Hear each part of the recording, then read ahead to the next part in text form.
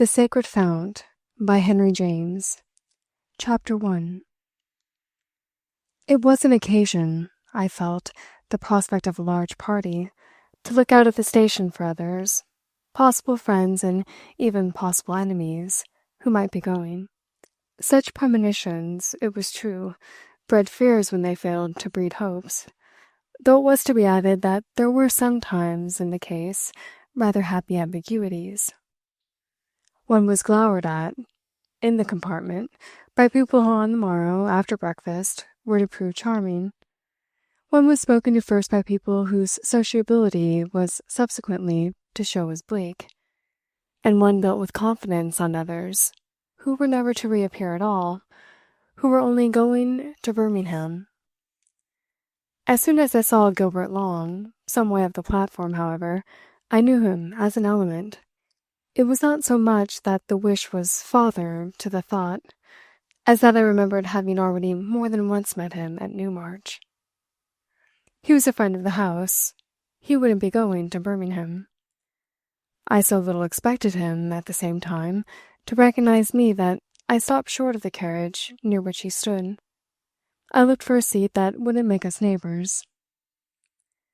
I had met him at Newmarch only, a place of a charm so special as to create rather a bond among its guests. But he had always, in the interval, so failed to know me that I could only hold him as stupid, unless I held him as impertinent. He was stupid, in fact, and in that character had no business at Newmarch. But he had also, no doubt, his system, which he applied without discernment. I wondered, while I saw my things put into my corner, what Newmarch could see in him. For it always had to see something before it made a sign. His good looks, which were striking, perhaps paid his way. His 6 feet and more of stature, his low-growing, tight-curling hair, his big, bare, blooming face. He was a fine piece of human furniture. He made a small party seem more numerous. This, at least, was the impression of him that had revived before I stepped out again to the platform, and it armed me only at first with surprise when I saw him come down to me as if for a greeting. If he had decided at last to treat me as an acquaintance made, it was none the less a case for letting him come all the way.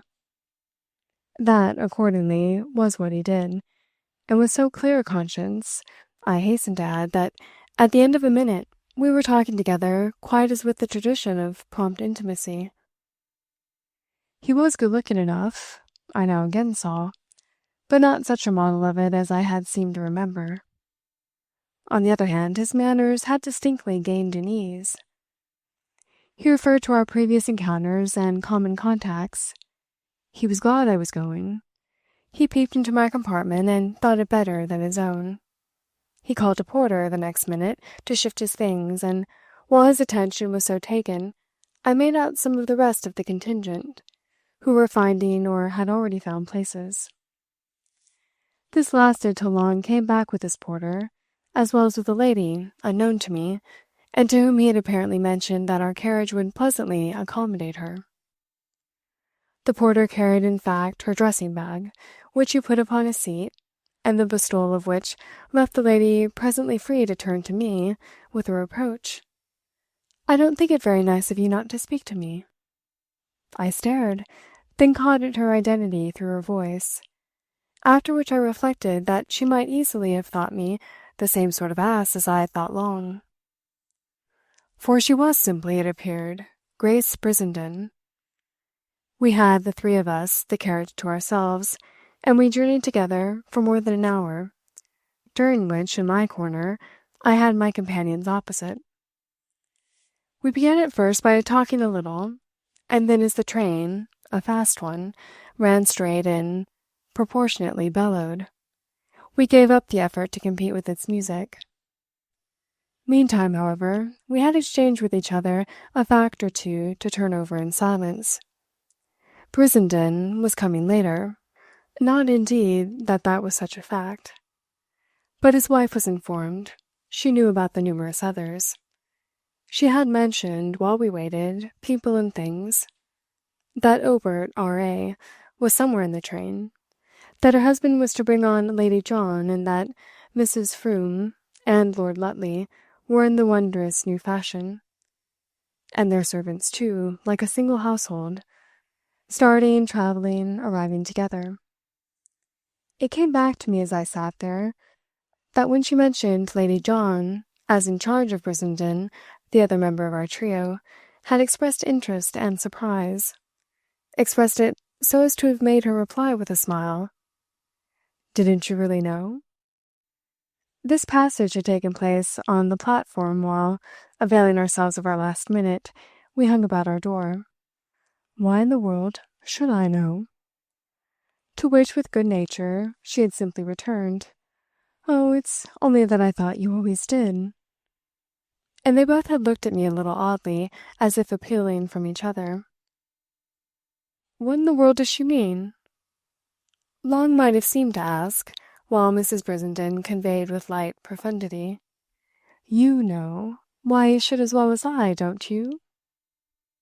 In point of fact, I didn't in the least, and what afterwards struck me much more as the beginning of my anecdote was a word dropped by Long after someone had come up to speak to her.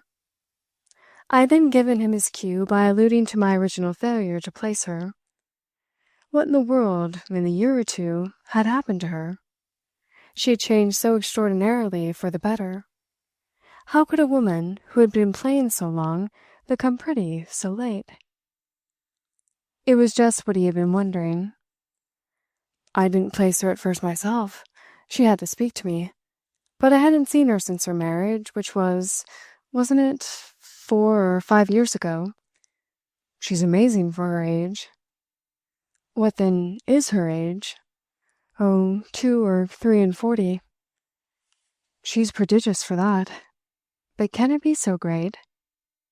Isn't it easy to count? He asked. Don't you remember, when poor Briss married her, how immensely she was older? What was it they called it? A case of child stealing. Everyone made jokes. Briss isn't yet 30. No, I bethought myself, he wouldn't be. But I hadn't remembered the difference is so great. What I had mainly remembered was that she had been rather ugly. At present, she was rather handsome. Long, however, as to this, didn't agree. I'm bound to say I don't quite call it beauty. Oh, I only speak of it as relative. She looked so well, and somehow so fine. Why else shouldn't we have recognized her? Why, indeed? But it isn't a thing with which beauty has to do. He had made the matter out with an acuteness for which I shouldn't have given him credit. What has happened to her is simply that, well, that nothing has. Nothing has happened. But, my dear man, she's been married. That's supposed to be something. Yes, but she's been married so little and so stupidly. It must be desperately dull to be married to poor Briss. His comparative youth doesn't, after all, make more of him. He's nothing but what he is.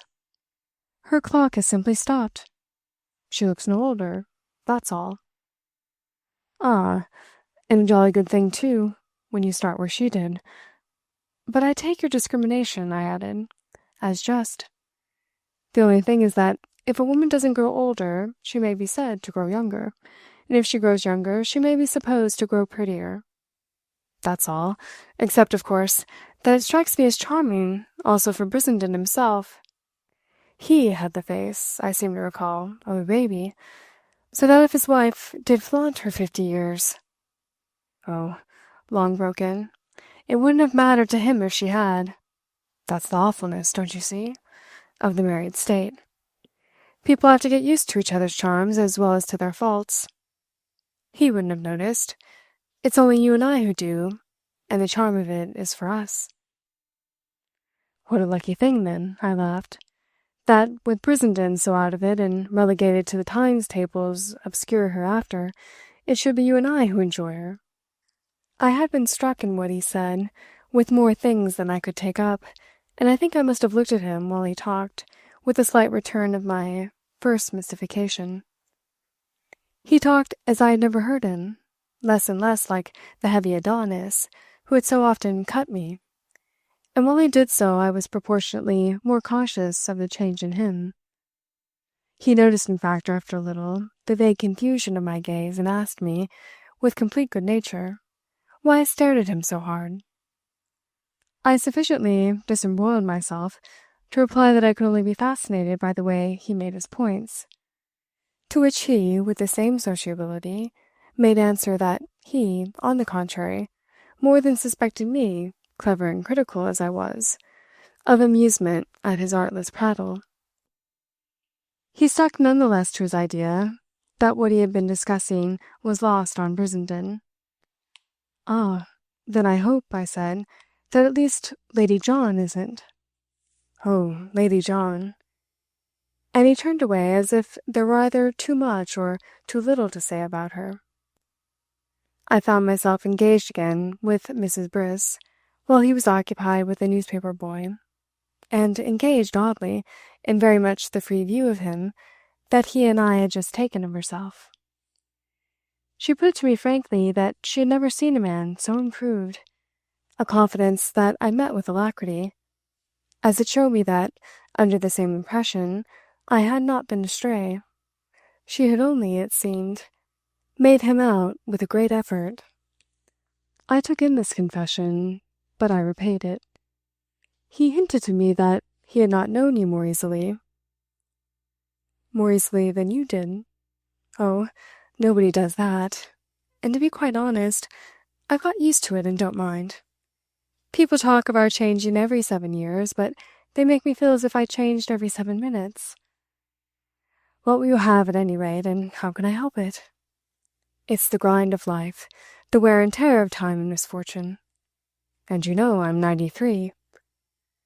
How young you must feel, I answered, to care to talk of your age. I envy you, for nothing would induce me to let you know mine. You look, you see, just 25. It evidently, too, what I said, gave her pleasure, a pleasure that she caught and held.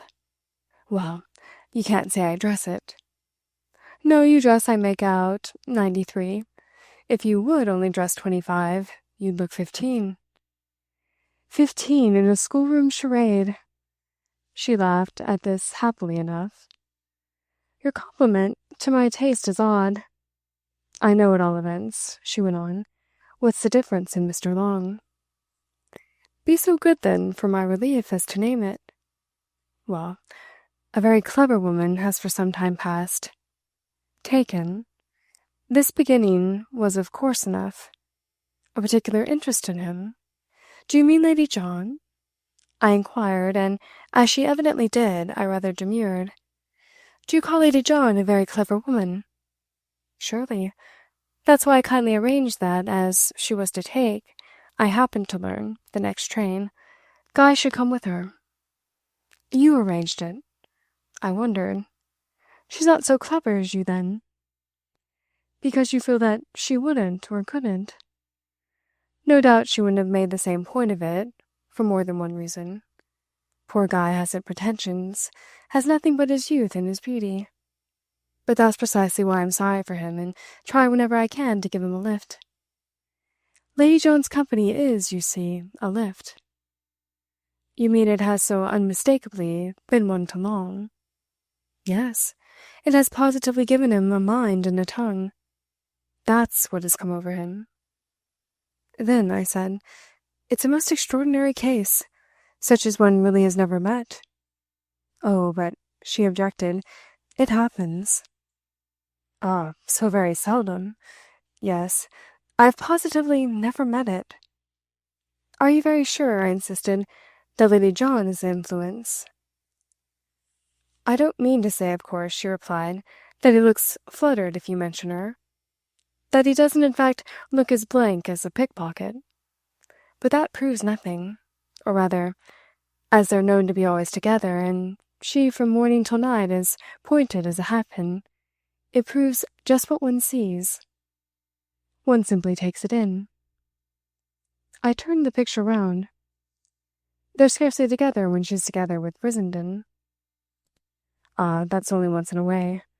It's a thing that from time to time such people, don't you know, make a particular point of. They cultivate, to cover their game, the appearance of other little friendships. It puts outsiders off the scent, and the real thing meanwhile goes on. Besides, you yourself acknowledge the effect. If she hasn't made him clever, what has she made him? She's given him steadily more and more intellect. Well, you may be right, I laughed. Though you speak as if it were cod liver oil. Does she administer it as a daily dose, by the spoonful, or only as a drop at a time? Does he take it in his food? Is he supposed to know? The difficulty for me is simply that if I've seen the handsome grow ugly, and the ugly handsome, the fat grow thin and the thin fat, the short grow long and the long short, if I've even likewise seen the clever, as I've too fondly at least supposed them, grow stupid, so have I not seen, no, not once in all my days, the stupid grow clever. It was a question, none the less, on which she could perfectly stand up. All I can say is, then, that you'll have, the next day or two, an interesting new experience. It will be interesting, I declared while I thought, and all the more if I make out for myself that Lady John is the agent. You'll make it out if you talk to her, that is, I mean, if you make her talk. You'll see how she can.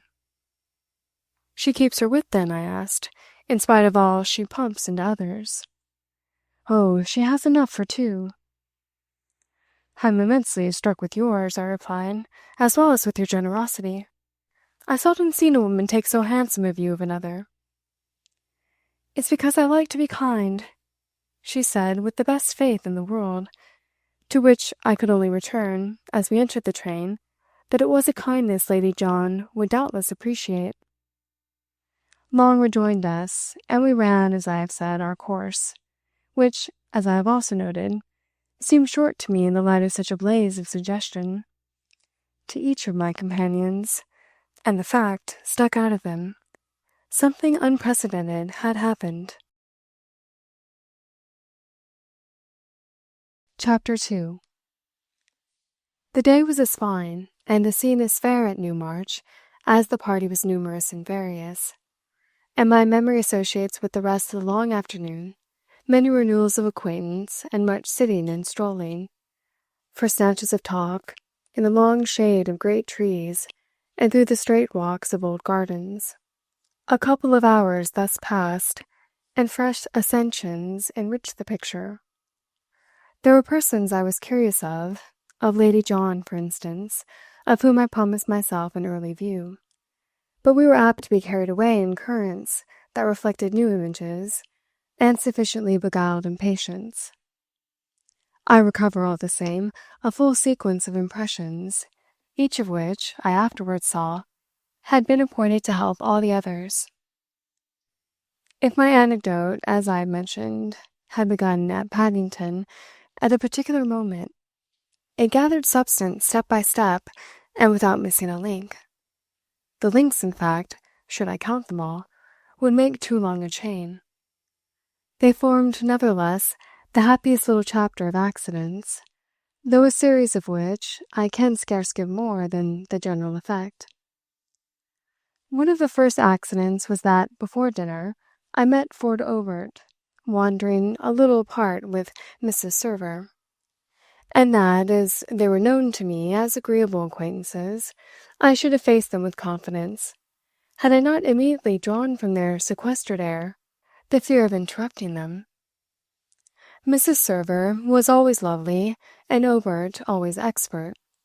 The latter straightway pulled up, however, making me as welcome as if their converse had dropped. She was extraordinarily pretty, markedly responsive, conspicuously charming. But he gave me a look that really seemed to say, "Don't, there's a good fellow, leave me any longer alone with her." I had met her at Newmarch before. It was indeed only so that I had met her, and I knew how she was valued there. I also knew that an aversion to pretty women, numbers of whom had preserved for a grateful posterity, was his sign neither as man nor as artist. the effect of all of which was to make me ask myself what she could have been doing to him. Making love, possibly, yet from that he would scarce have appealed. She wouldn't, on the other hand, have given him her company only to be inhuman. I joined them at all events, learning from Mrs. Server that she had come by a train previous to my own, and we made a slow trio till, at a turn of the prospect, we came upon another group. It consisted of Mrs. Frome and Lord Lutley, and of Gilbert Long and Lady John, mingled and confounded, as might be said, not assorted according to tradition. Long and Mrs. Frome came first, I recollect, together, and his lordship turned away from Lady John on seeing me rather directly approach her. She had become for me, on the spot, as interesting as, while we travelled, I had found my two friends in the train. As the source of the flow of intellect that had transmuted our young man, she had every claim to an earnest attention, and I should soon have been ready to pronounce that she rewarded it as richly as usual. She was, indeed, as Mrs. Briss had said, as pointed as a hatpin, and I bore in mind that lady's injunction to look in her for the answer to our riddle. The riddle, I may mention, sounded afresh to my ear in Gilbert Long's gay voice. It hovered there, before me, beside, behind me, as we all paused, in his light, restless step, a nervous animation that seemed to multiply his presence. He became really, for the moment, under this impression, the thing I was most conscious of. I heard him, I felt him even, while they exchanged greetings with the sorceress, by whose wand he had been touched. To be touched myself was doubtless not quite what I wanted, yet I wanted distinctly a glimpse, so that, with the smart welcome Lady John gave me, I might certainly have felt that I was on the way to get it. The note of Long's predominance deepened during these minutes in a manner I can't describe, and I continued to feel that, though we pretended to talk, it was to him only we listened. He had us all in hand. He controlled for the moment all our attention and our relations. He was, in short, as a consequence of our attitude, in possession of the scene, to a tune he couldn't have dreamed of a year or two before, inasmuch as at that period he could have figured at no such eminence without making a fool of himself. And the great thing was that, if his eminence was now so perfectly graced, he yet knew less than any of us what was the matter with him. He was unconscious of how he had come out, which was exactly what sharpened my wonder. Lady John, on her side, was thoroughly conscious, and I had a fancy that she looked at me to measure how far I was. I cared, naturally, not in the least what she guessed. Her interest for me was all in the operation of her influence. I'm afraid I watched to catch it in the act. Watched her with a curiosity of which she might well have become aware. What an intimacy, what an intensity of relation, I said to myself, so successful a process implied. It was, of course, familiar enough that when people were so deeply in love, they rubbed off on each other, that a great pressure of soul to soul usually left on either side a sufficient show of telltale traces. But for Long to have been so stamped as I found him, how the pliant wax must have been prepared and the seal of passion applied. What an affection the woman working such a change in him must have managed to create as a preface to her influence. With what a sense of her charm she must have paved the way for it. Strangely enough, however, it was even rather irritating. There was nothing more than usual in Lady John to assist my view of the height at which the pair so evoked must move. These things, the way other people could feel about each other, the power, not one's self in the given instance, that made for passion, were, of course, at best, the mystery of mysteries. Still, there were cases in which fancy, sounding the depths or the shallows, could at least drop the lead. Lady John, perceptibly, was no such case. Imagination, in her presence, was but the weak wing of the insect that bumps against the glass. She was pretty, prompt, hard, and, in a way that was special to her, a mistress at once of culture and of slang. She was like a hat with one of Mrs. Briss's hat-pins, askew on the bust of Virgil. Her ornamental information, as strong as a coat of furniture polish, almost knocked you down. What I felt in her now more than ever was that, having a reputation for point to keep up, she was always under arms, with absences and anxieties like those of a celebrity at a public dinner. She thought too much of her speech, of how soon it would have to come. It was none the less wonderful, however, that, as Grace Brissenden had said, she should still find herself with intellect to spare, have lavished herself by precept and example on long, and yet have remained for each other interlocutor as fresh as the clown bounding into the ring. She cracked, for my benefit, as many jokes and turned as many somersaults as might have been expected, after which I thought it fair to let her off. We all faced again to the house, for dressing and dinner were in sight. I found myself once more, as we moved, with Mrs. Server, and I remember rejoicing that, sympathetic as she showed herself, she didn't think it necessary to be, like Lady John, always ready.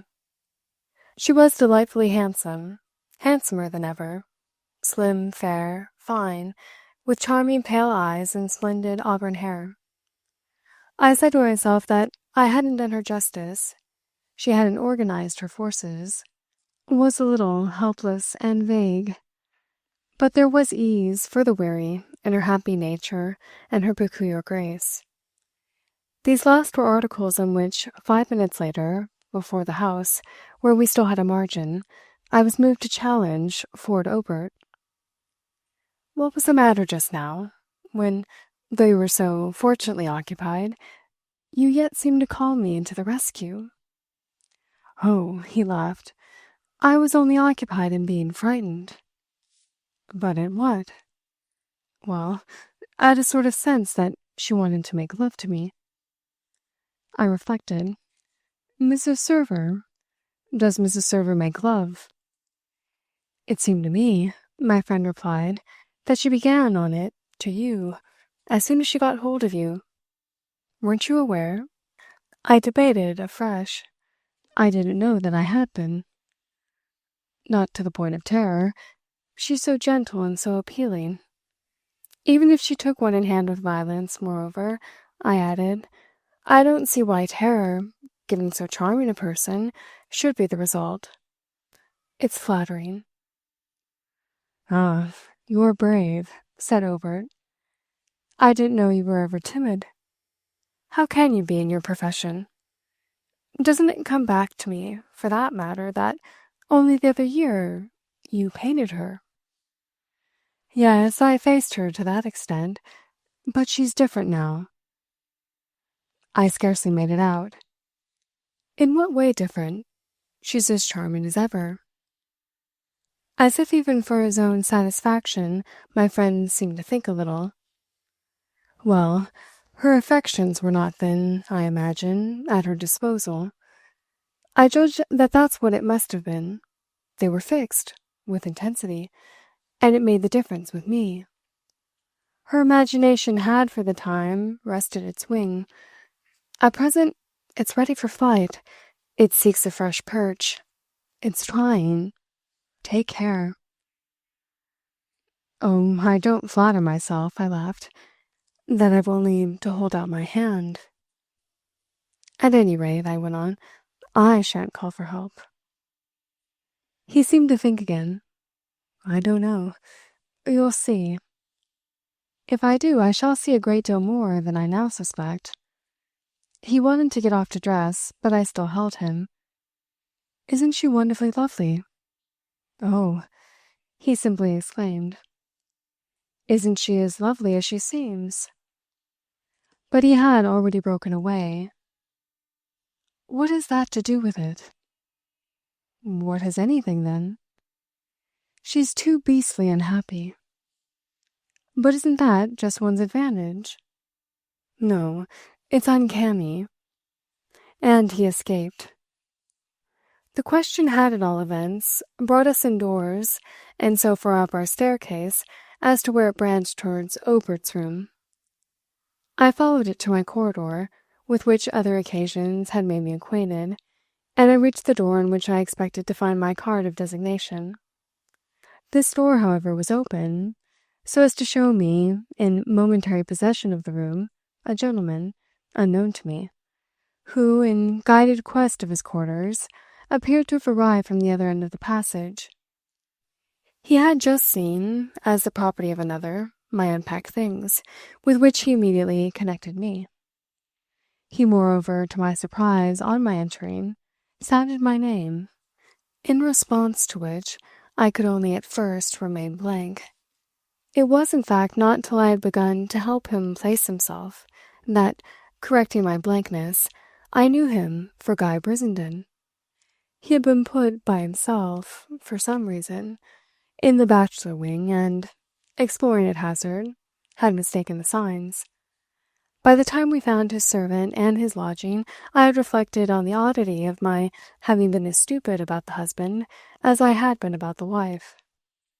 He had escaped my notice since our arrival, but I had, as a much older man, met him, the hero of his odd union, at some earlier time. Like his wife, none the less, he had now struck me as a stranger, and it was not till in his room I stood a little face to face with him that I made out the wonderful reason.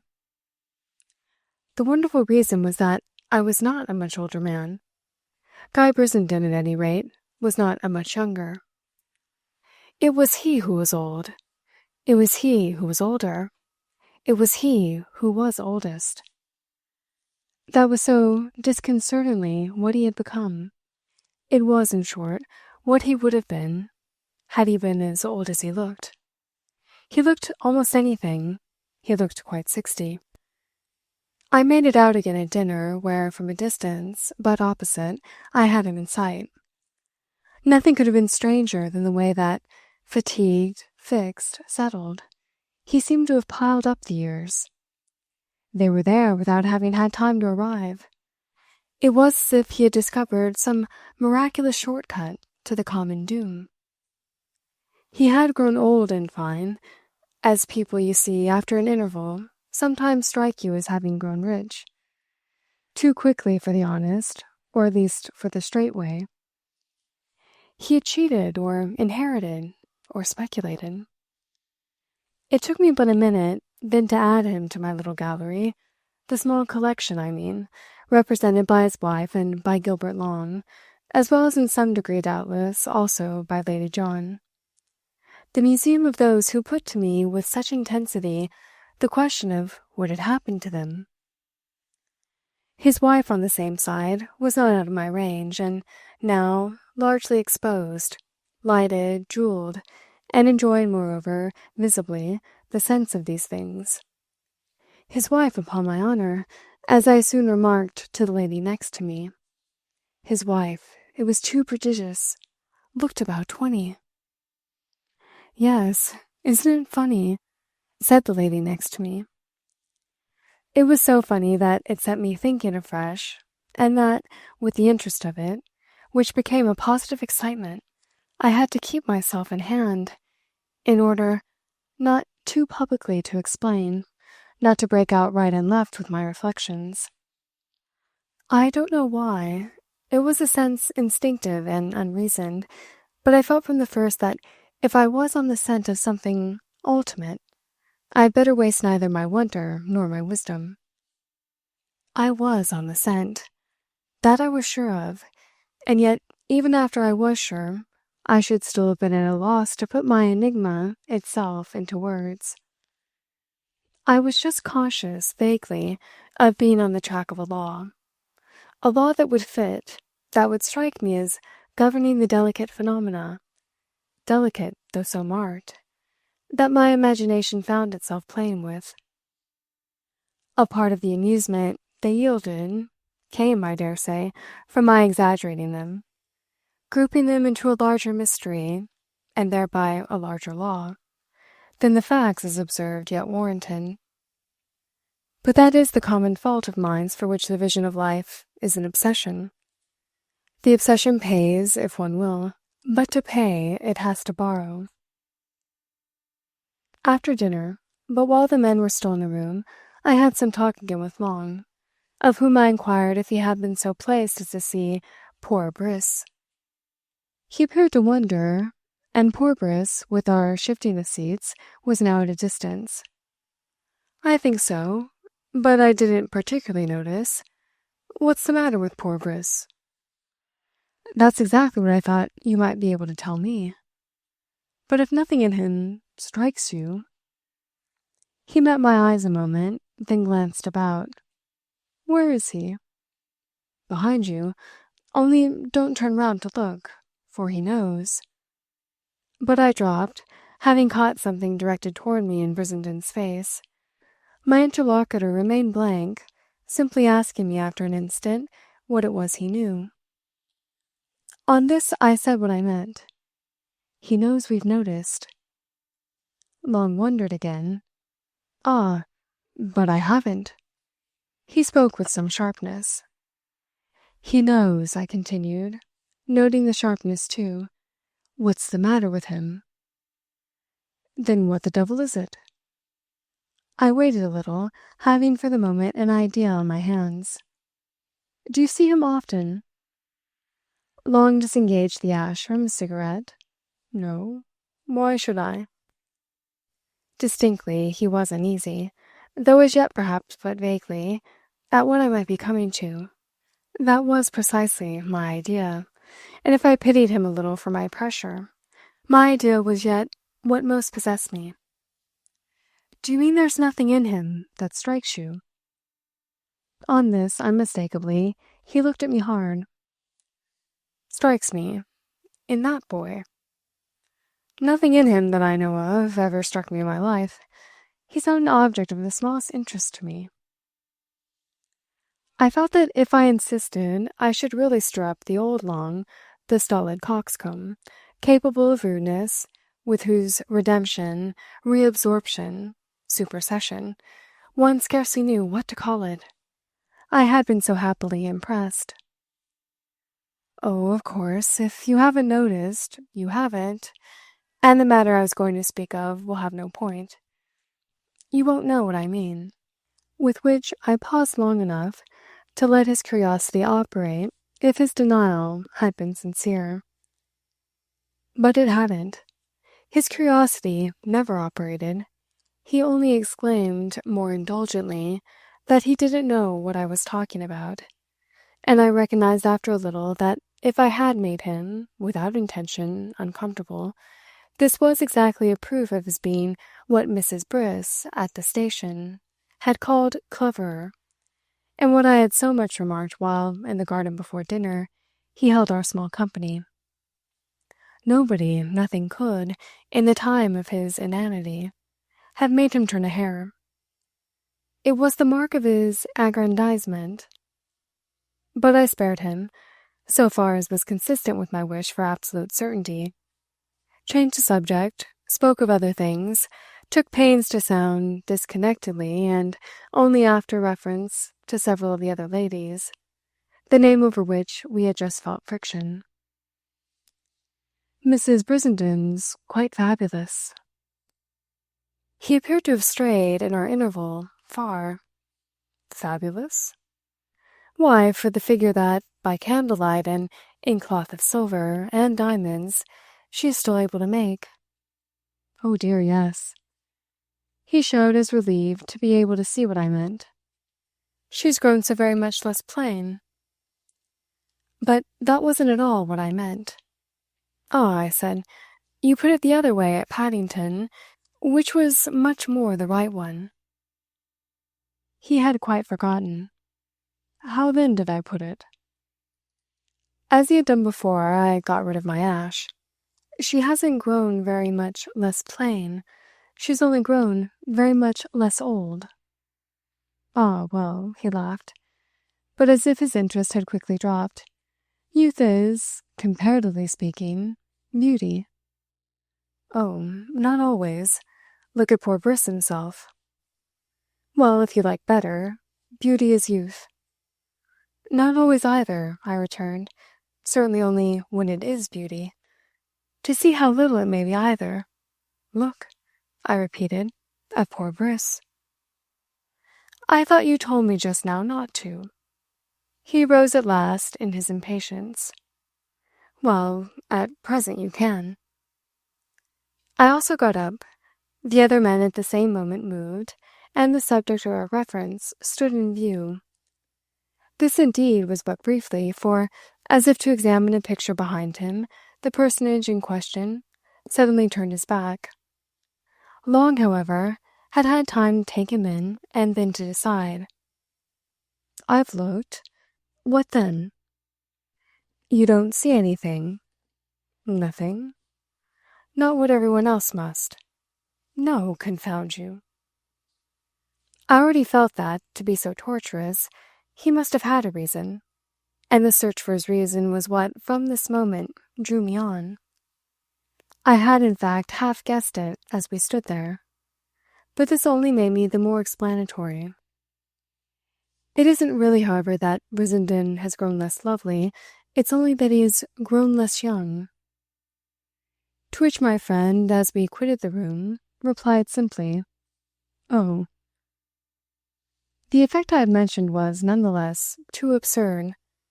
The poor youth's back before us, still as if consciously presented, confessed to the burden of time.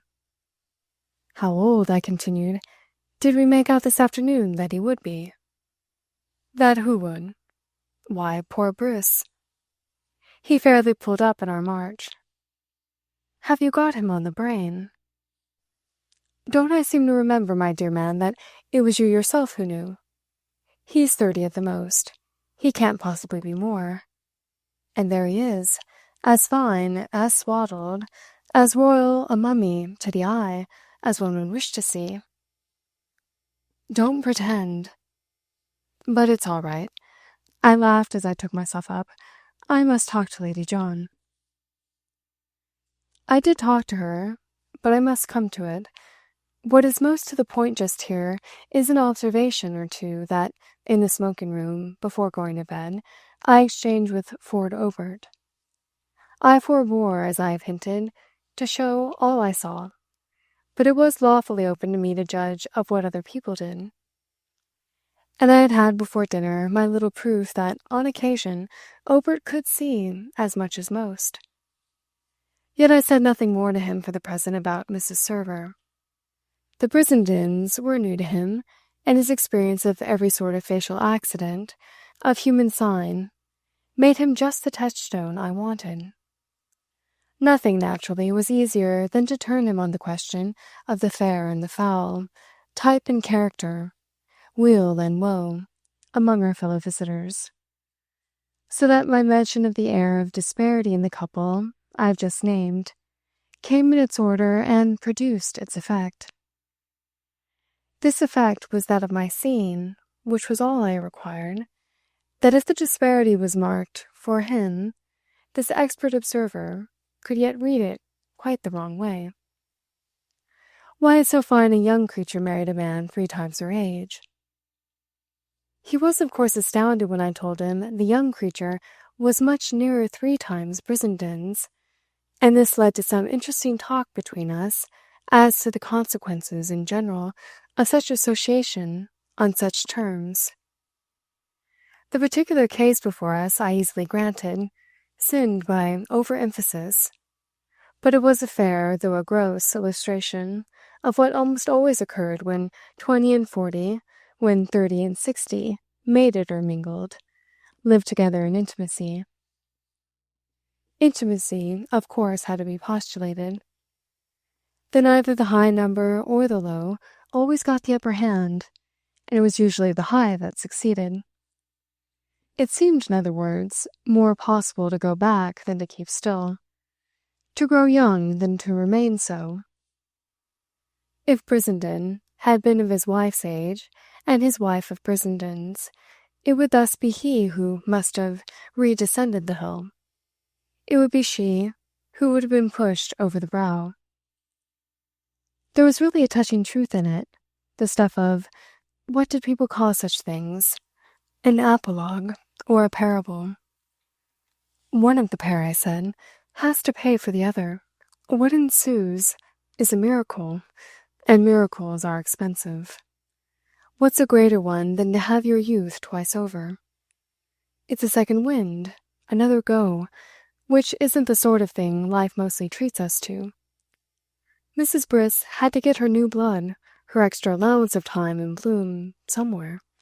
And from whom could she so conveniently extract them as from Guy himself?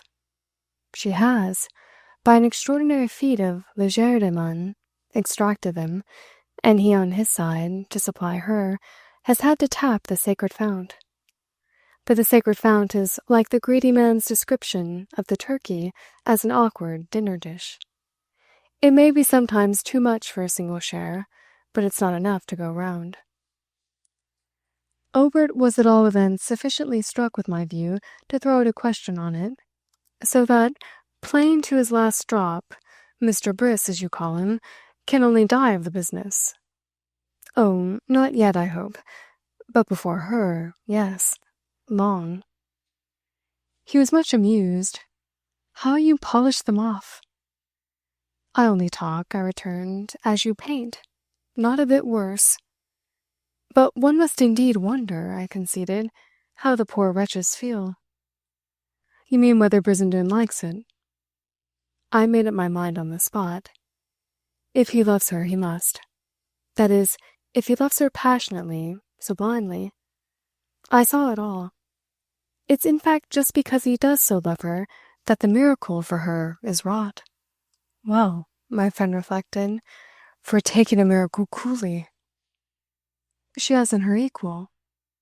Yes, she does take it. She just quietly, but just selfishly, profits by it. And doesn't see, then, how her victim loses. No, she can't. The perception, if she had it, would be painful and terrible, might even be fatal to the process. So she hasn't it. She passes round it. It takes all her flood of life to meet her own chance. She's only a wonderful sense of success and well-being. The other consciousness is all for the other party. The author of the sacrifice.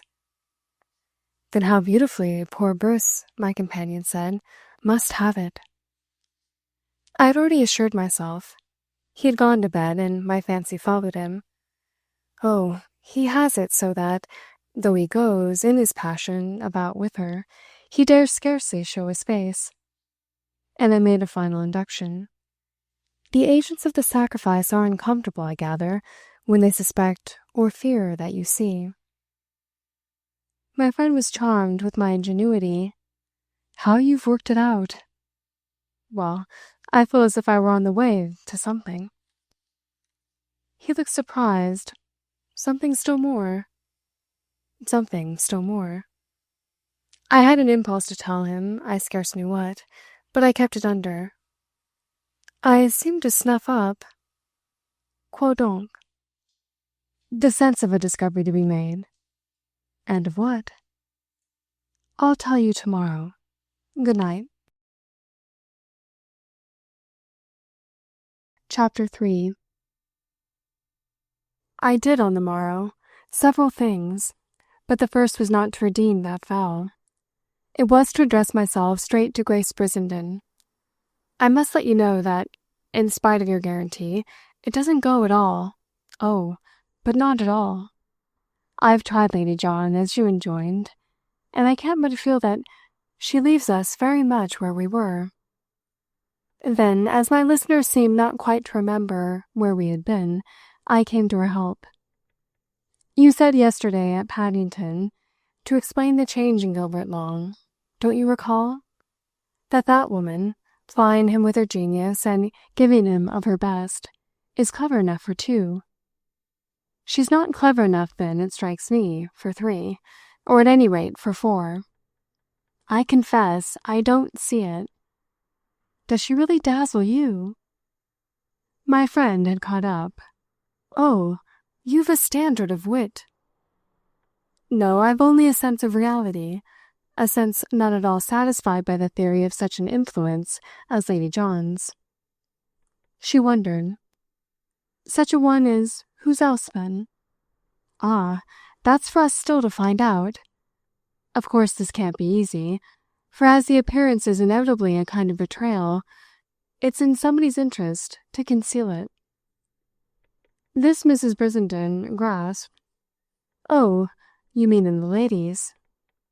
In the ladies most, but also in Long's own, if he's really tender of the lady, which is precisely what our theory posits. My companion, once roused, was all there. I see. You call the appearance a kind of betrayal because it points to the relation behind it. Precisely. And the relation, to do that sort of thing, must be necessarily so awfully intimate. Intimissima. And kept therefore in the background exactly in that proportion. Exactly in that proportion. Very well, then, said Mrs. Brissenden. Doesn't Mr. Long's tenderness of Lady John quite fall in with what I mentioned to you? I remembered what she had mentioned to me. His making her come down with poor Briss. Nothing less. And is that all you go upon? That and lots more. I thought a minute, but I had been abundantly thinking. I know what you mean by lots. Is Brissenden in it? Dear no, poor Briss. He wouldn't like that. I saw the maneuver, but Guy didn't, and you must have noticed how he stuck to her all last evening. How Gilbert Long stuck to Lady John. Oh yes, I noticed. They were like Lord Lutley and Mrs. Frome. But is that what one can call being tender of her? My companion weighed it. He must speak to her sometimes. I'm glad you admit at any rate, she continued, that it does take what you so prettily call some woman's secretly giving him of her best to account for him. Oh, that I admit, with all my heart, or at least with all my head. Only Lady John has none of the signs of being the beneficent woman. What then are they, the signs, to be so plain? I was not yet quite ready to say, however, on which she added, It proves nothing, you know, that you don't like her. No, it would prove more if she didn't like me, which, fatuous fool as you may find me, I verily believe she does. If she hated me, it would be, you see, for my ruthless analysis of her secret. She has no secret. She would like awfully to have, and she would like almost as much, to be believed to have. Last evening, after dinner, she could feel perhaps for a while that she was believed. But it won't do. There's nothing in it. You asked me just now, I pursued, what the signs of such a secret would naturally be. Well, bethink yourself a moment of what the secret itself must naturally be. Oh, she looked as if she knew all about that. Awfully charming, mustn't it, to act upon a person, through an affection, so deeply? Yes, it can certainly be no vulgar flirtation. I felt a little like a teacher encouraging an apt pupil, but I could only go on with the lesson. Whoever she is, she gives all she has. She keeps nothing back, nothing for herself. I see, because he takes everything. He just cleans her out. She looked at me, pleased at last really to understand, with the best conscience in the world. Who is the lady, then? But I could answer as yet only by a question. How can she possibly be a woman who gives absolutely nothing whatever? Who scrapes and saves and hoards, who keeps every crumb for herself? The whole show's there, to minister to Lady John's vanity and advertise the business. Behind her smart shop window. You can see it as much as you like and even amuse yourself with pricing it. But she never parts with an article. If poor Long depended on her, well, what? She was really interested. Why, he'd be the same poor Long as ever. He would go as he used to go, naked and unashamed. No, I wound up. He deals, turned out as we now see him, at another establishment. I'll grant it, said Mrs. Brissenden, if you'll only name me the place. Ah, I could still but laugh and resume. He doesn't screen Lady John. She doesn't screen herself. With your husband or with anybody. It's she who is herself the screen. And pleased as she is at being so clever, and at being thought so, she doesn't even know it. She doesn't so much as suspect it. She's an unmitigated fool about it. Of course Mr. Long's clever, because he's in love with me and sits at my feet. And don't you see how clever I am? Don't you hear what good things I say? Wait a little, I'm going to say another in about 3 minutes. And how, if you only give him time too, he comes out with them after me. They don't perhaps sound so good, but you see where he has got them. I'm so brilliant and fine that the men who admire me have only to imitate me, which, you observe, they strikingly do. Something like that is all her philosophy. My friend turned it over. You do sound like her, you know. Yet how, if a woman's stupid, can she have made a man clever? She can't. She can't at least have begun it. What we shall know the real person by, in the case that you and I are studying, is that the man himself will have made her what she has become. She will have done just what Lady John has not done. She will have put up the shutters and closed the shop. She will have parted for her friend with her wit, so that she may be regarded as reduced to idiocy. Well, so I can only see it. And that if we look, therefore, for the right idiot, we shall find the right woman, our friend's mystic injuria.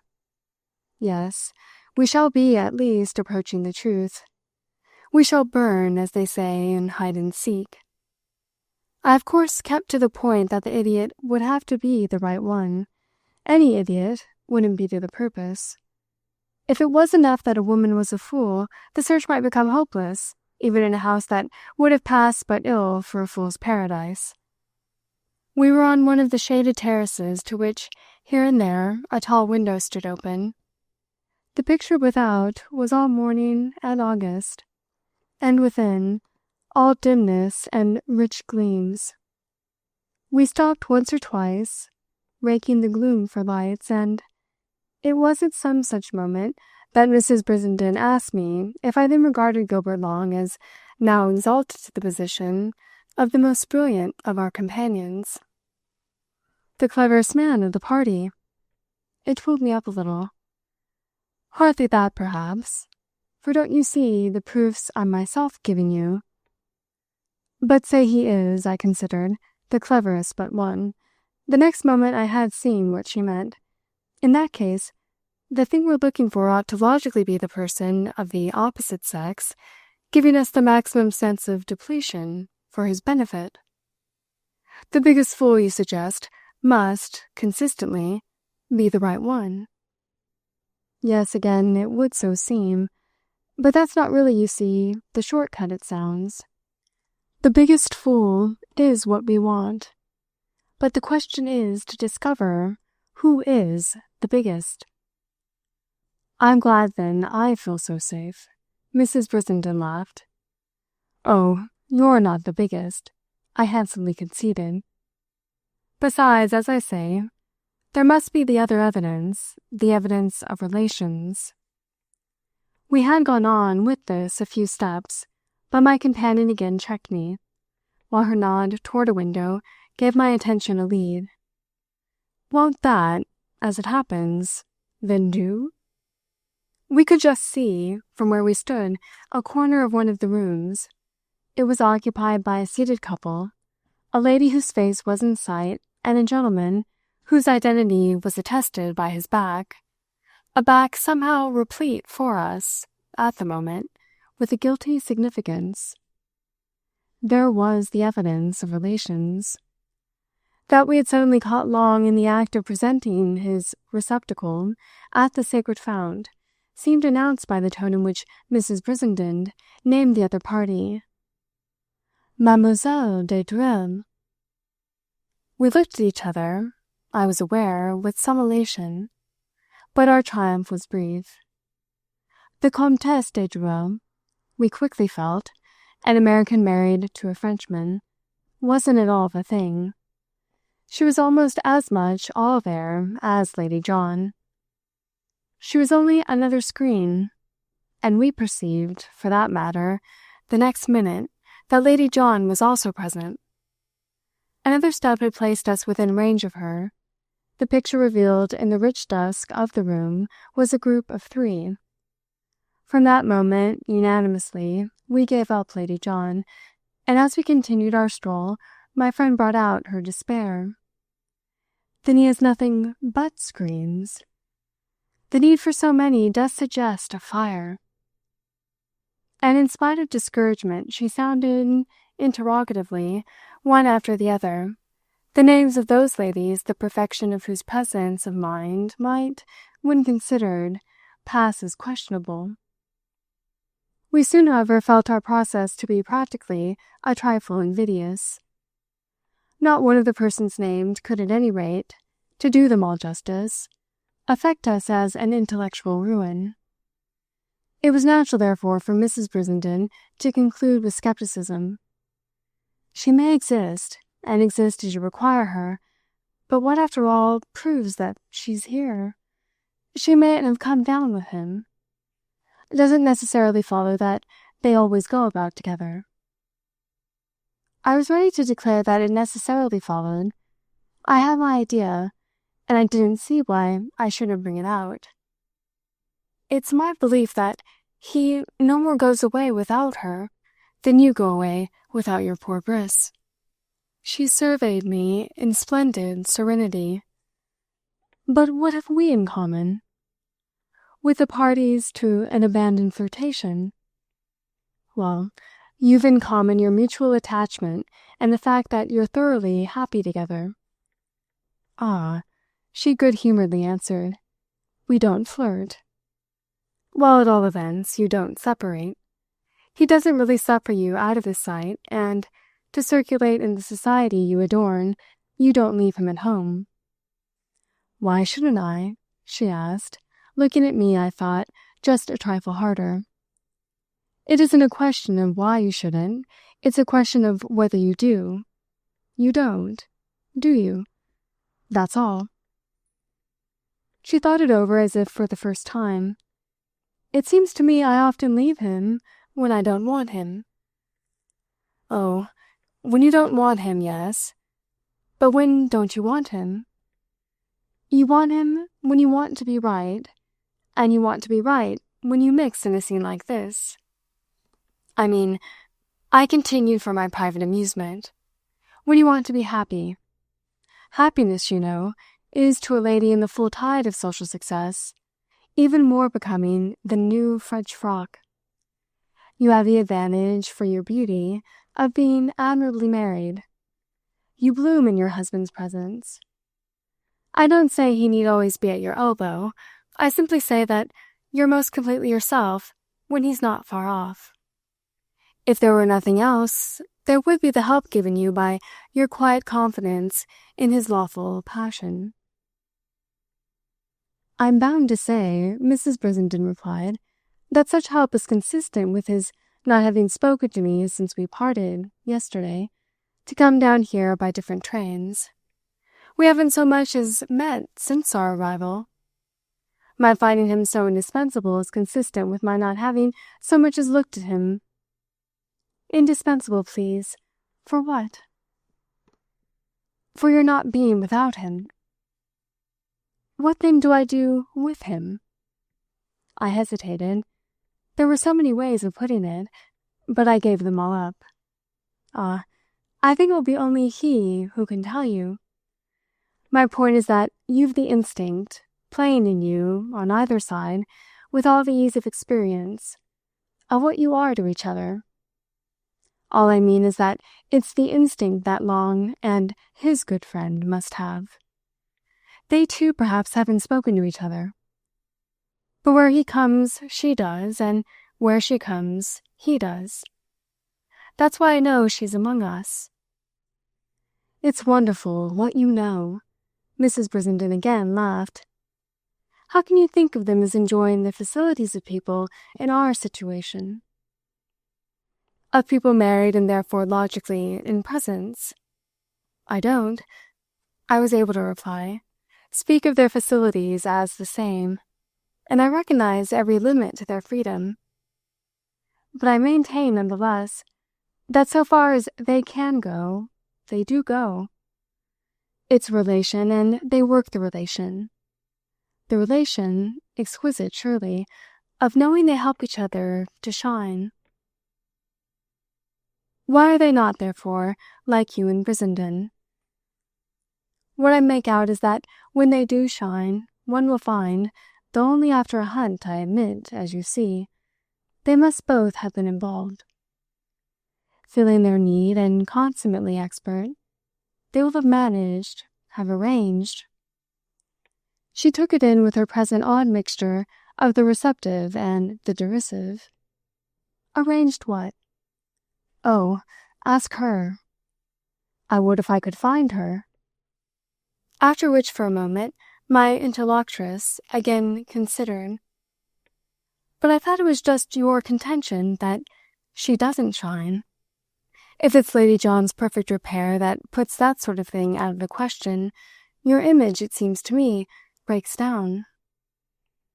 It did a little, I saw, but I gave it a tilt up. Not at all. It's a case of shining as Brissenden shines. I wondered if I might go further, then risked it. By sacrifice. I perceived at once that I needn't fear. Her conscience was too good. She was only amused. Sacrifice, for mercy's sake, of what?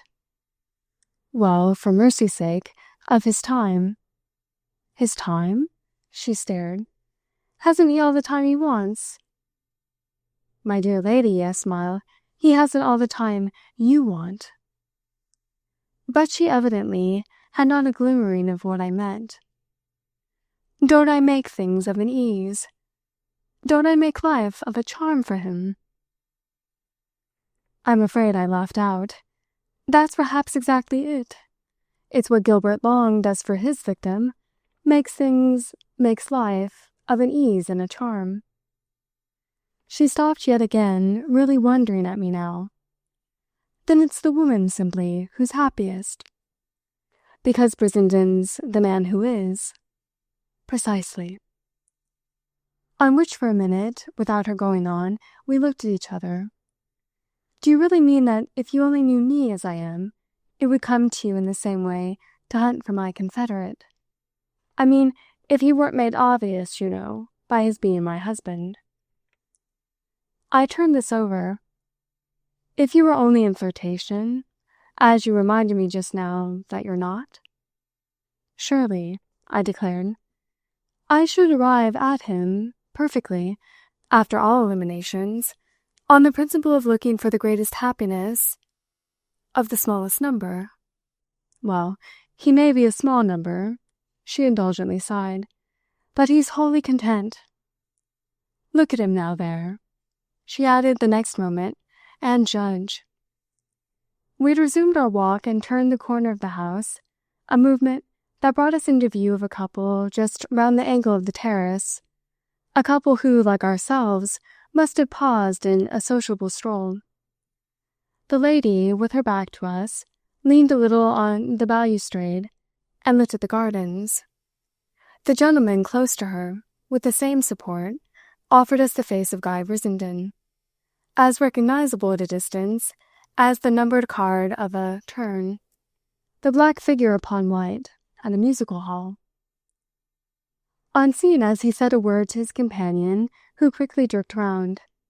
Then his wife exclaimed to me, only with more sharpness, as she had exclaimed at Madame de Duel, "But how that's lovely! May serve her." I took it on the spot for a kind of eureka, but without catching my friend's idea. I was only aware at first that this idea left me as unconvinced as when the other possibilities had passed before us.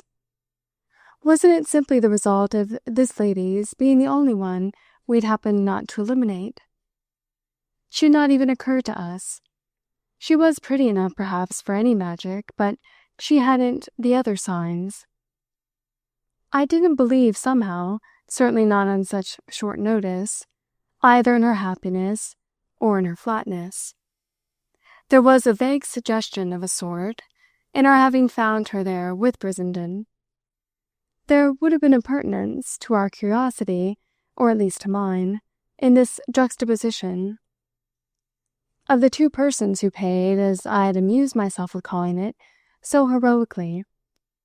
Yet only to have it marked for me, to see them, that is, side by side, in order to feel how little, at any rate superficially, the graceful, natural, charming woman ranged herself with the superannuated youth. She had said a word to him at sight of us, in answer to his own, and in a minute or two they had met us. This had given me time for more than one reflection. It had also given Mrs. Brissenden time to insist to me on her identification, which I could see she would be much less quick to drop than in the former cases. "We have her," she murmured. "We have her. It's she." It was by her insistence, in fact, that my thought was quickened. It even felt a kind of chill, an odd revulsion, at the touch of her eagerness. Singular, perhaps, that only then, yet quite certainly then, the curiosity to which I had so freely surrendered myself began to strike me as wanting in taste. It was reflected in Mrs. Brissenden, quite by my fault, and I can't say just what cause for shame, after so much talk of our search and our scent, I found in our awakened and confirmed keenness. Why in the world hadn't I found it before? My scruple, in short, was a thing of the instant. It was in a positive flash that the amusing question was stamped for me as none of my business.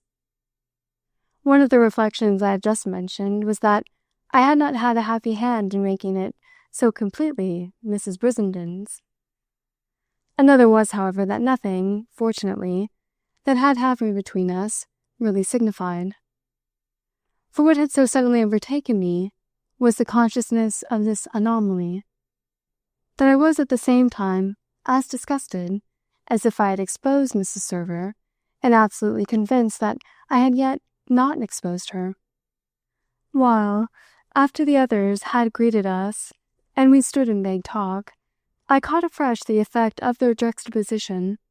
I grasped, with a private joy that was quite extravagant, as so beyond the needed mark, at the reassurance it offered. This reassurance sprang straight from a special source. Brissenden's secret was so aware of itself as to be always on the defensive. Shy and suspicious, it was as much on the defensive at present as I had felt it to be, so far as I was concerned, the night before. What was there accordingly in Mrs. Server, frank and fragrant in the morning air, to correspond to any such consciousness? Nothing whatever, not a symptom. Whatever secret she might have had, she had not that one. She was not in the same box. The Sacred Fount, in her, was not threatened with exhaustion. We all soon re-entered the house together, but Mrs. Brissenden, during the few minutes that followed, managed to possess herself of the subject of her denunciation. She put me off with Guy, and I couldn't help feeling it as a sign of her concentration. She warmed to the question, just as I had thrown it over, and asked myself rather ruefully what on earth I had been thinking of. I hadn't in the least had it in mind to compromise an individual, but an individual would be compromised if I didn't now take care. Chapter 4. I have said that I did many things on this wonderful day, but perhaps the simplest way to describe the rest of them is as a sustained attempt to avert that disaster. I succeeded, by vigilance, in preventing my late companion from carrying Mrs. Server off. I had no wish to see her studied, by anyone but myself at least, in the light of my theory. I thought by this time that I understood my theory, but I was not obliged to believe that Mrs. Brissenden did. I'm afraid I must frankly confess that I called deception to my aid. To separate the two ladies, I gave the more initiated a look in which I invited her to read volumes. This look, or rather the look she returned, comes back to me as the first note of a tolerably tight, tense little drama, a little drama of which our remaining hours at Newmarch were the all too ample stage. She understood me as I meant that she had better leave me to get at the truth, owing me some obligation as she did for so much of it as I had already communicated. This step was, of course, a tacit pledge that she should have the rest from me later on. I knew of some pictures in one of the rooms that had not been lighted the previous evening, and I made these my pretext for the effect I desired. I asked Mrs. Server if she wouldn't come and see them with me, admitting at the same time that I could scarce expect her to forgive me for my share in the invasion of the quiet corner in which poor Briss had evidently managed so to interest her. "Oh, yes," she replied as we went our way. "He had managed to interest me. Isn't he curiously interesting?" But I hadn't, she continued, on my being too struck with her question for an immediate answer. I hadn't managed to interest him. Of course you know why, she laughed. No one interests him but Lady John, and you could think of nothing, while I kept him there, but of how soon he could return to her. These remarks, of which I give rather the sense than the form, for they were a little scattered and troubled, and I helped them out and pieced them together. These remarks had for me, I was to find, unexpected suggestions, not all of which was I prepared on the spot to take up. "And is Lady John interested in our friend?" "Not, I suppose, given her situation, so much as you would perhaps desire." "You don't know what her situation is?" she went on, while I doubtless appeared to be sunk in innocence. "Isn't it rather marked that there's only one person she's interested in?" One person? I was thoroughly at sea. But we had reached with it the great pictured saloon with which I had proposed to assist her to renew acquaintance, and in which two visitors had anticipated us. "Why, here he is!" she exclaimed as we paused for admiration in the doorway. The high frescoed ceiling arched over a floor so highly polished that it seemed to reflect the faded pastels set in rococo borders in the walls and constituting the distinction of the place. Our companions, examining together one of the portraits and turning their backs, were at the opposite end, and one of them was Gilbert Long. I immediately named the other. "Do you mean Fort Obert?" She gave me with a laugh one of her beautiful looks. "Yes." It was answer enough for the moment, and the manner of it showed me to what legend she was committed. I asked myself, while the two men faced about to meet us, why she was committed to it, and I further considered that if Grace Brissenden, against every appearance, was right, there would now be something for me to see. Which of the two, the agent or the object of the sacrifice, would take most precautions? I kept my companion purposely, for a little while, on our side of the room, leaving the others, interested in their observations, to take their time to join us. It gave me occasion to wonder if the question mightn't been cleared up on the spot. There was no question. I had compunctiously made up my mind for Mrs. Server. But now I should see the proof of that conclusion. The proof of it would be between her and her imputed lover, the absence of anything that was not perfectly natural. Mrs. Server, with her eyes raised to the painted dome, with response charmed almost to solemnity in her exquisite face, struck me at this moment, I had to concede, as more than ever a person to have a lover imputing. The place, save for its pictures of later date, a triumph of the florid decoration of 2 centuries ago, evidently met her special taste, and the kind of profane piety had dropped on her, drizzling down in the cold light, in silver, in crystal, in faint mixed delicacies of color, almost as on a pilgrim at a shrine.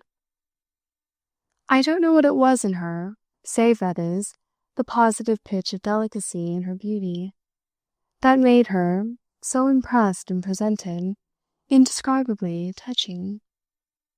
She was like an awestruck child.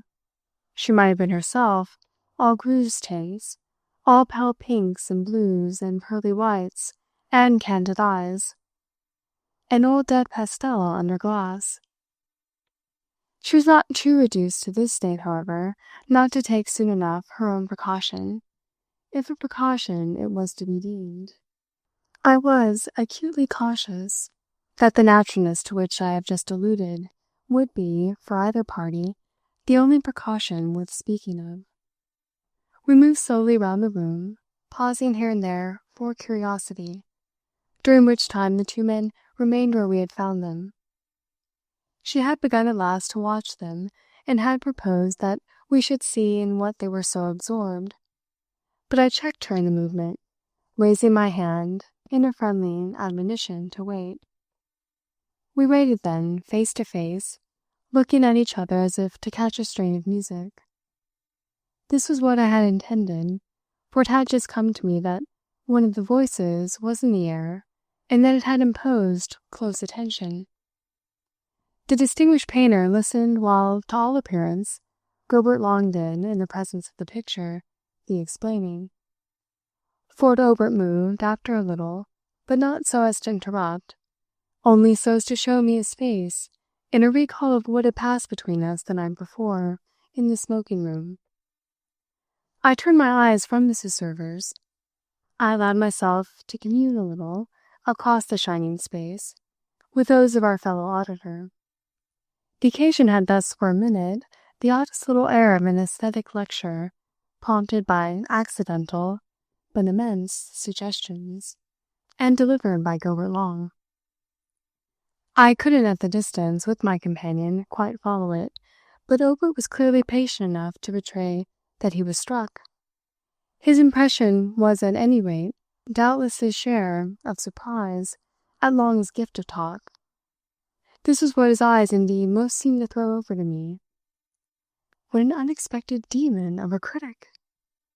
It was extraordinarily interesting. I don't mean the special drift of Long's eloquence, which I couldn't, as I say, catch, but the phenomenon of his, of all people, dealing in that article.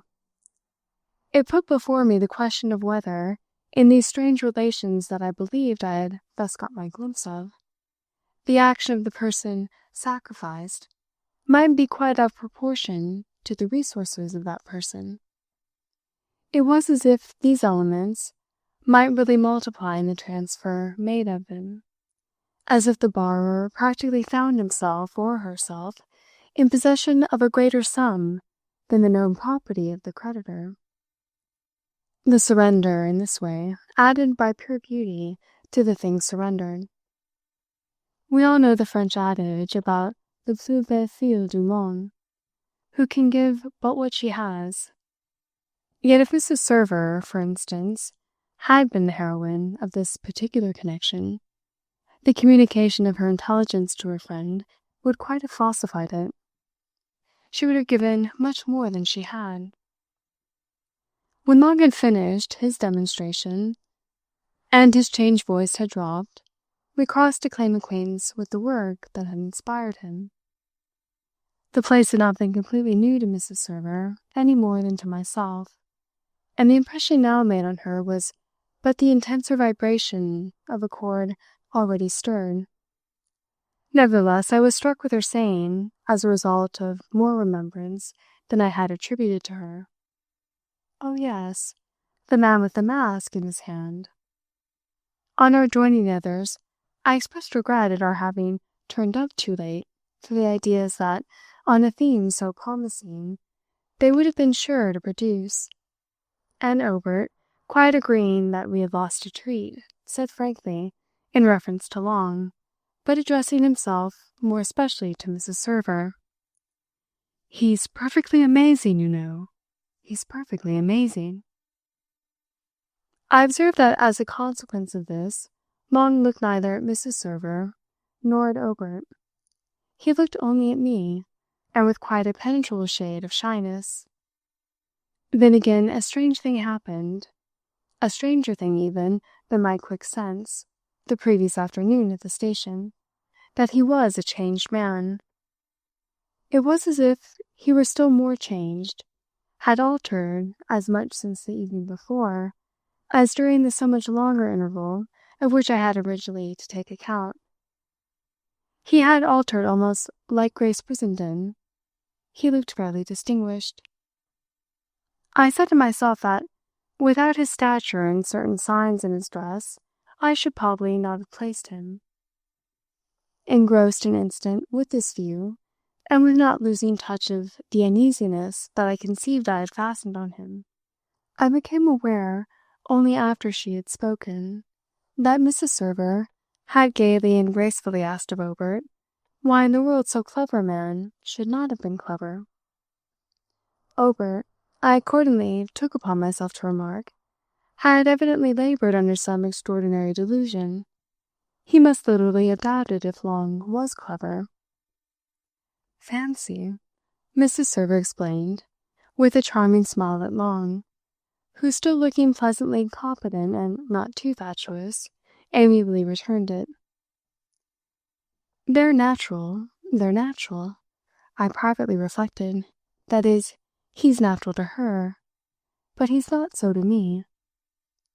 And as if seeing depths in this, and to try it, I appealed to him. "Do, my dear man, let us have it again. It's the picture of all pictures that most needs an interpretation. Don't we want," I asked of Mrs. Server, "to know what it means?"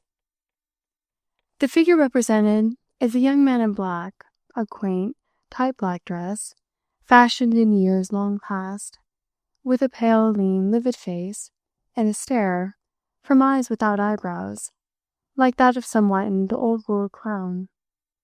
In his hands he holds an object that strikes the spectator at first simply as some obscure, some ambiguous work of art, but that on a second view becomes a representation of the human face, modelled and coloured in wax, in enamelled metal, in some substance not human.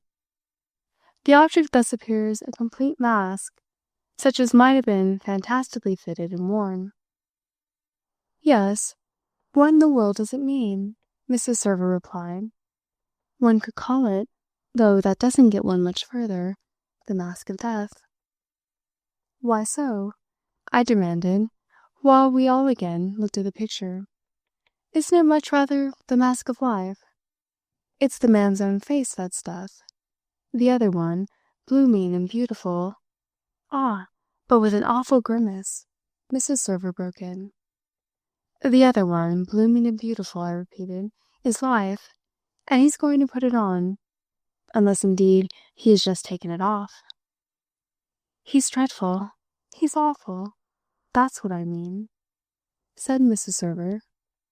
"But what does Mr. Long think?" "The artificial face, on the other hand," I went on, as Long now said nothing, "is extremely studied and, when you carefully look at it, charmingly pretty. I don't see the grimace." "I don't see anything else," Mrs. Server good-humouredly insisted. "And what does Mr. Obert think?" He kept his eyes on her a moment before replying. "He thinks it looks like a lovely lady." "That grinning mask? What lovely lady?" "It does," I declared to him, really seeing what he meant. It does look remarkably like Mrs. Server." She laughed, but forgivingly. "I'm immensely obliged. You deserve," she continued to me, "that I should say the gentleman's own face is the image of a certain other gentleman's." "It isn't the image of yours," Obert said to me, fitting the cap. "But it's a funny thing that it should really recall to one some face among us here, on this occasion. I mean, some face in our party, that I can't think of."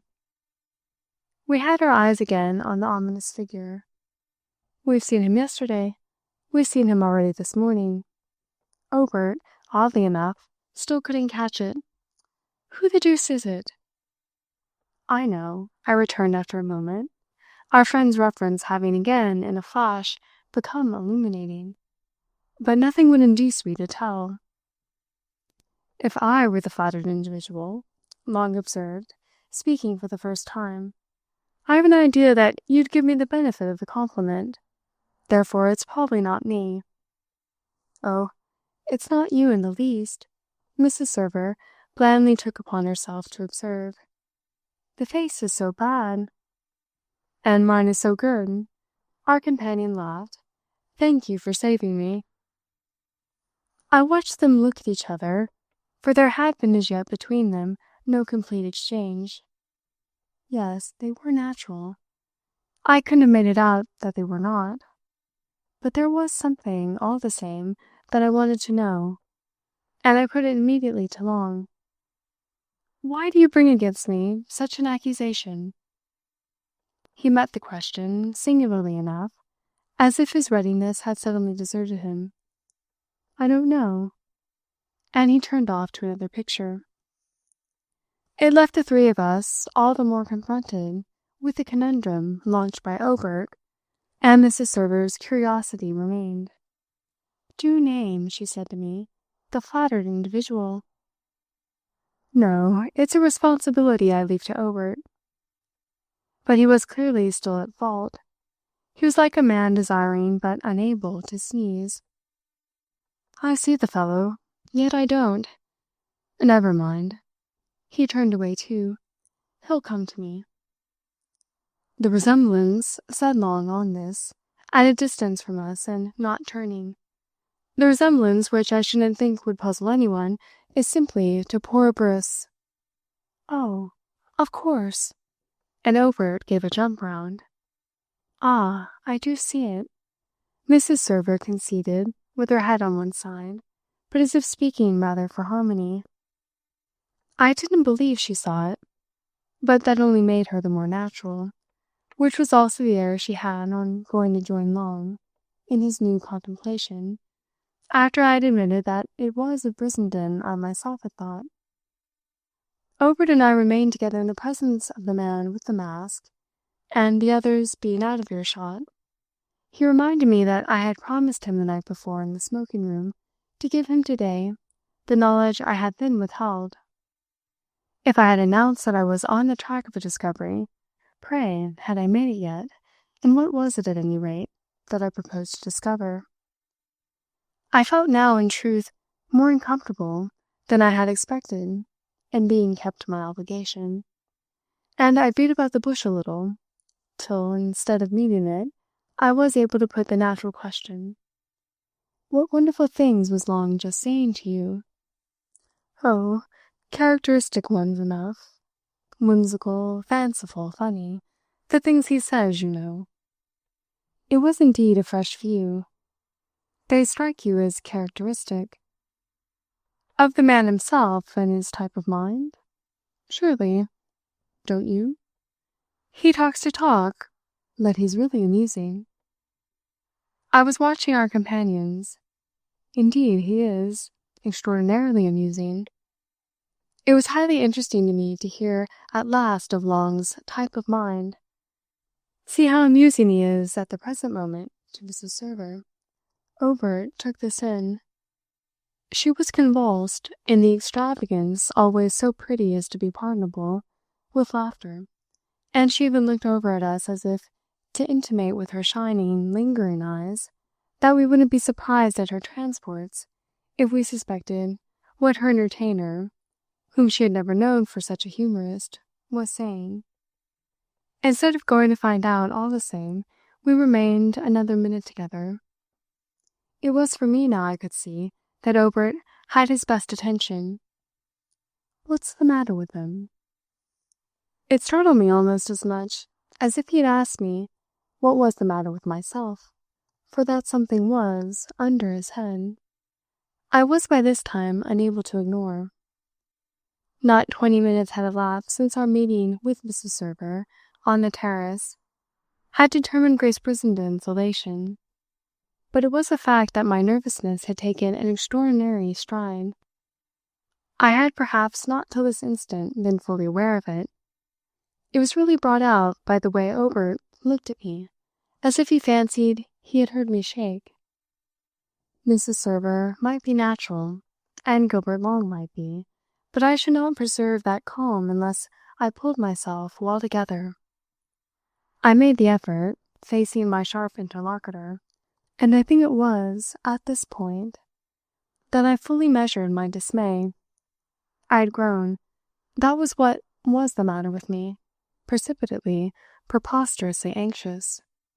Instead of dropping, the discomfort produced in me by Mrs. Brissenden had deepened to agitation, and this in spite of the fact that, in the brief interval, nothing worse, nothing but what was right, had happened.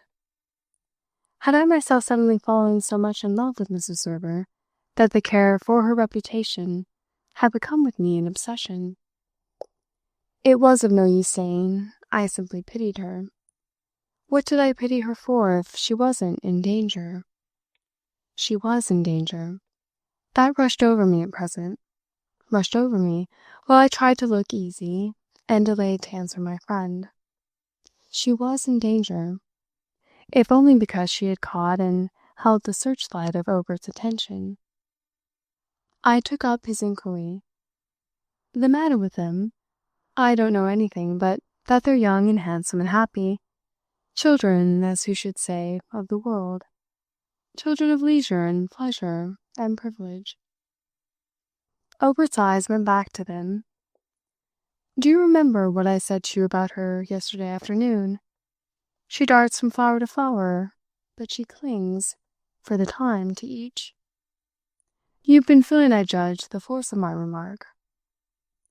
Oh, she didn't at all dart, I replied, just now at me. I darted much rather at her. Long didn't, then, Obert said, still with his eyes on them.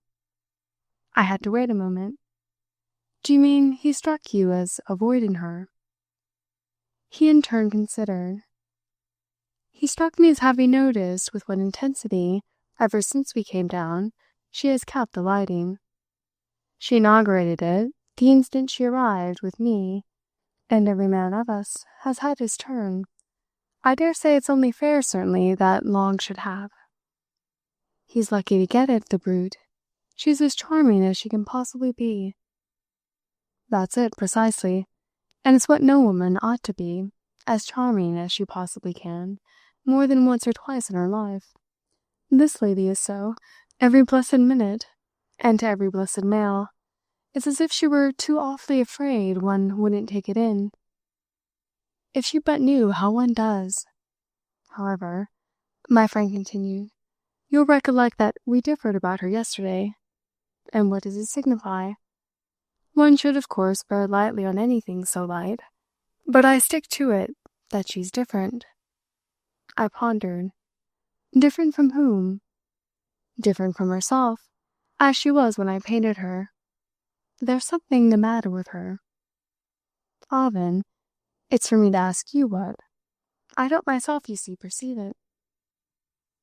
He made for a little no answer, and we were both indeed by this time taken up with the withdrawal of the two other members of our group. They moved away together across the shining floor, pausing, looking up at the painted vault, saying the inevitable things, bringing off their retreat, in short, in the best order. It struck me somehow as a retreat, and yet I insisted to myself once more on its being perfectly natural. At the high door, which stood open, they stopped a moment and looked back at us. looked frankly sociably, as if in consciousness of our sympathetic attention. Mrs. Server waved, as in temporary farewell, a free explanatory hand at me. She seemed to explain that she was now trying somebody else. Obert, moreover, added his explanation. "That's the way she collars us." "Oh, Long doesn't mind," I said. "But what's the way she strikes you as different?" "From what she was when she sat to me? Well, a part of it is that she can't keep still. She was as still then as if she had been paid for it. Now she's all over the place." But he came back to something else. "I like your talking, my dear man, of what you don't perceive. I've yet to find out what that remarkable quantity is.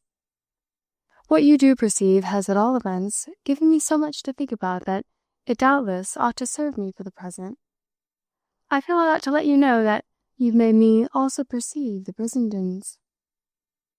I of course remembered what I had said to him, but it was just this that now touched my uneasiness, and I only echoed the name, a little blankly, with the instinct of gaining time. "You put me on them wonderfully," Obert continued, "though of course I've kept your idea to myself. All the same, it sheds a great light." I could again but feebly repeat it. A great light? As to what may go on even between others still. It's a jolly idea, a torch in the darkness. And do you know what I've done with it? I've held it up, I don't mind telling you, to just the question of the change, since this interests you, in Mrs. Server. If you've got your mystery, I'll be hanged if I won't have mine. If you've got your Brissendens, I shall see what I can do with her. You've given me an analogy, and I declare I find it dazzling. I don't see the end of what may be done with it. If Brissendens, paying for his wife, for her amazing second bloom, who's paying for Mrs. Server? Isn't that, what do the newspapers call it, the missing word? Isn't it perhaps in fact just what you told me last night you were on the track of? But don't add now," he went on, more and more amused with his divination. "Don't add now that the man's obviously Gilbert Long, for I won't put it off with anything of the sort. She collared him much too markedly. The real man must be one she doesn't markedly collar." "But I thought that what you a moment ago made out was that she so markedly collars all of us." This was my immediate reply to Obert's blaze of ingenuity, but I none the less saw more things in it than I could reply to. I saw at any rate, and saw with relief, that if he should look on the principle suggested to him by the case of the Brissendens, there would be no danger at all of his finding it. If, accordingly, I was nervous for Mrs. Server, all I had to do was to keep him on this false scent. Since it was not she who was paid for, but she who possibly paid, his fancy might harmlessly divert him till the party should disperse. At the same time, in the midst of these reflections, the question of the change in her, which he was in so much better position than I to measure, couldn't help having for me its portent, and the sense of that was, no doubt, in my next words. "What makes you think that what you speak of was what I had in my head?" "Well, the way simply that the shoe fits. She's absolutely not the same person I painted. It's exactly like Mrs. Brissenden's, having been for you yesterday, not the same person you had last seen bearing her name." "Very good," I returned, though I didn't in the least mean to set you digging so hard. "However, dig on your side by all means, while I dig on mine. All I ask of you is complete discretion." "Ah, naturally." "We ought to remember," I pursued, even at the risk of showing as too sententious, "that success in such an inquiry may perhaps be more embarrassing than failure. To nose about for a relation that a lady has her reasons for keeping secret is made not only quite inoffensive, I hold," he immediately took me up, "but positively honourable by being confined to psychological evidence. I wondered a little. Honorable to whom? Why, to the investigator, resting on the kind of signs that the game takes account of when fairly played, resting on psychological signs alone. It's a high application of intelligence. What's ignoble is the detective and the keyhole. I see, I after a moment admitted. I did have last night my scruples, but you warmed me up. Yet I confess also, I still added, that if I do muster the courage of my curiosity, it's a little because I feel even yet, as I think you also must, altogether destitute of a material clue. If I had a material clue, I should feel ashamed. The fact would be deterrent. I start for my part, at any rate, quite in the dark, or in a darkness lighted at best, by what you have called the torch of my analogy. The analogy, too, I wound up, may very well be only half a help. It was easy to find poor Briss, because poor Briss is here, and it's always easy, moreover, to find a husband. But say Mrs. Server's poor Briss, or his equivalent, whoever it may be, isn't here. We had begun to walk away with this, but my companion pulled up at the door of the room. I'm sure he is. She tells me he's near. Tells you? I challenged it, but I uncomfortably reflected that it was just what I had myself told Mrs. Brissenden. She wouldn't be as she is if he weren't. Her being as she is the sign of it. He wasn't present. That is, he wasn't present in her life at all when I painted her, and the difference we're impressed with is exactly the proof that he is now. My difficulty in profiting by the relief he had so unconsciously afforded me resided, of course, in my not feeling free to show for quite as impressed as he was. I hadn't really made out, at all, what he was impressed with, and I should only have spoiled everything by inviting him to be definite. This was a little of a worry, for I should have liked to know, but on the other hand, I felt my track at present effectually covered. Well then, grant he's one of us. There are more than a dozen of us, a dozen even with you and me and Brissenden counted out. The hitch is that we're nowhere without a primary lead. As to Brissenden, there was the lead. You mean as afforded by his wife's bloated state, which was a signal, precisely, for the search for something or other that would help to explain it. Given his wife's bloated state, his own shrunken one was what was to have been predicated. I knew definitely, in other words, what to look for. Whereas we don't know here. Mrs. Server's state, unfortunately, I replied, is not bloated. He laughed at my unfortunately, though recognizing that I spoke merely from the point of view of lucidity, and presently remarked that he had his own idea. He didn't say what it was, and I didn't ask, intimating thereby that I held it to be in this manner we were playing the game. But I indulgently questioned it in the light of its not yet having assisted him. He answered that the minutes we had just passed were what had made the difference. It had sprung from the strong effect produced on him after she came in with me. It's but now I really see her. She did and said nothing special, nothing striking or extraordinary. But that didn't matter. It never does. One saw how she is. She's nothing but that. Nothing but what? She's all in it, he insisted. Or it's all in her. It comes to the same thing.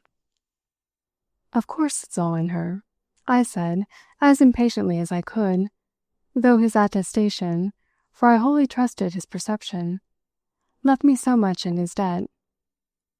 That's what we start with, isn't it? It leaves us as far as ever from what we must arrive at.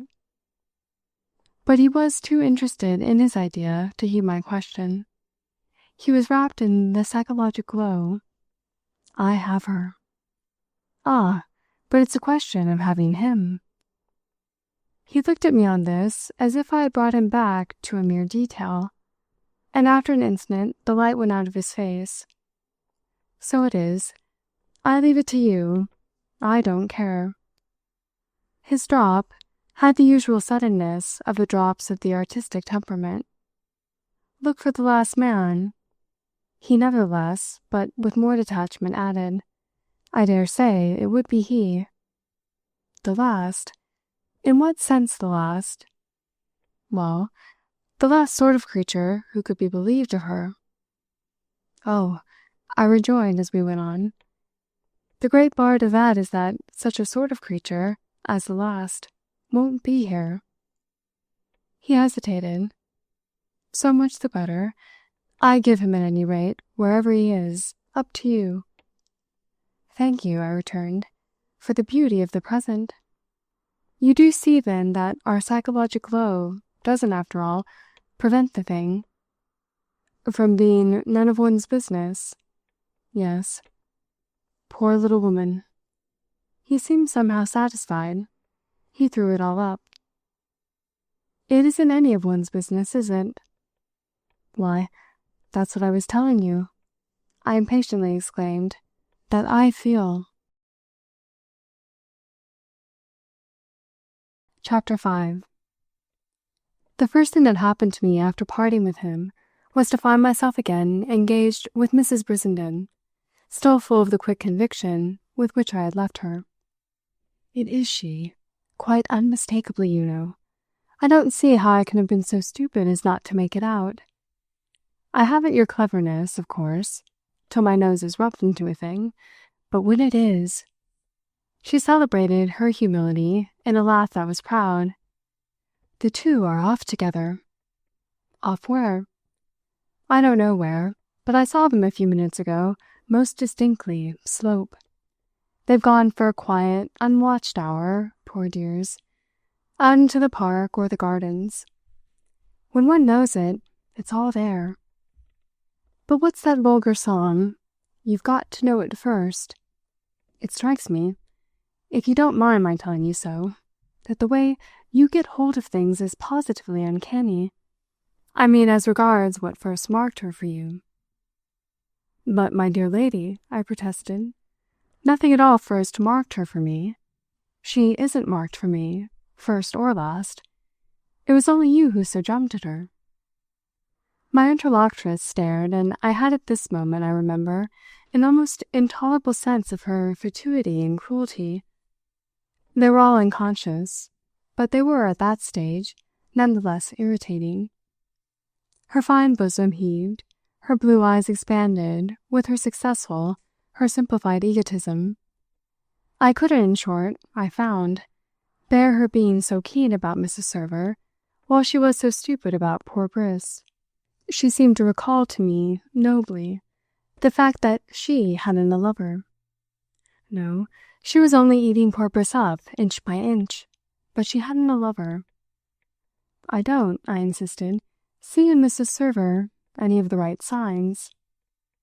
She looked almost indignant. Even after your telling me that you see in Lady John only the wrong ones. Ah, but there are other women here than Mrs. Server and Lady John. Certainly, but didn't we a moment ago think of them all and dismiss them? If Lady John's out of the question, how can Mrs. Server possibly not be in it? We want a fool. Ah, do we? I interruptingly wailed. Why, exactly by your own theory, in which you've so much interested me. It was you who struck off the idea. That we want a fool. I felt myself turning gloomy enough. Do we really want anyone at all? She gave me in momentary silence a strange smile. Ah, you want to take it back now. You're sorry you spoke. My dear man, you may be. But that didn't hinder the fact, in short, that I had kindled near me a fine, if modest and timid, intelligence. There did remain the truth of our friend's striking development, to which I called her attention. Regretting my rashness, didn't make the prodigy less. You'll lead me to believe, if you back out, that there's suddenly someone you want to protect. Weak man, she exclaimed, with an assurance from which I confess I was to take alarm. Something has happened to you since we separated. Weak man, she repeated, with dreadful gaiety. You've been squared. I literally blushed for her. Squared? Does it inconveniently happen that you find you're in love with her yourself? Well, I replied on quick reflection, do if you like call it that, for you see what a motive it gives me for being, in such a matter as this wonderful one, that you and I happen to find ourselves for a moment making so free with. Absolutely sure about her. I am absolutely sure. There. She won't do. And for your postulate that she's at the present moment in some sequestered spot in Long's company, suffer me without delay to correct it. It won't hold water. If you'll go into the library, through which I have just passed, you'll find her there in the company of the Comte de Dreux. Mrs. Briss stared again. Already? She was, at any rate, with Mr. Long, and she told me on my meeting them that they had just come from the pastels. Exactly. They had met there, she and I having gone together, and they retired together under my eyes. They must have parted clearly the moment after. She took it all in, turned it all over. Then what does that prove but that they're afraid to be seen? Ah, they're not afraid, since both you and I saw them.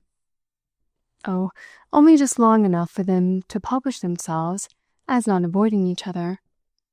All the same, you know, she said, they do. Do avoid each other? How is your belief in that, I asked, consistent with your belief that they parade together in the park? They ignore each other in public. They foregather in private. Ah, but they don't, since, as I tell you, she is, even while we talk, the centre of the mystic circle of the twaddle of Monsieur de Dreux. Chained to a stake if you can be. Besides, I wound up, it's not only that she's not the right fool, it's simply that she's not a fool at all. We want the woman who has been rendered most inane, but this lady hasn't been rendered so in any degree. She's the reverse of inane. She's in full possession. In full possession of what? Why, of herself. Like Lady John. I had unfortunately to discriminate here.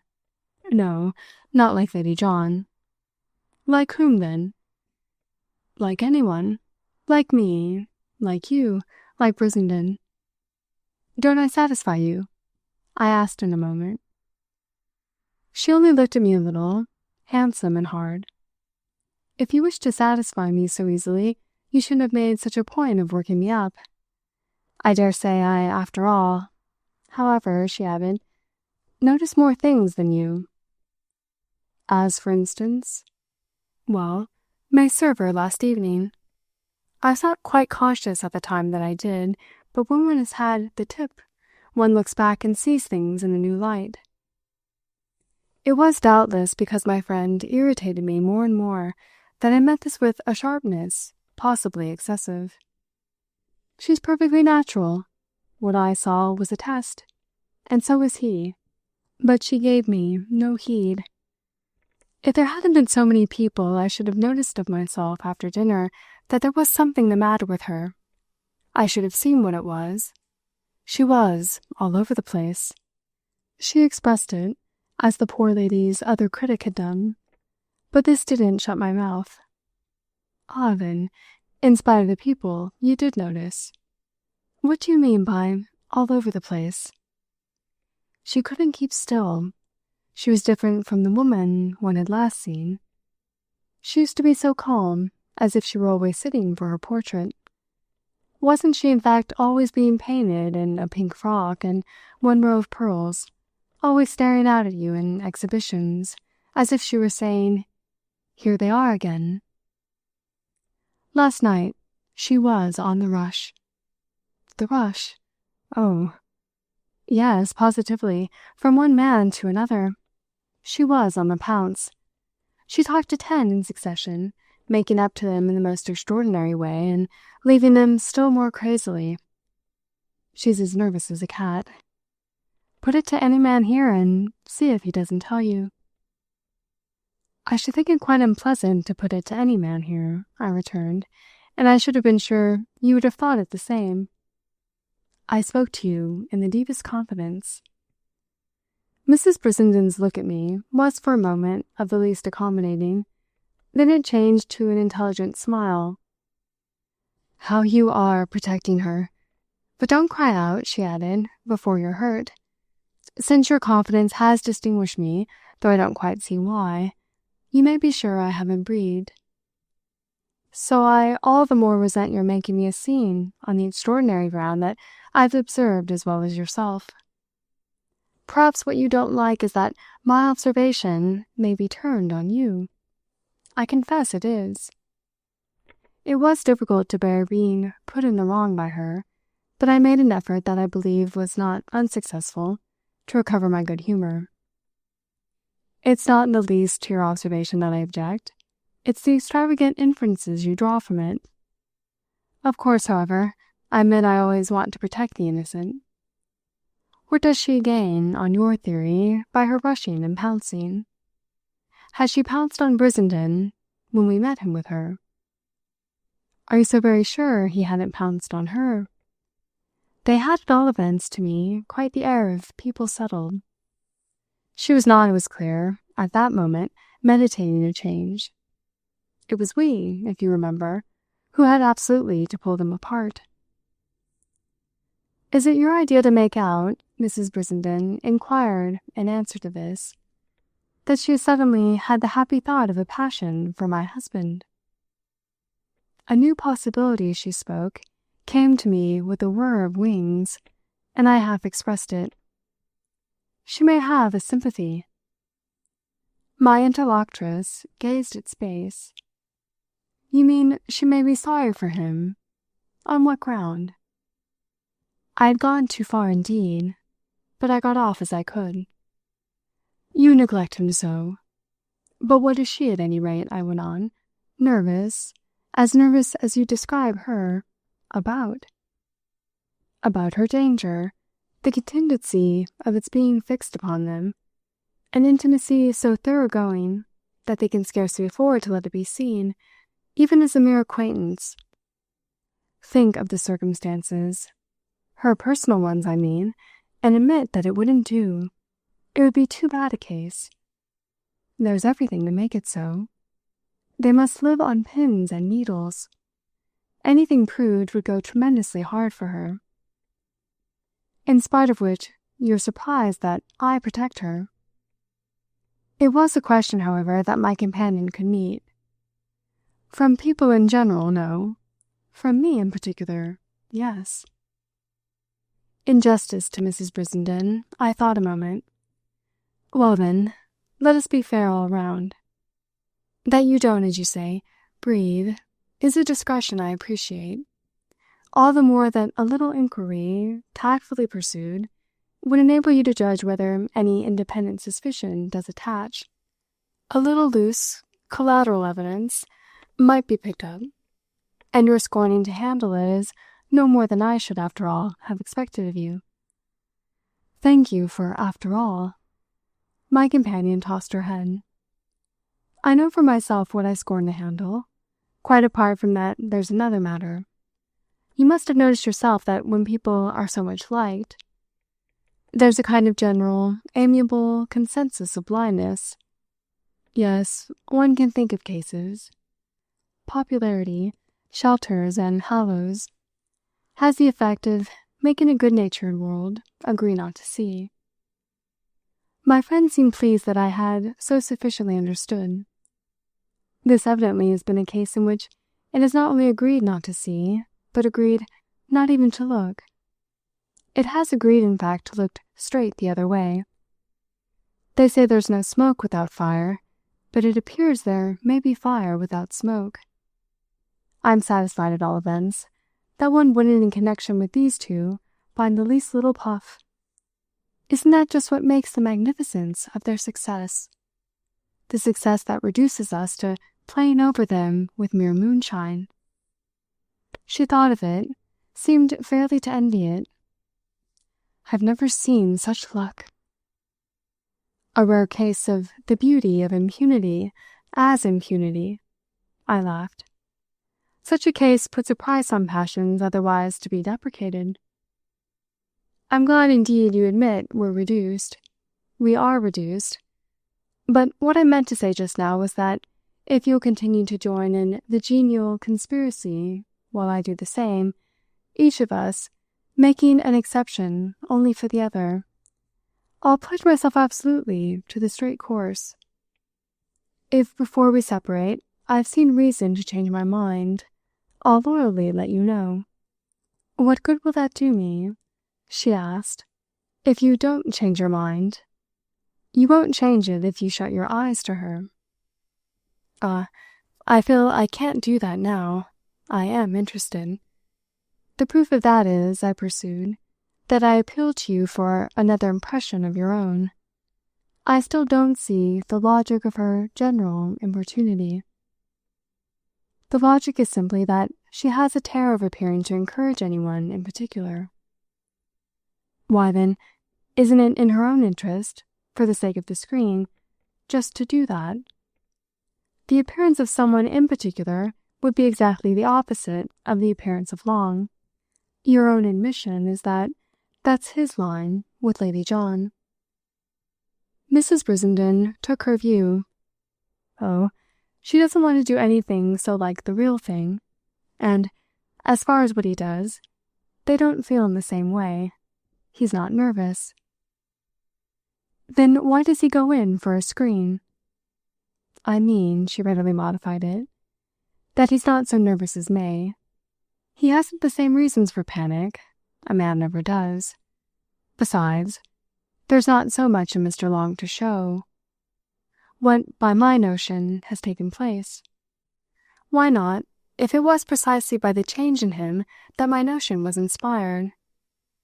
Any change in her I know comparatively little about. We hovered so near the case of Mr. and Mrs. Brissenden that it positively excited me, and all the more for her sustained unconsciousness. Oh, the man's not aware of his own change. He doesn't see it as we do. It's all to his advantage. But we see it to his advantage. How should that prevent? We see it to the advantage of his mind and his talk, but not to that of— Well, what? I pressed as she pulled up.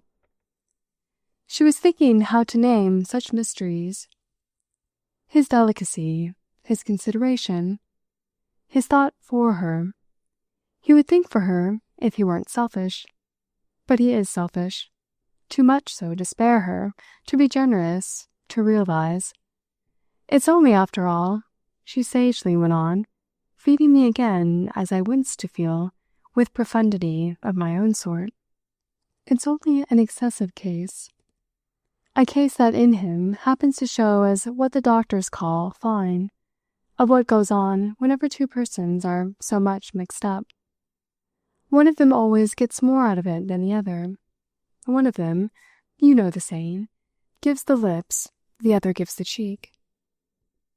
It's the deepest of all truths. Yet the cheek profits too, I more prudently argued. It profits most. It takes and keeps and uses all the lips give. The cheek, accordingly, she continued to point out, is Mr. Long's. The lips are what we began by looking for. We found them. They're drained. They're dry, the lips.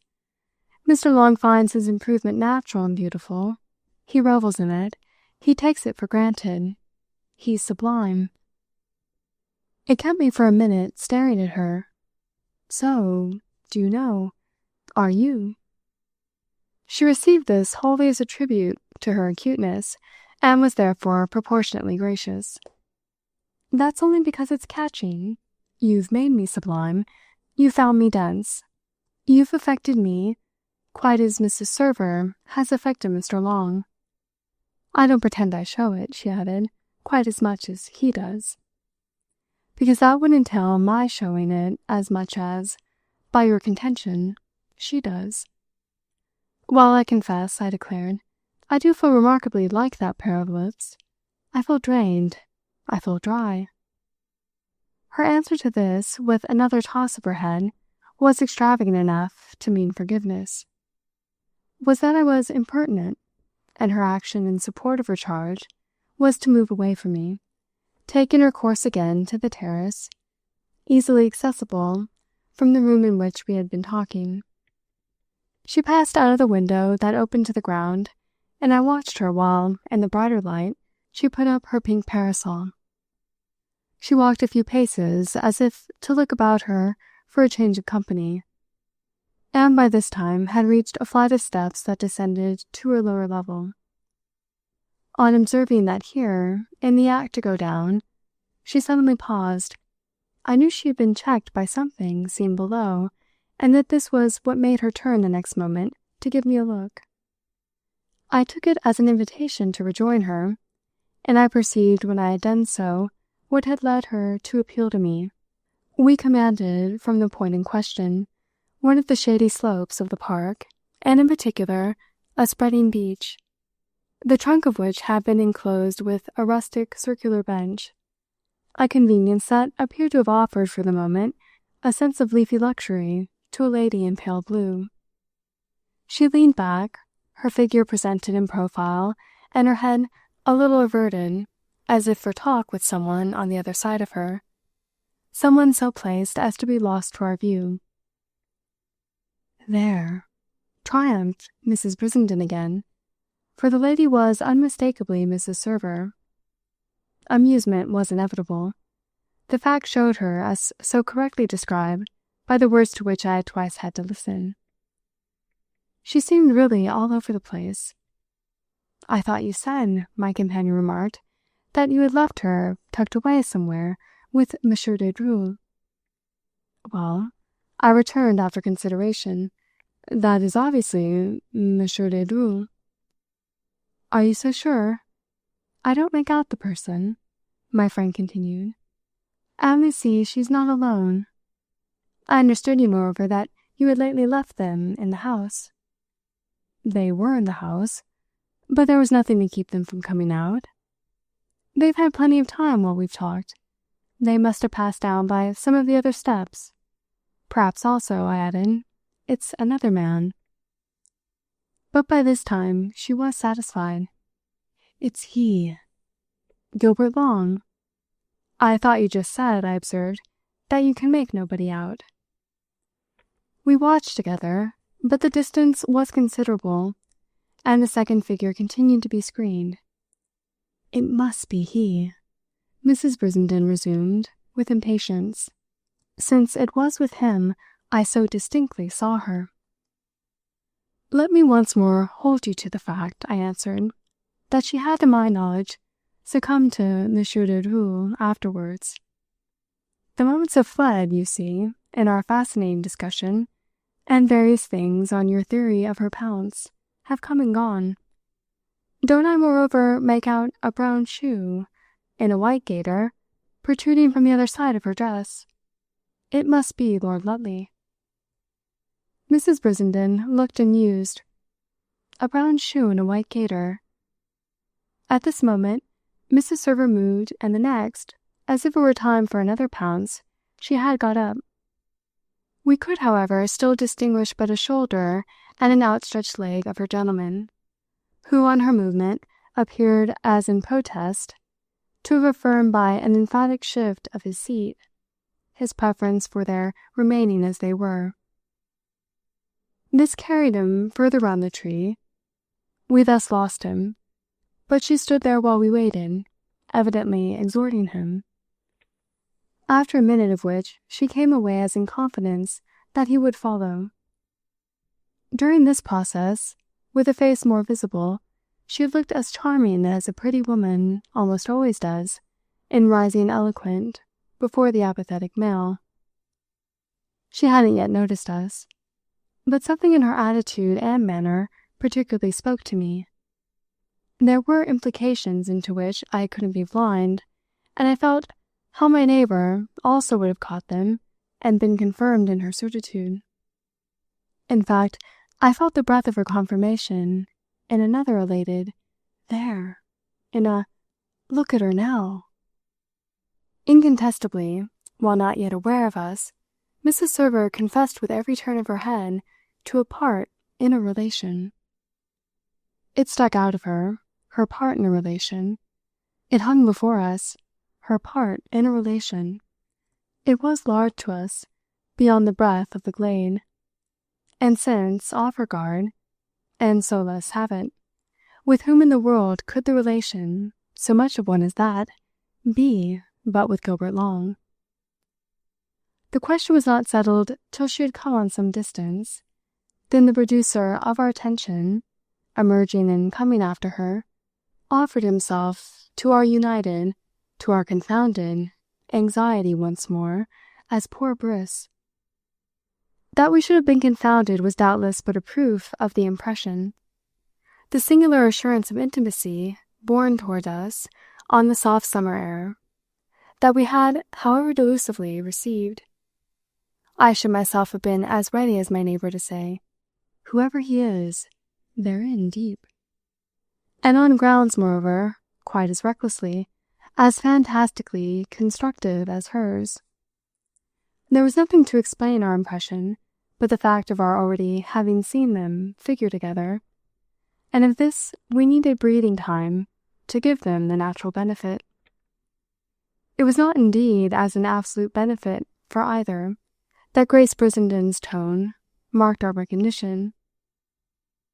"Dear Guy, again." But she had recovered herself enough to laugh. I should have thought he had had more than his turn. She recovered herself, in fact, much more than I, for somehow, from this instant, convinced as she had been and turning everything to her conviction, I found myself dealing in thought with still larger material. It was odd what a difference was made for me by the renewed sight of dear Guy. I didn't, of course, analyze this sense at the time. That was still to come. Our friends meanwhile had noticed us, and something clearly passed between them. It almost produced, for an instant, a visible arrest in their advance, on the question of their having perhaps been for some time exposed. They came on, however, and I waved them from afar, a greeting to which Mrs. Server alone replied. Distances were great at Newmarch. And landscape gardening on the grand scale, it would take them still some minutes to reach our place of vantage, or to arrive within sound of speech. There was accordingly nothing marked in our turning away and strolling back to the house. We had been so intent that we confessed by this movement to a quick impulse to disown it. Yet it was remarkable that, before we went in, Mrs. Brissenden should have struck me afresh as having got all she wanted. Her recovery from our surprise was already so complete that her high lucidity now alone reigned. "You don't require, I suppose, anything more than that?" "Well, I don't quite see, I'm bound to say, just where even that comes in." It incommoded me singularly little, at the point to which I had jumped, that this statement was the exact reverse of the truth. Where it came in was what I happened to be in the very act of seeing to the exclusion of almost everything else. It was sufficient that I might perhaps feel myself to have done at last with Mrs. Brissenden. I desired, at all events, quite as if this benefit were assured me, to leave her the honours of the last word. She was fondly enough prepared to take them. Why, this invention of using my husband! She fairly gasped at having to explain. Of using him. Trailing him across the scent, as she does all of you, one after the other. Excuse my comparing you to so many red herrings. You each have your turn, only his seems repeated, poor dear, till he's quite worn out with it. I kept for a little this image in my eye. I can see, of course, that his whole situation must be something of a strain for him, for I've not forgotten what you told me yesterday of his service with Lady John. To have to work in such a way for two of them at once. It couldn't help, I admit, being a tax on a fellow. Besides, when one came to think of it, the same man couldn't be two red herrings. To show as Mrs. Servers would directly impair his power to show as Lady John's. It would seem, in short, a matter for his patronesses to have out together. Mrs. Brissenden betrayed on this some annoyance at my levity. Oh, the cases are not the same, for with Lady John it amuses him. He thinks he knows. Knows what? What she wants from him. He doesn't know. She kept it wonderfully clear that she really doesn't want him for anything. For anything except, of course. This came as a droll second thought. Himself. And he doesn't know either, I try to remain at her level, that Mrs. Server does. No, she assented. He doesn't know what it's her idea to do with him. He doesn't know, in fine, I cheerfully pursued, the truth about anything. And, of course, by your agreement with me, he's not to learn it. She recognized her agreement with me, yet looked as if she had reserved a certain measure of freedom. Then she handsomely gave up even that. I certainly don't want him to become cautious. It's his unconsciousness, I declared, that saves him. Yes, even from himself. We must accordingly feed it. In the house, with intention, we parted company, but there was something that, before this, I felt it due to my claim of consistency to bring out. It wasn't, at all events, Gilbert Long behind the tree. My triumph, however, beneath the sponge she was prepared to pass again over much of our experience, was short-lived. Of course it wasn't. We shouldn't have been treated to the scene, if it had been. What could she possibly have put poor Briss there for, but just to show it wasn't? Chapter 6. I saw other things, many things after this, but I had already so much matter for reflection that I saw them almost in spite of myself. The difficulty with me was in the momentum already acquired by the act, as well as doubtless by the general habit of observation. I remember indeed that on separating from Mrs. Brissenden, I took a lively resolve to get rid of my ridiculous obsession. It was absurd to have consented to such immersion, intellectually speaking, in the affairs of other people. One had always affairs of one's own, and I was positively neglecting mine. Such for a while was my foremost reflection, after which, in their order or out of it, came an inevitable train of others. One of the first of these was that, frankly, my affairs were by this time pretty well used to my neglect. There were connections enough in which it had never failed. All cluster of such connections, effectually displacing the centre of interest, now surrounded me, and I was, though always but intellectually, drawn into their circle. I did my best for the rest of the day to turn my back on them, but with the prompt result of feeling that I meddled with them almost more in thinking them over in isolation than in hovering personally about them. Reflection was the real intensity. Reflection, as to poor Mrs. Server in particular, was an indiscreet opening of doors. She became vivid in the light of the so limited vision of her that I already possessed, try positively as I would not further to extend it. It was something not to ask another question, to keep constantly away, both from Mrs. Brissenden and from Fort Overt, whom I had rashly invited to a degree of participation. It was something to talk as hard as possible with other persons and on other subjects, to mingle in groups much more superficial than they supposed themselves, to give ear to broader jokes, to discuss more tangible mysteries. The day, as it developed, was large and hot, an unstinted splendor of summer. Excursions, exercise, organized amusement were things admirably spared us. Life became a mere arrested ramble or stimulated lounge. and we profited to the full by the noble freedom of Newmarch, that overarching ease which in nothing was so marked as in the tolerance of talk. The air of the place itself, in such conditions, left one's powers with a sense of play. If one wanted something to play at, one simply played at being there. I did this myself, with the aid in especial of 2 or 3 solitary strolls, unaccompanied dips of half an hour apiece into outlying parts of the house and the grounds. I must add that while I resorted to such measures, not to see, I only fixed what I had seen, what I did see, the more in my mind.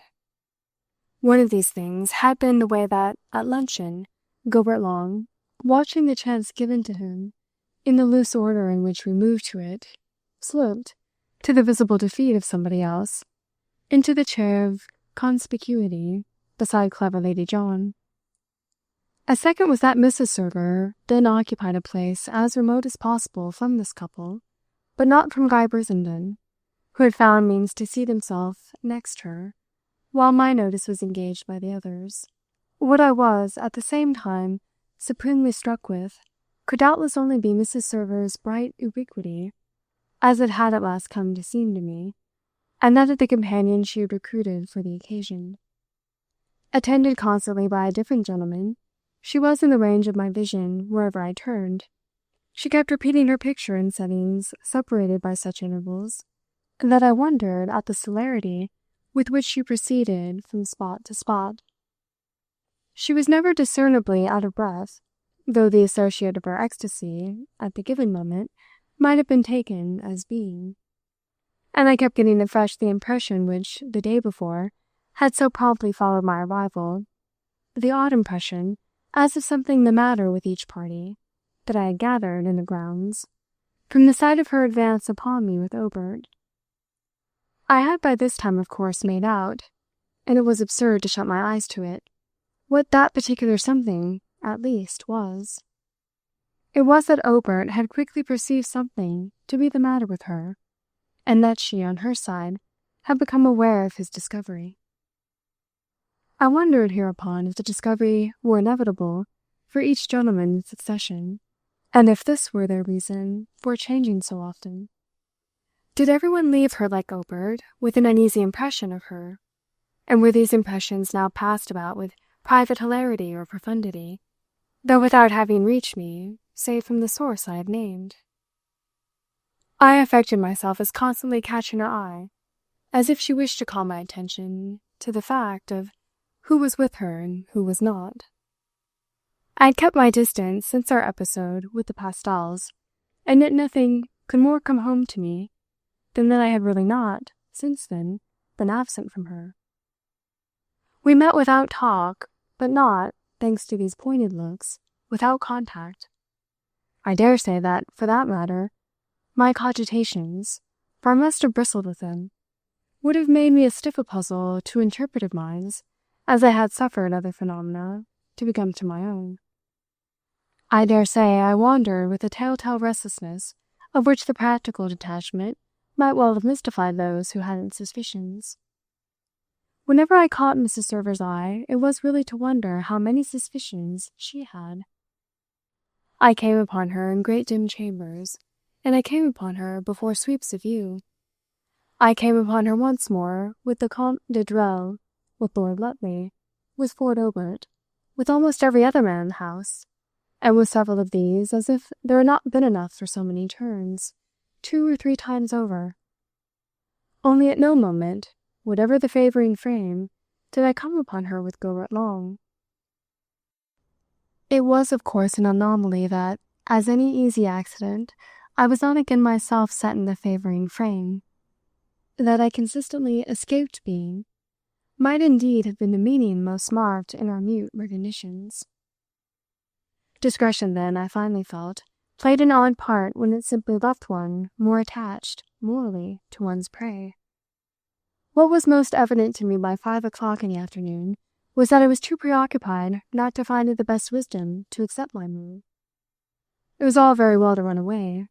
There would be no effectual running away, but to have my things quickly packed and catch, if possible, a train for town. On the spot, I had to be on it, and it began to dawn before me that there was something quite other I possibly might do with Mrs. Server than endeavour ineffectually to forget her.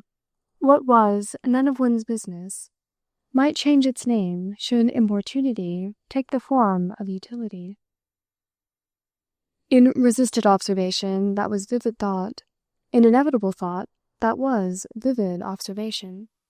Through a succession, in short, of phases in which I shall not pretend to distinguish one of these elements from the other, I found myself cherishing the fruit of the seed dropped equally by Ford Obert and by Mrs. Briss. What was the matter with me? So much as that I had ended by asking myself, and the answer had come as an unmistakable return of the anxiety produced in me by my first seeing that I had fairly let Grace Brissenden loose. My original protest against the flash of inspiration in which she had fixed responsibility on Mrs. Server had been, in fact, I now saw, but the scared presentiment of something in store for myself. This scare, to express it sharply, had verily not left me from that moment, and if I had been already anxious, it was because I had felt myself foredoomed to be sure the poor lady herself would be. Why I should have minded this, should have been anxious at her anxiety, and scared at her scare, was a question troubling me too little on the spot for me to suffer it to trouble me, as a painter of my state, in this place. It is sufficient that, when so much of the afternoon had waned as to bring signs of the service of tea in the open air, I knew how far I was gone in pity for her. For I had at last had to take in what my two interlocutors had given me. Their impression, coinciding and, as one might say, disinterested, couldn't, after a little, fail in some degree to impose itself. It had its value. Mrs. Server was nervous. It little mattered to me now that Mrs. Briss had put it to me, that I had even whimsically put it to myself, that I was perhaps in love with her. That was as good a name as another for an interest springing up in an hour, and was moreover a decent working hypothesis. The sentiment had not indeed asserted itself at first sight, though it might have taken its place remarkably well among the phenomena of what is known as second. The real fact was, none the less, that I was quite too sorry for her to be anything except sorry. This odd feeling was something that I may as well say I shall not even now attempt to account for. Partly, it is true, because my recital of the rest of what I was to see in no small measure does so. It was a force that I at this stage simply found I had already succumbed to. If it was not the result of what I had granted to myself was the matter with her, then it was rather the very cause of my making that concession. It was a different thing from my first prompt impulse to shield her. I had already shielded her, fought for her so far as I could, or as the case immediately required. My own sense of how I was affected had practically cleared up, in short, in the presence of this deeper vision of her.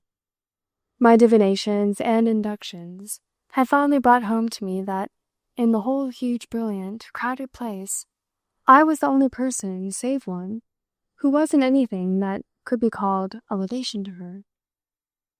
The other person's relation was concealed, and mine, so far as she herself was concerned, was unexpressed. So that I suppose what most, at the juncture in question, stirred within me was the wonder of how I might successfully express it.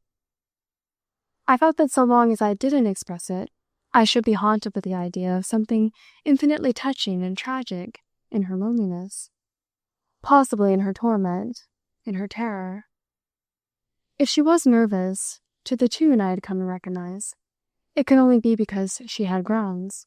And what might her grounds naturally be than that arranged and arrayed, disguised and decorated, pursuing in vain, through our careless company, her search for the right shade of apparent security, she felt herself none the less, all the while, the restless victim of fear and failure.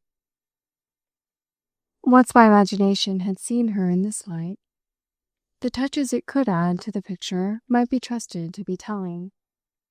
Further observation was to convince me of their truth But while I waited for it, with my apprehension that it would come in spite of me, I easily multiplied and lavished them. I made out, above all, what she would most be trying to hide. It was not, so to speak, the guarded primary fact. It could only be, wretched woman, that produced that disastrous, treacherous consequence of the fact which her faculties would exhibit, and most of all the snapped cord of her faculty of talk. Guy Brissenden had, at the worst, his compromised face and figure to show and to shroud. If he were really, that is, as much aware of them as one suspected. She had her whole compromised machinery of thought and speech, and if these signs were not, like his, external, that made her case but the harder, for she had to create, with intelligence rapidly ebbing, with wit half gone, the illusion of an unimpaired estate. She was like some unhappy lady robbed of her best jewels, obliged so to dispose and distribute the minor trinkets that had escaped as still to give the impression of a rich écrin. Was not that embarrassment, if one analyzed a little, at the bottom of her having been all day, in the vulgar phrase, and as the three of us had too coolly noted, all over the place? Was indeed, for that matter, this observation confined to us, or had it at least been irrepressibly determined on the part of the company at large? This was a question, I hasten to add, that I would not now for the world have put to the test. I thought I should have known how to escape had any rumor of wonder at Mrs. Server's ways been finally conveyed to me. I might from this moment have, as much as I liked, my own sense of it, but I was definitely conscious of a sort of loyalty to her that would have rendered me blank before others. Though not indeed that, at last, quite the contrary, it would have forbidden me to watch and watch. I positively dreaded the accident of my being asked by one of the men if I knew how everyone was talking about her. If everyone was talking about her, I wanted positively not to know. But nobody was, probably. There scarcely could be as yet. Without suggestive collateral evidence, there would be nobody in the house so conscientiously infernal as Mrs. Brissenden, Obert, and I. Newmarch had always in our time carried itself as the great asylum of the finer wit, more or less expressly giving out that, as invoking hospitality or other countenance, none of the stupid, none even of the votaries of the grossly obvious, need apply. But I could luckily at present reflect that its measurements in this direction had not always been my own, and that, moreover, whatever precision they possessed, human blandness, even in such happy halls, had not been quite abolished. There was a sound law in virtue of which one could always, alike in privileged and unprivileged circles, rest more on people's density than on their penetrability. Wasn't it their density, too, that would be practically nearest their good nature? Whatever her successive partners of a moment might have noticed, they wouldn't have discovered in her reason for dropping them quickly, a principle of fear that they might notice her failure articulately to keep up. My own actual vision, which had developed with such affluence, was that, in a given case, she could keep up but for a few minutes, and was therefore obliged to bring the contact to an end before exposure. I had consistently mastered her predicament. She had at once to cultivate contacts so that people shouldn't guess her real concentration, and to make them a literal touch and go, so that they shouldn't suspect the enfeeblement of her mind. It was obviously still worth everything to her that she was so charming. I had theorized with Mrs. Brissenden on her supposititious inanity, but the explanation of such cynicism in either of us could only be a sensibility to the truth that attraction so great might float her even a long time after intelligence pure and simple should have collapsed. Was not my present uneasiness, none the less, a private curiosity to ascertain just how much or how little of that element she had saved from the wreck? She dodged, doubled, managed, broke off, clutching occasions, yet doubtless risking dumbnesses, vaguenesses, and other betrayals, depending on attitudes, motions, expressions, a material personality, in fine, in which a plain woman would have found nothing but failure. And peace, therefore, might rule the scene on every hypothesis, but that of her getting, to put it crudely, worse. How I remember saying to myself that if she didn't get better, she surely must get worse. Being aware that I referred, on the one side, to her occult surrender, and on the other, to its awful penalty. It became present to me that she possibly might recover if anything should happen that would pull her up, turn her into some other channel.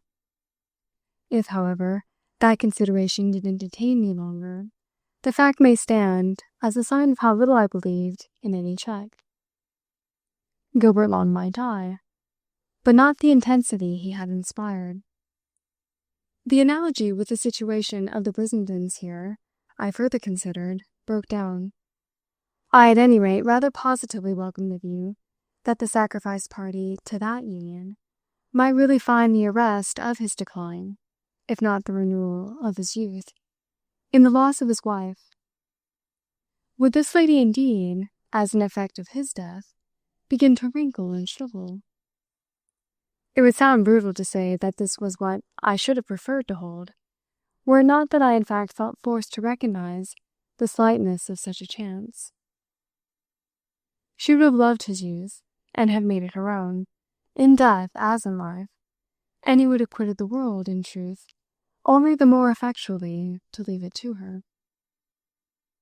Mrs. Server's quandary, which was now all I cared for, was exactly in her own certitude of every absence of issue. But I need give a little more evidence of how it had set me thinking. As much as anything else, perhaps, it was the fear of what one of the men might say to me that made me for an hour or two, at this crisis, continuously shy. Nobody, doubtless, would have said anything worse than that she was more of a flirt than ever, that they had all compared notes and would accordingly be interested in some hint of another, possibly a deeper experience. It would have been almost as embarrassing to have to tell them how little experience I had had, in fact, as to have had to tell them how much I had had in fancy. All the more that I had as yet only my thin idea of the line of feeling in her that had led her so to spare me. Tea on the terraces represented, meanwhile, among us, so much neglect of everything else that my meditations remained for some time as unobserved as I could desire. I was not, moreover, heeding much where they carried me, and became aware of what I owed them only on at last finding myself anticipated as the occupant of an arbor into which I had strolled. Then I saw I had reached a remote part of the great gardens, and that for some of my friends also secluded thought had inducements. Though it was not, I hasten to add, that either of the pair I here encountered appeared to be striking out in any very original direction. Lady John and Guy Brissenden, in the arbor, were thinking secludedly together. They were together, that is, because they were scarce a foot apart, and they were thinking, I inferred, because they were doing nothing else. Silence, by every symptom, had definitely settled on them, and whatever it was I interrupted had no resemblance to talk. Nothing, in the general air of evidence, had more struck me than that what Lady John's famous intellect seemed to draw most from Brissenden's presence was the liberty to rest. Yet it shook off this languor as soon as she saw me. It threw itself straight into the field. It went, I could see, through all the motions required of it by her ladyship's fallacious philosophy. I could mark these emotions, and what determined them, as behind clear glass. I found on my side a rare intellectual joy, the oddest secret exultation, in feeling her begin instantly to play the part I had attributed to her in the irreducible drama. She broke out in a manner that could only have had for its purpose to represent to me that mere weak amiability had committed her to such a predicament. It was to humor her friend's husband that she had strayed so far, for she was somehow sorry for him, and, good creature as we all knew her, had on principle a kind little way of her own with silly infatuations.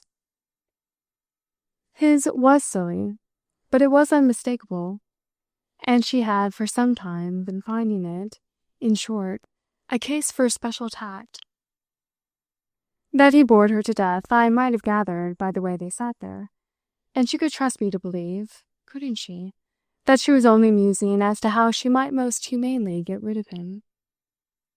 She would lead him safely back to the fold if I would give her time. She seemed to ask it all, oddly, of me, to take me remarkably into her confidence, to refer me, for a specimen of his behaviour, to his signal abandonment of his wife the day before, his having waited over to come down for the train in which poor she was to travel. It was at all events, I felt, one of the consequences of having caught on to so much, that I by this time found myself catching on to everything. I read into Lady John's wonderful manner, which quite clamoured, moreover, for an interpretation. All that was implied in the lesson I had extracted from other portions of the business. It was distinctly poor she who gave me the lead, and it was not less definite that she put it to me, that I should render her a service either by remaining with him or by inventing something that would lure her persecutor away. She desired him, even at the cost of her being left alone, distracted from his pursuit. Poor he, in his quarter, I hasten to add, contributed to my picking out this embroidery, nothing more helpful than a sustained attachment. He said as little as possible, seemed heedless of what was otherwise said, and only gave me on his own account a look or two of dim suggestiveness. Yet it was these looks that most told with me, and what they, for their part, conveyed was a plea that directly contradicted Lady John's. I understood him that it was he who was born, he who had been pursued, he for whom perversely had become a dreadful menace, he, in fine, who pleaded for my intervention. He was so willing to trust me, to relieve him of his companion, that I think he would simply have bolted without deferring to me, if I had not taken my precautions against it. I had, as it happened, another momentary use for him than this.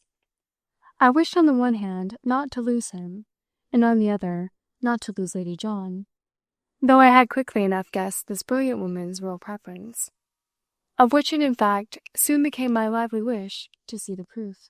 The union of these two was too artificial for me not already to have connected with it the service it might render, in her ladyship's view, to that undetected cultivation on her part of a sentiment for Gilbert Long, which, through his feigned response to it, fitted so completely to the other pieces in my collection. To see all this was at the time, I remember, to be as inhumanly amused as if one had found one could create something. I had created nothing but a clue or two to the larger comprehension I still needed. Yet I positively found myself overtaken by a mild artistic glow. What had occurred was that, for my full demonstration, I needed Long, and that, by the same stroke, I became sure I should certainly get him by temporizing a little. Lady John was in love with him, and had kicked up, to save her credit, the dust of a fictive relation with another man. The relation one of mere artifice, and the man in one, in her encouragement, of whom nobody would believe. Yet she was also discoverably divided between her prudence and her vanity, for if it was difficult to make poor Verse figure at all vividly as an insistent satellite, the thankless tact she had to employ gave her exactly, she argued, the right to be refreshingly fanned with an occasional flop of the flag, under which she had, as she ridiculously fancied, truly conquered.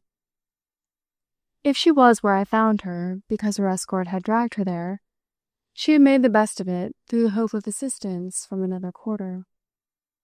She had held out on the possibility that Mr. Long, whom one could without absurdity sit in an arbor with, might have had some happy divination of her plight. He had had such divinations before, thanks to a condition in him that made sensibility abnormal, and the least a wretched woman could do when betrayed by the excess of nature's bounty was to play admirer against admirer and be talked about on her own terms. She would just this once have admitted it, I was to gather, to be an occasion for pleading guilty, oh, so harmlessly, to a consciousness of the gentleman mutely named between us. Well, the proof I just alluded to was that I had not sat with my friends 5 minutes before Gilbert Long turned up. I saw in a moment how neatly my being there with them played his game. I became in this fashion a witness for him that he could almost as little leave Lady John alone as, well, as other people could.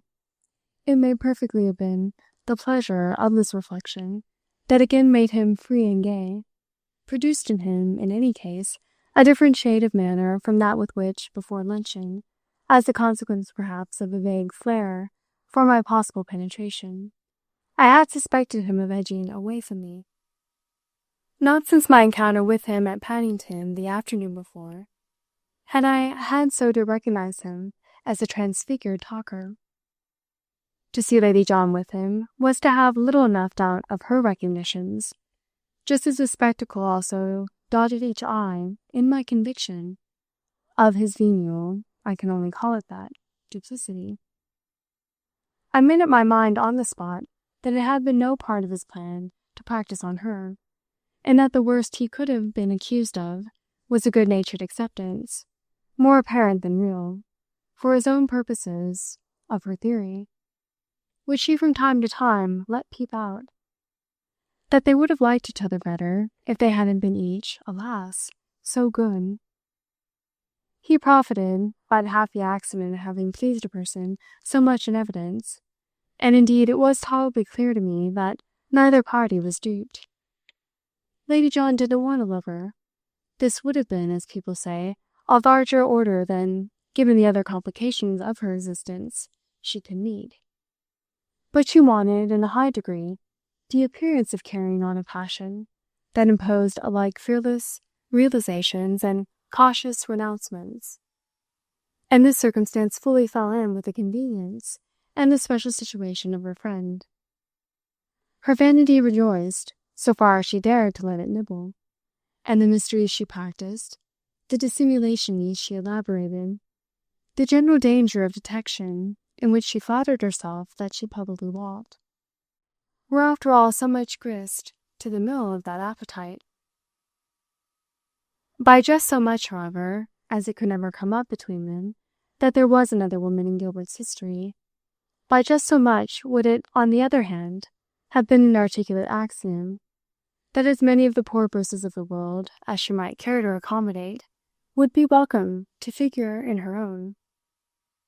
This personage, under that deeper induction, I suddenly became aware that I also greatly pitying almost as much as I pitied Mrs. Server, and my pity had doubtless something to do with the fact that, after I had proposed to him that we should adjourn together, and we had, on his prompt, even though slightly dry response, placed the invidious arbor at a certain distance, I passed my hand into his arm.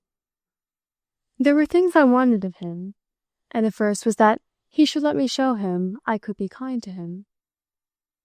I had made of the circumstance of tea at the house a pretext for our leaving the others, each of whom I felt as rather showily calling my attention to their good old ground for not wishing to rejoin the crowd. As to what Brissenden wished, I had made up my mind. I had made up my mind as to the subject of his thoughts, while they wandered, during his detention, from Lady John. And if the next of my wishes was to enter into his desire, I had decided on giving it effect by the time we reached the shortest of the vistas, at the end of which the house reared a grey front. Chapter 7. I stayed him there while I put it to him that he would probably in fact prefer to go back. "You're not going then yourself?" "No, I don't particularly want tea, and I may as well now confess to you that I'm taking a lonely, unsociable walk. I don't enjoy such occasions as these," I said, "unless I from time to time get off by myself somewhere long enough to tell myself how much I do enjoy them. That's what I was cultivating solitude for when I happened just now to come upon you. When I found you there with Lady John, there was nothing for me but to make the best of it. But I'm glad of this chance to assure you that, every appearance to the contrary notwithstanding, I wasn't prowling about in search of you." "Well," my companion frankly replied, "I'm glad you turned up. I wasn't especially amusing myself." "Oh, I think I know how little." He fixed me a moment with his pathetic old face, and I knew more than ever that I was sorry for him. I was quite extraordinarily sorry, and I wondered whether I mightn't, without offence or indiscretion, really let him see it. It was to this end that I had held him and wanted a little to keep him, and I was reassured as I felt him, though I had now released him, linger instead of leaving me. I had made him uneasy last night, and a new reason or two for my doing so had possibly even since then come up. Yet these things also would depend on the way he might take them. The look with which he at present faced me seemed to hint that he would take them as I hoped, and there was no curtness, but on the contrary the dawn of a dim sense that I might possibly aid him, in the tone with which he came halfway. "You know?" "Ah," I laughed, "I know everything." He didn't laugh. I hadn't seen him laugh at Newmarch once. He was continuously, portentously grave, and I at present remembered how the effect of this had told for me at luncheon, contrasted as it was with that of Mrs. Server's desperate, exquisite levity. "You know, I decidedly have too much of that dreadful old woman." There was a sound in the question that would have made me, to my own sense, start, though I as quickly hoped I had not done so to Brissenden's. I couldn't have persuaded myself, however, that I had escaped showing him the flush of my effort to show nothing. I had taken his disgusted allusion as to Mrs. Brissenden, and the action of that was upsetting. But nothing, fortunately, was psychologically more interesting than to grasp the next moment the truth of his reference. It was only the fact of his himself looking so much older than Lady John that had blinded me for an instant to the propriety of his not thinking of her as young. She wasn't young as he had a right to call people, and I felt a glow, also I feared too visible, as soon as I had seen whom he meant. His meaning Lady John did me somehow so much good that I believed it would have done me still more to hear him call her a harridan or a Jezebel. It was none of my business. How little was anything, when it came to that, my business? Yet, indefinably, unutterably, I felt assuaged for him and comforted.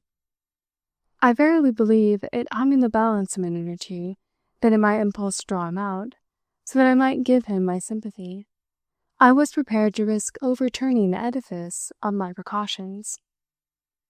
I luckily, as it happened, did nothing of the sort.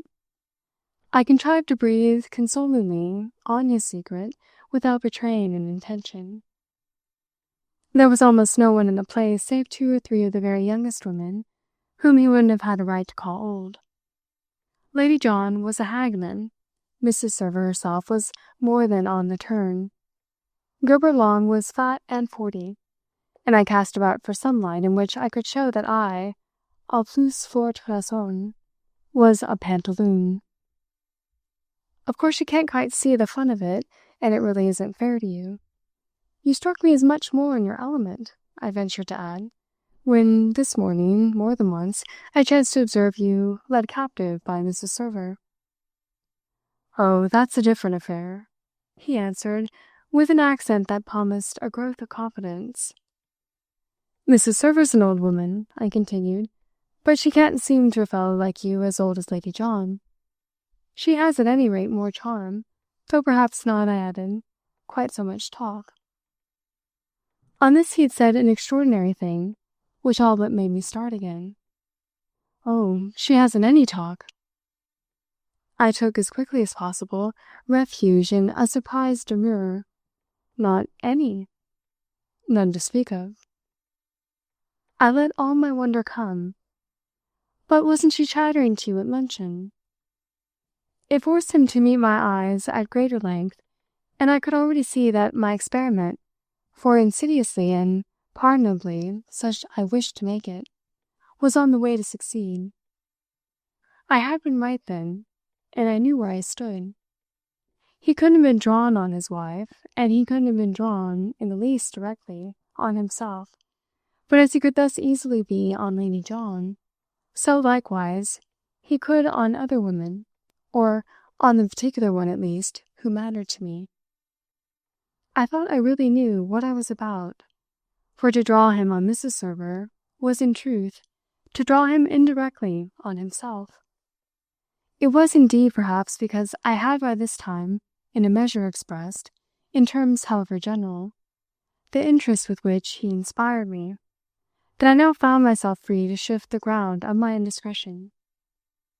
I only wanted him to know that on the question of Mrs. Server I was prepared to go as far with him as he should care to move. How it came to me now that he was the absolutely safe person in the house to talk of her with. "I was too far away from you to hear," I had gone on, and I could only judge of her flow of conversation from the animated expression of her face. It was extraordinarily animated. "But that, I admit," I added, "strikes one always as a sort of parti pris with her. She's never not extraordinarily animated." "She has no flow of conversation whatever," said Guy Brissenden. I considered. "But really—" He seemed to look at me quite without uneasiness now. "Why, haven't you seen for yourself how the case stands with her on that head?" "Do you mean, haven't I talked with her?" "Well, scarcely. For it's a fact that every man in the house, but I, strikes me as having been deluged with that privilege. If indeed," I laughed, "her absence of topics suffers it to be either a privilege or a deluge. She affects me in any case as determined to have nothing to do with me. She walks all the rest of you about, she gives you each your turn. Me only she skips, she systematically ignores. I'm half consoled for it, however," I wound up, "by seeing what short innings any individual of you has. You personally strike me as having had the longest."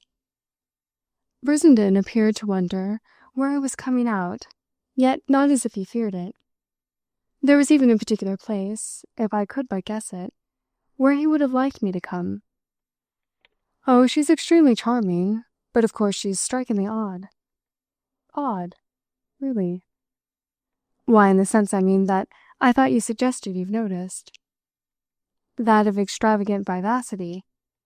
Oh, I've had to notice it at a distance, without knowing what it represents." He just hesitated. "You haven't any idea at all what it represents?" "How should I have," I smiled, "when she never comes near me? I've thought that, as I tell you, marked. What does her avoidance of me represent?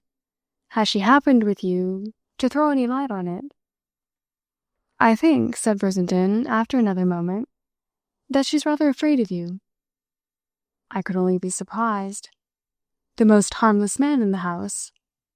"Are you, really?" he asked, and there was a touch of the comic in hearing him put it with his inveterate gravity. "If you take me for anything else," I replied, "I doubt if you'll find anyone to back you." My companion on this looked away for a little, turned about, fixed his eyes on the house, seemed, as with a drop of interest, on the point of leaving me. But instead of leaving me, he brought out the next moment. "I don't want anyone to back me. I don't care. I didn't mean just now," he continued, "that Mrs. Server has said to me anything against you, or that she fears you because she dislikes you. She only told me she thought you disliked her. It gave me a kind of shock. A creature so beautiful and so what? He asked as I found myself checked by my desire to come to her aid. Well, so brilliantly happy. I had all his attention again. Is that what she is? Then don't you, with your opportunities, know? I was conscious of rather an inspiration, a part of which was to be jocose. What are you trying, I laughed, to get out of me? It struck me luckily that, though he remained as proof against gaiety as ever, he was, thanks to this preoccupation, not disagreeably affected by my tone. Of course, if you've no idea, I can get nothing. No idea of what? Then it was that I at last got it straight. Well, of what's the matter with her? Is there anything particular? If there is, I went on, there's something that I've got out of you. How so, if you don't know what it is? Do you mean if you yourself don't? But without detaining him on this, of what in especial do the signs, I asked, consist? Well, of everyone's thinking so, that there's something or other.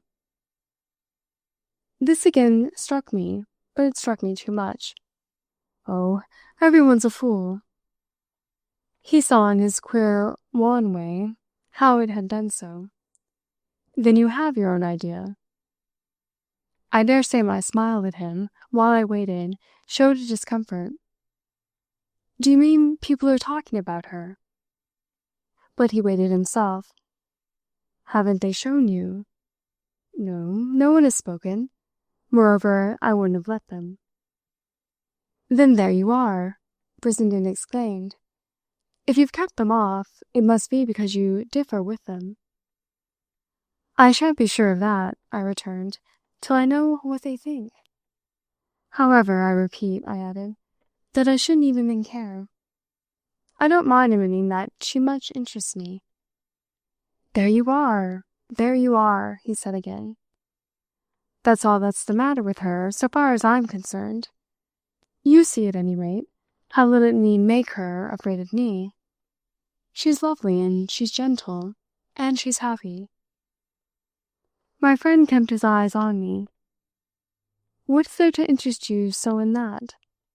Isn't it a description that applies here to a dozen other women? You can't say, you know, that you're interested in them, for you just spoke of them as so many fools. There was a certain surprise for me in so much acuteness, which, however, doubtless admonished me as to the need of presence of mind. I wasn't thinking of the ladies, I was thinking of the men. That's amiable to me, he said with his gentle gloom. Oh, my dear Brissenden, I accept you. And why should you? I felt a trifle pushed. I'll tell you some other time. And among the ladies I accept Mrs. Brissenden, with whom, as you may have noticed, I've been having much talk. And will you tell me some other time about that too? On which, as I but amicably shook my head for no, he had his first dimness of pleasantry. I'll get it then from my wife. Never. She won't tell you. She's passed you her word. That won't alter the fact that she tells me everything. He really said it in a way that made me take refuge for an instant in looking at my watch. Are you going back to tea? If you are, I'll, in spite of my desire to roam, walk 20 steps with you. I had already again put my hand into his arm, and we strolled for a little, till I threw off that I was sure Mrs. Server was waiting for him. To this he replied that if I wished to get rid of him, he was as willing to take that as anything else for granted, an observation that I, on my side, answered with an inquiry, though an inquiry that had nothing to do with it. Do you also tell everything to Mrs. Brissenden? It brought him up shorter than I had expected. Do you ask me that in order that I shan't speak to her of this? I showed myself at a loss. Of this? Why, of what we made out. About Mrs. Server, you and I. You must act as to that, my dear fellow, quite on your own discretion. All the more that what on earth have we made out? I assure you I haven't a secret to confide to you about her, except that I've never seen a person more unquenchably radiant. He almost jumped at it. Well, that's just it. But just what? Why, what they're all talking about. That she is so awfully radiant. That she's so tremendously happy. It's the question, he explained, of what in the world she has to make her so. I winced a little, but tried not to show it. My dear man, how do I know? She thinks you know. He after a moment answered. I could only stare. Mrs. Server thinks I know what makes her happy. I the more easily represented such a conviction as monstrous, in that it truly had its surprise for me. But Brissenden now was all with his own thought. She isn't happy. You mean that that's what's the matter with her under her appearance? Then what makes the appearance so extraordinary? Why, exactly what I mentioned, that one doesn't see anything whatever in her to correspond to it. I hesitated. Do you mean in her circumstances? Yes, or in her character. Her circumstances are nothing wonderful. She has none too much money. She has had 3 children and lost them, and nobody that belongs to her appears ever to have been particularly nice to her. I turned it over. How you do get on with her. Do you call it getting on with her to be the more bewildered the more I see her? Isn't to say you're bewildered only, on the whole, to say you're charmed. That always, doesn't it, describes more or less any engrossed relation with a lovely lady. Well, I'm not sure I'm so charmed. He spoke as if he had thought this particular question over for himself. He had his way of being lucid without brightness. I'm not at all easily charmed, you know. He the next moment added, and I'm not a fellow who goes about much after women. Ah, that I never supposed. Why in the world should you? It's the last thing, I laughed. But isn't this quite, what shall one call it, innocently, rather a peculiar case? My question produced in him a little gesture of elation, a gesture emphasized by a snap of his forefinger and thumb. I knew you knew it was special. I knew you'd been thinking about it. You certainly, I replied with assurance, have during the last 5 minutes made me do so with some sharpness. I don't pretend that I don't now recognize that there must be something the matter. I only desire, not unnaturally, that there should be, to put me in the right for having thought, if, as you're so sure, such a freedom as that can be brought home to me. If Mrs. Server is beautiful and gentle and strange, I speciously went on. What are those things but an attraction? I saw how he had them, whatever they were, before him as he slowly shook his head. They're not an attraction. They're too queer. I caught in an instant my way to fall in with him, and not the less that I by this time felt myself committed, up to the intellectual eyes, to ascertaining just how queer the person under discussion might be. Oh, of course I'm not speaking of her as a party to a silly flirtation, or an object of any sort of trivial pursuit. But there are so many different ways of being taken. For a fellow like you, but not for a fellow like me. For me there's only one. To be, you mean, in love. He put it a little differently. Well, to be thoroughly pleased. Ah, that's doubtless the best way, and the firm ground. And you mean you're not thoroughly pleased with Mrs. Server? No, and yet I want to be kind to her. Therefore, what's the matter? Oh, if it's what's the matter with you, you ask me, that extends the question. If you want to be kind to her, you get on with her, as we were saying, quite enough for my argument. And it isn't the matter also, after all, I demanded, that you simply feel she desires you to be kind. She does that. And he looked at me as with a sense of drawing from me, for his relief, some greater help than I wasn't yet conscious of the courage to offer. It is that she desires me. She likes it, and the extraordinary thing is that I like it. And why in the world shouldn't you? Because she terrifies me. She has something to hide.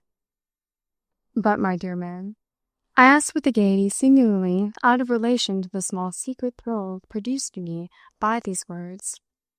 My dear man, what woman who's worth anything hasn't? Yes, but there are different ways. What she tries for is this false appearance of happiness. I weighed it. But isn't that the best thing? It's terrible to have to keep it up. Ah, but if you don't for her, if it all comes on herself. It doesn't, Guy Brissenden presently said. I do, for her, help to keep it up. And then, still unexpectedly to me, came out the rest of his confession. I want to. I try to. That's what I mean by being kind to her, and by the gratitude with which she takes it. One feels that one doesn't want her to break down. It was on this, from the poignant touch in it, that I at last felt I had burnt my ships, and didn't care how much I showed I was with him. Oh, but she won't. You must keep her going. He stood a little with a thumb in each pocket of his trousers, and his melancholy eyes ranging far over my head, over the tops of the highest trees. Who am I to keep people going? Why, you're just the man. Aren't you happy? He still ranged the tree-tops. Yes. Well then, you belong to the useful class. You've the wherewithal to give. It's the happy people who should help the others. He had in the same attitude another pause. It's easy for you to talk, because I'm not happy. It made him bring his eyes again down to me. I think you're a little so now, at my expense. I shook my head reassuringly. It doesn't cost you anything if, as I confess to it now, I do to some extent understand. That's more than, after talking of it this way with you, I feel that I do. He had brought that out with a sudden sigh, turning away to go on, so that we took a few steps more. You've nothing to trouble about, I then freely remarked, but that you are as kind as the case requires, and that you do help. I dare say that you'll find her even now on the terrace looking out for you. I patted his back as we went a little further, but as I still preferred to stay away from the house, I presently stopped again. Don't fall below your chance. Noblesse oblige. We'll pull her through. You say we, he returned, but you do keep out of it. Why should you wish me to interfere with you? I asked. I wouldn't keep out of it if she wanted me as much as she wants you. That, by her own admission, is exactly what she doesn't. Well then, said Brissenden, I'll make her go for you. I think I want your assistance quite as much as she can want mine. Oh, I protested for this. I've really given you already every ounce of mine I can squeeze out, and you know for yourself far more than I do. No, I don't. With which he became quite sharp. For you know how you know it, which I've not a notion of. It's just what I think, he continued, facing me again. You ought to tell me. I'm a little in doubt of what you're talking of, but I suppose you to allude to the oddity of my being so much interested, without my having been more informed. You've got some clue, Brissenden said, and a clue is what I myself want. Then get it, I laughed, from Mrs. Server. He wondered. Does she know? I had still, after all, to dodge a little. Know what? Why, that you found out what she has to hide. You're perfectly free to ask her. I wonder even that you haven't done so yet. Well, he said with the finest stroke of unconsciousness he had yet shown me. Well, I suppose it's because I'm afraid of her. But not too much afraid, I risked suggesting. To be hoping at this moment that you'll find her if you go back to where most of our party is gathered. You're not going for tea. You're going for Mrs. Server, just of whom it was, as I say, you were thinking while you sat there with Lady John. So what is it you so greatly fear?" It was as if I could see through his dim face a sort of gratitude for my making all this out to him. "I don't know that it's anything that she may do to me." He could make it out, in a manner for himself. "It's as if something might happen to her. It's what I told you, that she may break down. If you ask me how or in what," he continued, "how can I tell you? In whatever it is that she's trying to do. I don't understand it." Then he wound up with a sigh that, in spite of its softness, he imperfectly stifled. "But it's something or other." "What would it be then," I asked, "but what you speak of as what I've found out?" "The effort you distinguish in her is the effort of concealment. Vain, as I gather it strikes you both, so far as I, in my supernatural acuteness, am concerned." Following this with the final ease to which my encouragement directly ministered, he yet gave me, before he had quite arrived, a queer sidelong glance. "Wouldn't it really be better if you were to tell me? I don't ask her myself, you see. I don't put things to her in that way. Oh no, I've shown you how I do see. That's a part of your admirable consideration. But I must repeat that nothing would induce me to tell you." His poor old face fairly pleaded. "But I want so to know." Ah, there it is. I almost triumphantly laughed. "There what is?" "Why, everything. What I've divined between you and Mrs. Server as the tie. You're wanting so to know." I felt as if he were now, intellectually speaking, plastic wax in my hand. "And her wanting me not to?" "Wanting me not to," I smiled. He puzzled it out. "And being willing, therefore, that you only for sympathy, for fellowship, for the wild wonder of it, should know." "Well, for all those things and in spite of what you call your fear, try her." With which now, at last, I quitted him. Chapter 8. I'm afraid I can't quite say what, after that, I at first did, nor just how I immediately profited by our separation. I felt absurdly excited, though this indeed was what I had felt all day. There had been, in fact, deepening degrees of it ever since my first mystic throb, after finding myself, the day before in our railway carriage, shut up to an hour's contemplation and collation, as it were, of Gilbert Long and Mrs. Brissenden. I have noted how my first full contact with the changed state of these associates had caused the knell of the tranquil mind audibly to ring for me. I have spoken of my sharpened perception that something altogether out of the common had happened independently to each, and I could now certainly flatter myself that I hadn't missed a feature of the road I had thus been beguiled to travel. It was a road that had carried me far, and verily at this hour I felt far. I dare say that for a while after leaving poor Briss, after what I may indeed call launching him, this was what I predominantly felt. To be where I was, to whatever else it might lead, treated me by its help to the taste of success. It appeared then that the more things I fitted together, the larger sense, every way, they made. A remark in which I found an extraordinary elation. It justified my indiscreet curiosity. It crowned my underhand process with beauty. The beauty, perhaps, was only for me, the beauty of having been right. It made, at all events, an element in which, while the long day softly dropped, I wandered and drifted and securely floated.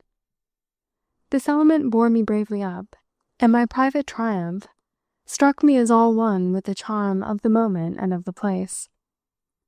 There was a general shade in all the lower reaches, a fine clear dusk in garden and grove, a thin suffusion of twilight, out of which the greater things, the high tree-tops and pinnacles, the long crests of motionless wood and chimneyed roof, rose into golden air.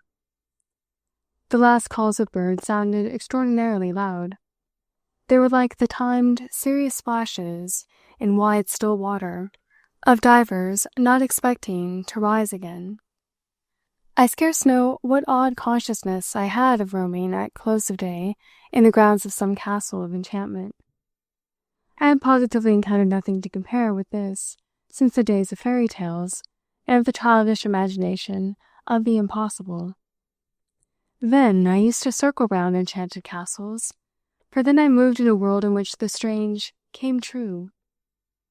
It was the coming true that was the proof of the enchantment, which, moreover, was naturally never so great as when such coming was, to such a degree and by the most romantic stroke of all, the fruit of one's own wizardry. I was positively, so had the wheel revolved, proud of my work. I had thought it all out, and to have thought it was, wonderfully, to have brought it. Yet I recall how I even then knew on the spot that there was something supreme I should have failed to bring, unless I had happened suddenly to become aware of the very presence of the haunting principle, as it were, of my thought.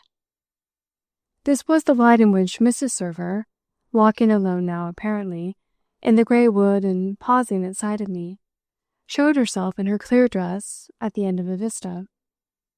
It was exactly as if she had been there by the operation of my intelligence, or even by that, in a still happier way, of my feeling. My excitement, as I called it, on seeing her, was assuredly emotion. Yet what was this feeling, really? Of which, at the point we had thus reached, I seemed to myself to have gathered from all things an invitation to render some account. Well, I knew within the minute that I was moved by it as by an extraordinary tenderness, so that this is the name I must leave it to make the best of. It had already been my impression that I was sorry for her, but it was marked for me now that I was sorrier than I had reckoned. All her story seemed at once to look at me out of the fact of her present lonely prowl. I met it without demur, only wanting her to know that if I struck her as waylaying her in the wood, as waiting for her there at eventide with an idea, I shouldn't in the least defend myself from the charge.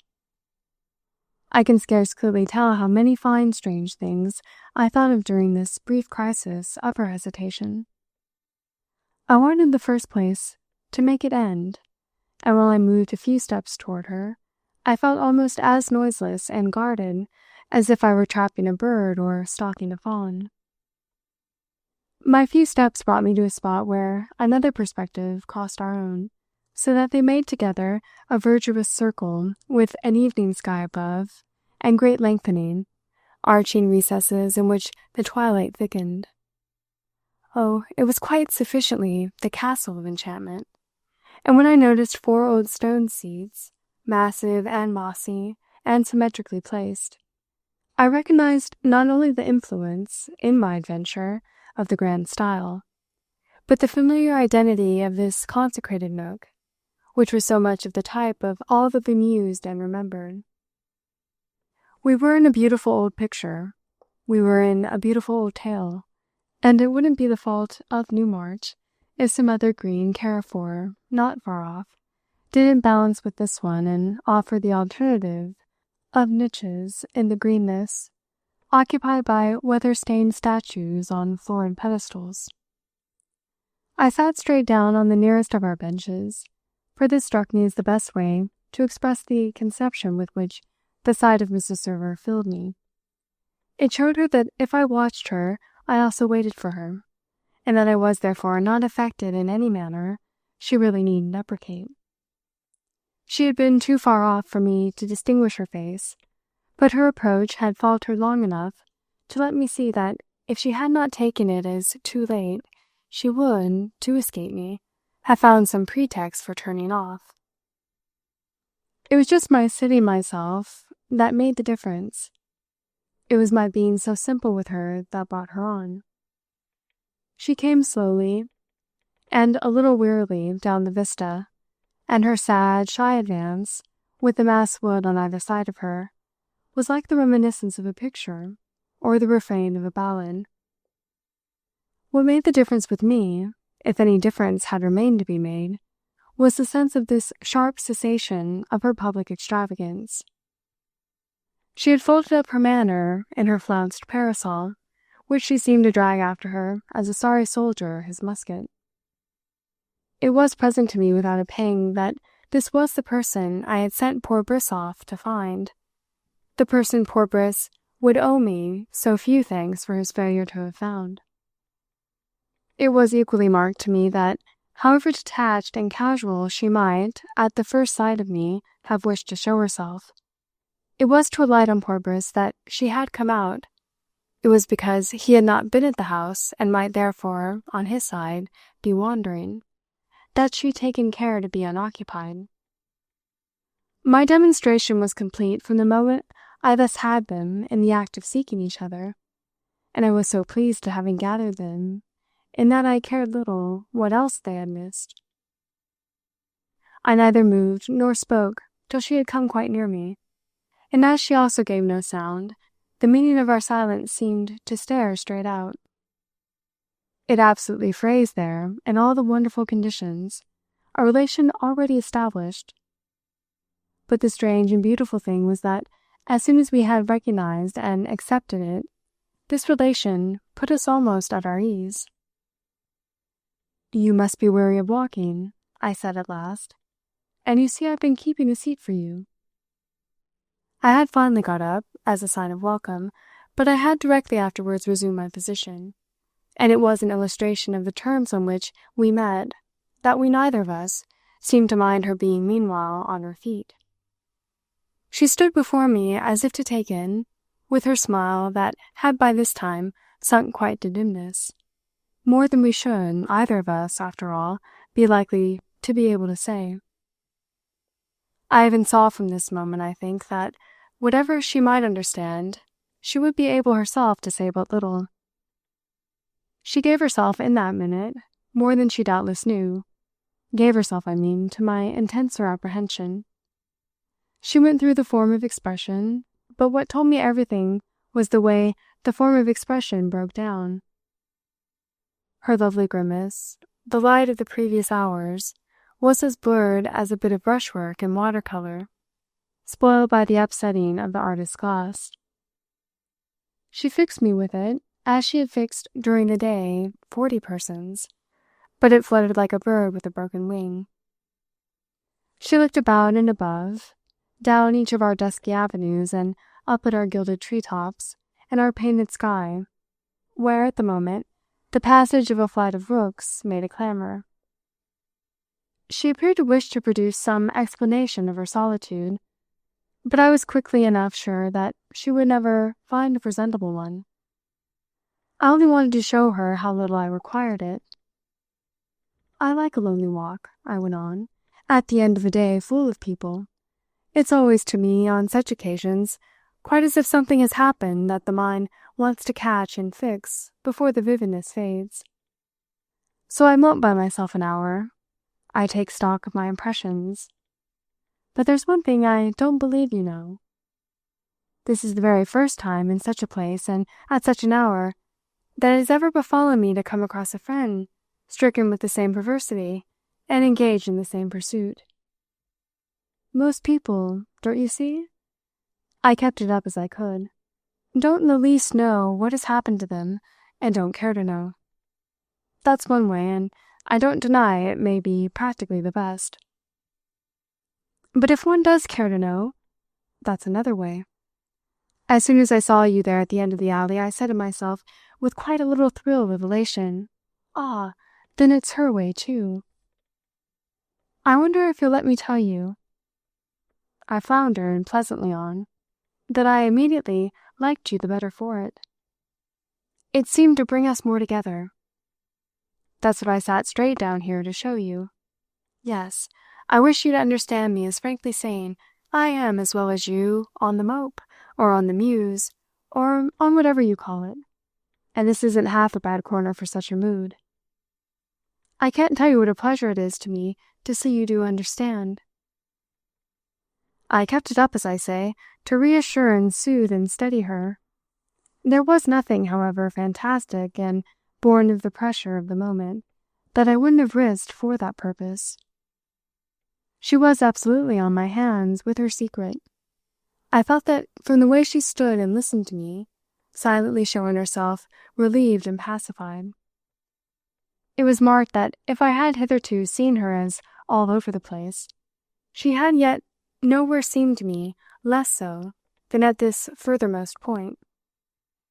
But if, though only nearer to her secret and still not in possession, I felt as justified as I have already described myself, so it equally came to me that I was quite near enough, at the pass we had reached, for what I should have to take for it all. She was on my hands. It was she herself, poor creature, who was.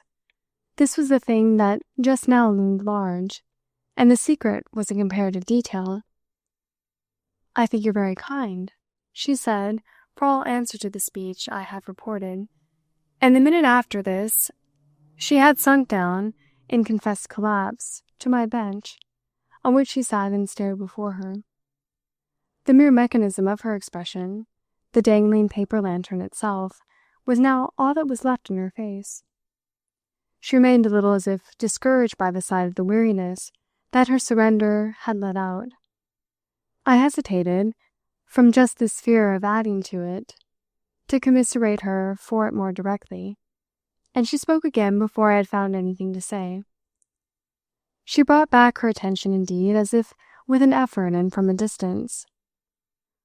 "What is it that has happened to you?" "Oh," I laughed, "what is it that has happened to you?" My question had not been in the least intended for pressure, but it made her turn and look at me, and this, I quickly recognized, was all the answer the most pitiless curiosity could have desired. All the more as well that the intention in it had been no greater than in my words. Beautiful, abysmal, involuntary, her exquisite weakness simply opened up the depths it would have closed. It was, in short, a supremely unsuccessful attempt to say nothing. It said everything, and by the end of a minute my chatter, none the less out of place for being all audible, was hushed to positive awe by what it had conveyed. I saw, as I had never seen before, what consuming passion can make of the marked mortal, on whom, with fixed beak and claws, it is settled as on a prey. She reminded me of a sponge wrung dry and with fine pores agape. Voided and scraped of everything, her shell was merely crushable. So it was brought home to me that the victim could be abased, and so it disengaged itself from these things, that the abasement could be conscience. That was Mrs. Server's tragedy, that her consciousness survived with a force that made it struggle and dissemble. This consciousness was all her secret. It was at any rate all mine. I promised myself roundly that I would henceforth keep clear of any other. I none the less, from simply sitting with her there, gathered in the sense of more things than I could have named, each of which, as it came to me, made my compassion more tender. Who of us all could say that his fall might not be as deep, or might not at least become so with equal opportunity? I for a while fairly forgot Mrs. Server, I fear, in the intimacy of this vision of the possibilities of our common nature. She became such a wasted and dishonored symbol of them as might have put tears in one's eyes. When I presently returned to her, our session seeming to resolve itself into a mere mildness of silence, I saw how it was that, whereas in such cases in general, people might have given up much, the sort of person this poor lady was could only give up everything. She was the absolute wreck of her storm, accordingly, but to which the pale ghost of a special sensibility still clung, waving from the mast, with a bravery that went to the heart, the last tatter of its flag. There are impressions too fine for words, and I shall not attempt to say how it was that, under the touch of this one, I felt how nothing that concerned my companion could ever again be present to me, but the fact itself of her admirable state. This was the source of her wan little glory, constituted, even for her, a small sublimity in the light of which mere minor identifications turned vulgar. I knew who he was, now with a vengeance, because I had learnt precisely from that who she was, and nothing could have been sharper than the force with which it pressed upon me that I had really learnt more than I had bargained for. Nothing need have happened if I hadn't been so absurdly, so fatally meditative about poor Long. An accident that most people, wiser people, appeared on the whole to have steered sufficiently clear of. Compared with my actual sense, the sense with which I sat there, that other vision was gross, and grosser still, the connection between the two. Such were some of the reflections in which I indulged, while her eyes, with their strange intermissions of darkness or of light, who could say which, told me from time to time that she knew whatever I was thinking of to be for her virtual advantage. It was prodigious what, in the way of suppressed communication, passed in these wonderful minutes between us. Our relation could be at the best but an equal confession, and I remember saying to myself that if she had been as subtle as I, which she wasn't, she too would have put it together that I had dreadfully talked about her. She would have traced in me my demonstration to Mrs. Briss that, whoever she was, she must logically have been idiotized. It was the special poignancy of her collapse that, so far at least as I was concerned, this was a ravage the extent of which she had ceased to try to conceal. She had been trying, and more or less succeeding, all day, the little drama of which her public unrest had had, when one came to consider, no other argument. It had been terror that had directed her steps, the need constantly to show herself detached and free, followed by the sterner one not to show herself, by the same token, limp and empty.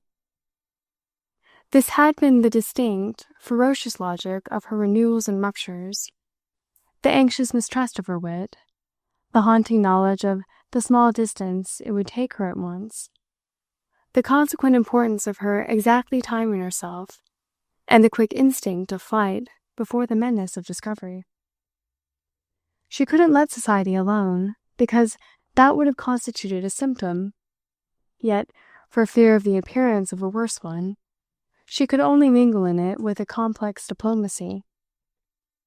She was accordingly exposed on every side, and to be with her a while, thus quietly, was to read back into her behaviour the whole explanation, which was positively simple to me now. To take up again the vivid analogy, she had been sailing all day, though scarce able to keep afloat, under the flag of her old reputation for easy response. She had given to the breeze an sad scrap of a substitute for the play of mind once supposed remarkable. The last of all the things her stillness said to me was that I could judge from so poor a show what had become of her conversability. What I did judge was that a frantic art had indeed been required to make her pretty silences pass, from one crisis to another, for pretty speeches. Half this art, doubtless, was the glittering deceit of her smile, the sublime, pathetic overdone geniality, which represented so her share in any talk that, every other eloquence failing, there could only be nothing at all from the moment it abandoned its office. There was nothing at all. That was the truth, in accordance with which I finally, for everything it might mean to myself, put out my hand and bore ever so gently on her own. Her own rested listlessly on the stone of our seat. Of course, it had been an immense thing for her that she was, in spite of everything, so lovely.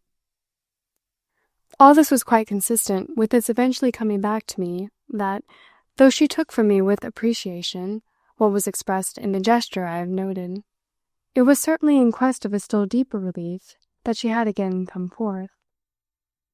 The more I considered her face, and most of all, so permittedly, in her passive, conscious presence, the more I was sure of this, and the further I could go in the imagination of her beautiful duplicity. I ended by divining that if I was assuredly good for her, because the question of keeping up with me had so completely dropped, and if the service I so rendered her was not less distinct to her than to myself. I ended by divining that she had none the less her obscure vision of a still softer ease. Guy Brissenden had become, in these few hours, her positive need. A still greater need than I had lately amused myself with making out that he had found her. Each had, by their unprecedented plight, something for the other, some intimacy of unspeakable confidence, that no one else in the world could have for either. They had been feeling their way to it, but at the end of their fitful day they had grown confusedly, yet beneficently sure. The explanation here again was simple. They had the sense of a common fate. They hadn't to name it or to phrase it, possibly even couldn't had they tried. Peace and support came to them, without that, in the simple revelation of each other. Oh, how I made it out that if it was indeed very well for the poor lady to feel thus in my company that her burden was lifted, my company would be after all but a rough substitute for Guy's. He was a still better friend, little as he could have told the reason. And if I could, in this connection, have put the words into her mouth, here follows something of the sense that I should have made them form. Yes, my dear man, I do understand you quite perfectly now, and, by I know not what miracle, I've really done so to some extent from the first. Deep is the rest of feeling with you in this way, that I'm watched, for the time, only as you watch me. It is all stopped, and I can stop. How could I make you understand what it is for me that there isn't at last a creature any more in sight, that the wood darkens about me, that the sounds drop and the relief goes on? What can it mean for you, even? That I've given myself up to not caring whether or no, amongst others, I'm missed and spoken of. It does help my strange case, in fine, as you see, to let you keep me here. But I should have found still more what I was in need of if I had only found, instead of you, him whom I had in mind. He is as much better than you as you are than everyone else.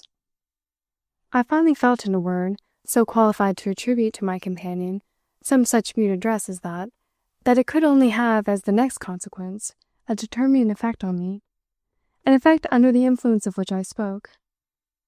I parted with him some way from here, some time ago. I found him in one of the gardens with Lady John, after which we came away from her together. We strolled a little and talked, but I knew what he really wanted. He wanted to find you, and I told him he would probably do so at tea on the terrace. It was visibly with that idea, to return to the house, that he left me. She looked at me for some time on this, taking it in, yet still afraid of it. You found him with Lady John? She at last asked, and with a note in her voice that made me see what, as there was a precaution I had neglected, she feared. The perception of this, in its turn, operated with me for an instant, almost as the rarest of temptations. I puzzled out everything and put everything together. I was as morally confident and as intellectually triumphant as I frankly here describe myself. But there was no objective test to which I had yet exposed my theory. The chance to apply one, and it would be infallible, has suddenly cropped up. There would be excitement, amusement, discernment in it. It would be indeed but a more roundabout expression of interest and sympathy. It would, above all, pack the question I had for so many hours been occupied with into the compass of a needlepoint. I was dazzled by my opportunity. She had had an uncertainty, in other words, as to whom I meant, and that it kept her for some seconds on the rack was a trifle compared to my chance. She would give herself away supremely if she showed she suspected me of placing my finger on the spot, if she understood the person I had not named to be nameable as Gilbert Long. What had created her peril, of course, was my naming Lady John. Well, how could I say in any sufficient way how much the extraordinary beauty of her eyes, during this brevity of suspense, had to do with the event? It had everything. for it was what caused me to be touched beyond even what I had already been, and I could literally bear no more of that. I therefore took no advantage, or took only the advantage I had spoken with the intention of taking.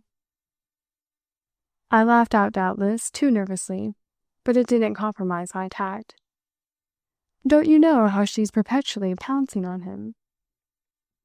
Still, however, I had not named him, which was what prolonged the tension.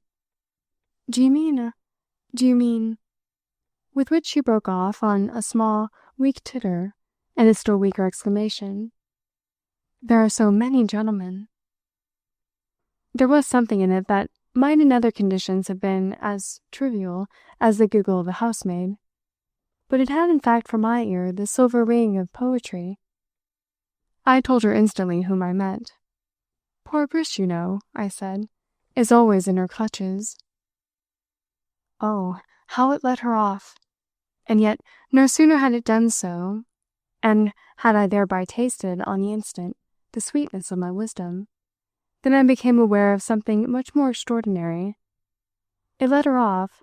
She showed me this for a minute, in spite of herself. But the next minute she showed me something quite different, which was, most wonderful of all, that she wished me to see her as not quite feeling why I should so much take for granted the person I had named. Poor Briss. Her face and manner appeared suddenly to repeat. Quite moreover, and it was the drollest, saddest part, as if all our friends had stood about us to listen. Wherein did poor Briss so intimately concern her? What, pray, was my ground for such free reference to poor Briss? She quite repudiated poor Briss. She knew nothing at all about him, and the whole airy structure I had erected with his aid might have crumbled at the touch she thus administered, if its solidity had depended only on that. I had a minute of surprise which, had it lasted another minute, as surprise, pure and simple, might almost as quickly have turned to something like chagrin. Fortunately, it turned instead into something even more like enthusiasm than anything I had yet felt. The stroke was extraordinary, but extraordinary for its nobleness. I quickly saw in it, from the moment I had got my point of view, more fine things than ever. I saw, for instance, that, magnificently, she wished not to incriminate him. All that had passed between us had passed in silence, but it was a different matter for what might pass in sound.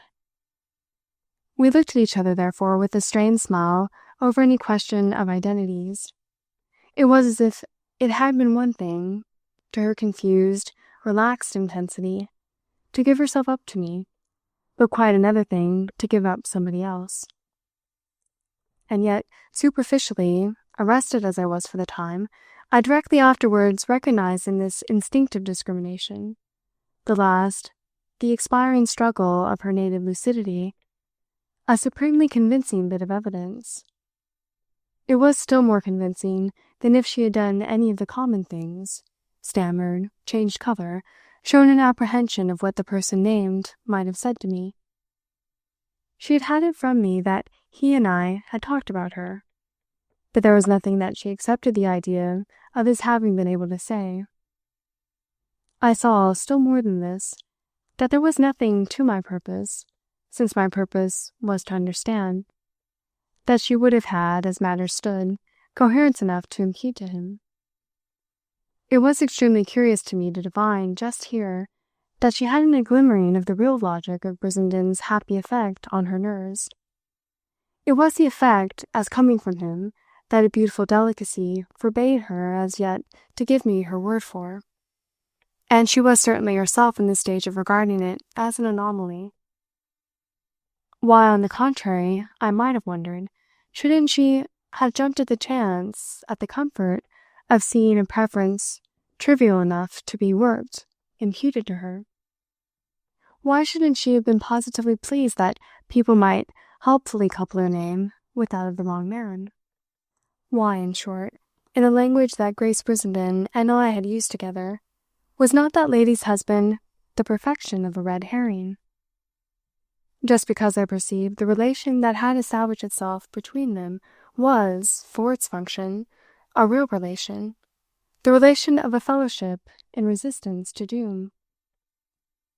Nothing could have been stranger than for me so to know it was while the stricken parties themselves were in ignorance. But nothing, at the same time, could have been, as I have since made out, more magnanimous than Mrs. Server's attitude. She moved, groping and panting, in the gathering dusk of her fate, but there were calculations she still could dimly make. One of these was that she must drag no one else in. I verily believe that, for that matter, she had scruples, poignant and exquisite, even about letting our friend himself see how much she liked to be with him. She wouldn't at all events let another see. I saw what I saw, I felt what I felt, but such things were exactly a sign that I could take care of myself. There was apparently, I was obliged to admit, but little apprehension in her of her unduly showing that our meeting had been anything of a blessing to her. There was no one indeed just then to be the wiser for it. I might perhaps else even have feared that she would have been influenced to treat the incident as closed. I had, for that matter, no wish to prolong it beyond her own convenience. It had already told me everything it could possibly tell. I thought I knew, moreover, what she would have got from it. I prefer, none the less, that we should separate by my own act. I wanted not to see her move in order to be free of me. So I stood up, to put her more at her ease, and it was while I remained before her that I tried to turn to her advantage what I had committed myself to about Brissenden. I had a fancy, at any rate, that he was looking for you, all the more that he didn't deny it. She not moved, she let me take my hand from her own with as little sign as on her first feeling its touch. She only kept her eyes on me. What made you have such a fancy? What makes me ever have any? I laughed. My extraordinary interest in my fellow creatures.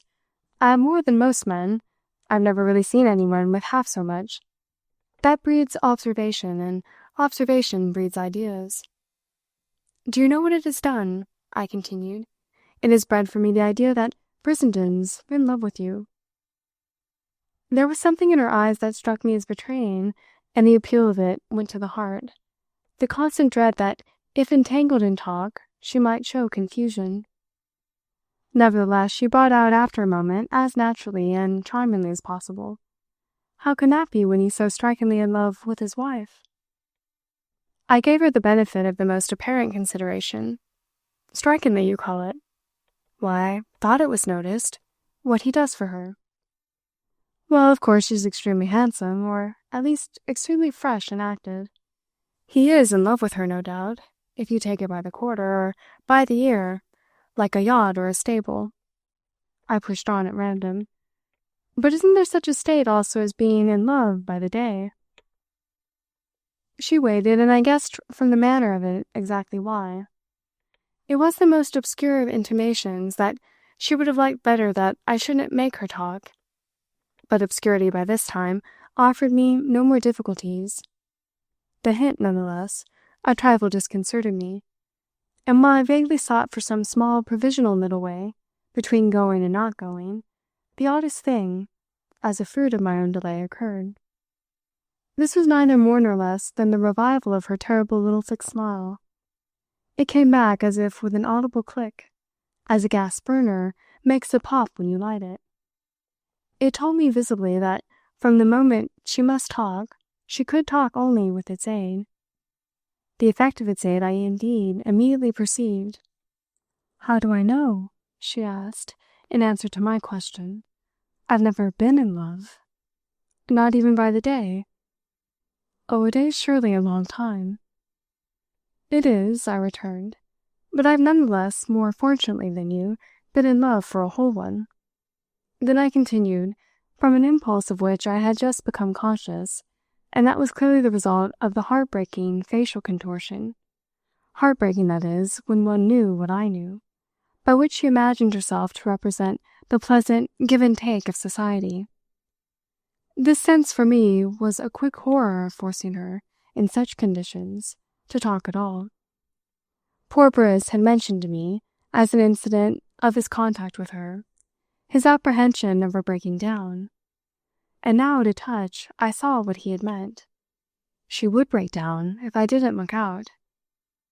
I found myself thus, from one minute to the other, as greatly dreading it for her, dreading it indeed for both of us, as I might have dreaded some physical accident or danger, her fall from an unimaginable horse, or the crack beneath her of thin ice.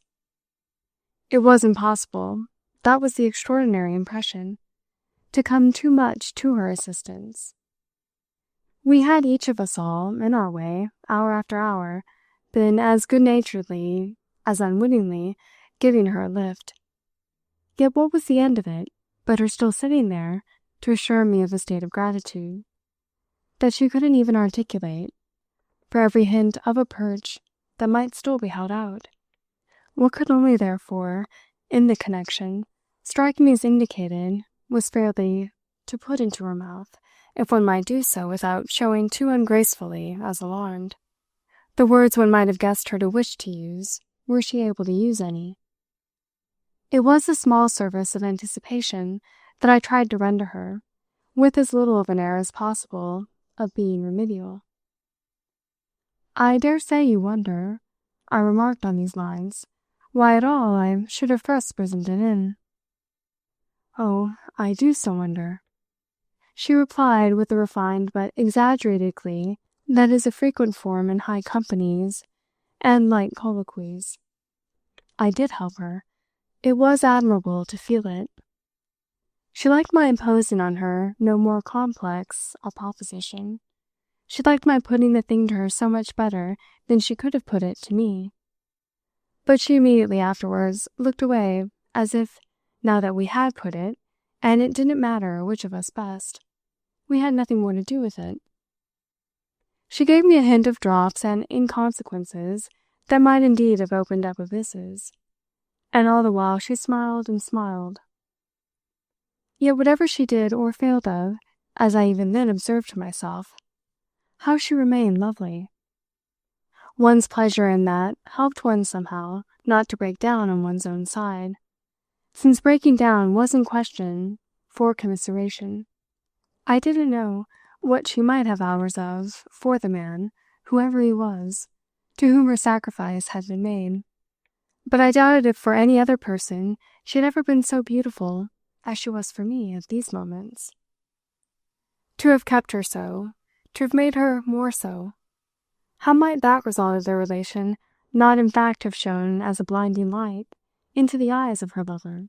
What would he have been bound to make out in her after all, but her passion and her beauty? Wasn't it enough for such wonders as these to fill his consciousness? If they didn't fill mine, even though occupying so large a place in it, was that not only because I had not the direct benefit of them, as the other party to the prodigy had it? They filled mine too, for that matter, just at this juncture, long enough for me to describe myself as rendered subject by them to a temporary loss of my thread. What could pass muster with her as an account of my reasoning for evoking the blighted identity of our friend?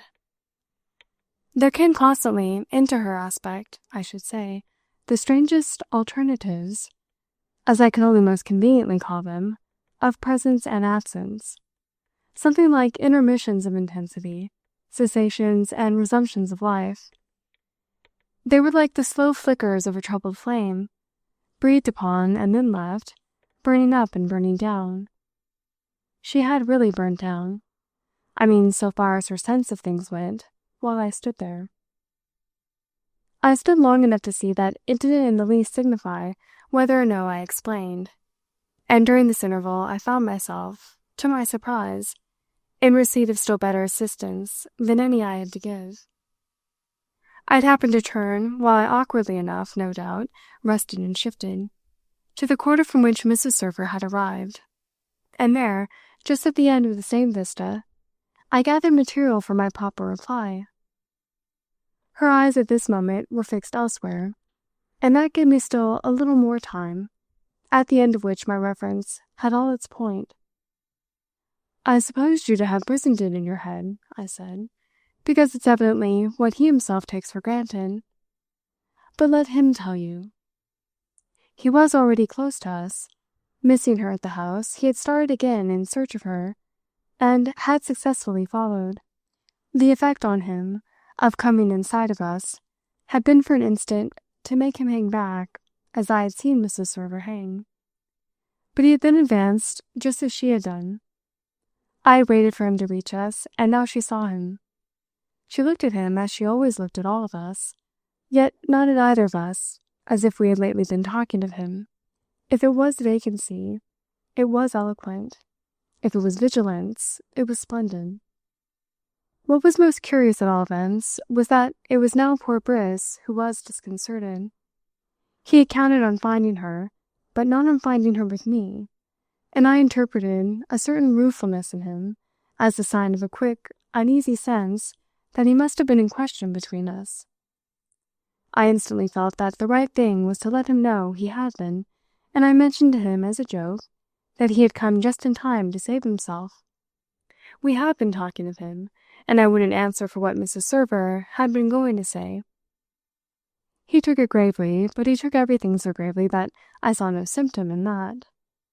In fact, as he appeared at first careful not to meet my eyes, I saw for a minute or two no symptom in anything at least, but the way in which, standing beside me and before Mrs. Server's bench, he received the conscious glare of her recognition, without returning it, and without indeed giving her a look. He looked all about, looked, as she herself had done after our meeting, at the charming place and its marks of the hour, at the rich twilight, deeper now in the avenues, and at the tree-tops and sky, more flushed now with colour. I found myself of a sudden quite as sorry for him as I had been for Mrs. Server, and I scarce know how it was suggested to me that, during the short interval since our separation, something had happened that made a difference in him. Was the difference of consciousness still more charged than I had left it? I couldn't exactly say, and the question really lost itself in what soon came uppermost for me. The desire, above all, to spare them both, and to spare them equally. The difficulty, however, was to spare them in some fashion that would not be more marked than continuing to observe them. To leave them together without a decent pretext would be marked. But this, I eagerly recognized, was none the less what most concerned me. Whatever they might see in it, there was by this time little enough doubt of how it would indicate, for my own mind, that the wheel had completely turned. That was the point to which I had been brought by the lapse of a few hours. I had verily travelled far, since the sight of the pair on the terrace had given its arrest to my first talk with Mrs. Briss. I was obliged to admit to myself that nothing could very well have been more singular than some of my sequences.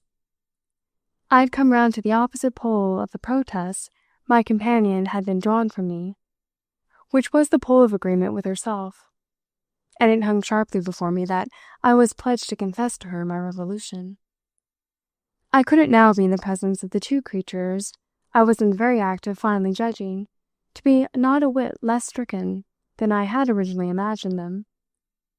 I couldn't do this and think with any complacency of the redemption of my pledge, for the process by which I had definitely inculpated Mrs. Server was precisely such a process of providential supervision as made me morally responsible, so to speak, for her, and thereby intensified my scruples. Well, my scruples had the last word. They were what determined me to look at my watch and profess that, whatever sense of a margin Brissenden and Mrs. Server might still enjoy, it behooved me not to forget that I took, on such great occasions, an hour to dress for dinner. It was a fairly crude cover for my retreat. Perhaps, indeed, I should rather say that my retreat was practically naked and unadorned. It formulated their relation. I left them with the formula on their hands, both queerly staring at it, both uncertain what to do with it. For some passage that would soon be a correction of this, however, one might surely feel that one could trust them. I seemed to feel my trust justified, behind my back, before I had got 20 yards away. By the time I had done this, I must add, something further had befallen me. Poor Bruce had met my eyes just previous to my flight, and it was then I satisfied myself of what had happened to him at the house. He had met his wife. She had in some way dealt with him. He had been with her, however briefly, alone, and the intimacy of their union had been afresh impressed upon him. Poor Briss, in fine, looked 10 years older. Chapter 9.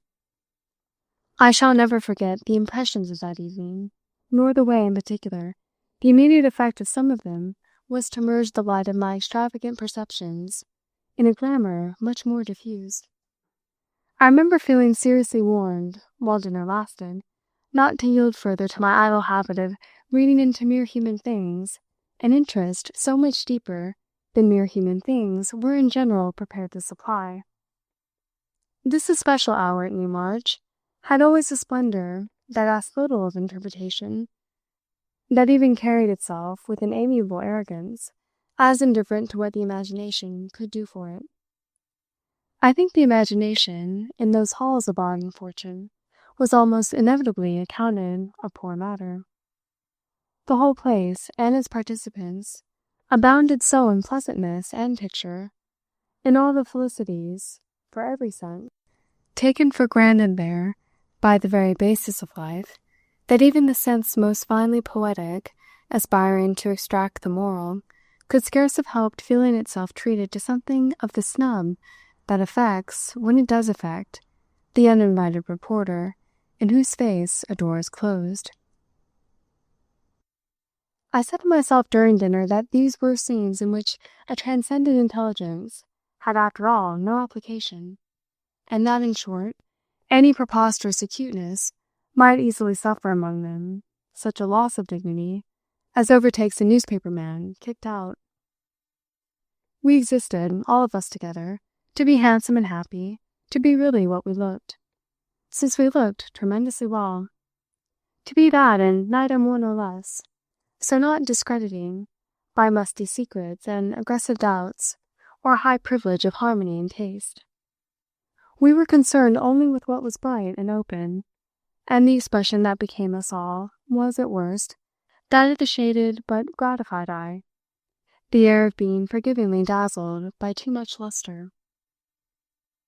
Mrs. Server at table was out of my range, but I wondered if, had she not been so, I shouldn't now have been moved to recognize in her fixed expressiveness nothing more than our common reciprocal tribute. Hadn't everyone my eyes could at present take in a fixed expressiveness? Was I not very possibly myself, on this ground of physiognomic congruity, more physiognomic than anyone else? I made my excellence, on the chance, go as far as it would to cover my temporary doubts. I saw Mrs. Brissenden, in another frock, naturally, and other jewels from those of the evening before, but she gave me, across the board, no more of a look than if she had quite done with me. It struck me that she felt she had done, that, as to the subject of our discussion, she deemed her case by this time so established as to offer comparatively little interest. I couldn't come to her to renew the discussion. I could only come to her to make my submission, and it doubtless appeared to her, to do her justice, more delicate not to triumph over me in advance. The profession of joy, however, reigned in her handsome face, none the less largely for my not having the benefit of it. If I seem to falsify my generalization by acknowledging that her husband, on the same side, made no more public profession of joy than usual, I am still justified by the fact that there was something in a manner decorative, even in Brissenden's wonted gloom. He reminded me at this hour more than ever of some fine old Velasquez or other portrait, a presentation of ugliness and melancholy that might have been moral. There was as little of the common in his dry, distinguished patience as in the case I had made out for him. Blighted and ensconced, he looked at it over the rigid convention, his peculiar perfection of necktie, shirt front, and waistcoat, as some aged remnant of sovereignty at the opera looks over the ribbon of an order and the ledge of a box. I must add, however, that in spite of my sense of his wife's indulgence, I kept quite aware of the nearer approach, as course followed course, of my hour of reckoning with her. More and more saw the moment of the evening, at which, frankly amused at last at having me in a cleft stick, she would draw me a little out of the throng. Of course, also, I was much occupied in asking myself to what degree I was prepared to be perjured. Was I ready to pretend that my candor was still unconvinced? And was I in this case only instinctively mustering my arguments? I was certainly as sorry that Mrs. Server was out of my view as if I proposed still to fight. And I really felt, so far as that went, as if there might be something to fight for, after the lady on my left had given me a piece of news. I had asked her if she happened to know, as we couldn't see, who was next Mrs. Server.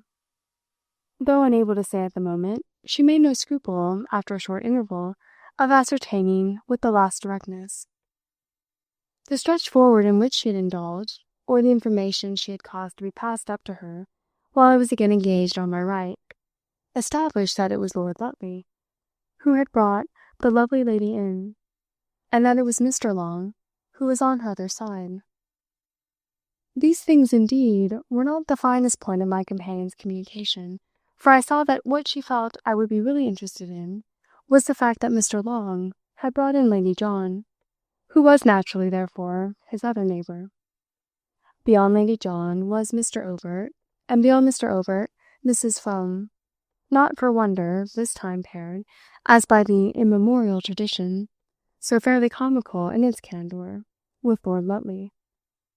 Wasn't it too funny, the kind of grandmotherly view of the relation shown in their always being put together?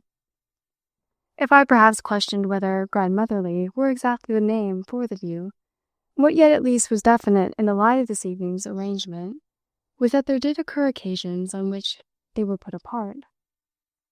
My friend, of course, disposed of this observation by the usual exception that proved the rule, but it was absurd how I had thrilled with her announcement, and our exchange of ideas meanwhile helped to carry me on. My theory had not at all been framed to embrace the phenomenon thus presented.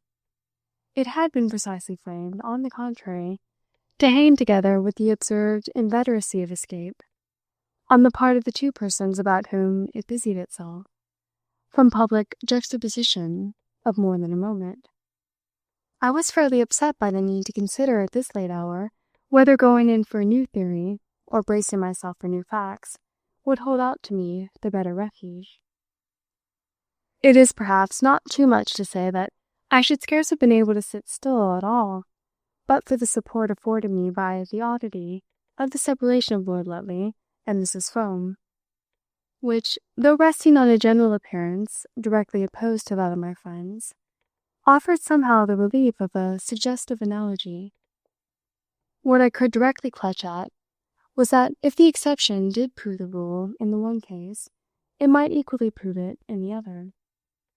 If on a rare occasion one of these couples might be divided, so, by as uncommon a chance, the other might be joined, the only difference being in the gravity of the violated law. For which pair was the betrayal greatest? It was not until dinner was nearly ended, and the ladies were about to withdraw, that I recovered lucidity to make out how much more machinery would have had to be put into motion, consistently, to prevent, than once in a way to minimize, the disconcerting accident. All accidents, I must add, were presently to lose themselves in the unexpectedness of my finding myself, before we left the dining-room, in easy talk with Gilbert Long.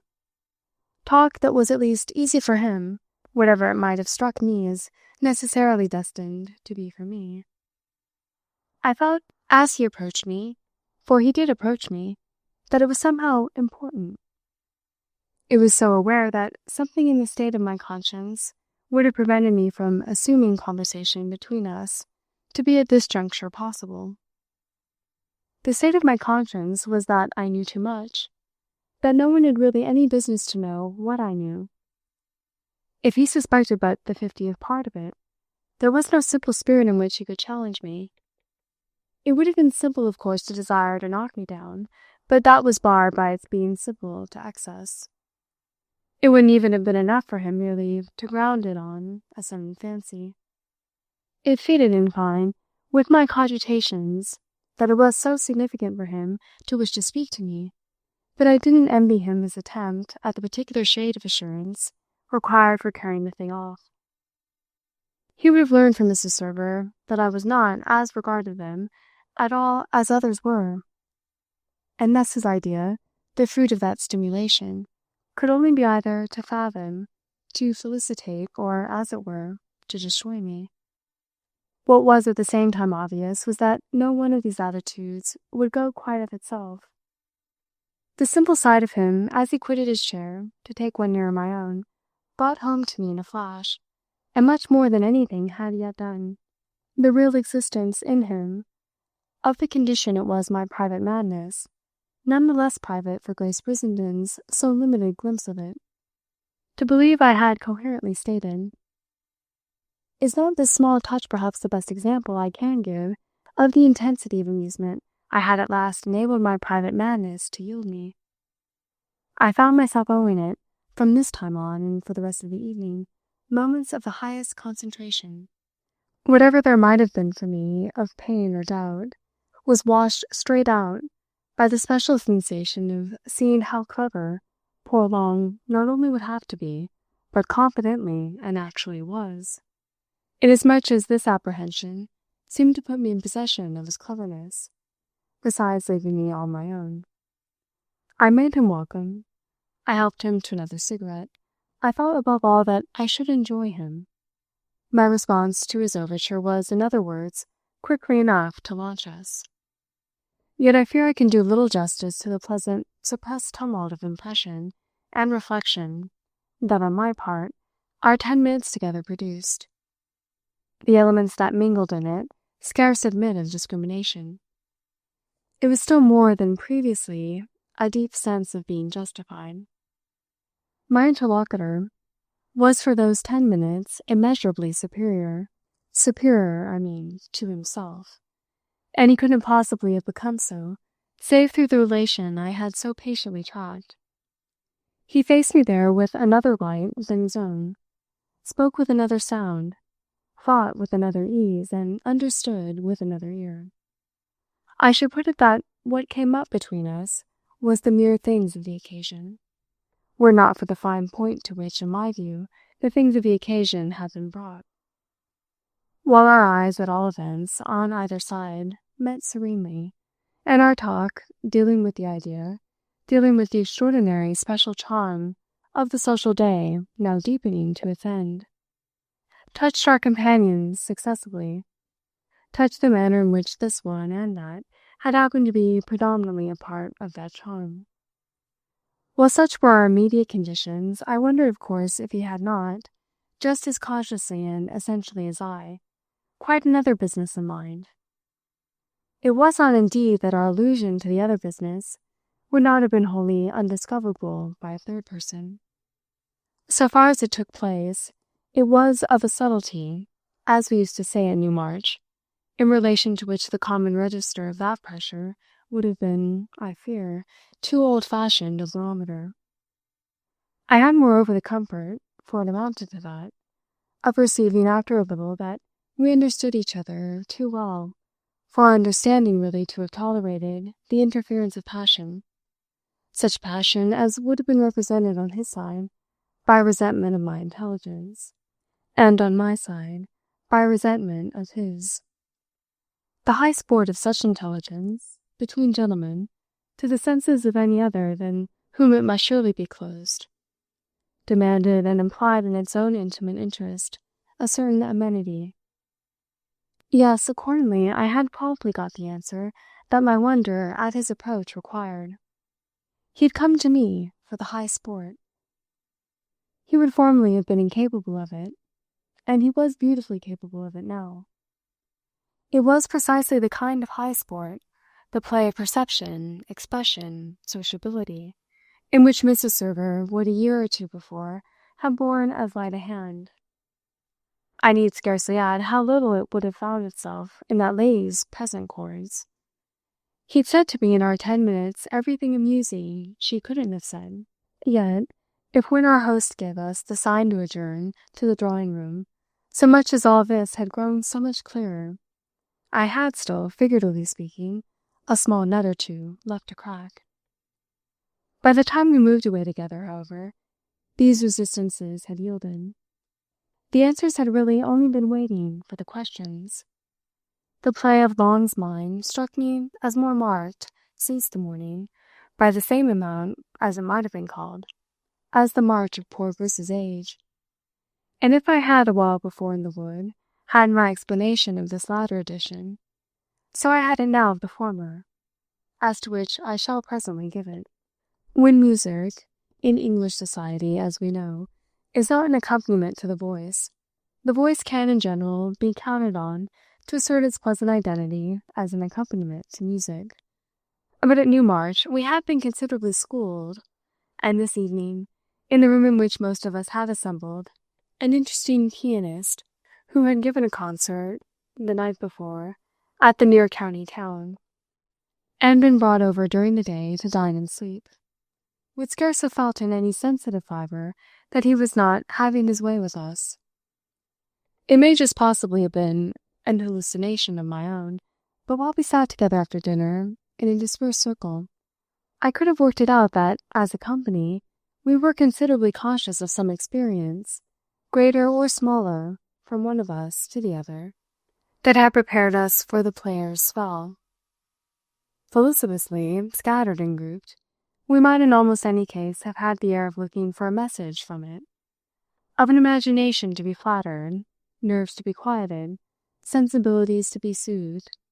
The whole scene was as composed as if there were scarce one of us but had a secret thirst for the infinite to be quenched.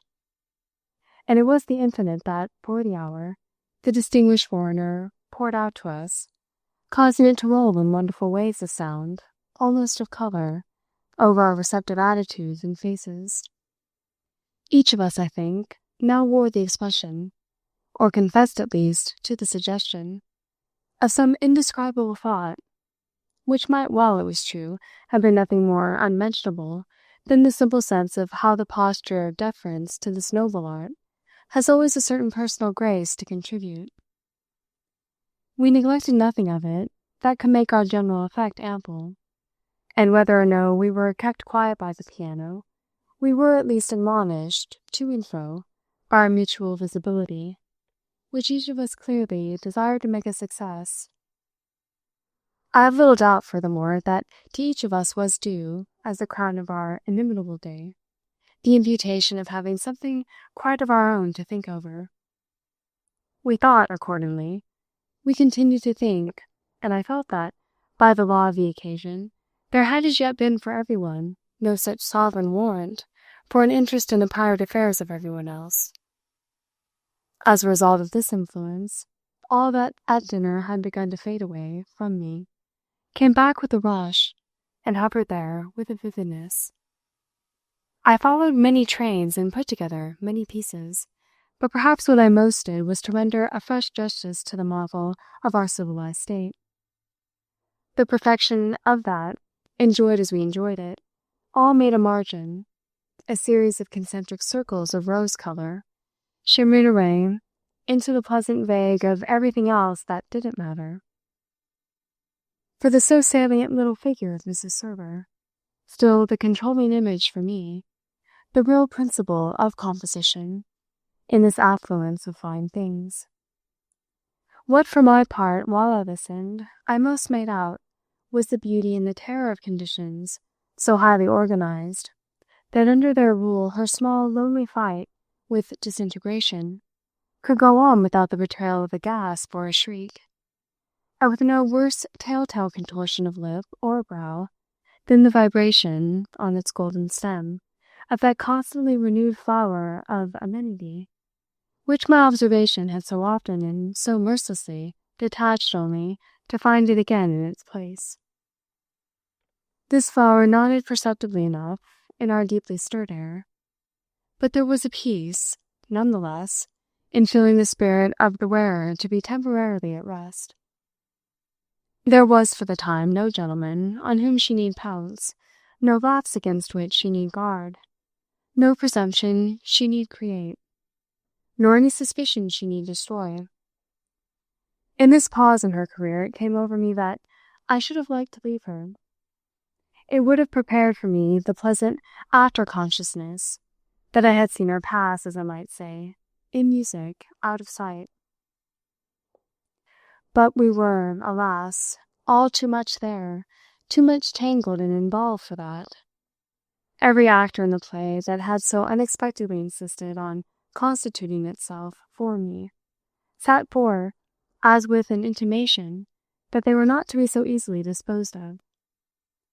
It was as if there were some last act to be performed before the curtain could fall, with the definite dramatic signal for ringing the curtain down, even only as a grand climax and coup d'état, the due attestation that poor Briss had succumbed to inexorable time, and Mrs. Server given way under a cerebral lesion.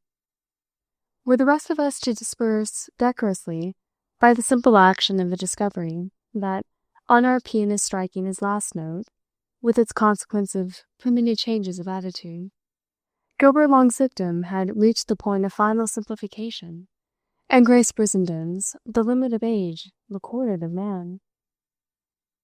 I could look at neither of these persons without a sharper sense of the contrast between the tragedy of their predicament and the comedy of the situation that did everything to them but suspect it.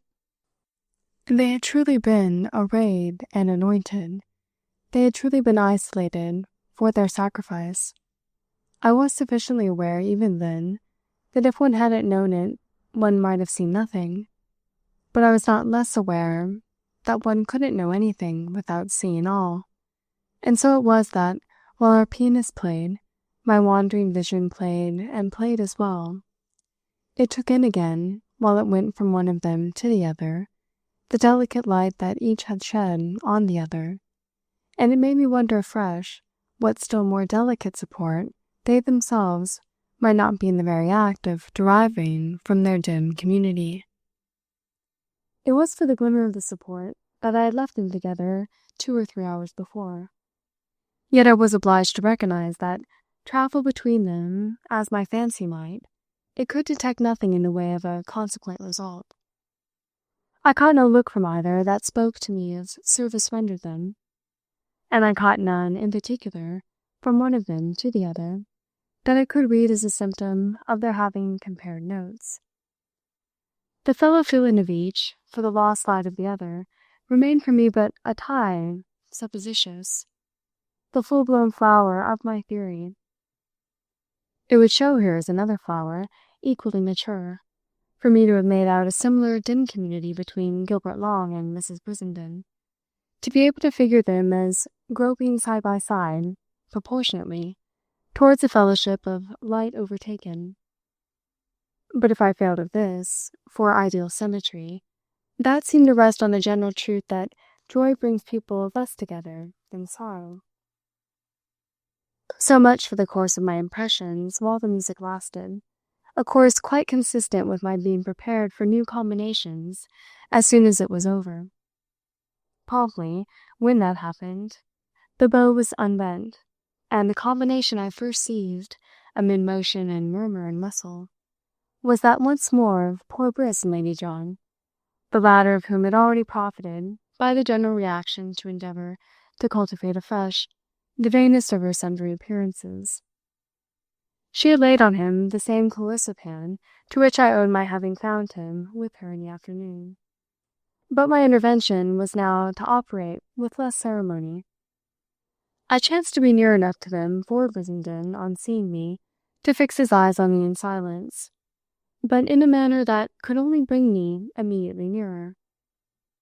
Lady John never did anything in silence, but she greeted me as I came up to them with a fine false alarm. "No, indeed," she cried, "you shan't carry him off this time." And poor Briss disappeared, leaving us face to face, even while she breathed defiance. He had made no joke of it, and I had from him no other recognition. It was therefore a mere touch, yet it gave me a sensible hint that he had begun, as things were going, to depend upon me, that I had already in a fashion figured to him, and unamazingly little evidence after all, as his natural protector, his providence, his effective omniscience. Like Mrs. Silver herself, he was materially on my hands, and it was proper I should do for him. I wondered if he were really beginning to look to me to avert his inexorable fate. Well, if his inexorable fate was to be an unamendable climax, it had also its special phases, and one of these I had just averted.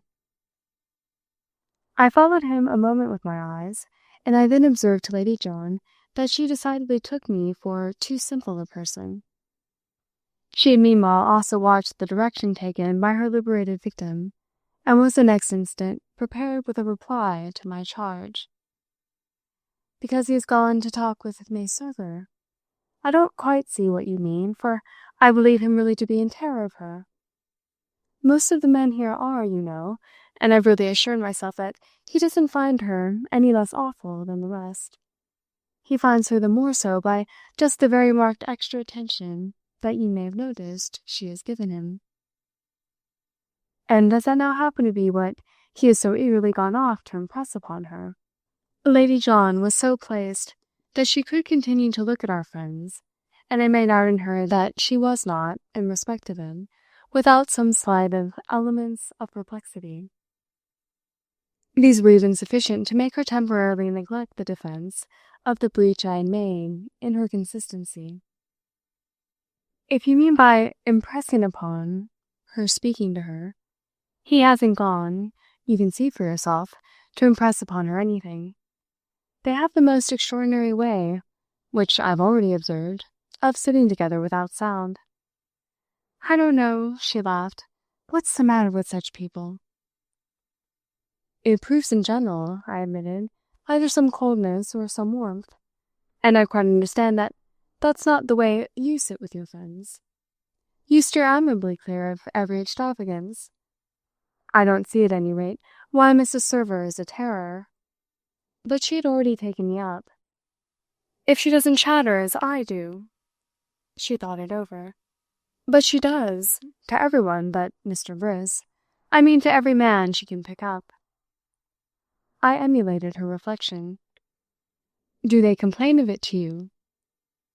They're more civil than you, she returned. For if, when they flee before it, they bump up against me in their flight, they don't explain that by intimating that they've come from bad to worse. Besides, I see what they suffer. And do you hear it? What they suffer? No, I've taken care not to suffer myself. I don't listen. It's none of my business.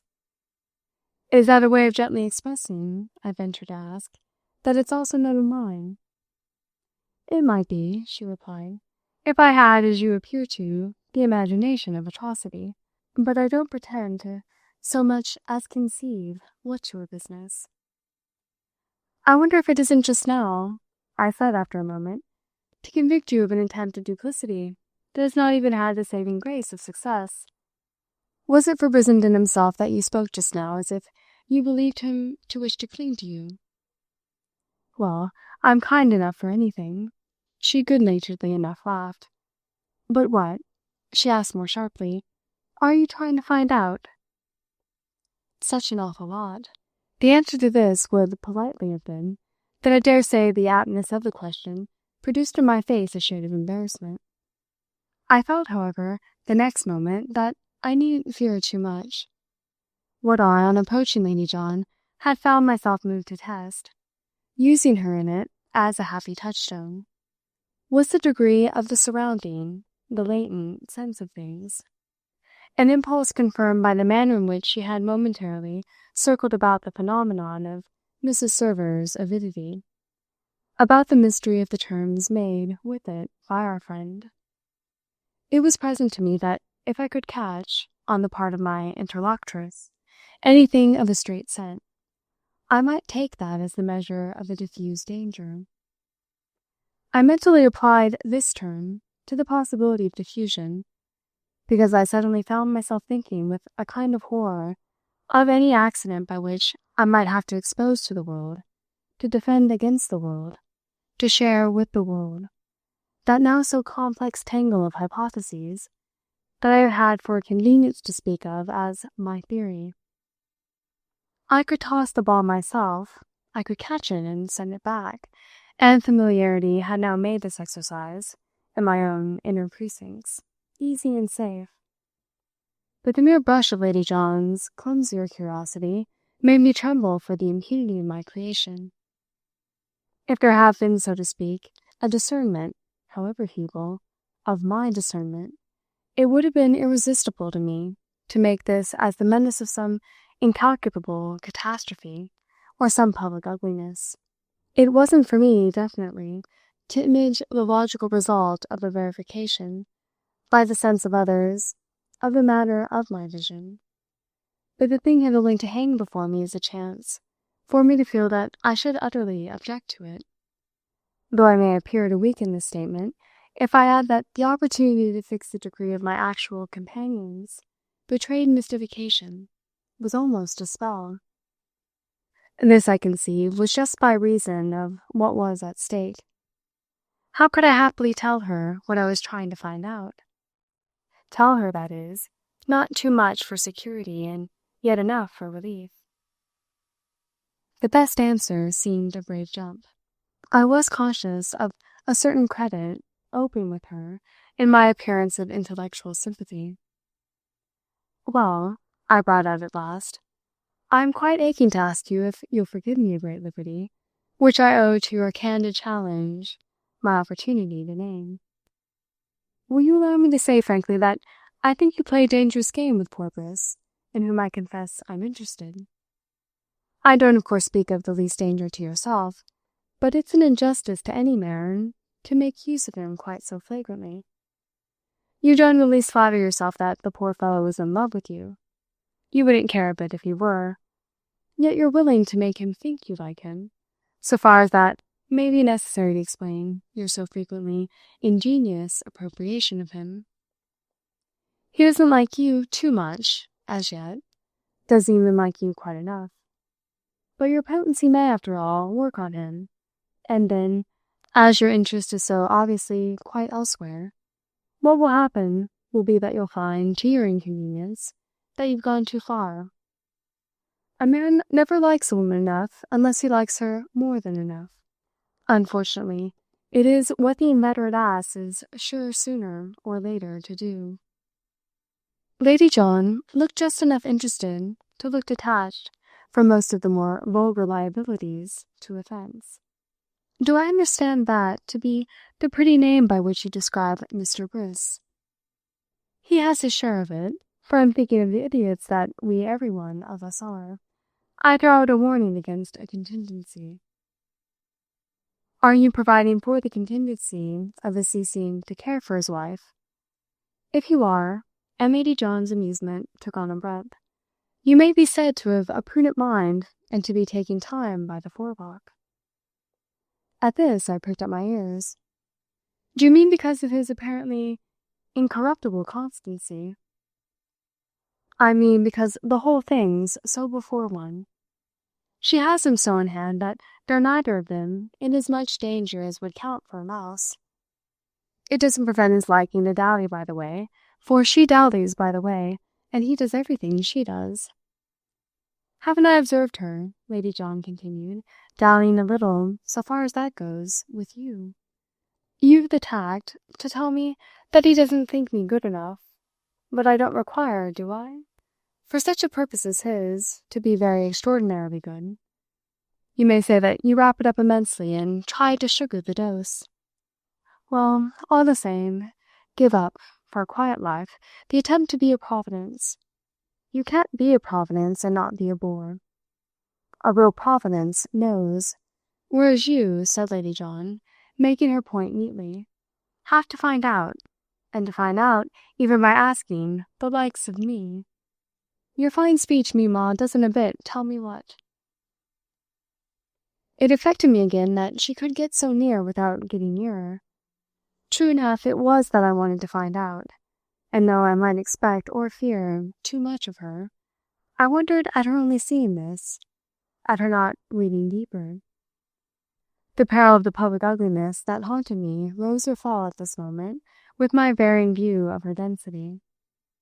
Or rather, to be more exact, I already saw her as necessarily stupid, because I saw her as extravagantly vain. What I see now, of course, is that I was on my own side, almost stupidly hard with her, as I may also at that hour have been subject to her other vice. Didn't I perhaps, in proportion as I felt how little she saw, think awfully well of myself, as we said at Newmarch, for seeing so much more? It comes back to me that the sense thus established of my superior vision may perfectly have gone a little to my head. If it was a frenzied fallacy, I was all to blame, but if it was anything else, it was naturally intoxicating. I really remember, in fact, that nothing so much as this confirmed presumption of my impunity had appeared to me to mark the fine quality of my state. I think there must fairly have been a pitch at which I was not sure that not to partake of that state was, on the part of others, the sign of a gregarious vulgarity, as if there were a positive advantage, an undiluted bliss, in the intensity of consciousness that I had reached. I alone was magnificently and absurdly aware. Everyone else was benignly out of it. So I reflected that there would be almost nothing I might with safety mention to my present subject of practice, as an acknowledgment that I was meddlesome. I could put no clue in her hand that her notorious acuteness would make of the smallest use to her. The most she could do would be to make it of use to myself, and the clue it seemed best to select was therefore a complete confession of guilt. You've a lucidity of your own in which I'm forced to recognize that the highest purity of motive looks shriveled and black. You bring out accordingly what has made me thus beat about the bush. Have you really such a fund of indulgence for Gilbert Long, as we most of us, I gather, though perhaps in our blindness, seem to see it stick out again, that he supposes? May he fondly feel that he can continue to count on it? Or, if you object to my question in that form, is it not, frankly, to making his attitude, after all so thoroughly public, more convenient to each of you that, without perhaps quite measuring what you're about, you've gone on sacrificing poor Briss? I call it sacrificing, you see, in spite of there having been as yet no such great harm done. And if you ask me again what business of mine such inquiries may represent, why, the best thing will doubtless be to say to you that with a smaller dose of irrepressible irony in my composition than you have in yours, I can't make so light as you of my tendency to worry on behalf of those I cared for. Let me finally hasten to add that I'm not now including in that category either of the two gentlemen I've named. I freely concede, as I continue my record, that to follow me at all at this point gave proof on Lady John's part of a faculty that should have prevented my thinking of her as inordinately backward. Then who in the world are these objects of your solicitude? I showed over and above my hesitation my regret for the need of it. I'm afraid I can't tell you. At this, not unnaturally, she fairly scoffed. Asking me everything and telling me nothing, you nevertheless look to me to satisfy you. Do you mean, she pursued, that you speak for persons whose interest is more legitimately founded than the interest you so flatteringly attribute to myself? Well, yes, let them be so described. Can't you guess, I further risked, who constitute at least one of my preoccupations? The condescension of her consent to think marked itself handsomely enough.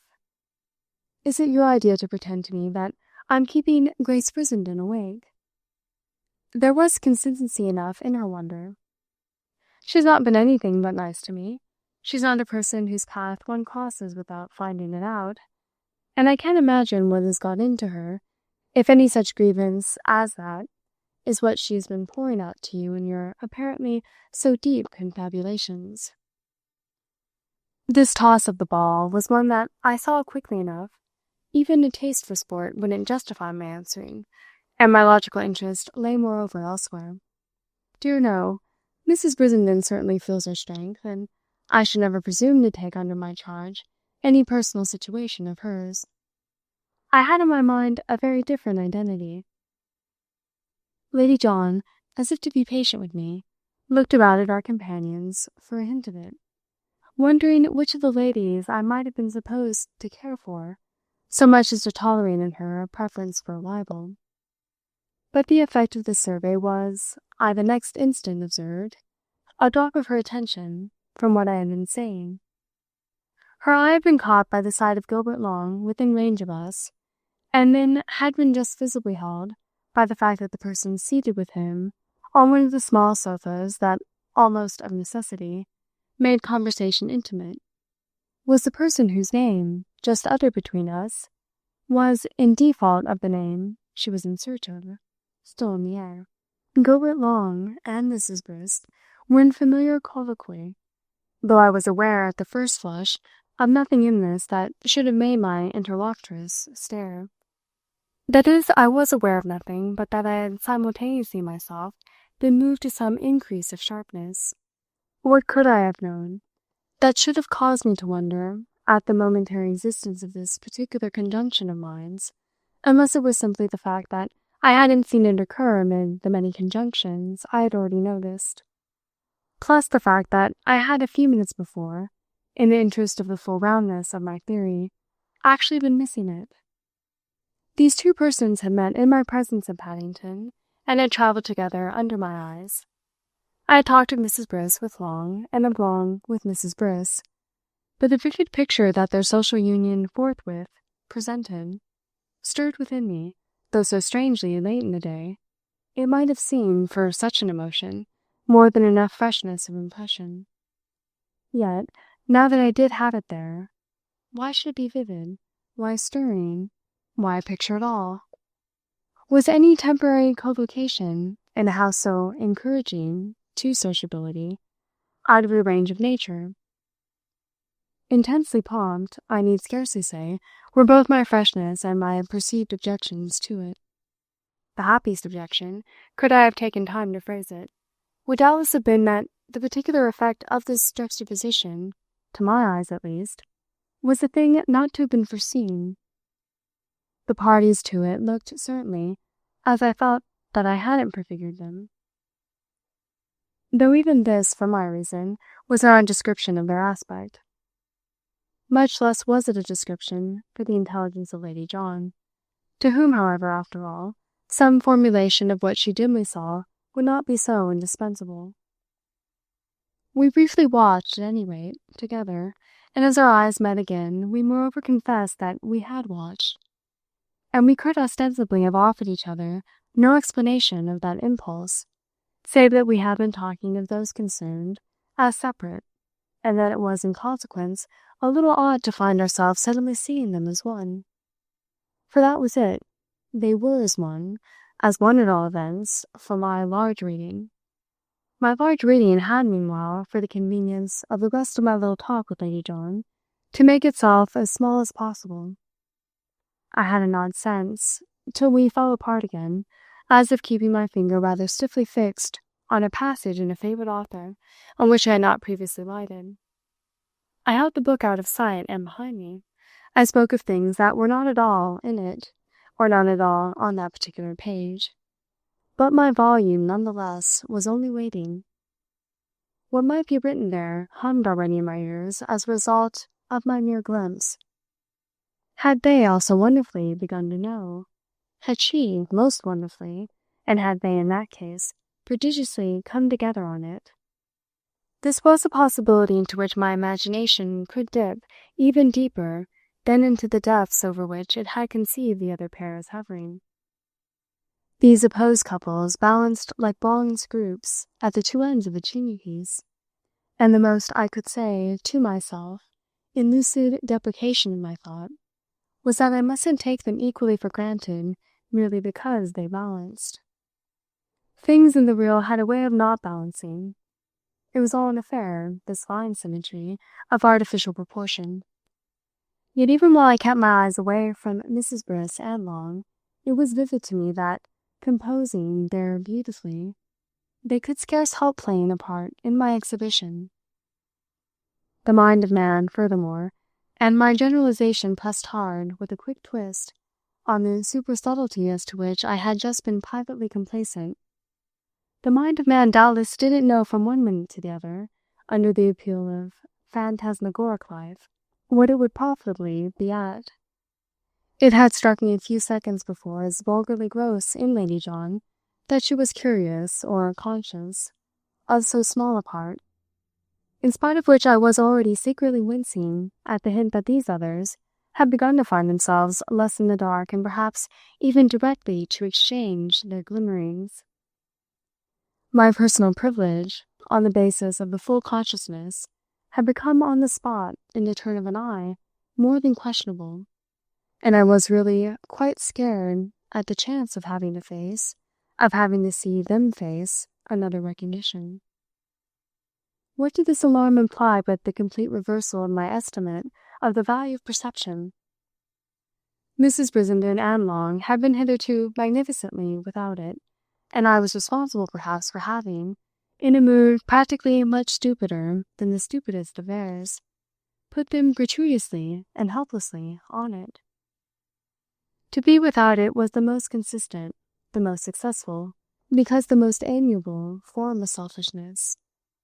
And why should people admirably equipped for remaining so, people bright and insolent in their prior state, people in whom this state was to have been respected as the surface without a scratch is respected, be made to begin to vibrate, to crack and split from within?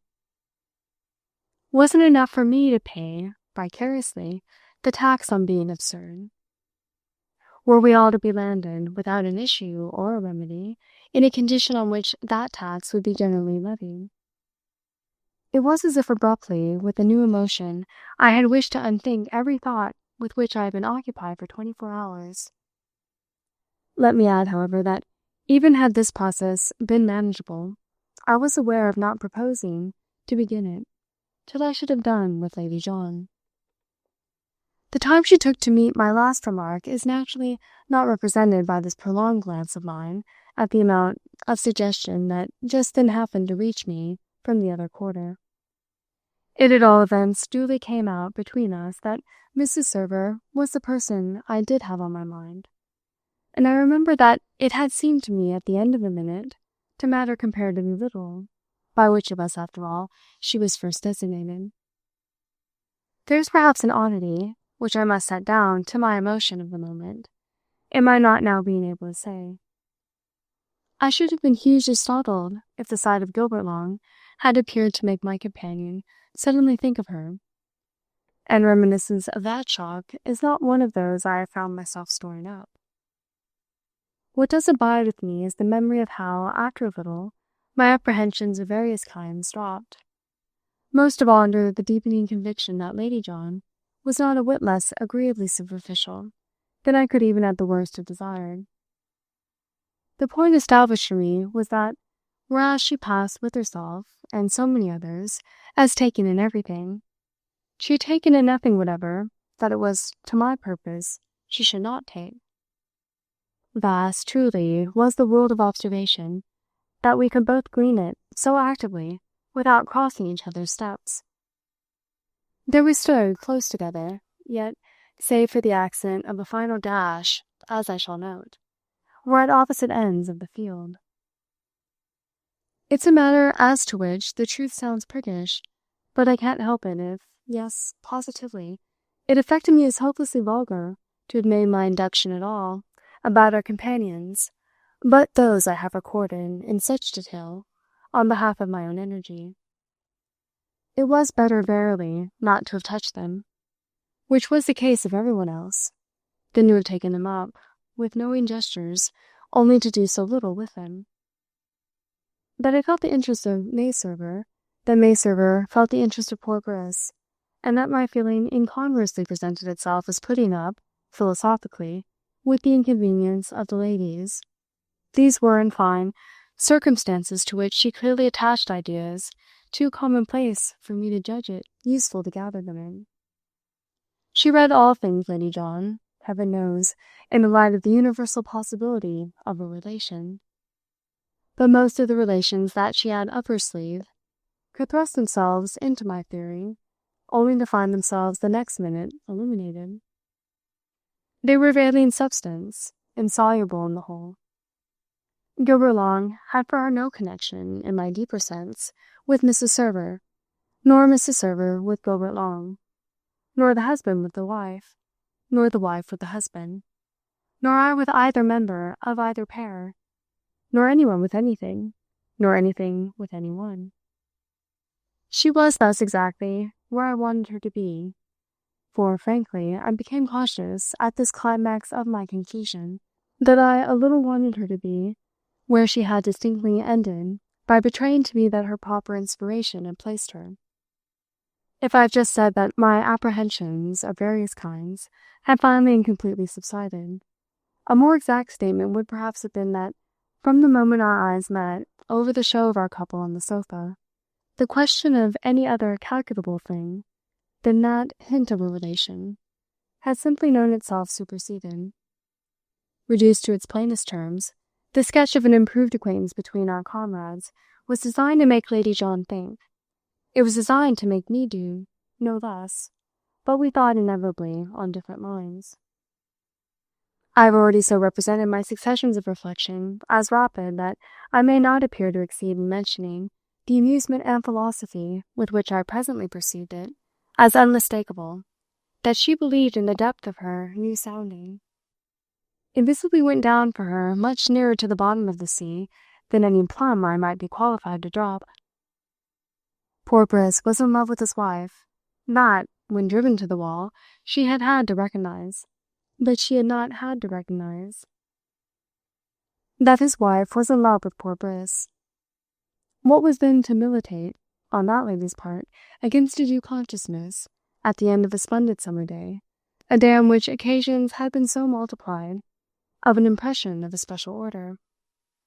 What was to prove that there was nothing in it, when two persons sat looking so very exceptionally much as if there were everything in it, as if they were for the first time, thanks to finer opportunity, doing each other full justice? Mustn't it indeed, at this juncture, have come a little over my friend that Grace had lent herself with uncommon good nature, the previous afternoon, to the arrangement by which, on the way from town, her ladyship's reputation was to profit by no worse company, precisely, than poor Briss's? Mrs. Brissenden's own was obviously now free to profit by my companion's remembering, if the fact had reached her ears, that Mrs. Brissenden had meanwhile had longed for an escort. So much, at least, I saw Lady John as seeing, and my vision may be taken as representing the dash I had confessed myself as making, from my end of our field. It offers us, to be exact, as jostling each other just sensibly, though I only might feel the bruise, in our business of picking up straws. Our view of the improved acquaintance was only a straw, but as I stooped to it, I felt my head bump with my neighbor's. This might have made me ashamed of my eagerness, but, oddly enough, that effect was not to come. I felt, in fact, that, since we had even pulled against each other at the straw, I carried off, in turning away, the larger piece. Chapter 10. It was in the moment of turning away that I somehow learned, without looking, that Mrs. Brissenden had also immediately moved.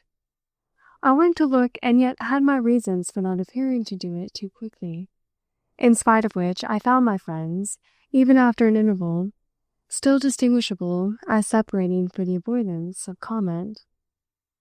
Gilbert Long, rising directly after his associate, had already walked away, but this associate, lingering where she stood and meeting me with it, availed herself of the occasion to show that she wished to speak to me.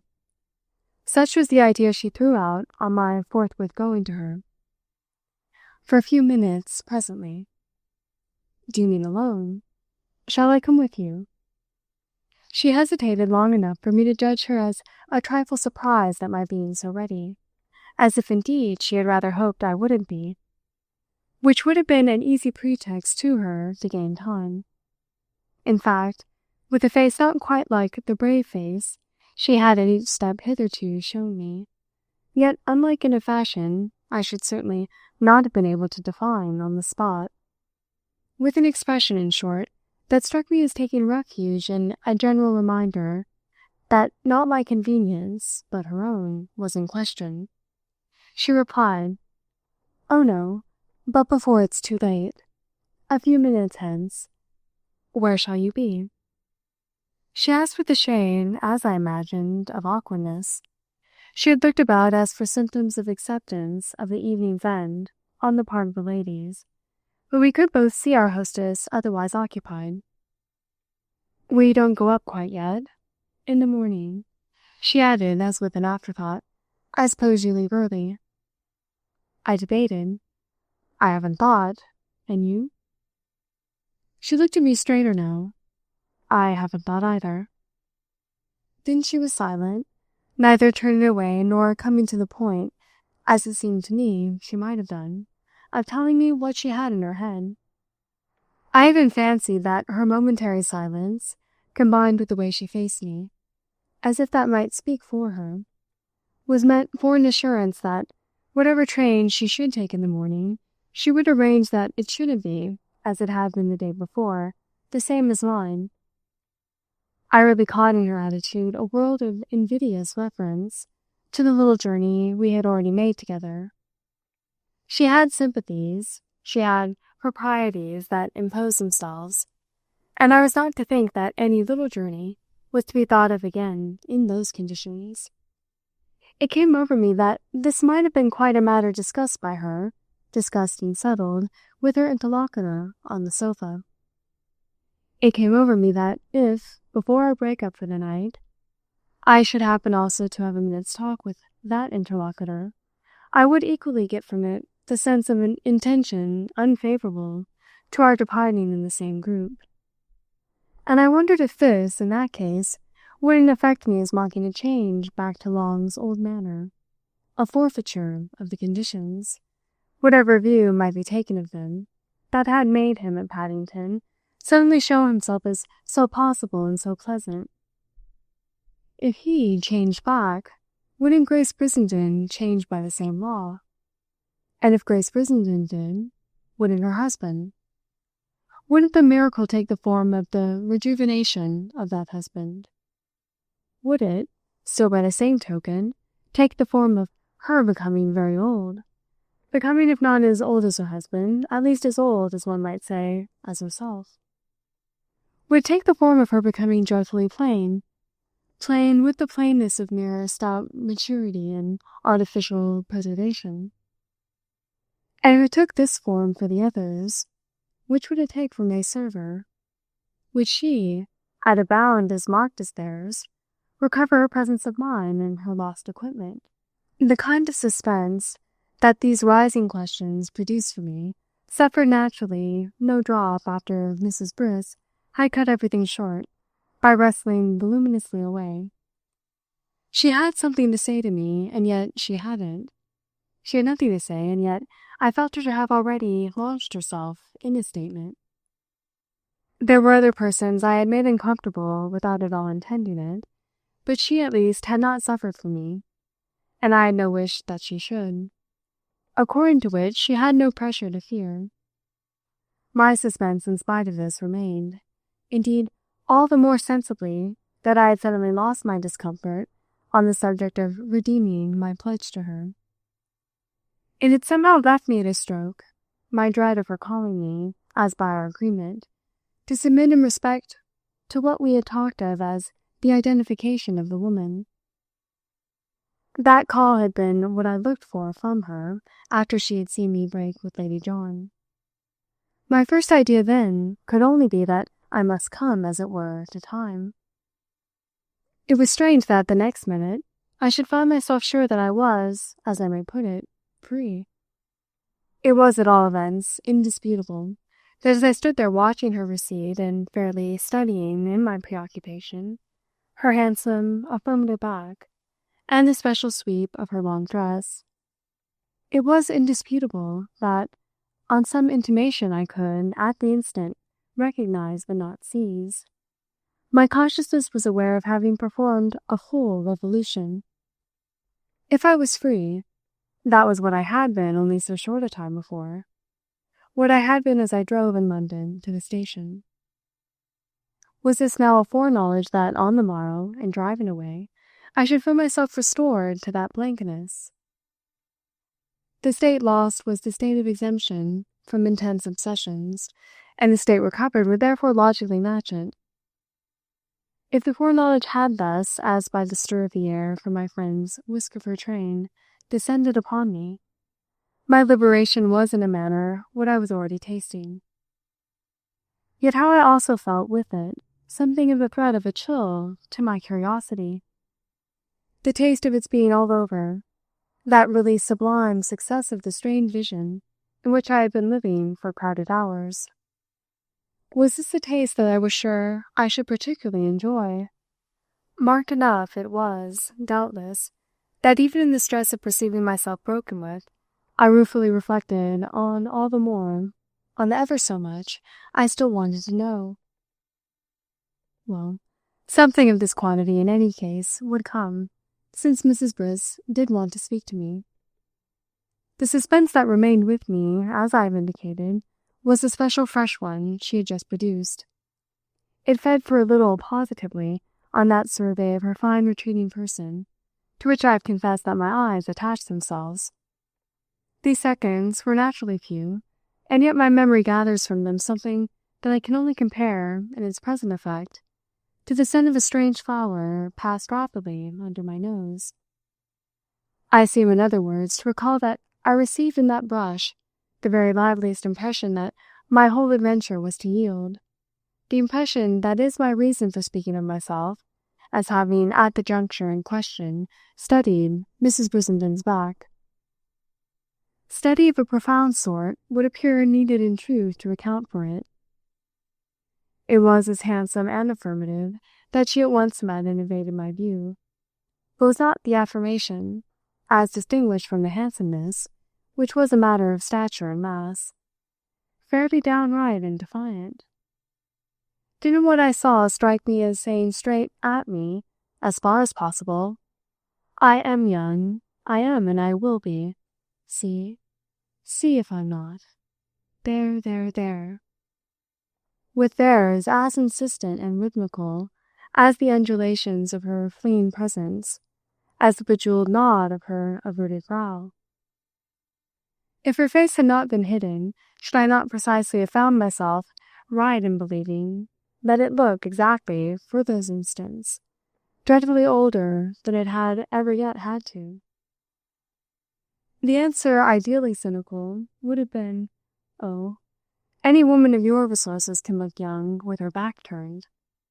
But you've had to turn it to make that proclamation. She passed out of the room proclaiming, and I did stand there a little defeated, even though with her word for another chance at her. Was this word one that she would keep? I had got off, yes, to a certainty, but so too had not she. Naturally, at any rate, I didn't stay planted, and though it seemed long, it was probably for no great time after this that I roamed in my impatience. I was divided between the discourtesy of wishing the ladies would go to bed, and the apprehension that if they did too soon go, I might yet lose everything. Was Mrs. Briss waiting for more privacy, or was she only waiting for a complete escape? Of course, even while I asked myself that, I had to remember how much I was taking for granted on her part, in the way of conscious motive.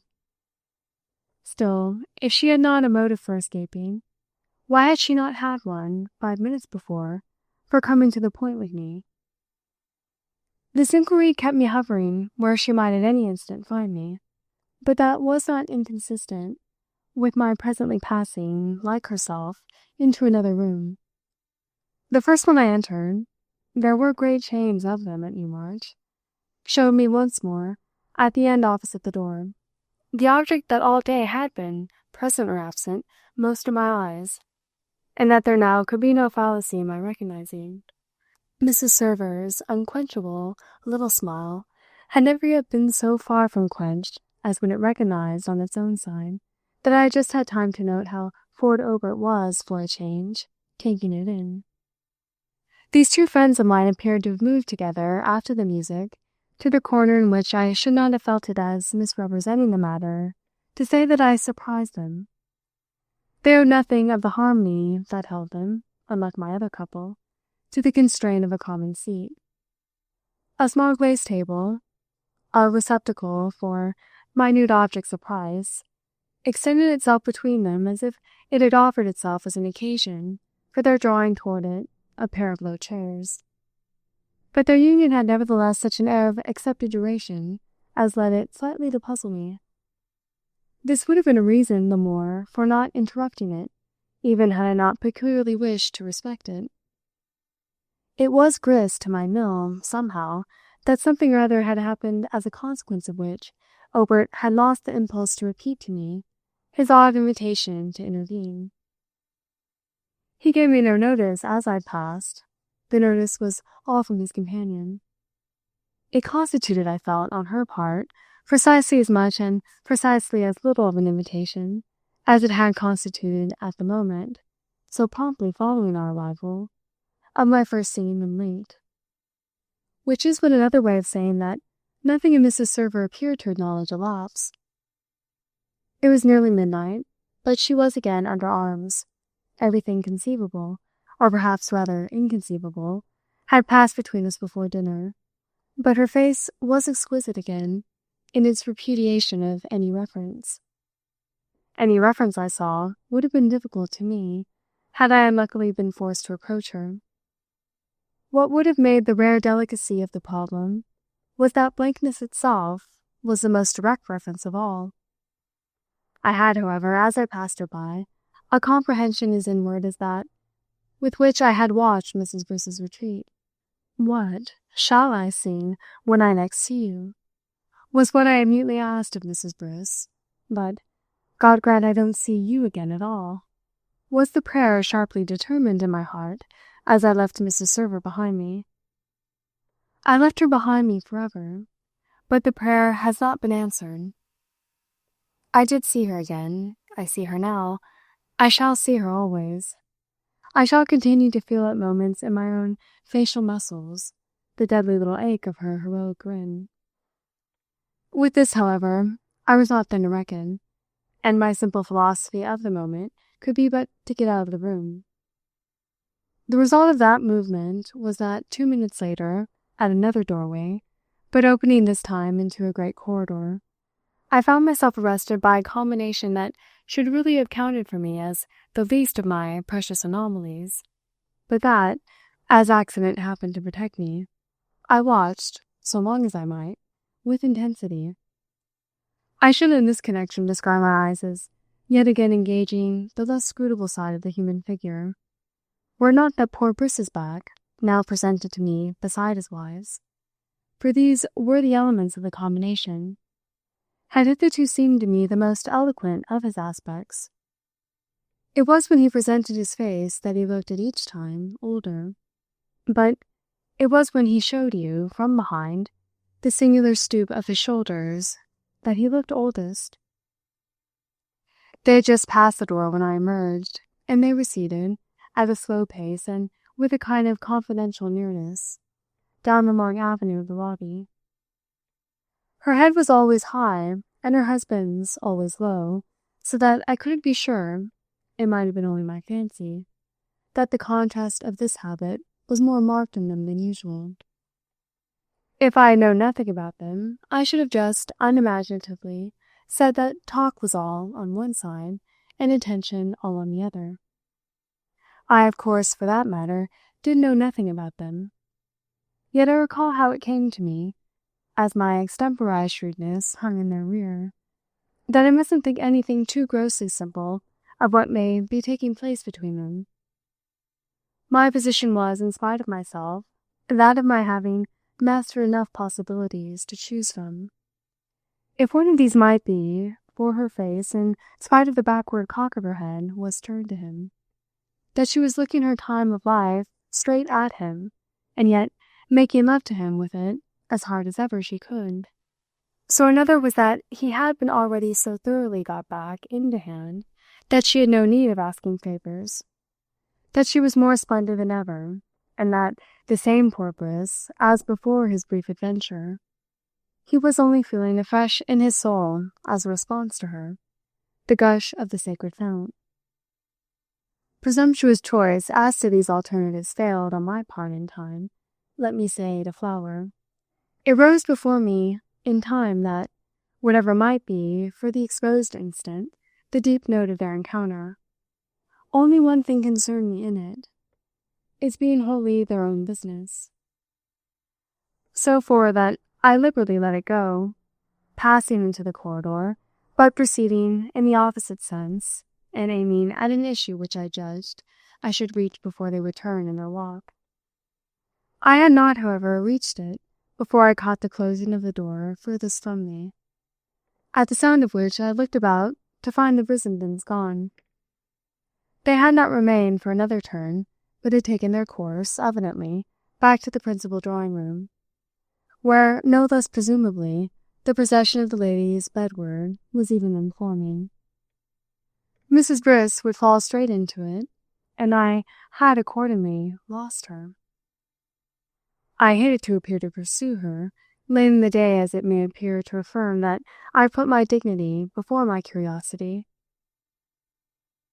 Free again, at all events, to wait or to wander, I lingered a minute where I had stopped, close to a wide window, as it happened, that at this end of the passage stood open to the warm darkness, and overhung from no great height one of the terraces. The night was mild and rich, and though the lights within were, in deference to the temperature, not too numerous, I found the breath of the outer air a setting corrective to the grossness of our lustre and the thickness of our medium, our general heavy humanity. I felt its taste sweet, and while I leaned for refreshment on the sill, I thought of many things. One of those that passed before me was the way that Newmarch and its hospitalities were sacrificed, after all, and much more than smaller circles, to material frustrations.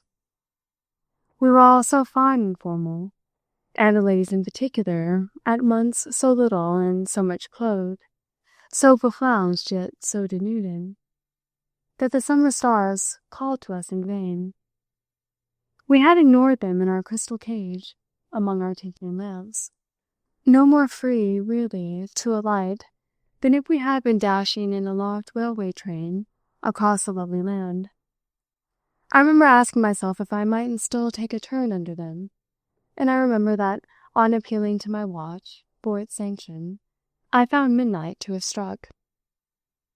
That, then, was the end, and my only real alternatives were bed or the smoking-room.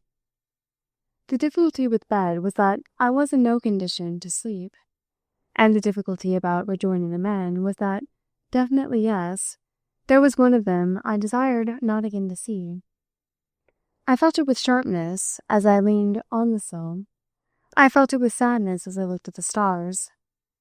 I felt once more what I had felt on turning the final back 5 minutes before, so designedly, on Mrs. Server. I saw poor Briss as he had just moved away from me, and I knew, as I had known in the other case, that my troubled sense would fain feel I had practically done with him. It would be well, for aught I could do for him, that I should have seen the last of him. What remained with me from that vision of his pacing there with his wife was conviction that his fate, whatever it was, held him fast. It wouldn't let him go, and all I could ask of it now was that it should let me. I would go. I was going. If I had not had to accept the interval of the night, I should indeed already have gone.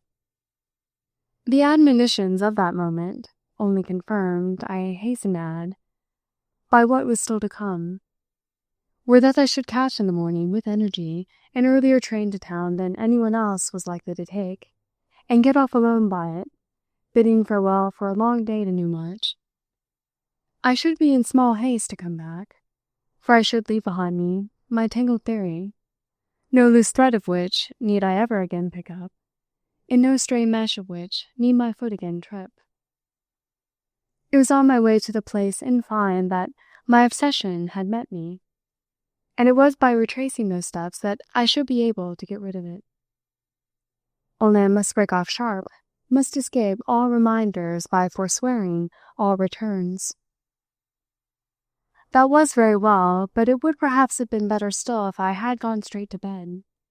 In that case I should have broken off sharp, too sharp to become aware of something that kept me a minute longer at the window, and that had the instant effect of making me wonder if, in the interest of observation, I mightn't snap down the electric light that, playing just behind me, must show where I stood. I resisted this impulse, and, with the thought that my position was in no way compromising, chanced being myself observed. I presently saw, moreover, that I was really not in evidence. I could take in freely what I had at first not been sure of, the identity of the figure stationed just within my range, but just out of that of the light projected from my window. One of the men of our company had come out by himself for a stroll, and the man was Gilbert Long. He had paused, I made out, in his walk. His back was to the house, and, resting on the balustrade of the terrace, with a cigarette in his lips, he had given way to a sense of the fragrant gloom. He moved so little that I was sure, making no turn that would have made me draw back. He only smoked slowly, in his place, and seemed as lost in thought as I was lost in my attention to him. I scarce knew what this told me. All I felt was that, however slight the incident and small the evidence, it essentially fitted in. It had for my imagination a value, for my theory a price, and it in fact constituted an impression, under the influence of which this theory, just impatiently shaken off, perched again on my shoulders. It was of the deepest interest to me to see Long in such detachment, in such apparent concentration. These things marked and presented him more than any had yet done, and placed him more than any yet in relation to other matters. They showed him, I thought, as serious, his situation as grave. I couldn't have said what they proved, but I was as affected by them as if they proved everything. The proof simply acted from the instant the vision of him alone there, in the warm darkness, was caught. It was just with all that was in the business, that he had fitfully needed to be, alone. Nervous and restless after separating, under my eyes, from Mrs. Briss, he had wandered off to the smoking-room, as yet empty.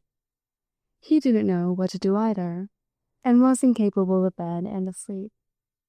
He had observed the communication of the smoking-room with the terrace and had come out into the air. This was what suited him, and, with pauses and meditations, much, possibly, by this time to turn over, he prolonged his soft vigil. But he at last moved, and I found myself startled. I gave up watching and retraced my course.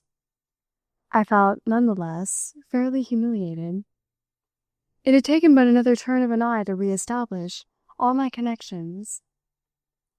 I had not, however, gone 20 steps before I met poor Obert, who had entered the corridor from the other end and was, as he immediately let me know, on his way to the smoking-room. "Is everyone then dispersing?" "Some of the men, I think," he said, "are following me. Others, I believe, wonderful creatures, have gone to array themselves. Others still, doubtless, have gone to bed." "And the ladies?" "Oh, they've floated away. Soared aloft, to high jinks. Isn't that the idea? In their own quarters. Don't they, too, at these hours, practice sociabilities of sorts? They make, at any rate, here an extraordinary picture on that great staircase." I thought a moment. I wish I had seen it. But I do see it. Yes, splendid. Is the place wholly cleared of them?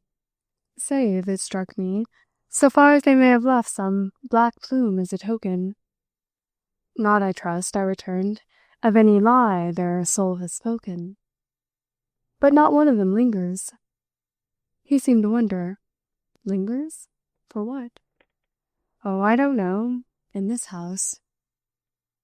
He looked at our long vista, still lighted, appeared to feel with me our liberal ease, which implied that unseen powers waited on our good pleasure and sat up for us. There is nothing like it, in fact, the liberal ease at Newmarch. Yet Obert reminded me, if I needed the reminder, that I mustn't after all presume on it. Was one of them to linger for you? Well, since you asked me, it was what I hoped. But since you answer for it that my hope has not been met, I vow to a superior propriety. You mean you'll come and smoke with me? Do then come. What if I do? I asked with an idea. Will you give me? I'm afraid I can promise you nothing more than Dylan, than a bad cigarette. And what then, I went on, will you take from me? He met my eyes and now looked at me a little with a smile that I thought just conscience. Well, I'm afraid I can't take any more. Of the sort of stuff, I laughed, you've already had. Sorry stuff, perhaps.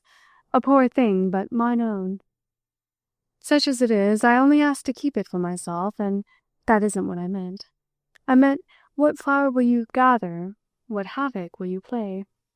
Well, he said, as I hesitated, among superstitions that I after all cherish, Mosage is fa, a great glittering crystal palace.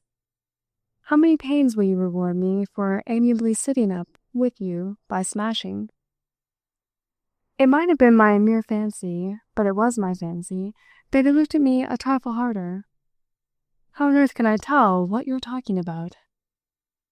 I waited a moment and went on. Did you happen to count them? Count whom? Why, the ladies as they filed up. Was the number there?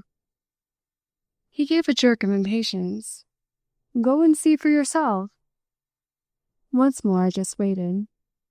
But suppose I should find Mrs. Server prowling there on the chance of you. Well, I thought she was what you wanted. Then I returned. You could tell what I was talking about. For a moment after this we faced each other without more speech, but I presently continued. You didn't really notice if any ladies stayed behind. I think you ask too much of me, he at last brought out. Take care of your ladies, my dear man, yourself. Go, he repeated, and see. Certainly, it's better, but I'll rejoin you in 3 minutes. And while he went his way to the smoking room, I proceeded, without more delay, to assure myself, performing in the opposite sense, the journey I had made 10 minutes before. It was extraordinary what the sight of Long alone in the outer darkness had done for me. My expression of it would have been that it had put me on again, at the moment of my decidedly feeling myself off. I believe that if I hadn't seen him, I could now have gone to bed without seeing Mrs. Briss. But my renewed impression had sadly made the difference. If that was the way he struck me, how might not, if I could get at her, she? As she might, after all, in the privacy at last offered us by empty rooms, be waiting for me. I went through them all, however, only to find them empty indeed. In conformity with the large allowances of every sort that were the law of Newmarch, they were still open and lighted, so that if I had believed in Mrs. Briss's reappearance, I might conveniently, on the spot, have given her 5 minutes more. I'm not sure, for that matter, that I didn't. I remember at least wondering if I mightn't ring somewhere for a servant and cause a question to be sent up to her. I didn't ring, but I must have lingered a little on the chance of the arrival of servants to extinguish lights and see the house safe. They had not arrived, however, by the time I again felt that I must give up. Chapter 11.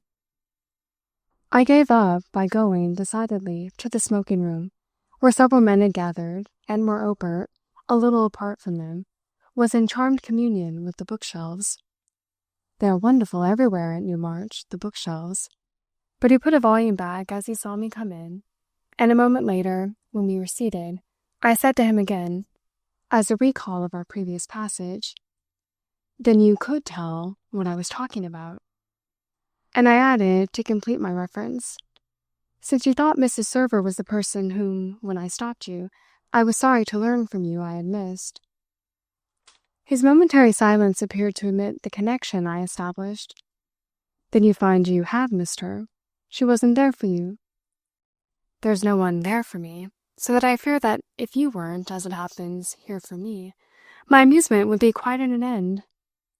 I had, in fact, I continued, already given it up as lost when I came upon you, a while since, in conversation with the lady we've named. At that, I confess, my prospects gave something of a flare. I said to myself that since your interest hadn't then wholly dropped, why, even at the worst, should mine? Yours was mine, wasn't it? For a little this morning. Or was it mine that was yours? We exchanged at any rate some lively impressions. Only before we had done, your effort dropped or your discretion intervened. You gave up, as none of your business, the question that had suddenly tempted us. And you gave it up too, said my friend. Yes, and it was on the idea that it was mine as little as yours that we separated. Well then?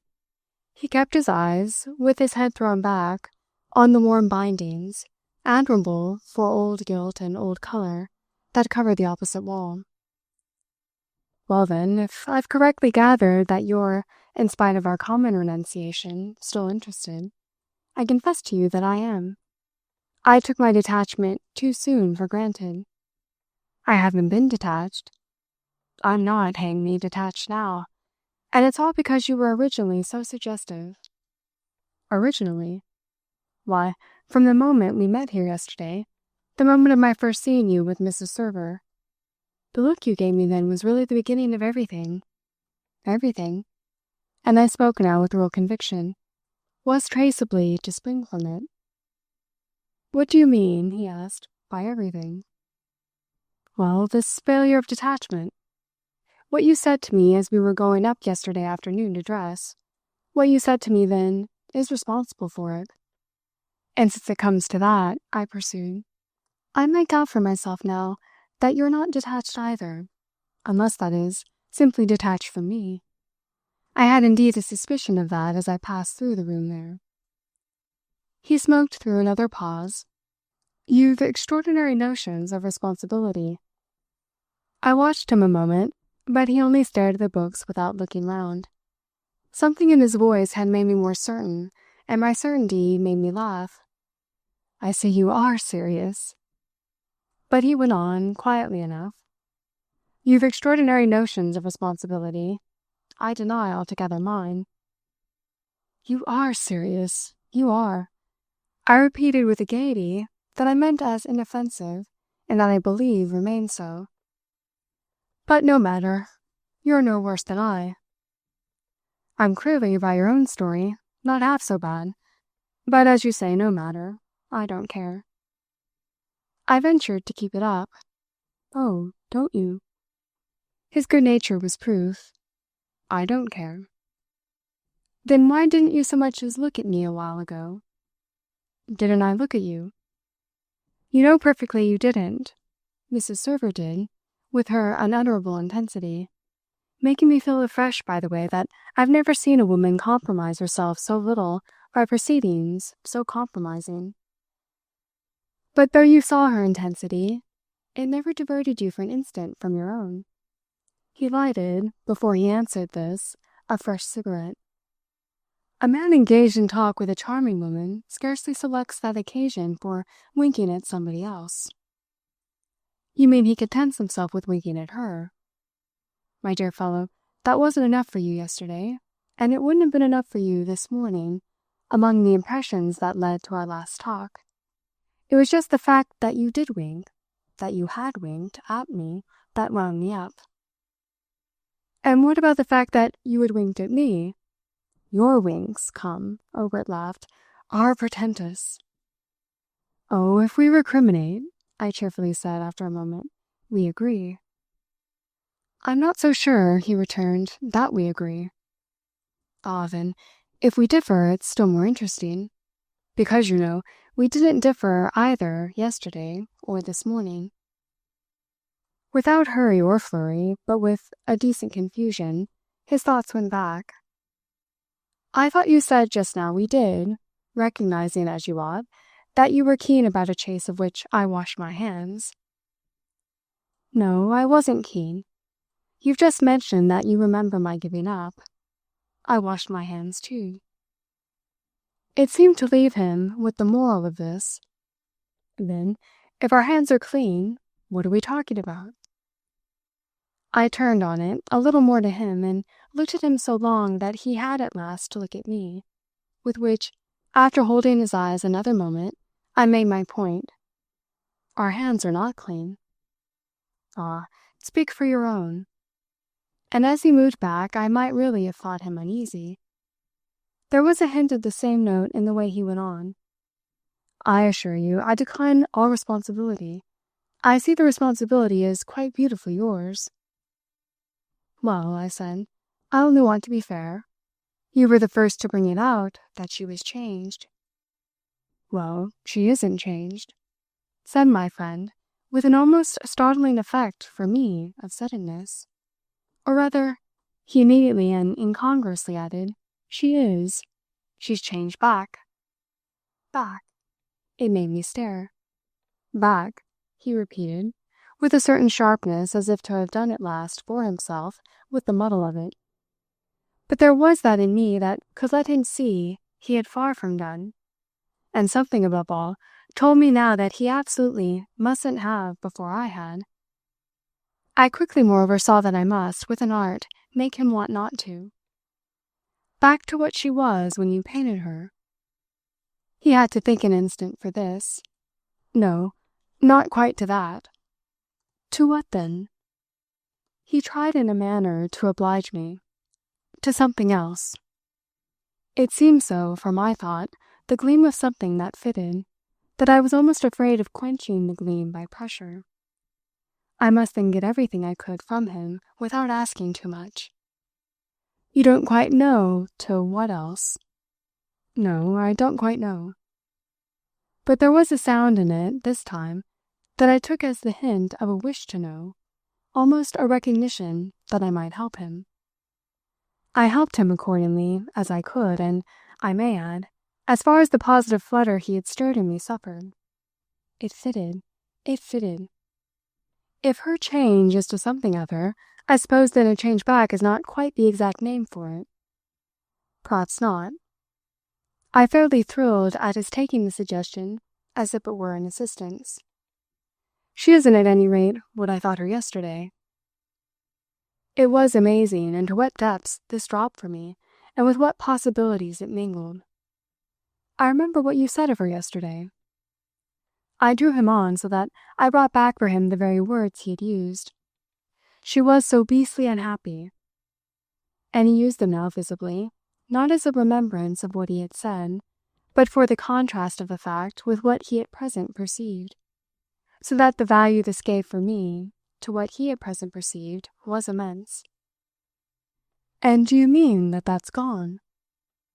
He hung fire, however, a little as to saying so much what he meant, and while he waited he again looked at me. "What do you mean? Don't you think so yourself?" I laid my hand on his arm and held him a moment with a grip that betrayed, I dare say, the effort in me to keep my thoughts together and lose not a thread.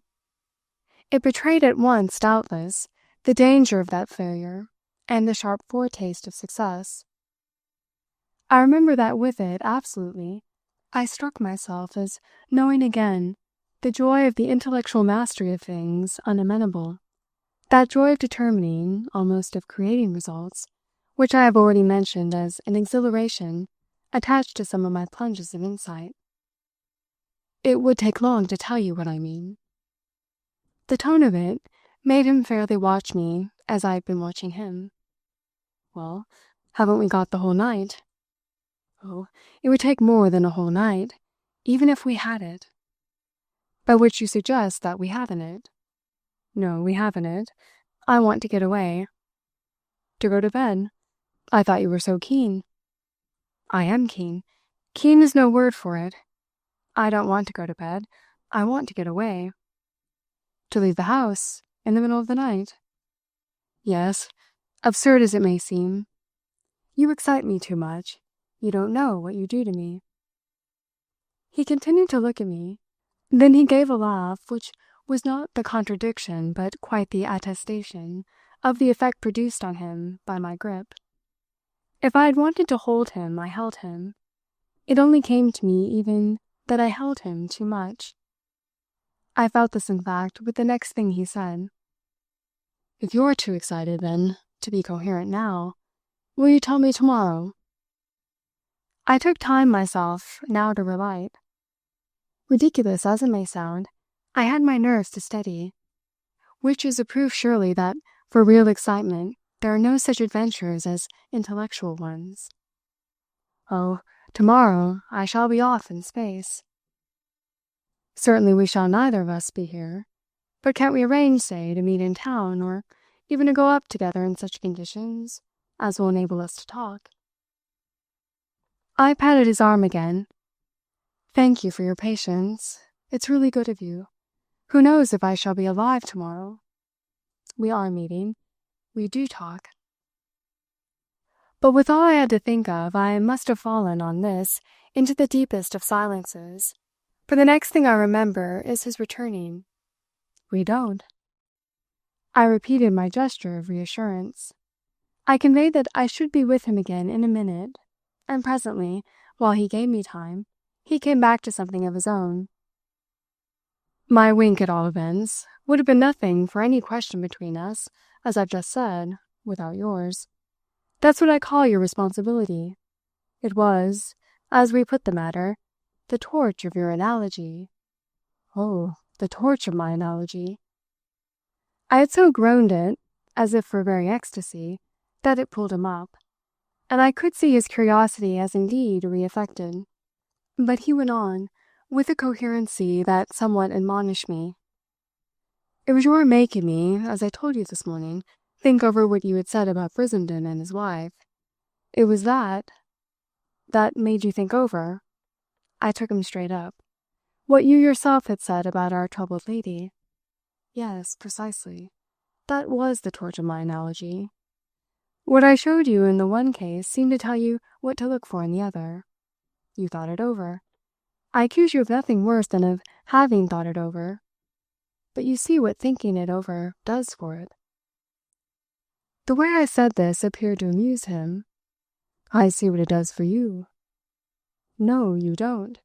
Not at all yet. That's just the embarrassment. Just whose?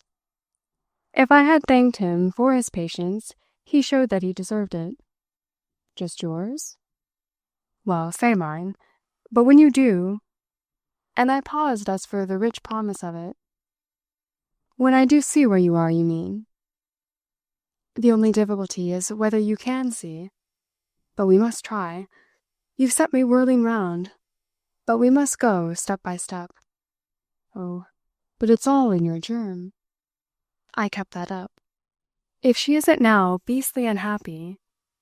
She's beastly happy, he broke in, getting firmer hold, if not of the real impression he had just been gathering under my eyes, then at least of something he had begun to make out that my argument required. Well, that is the way I see her difference. Her difference, I mean, he added, in his evident wish to work with me. Her difference from her other difference. There. He laughed as if also he had found himself fairly fantastic. Isn't that clear for you? Crystalline for me, but that's because I know why. I can see again now the long look that, on this, he gave me. I made out already much of what was in it. So then do I. But how in the world? I know for myself how I know. So then do I, he after a moment repeated. And can you tell me? Certainly. But what I've already named to you, the torch of your analogy. I turned this over. You've made evidently an admirable use of it, but the wonderful thing is that You seem to have done so without having all the elements." He on his side considered. "What do you call all the elements?" "Oh, it would take me long to tell you." I couldn't help laughing at the comparative simplicity with which he asked it. "That's the sort of thing we just now spoke of taking a day for. At any rate, such as they are, these elements," I went on, "I believe myself practically in possession of them. But what I don't quite see is how you can be." Well, he was able to tell me. "Why in the world shouldn't your analogy have put me?" He spoke with gaiety, but with lucidity. "I am not an idiot either." "I see. But there was so much." "Do you think I was?" he amiably asked. "No. I see," I repeated. Yet I didn't really, fully, which he presently perceived. "You made me think of your view of the Brissenden pair, till I could think of nothing else." "Yes, yes," I said. "Go on."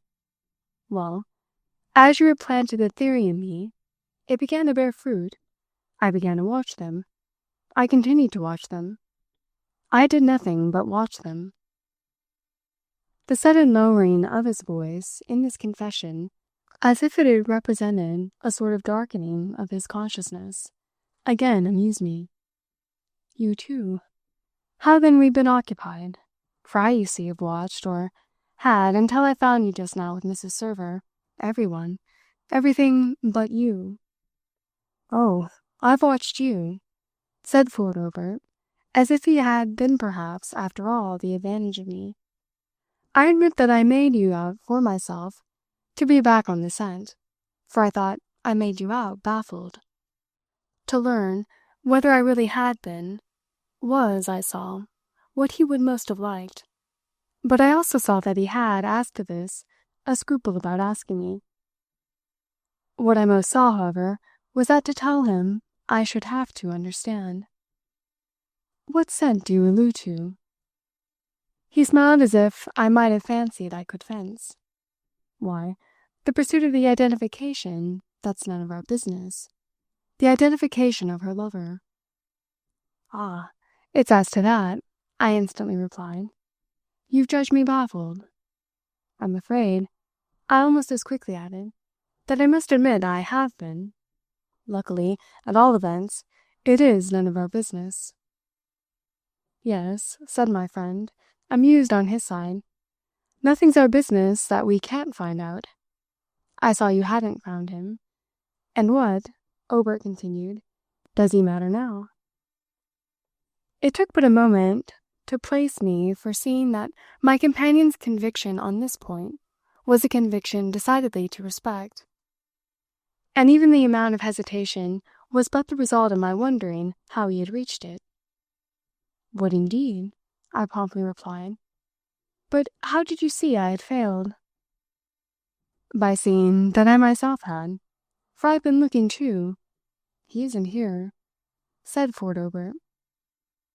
Delighted as I was that he should believe it, I was yet struck by the complacency of his confidence, which connected itself again with my observation of their so recent colloquy.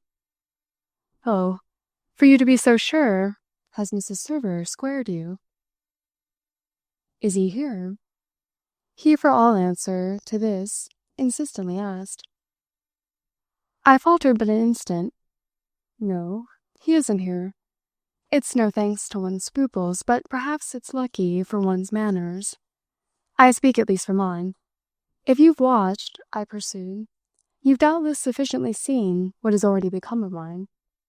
He isn't here at all events," I repeated, "and we must do without his identity." "What, in fact, are we showing each other," I asked, "but that we have done without it?" "I have," my friend declared with supreme frankness, and with something of the note, as I was obliged to recognize, of my own constructive joy. "I've done perfectly without it." I saw in fact that he had, and it struck me really as wonderful. But I controlled the expression of my wonder. "So that if you spoke, therefore, just now of watching them—" "I meant, of course," he took it straight up, "watching the Brissendens. And naturally above all, he is quickly subjoined, the wife. I was now full of concurrence. Ah, naturally above all, the wife. So far as was required, it encouraged him. A woman's lover doesn't matter. Doesn't matter at least to anyone but himself. Doesn't matter to you or to me or to her, when once she has given him up. It made me, this testimony of his observation, show, in spite of my having by this time so counted on it, something of the vivacity of my emotion. She has given him up. But the surprise with which he looked round put me back on my guard. Of what else then are we talking? Of nothing else, of course, I stammered. But the way you see. I found my refuge in the gasp of my admiration. I do see. But he would come back to that. Only through your having seen first. You gave me the pieces. I've but put them together. You gave me the Brissendens, bound hand and foot, and I've but made them, in that sorry state, pull me through. I've blown in my torch, in other words, till, flaring and smoking, it has guided me, through a magnificent chiaroscuro of colour and shadow, out into the light of day. I was really dazzled by his image, for it represented his personal work. You've done more than I, it strikes me, and with less to do it with. If I gave you the Brissendens, I gave you all I had. But all you had was immense, my dear man. The Brissendens are immense. Of course the Brissendens are immense. If they hadn't been immense, they wouldn't have been. Nothing would have been anything. Then after a pause, your image is splendid, I went on. Your being out of the cave. But what is it exactly, I insidiously threw out, that you call the light of day? I remained a moment, however, not sure whether I had been too subtle or too simple. He had another of his cautions. What do you? But I was determined to make him give it me all himself, for it was from my not prompting him that its value would come. You tell me, I accordingly rather crudely pleaded, first. It gave us a moment during which he so looked as if I asked too much, that I had a fear of losing all. He even spoke with some impatience. If you really haven't found it for yourself, you know, I scarce see what you can have found. Then I had my inspiration. I risked an approach to roughness, and all the more easily that my words were strict truth. Oh, don't be afraid. Greater things than yours. It succeeded, for it played upon his curiosity, and he visibly imagined that, with impatience controlled, he should learn what these things were. He relaxed, he responded, and the next moment I was in all but full enjoyment of the piece wanted to make all my other pieces right. Right because of that special beauty in my scheme, through which the whole depended so on each part, and each part so guaranteed the whole. What I call the light of day is the sense I've arrived at of her vision. Her vision? I just balanced in the air. Of what they have in common, his, poor chap's, extraordinary situation too. Bravo! And you see in that what all these hours has touched, fascinated, drawn her. It has been an instinct with her. Bravissimo! It saw him, by approval, safely in the port. The instinct of sympathy, pity, the response to fellowship in misery, the sight of another fate as strange, as monstrous as her own. I couldn't help jumping straight up. I stood before him, so that whoever may have been the man now, the actual man. Oh, said Obert, looking, luminous and straight, up at me from his seat. The man now, the actual man. But he stopped short, with his eyes suddenly quitting me, and his words becoming a formless ejaculation. The door of the room to which my back was turned had opened, and I quickly looked round. It was Brissenden himself who, to my supreme surprise, stood there, with rapid inquiry in his attitude and face. I saw as soon as he caught mine that I was what he wanted, and, immediately excusing myself for an instant to Obert, I anticipated, by moving across the room, the need, on poor Briss's part, of my further demonstration. My whole sense of the situation blazed up at the touch of his presence, and even before I reached him, it had rolled over me in a prodigious wave that I had lost nothing whatever. I can't begin to say how the fact of his appearance crowned the communication my interlocutor had just made me, nor in what a bright confusion of many things I found myself facing poor Briss. One of these things was precisely that he had never been so much poor Briss as at this moment. That ministered to the confusion as well as to the brightness, for if his being there at all renewed my sources and replenished my current, spoke all, in short, for my gain. So, on the other hand, in the light of what I had just had from Obert, his particular aspect was something of a shock. I can't present this especial impression better than by the mention of my instant certitude that what he had come for was to bring me a message, and that somehow, yes, indubitably, this circumstance seemed to have placed him again at the very bottom of his hole. It was down in that depth that he had let me see him. It was out of it that he delivered himself. Poor Briss, poor Briss. I had asked myself before he spoke with what kindness enough I could meet him. Poor Briss, poor Briss. I am not even now sure that I didn't first meet him by that irrepressible murmur. It wasn't at all for me that, thus at midnight, he had traversed on his errand the length of the great dark house. I trod with him over the velvet and the marble, through the twists and turns, among the glooms and glimmers and echoes, every inch of the way, and I don't know what humiliation for him was constituted there between us by his long pilgrimage. It was the final expression of his sacrifice.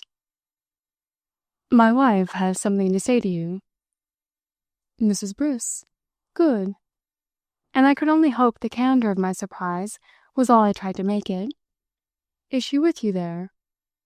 "No, but she has asked me to say to you that if you'll presently be in the drawing-room, she'll come." Who could doubt, as I laid my hand on his shoulder, fairly patting it, in spite of myself, for applause, who could doubt where I would presently be? "It's most uncommonly good of both of you." There was something in his inscrutable service that, making him almost august, gave my dissimulated eagerness the sound of a heartless compliment. I stood for the hollow chatter of the vulgar world. And he, oh, he was as serious as he was cautious, which was enough. "She says you'll know what she wishes, and she was sure I'd find you here. So I may tell her you'll come." His courtesy half broke my heart.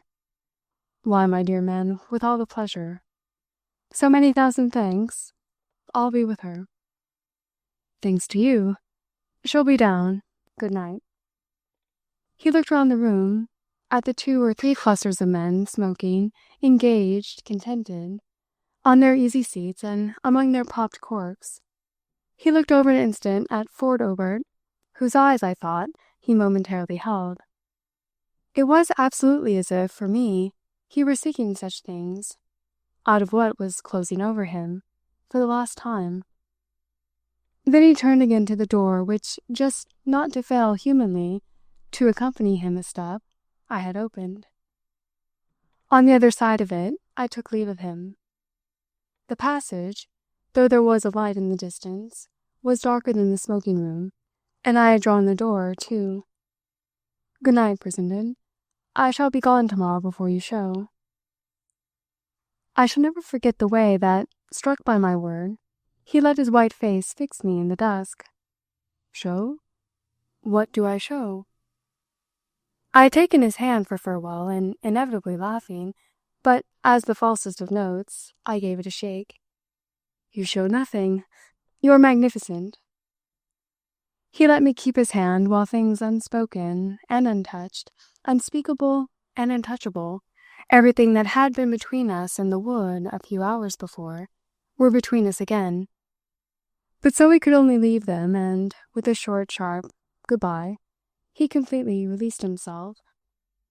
With my hand on the latch of the closed door, I watched a minute his retreat along the passage, and I remember the reflection that, before rejoining Obert, I made on it. I seemed perpetually at Newmarch to be taking his measure from behind. Ford Obert has since told me that when I came back to him there were tears in my eyes, and I didn't know at the moment how much the words with which he met me took for granted my consciousness of them. "He looks 100 years old." "Oh, but you should see his shoulders, always as he goes off. 2 centuries, 10. Isn't it amazing?" It was so amazing that, for a little, it made us reciprocally stare. "I should have thought," he said, "that he would have been, on the contrary, visibly rejuvenated." "So should I." "I must make it out," I added. "I shall." But Obert, with less to go upon, couldn't wait. It was wonderful, for that matter, and for all I had to go upon, how I myself could. I did so at this moment, in my refreshed intensity, by the help of confusedly lighting another cigarette, which I should have no time to smoke. "I should have thought," my friend continued, "that he too might have changed back." I took in from myself so much more of it than I could say. "Certainly. You wouldn't have thought he would have changed forward." Then, with an impulse that bridged over an abyss of connections, I jumped to another place. "Was what you most saw while you were there with her, was this that her misery, the misery you first phrased to me, has dropped?" "Dropped, yes." He was clear about it. "I called her beastly unhappy to you, though I even then knew that beastly unhappiness wasn't quite all of it. It was part of it. It was enough of it. For she was, well, no doubt you could tell me. Just now, at all events." And recalling, reflecting, deciding, he used, with the strongest effect, as he so often did in painting, the simplest term. "Just now she's all right." All right. He couldn't know how much more than was possible my question gave him to answer. But he answered it on what he had. He repeated, "All right." I wondered, in spite of the comfort I took, as I had more than once in life had occasion to take it before, at the sight of the painter sense deeply applied. My wonder came from the fact that Lady John had also found Mrs. Server all right, and Lady John had a vision as closed as Obert's was open. It didn't suit my book for both these observers to have been affected in the same way. "You mean you saw nothing whatever in her that was the least bit strange?" "Oh, I won't say as much as that. But nothing that was more strange than that she should be, well, after all right." "All there, eh?" I, after an instant, risked. I couldn't put it to him more definitely than that, though there was a temptation to try to do so. For Obert to have found her all there an hour or two after I had found her all absent, made me again, in my nervousness, feel even now a trifle menaced. Things had, from step to step, to hang together, and just here they seemed, with all allowances, to hang a little apart. My whole superstructure, I could only remember, reared itself on my view of Mrs. Server's condition. But it was part of my predicament, really equal in its way to her own, that I couldn't without dishonouring myself give my interlocutor a practical lead. The question of her happiness was essentially subordinate. What I stood or fell by was that of her faculty. But I couldn't, on the other hand, and remain straight, insist to my friend on the whereabouts of the stolen property. If he hadn't missed it in her for himself, I mightn't put him on the track of it, since, with the demonstration he had before my eyes received, of the rate at which Long was, as one had to call it, intellectually living. Nothing would be more natural than that he should make the cases fit. Now, my personal problem, unaltered in the least particular by anything, was for me to have worked to the end without breathing in another ear that long had been her lover. That was the only thing in the whole business that was simple. It made me cling an instant the more, both for bliss and bale, to the bearing of this fact of Robert's insistence. Even as a sequel to his vision of her change, almost everything was wrong for her being all right, except the one fact of my recent view, from the window, of the man unnamed. I saw him again sharply in these seconds, and to notice how he still kept clear of our company was almost to add certitude to the presumption of his rare reasons. Mrs. Server's being now, by a wonderful turn, all right, would at least decidedly offer to these reasons a basis. It would be something Long's absence would fit. It would supply ground, in short, for the possibility that, by a process not less wonderful, he himself was all wrong.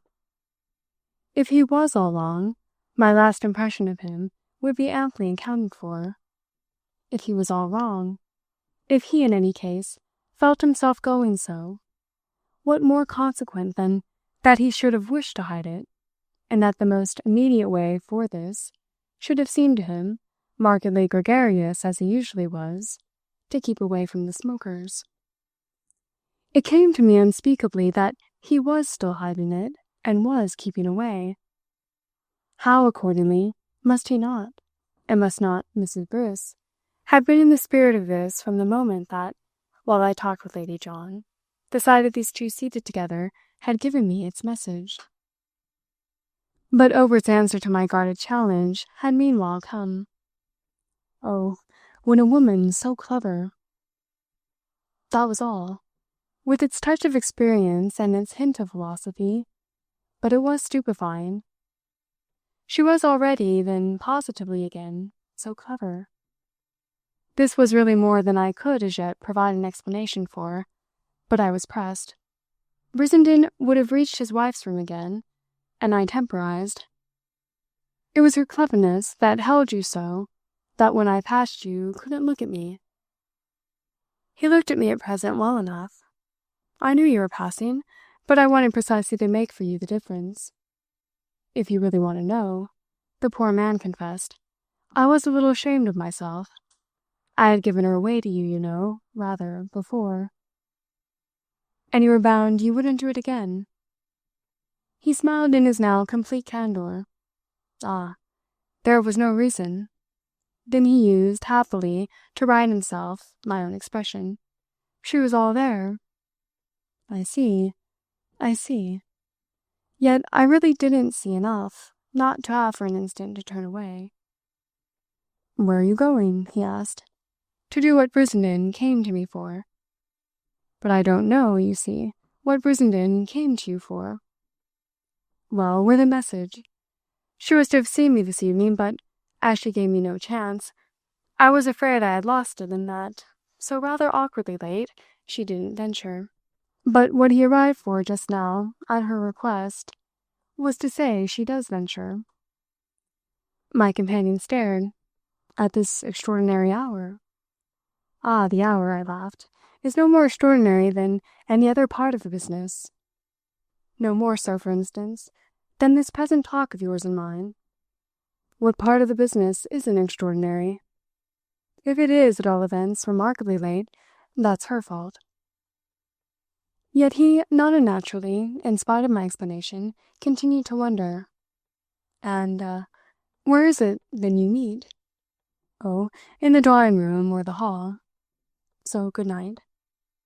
He got up to it, moving with me to the door, but his mystification, little as I could on the whole soothe it, still kept me.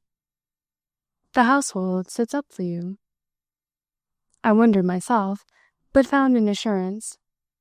She must have squared the household, and it won't probably take us very long. His mystification frankly confessed itself at this plain curiosity.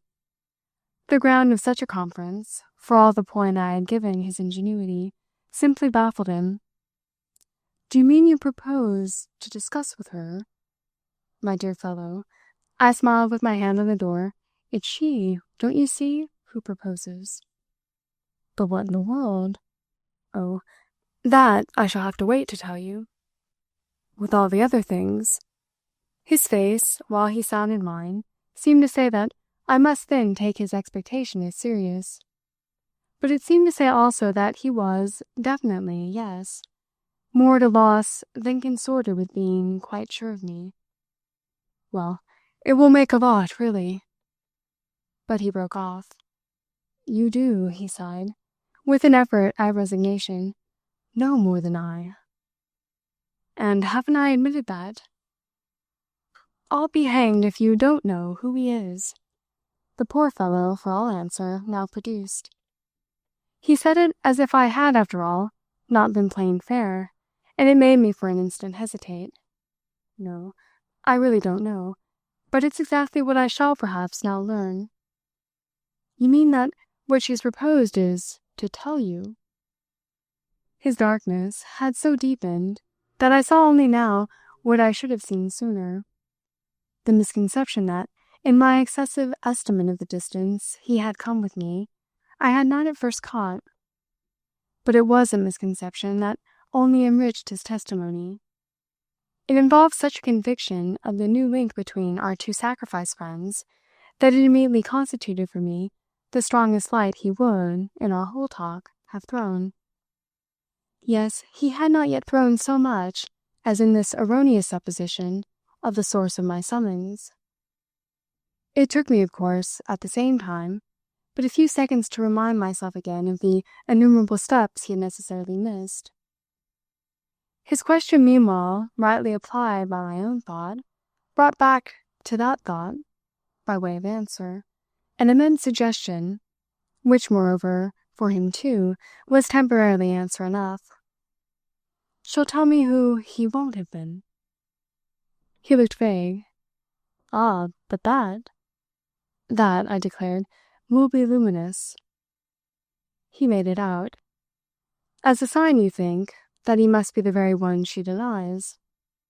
The very one, I laughed, and I left him under the simple and secure impression that my appointment was with Mrs. Server.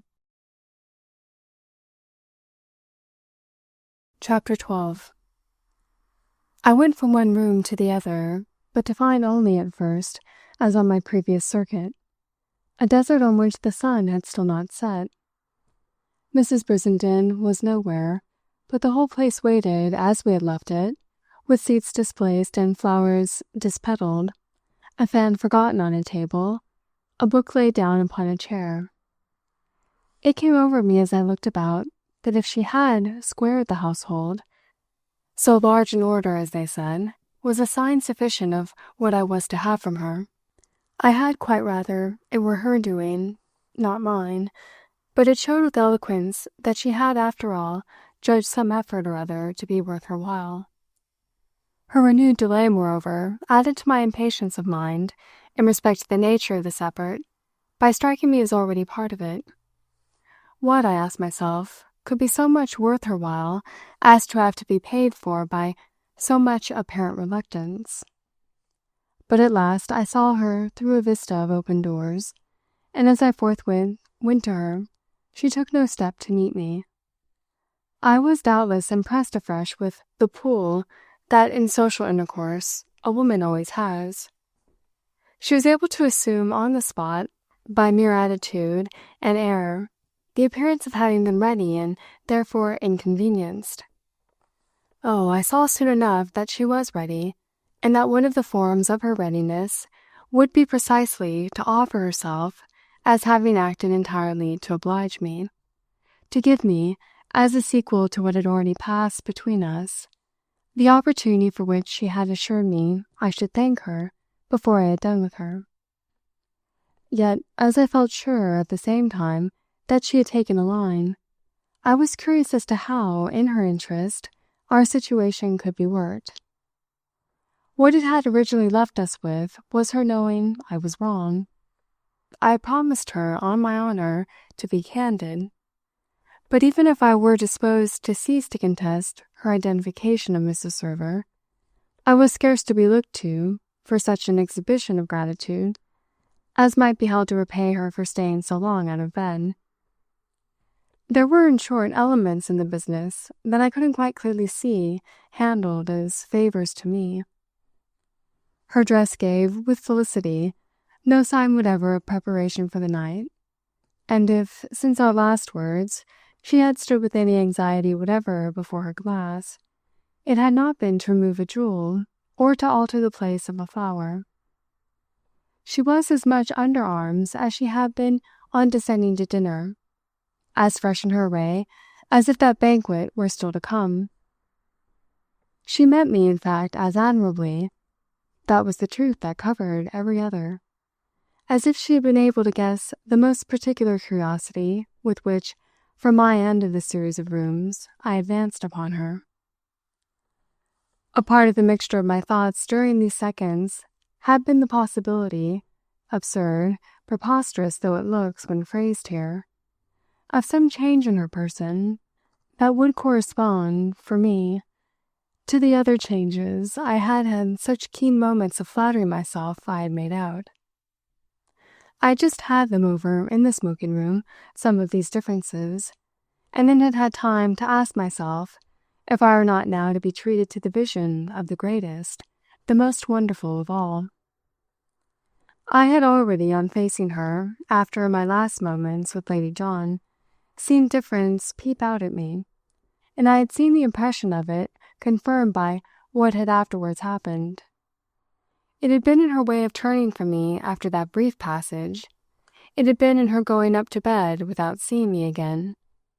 It had been once more in her thinking, for reasons of her own, better of that. And it had been most of all in her sending her husband down to me. Well, wouldn't it finally be, still more than most of all? But I scarce had known, at this point, what grossness or what fineness of material correspondence to forecast. I only had waited there, with these general symptoms so present that almost any further development of them occurred to me as conceivable. So much as this was true, but I was after a moment to become aware of something by which I was as strongly affected as if I had been quite unprepared. Yes, literally, that final note in the smoking room, the note struck in Overt's ejaculation on poor Briss's 100 years, had failed to achieve for me a worthy implication. I was forced, after looking at Grace Brissenden a minute, to recognize that my imagination had not risen to its opportunity. The full impression took a minute during which she said nothing. Then it left me deeply and above all, as I felt, discernibly cautious of the prodigious thing, the thing I had not thought of. This it was that gave her such a beautiful chance not to speak. She was so quite sufficiently occupied with seeing what I hadn't thought of, and with seeing me, to make up for lost time, breathlessly think of it while she watched me. All I had at first taken in was, as I say, her untouched splendor. I don't know why that should have impressed me, as if it had been probable she would have appeared in her dressing gown. It was the only thing to have expected, and it in fact plumed and enhanced her assurance, sustained her propriety, lent our belated interview the natural and casual note. But there was another service it still more rendered her. It so covered, at the first blush, the real message of her aspect, that she enjoyed the luxury, and I felt her enjoy it, of seeing my perception in arrest. Amazing, when I think of it, the number of things that occurred in these staid seconds of our silence. But they are perhaps best represented by the two most marked intensities of my own sensation. The first, the certitude that she had at no moment since her marriage so triumphantly asserted her defeat of time, and the second, the conviction that I, losing with her while, as it were, we closed a certain advantage I should never recover, had at no moment since the day before made so poor a figure on my own ground. It may have been only for 6 seconds that she caught me gaping at her renewed beauty. But 6 seconds, it was inevitable to feel, were quite enough for every purpose with which she had come down to me. She might have been a large, fair, rich, prosperous person of 25. She was at any rate near enough to it to put me forever in my place. It was a success, on her part, that, though I couldn't as yet fully measure it, there could be no doubt of whatever, any more than of my somehow paying for it. Her being there at all, at such an hour, in such conditions, became each moment on the whole business more and more a part of her advantage.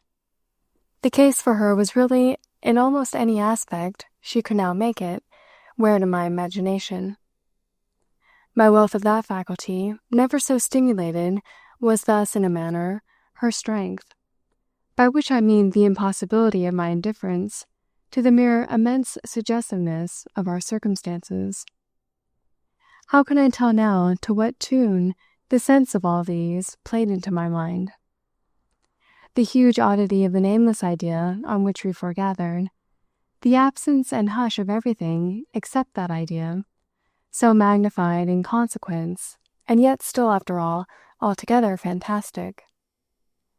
There remained for her, there spoke for her too, her vividly unconventional step, the bravery of her wrestling, on an understanding so difficult to give an account of, through places and times only made safe by the sleep of the unsuspecting.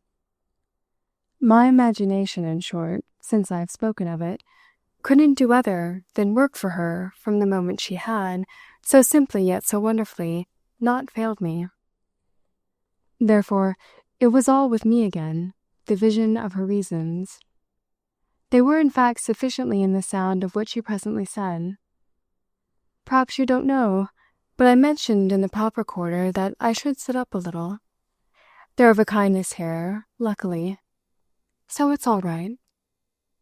It was all right, obviously. She made it so.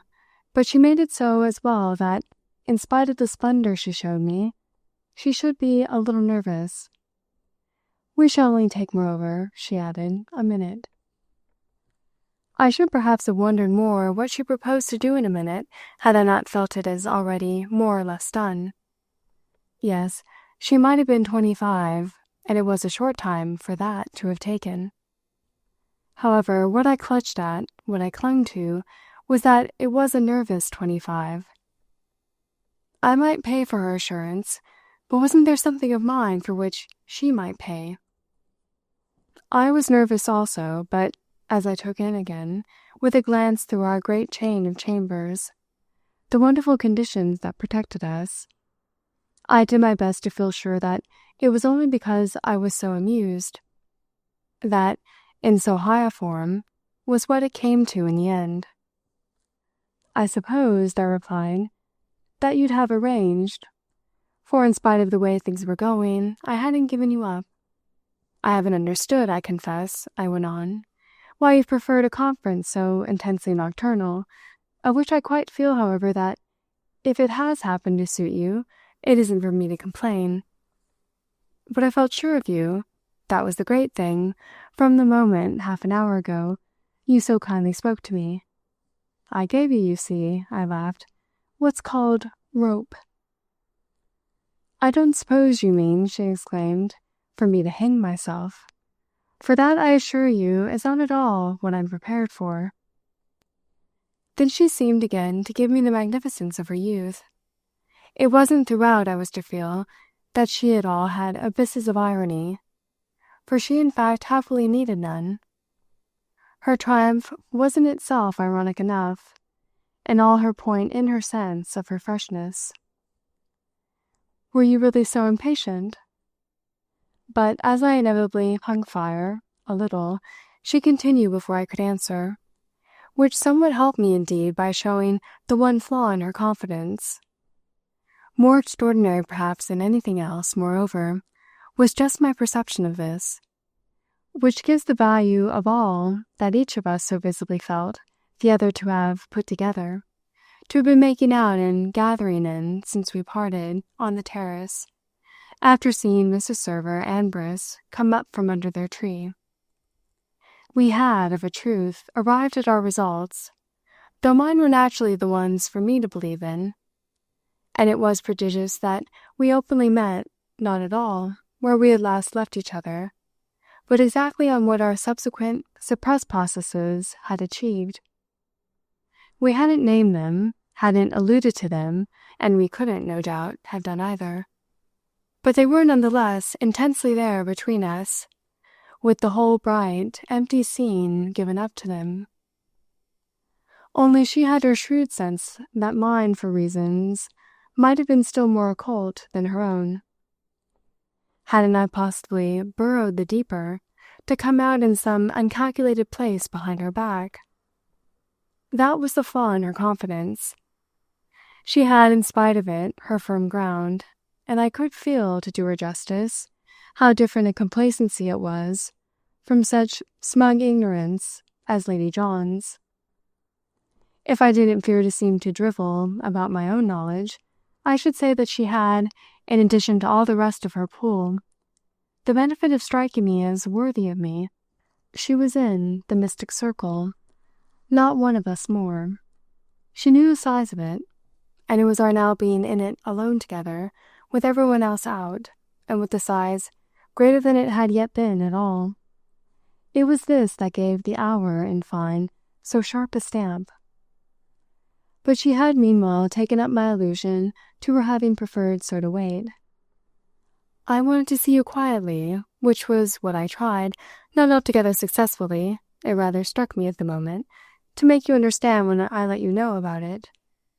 You stared so that I didn't quite know what was the matter.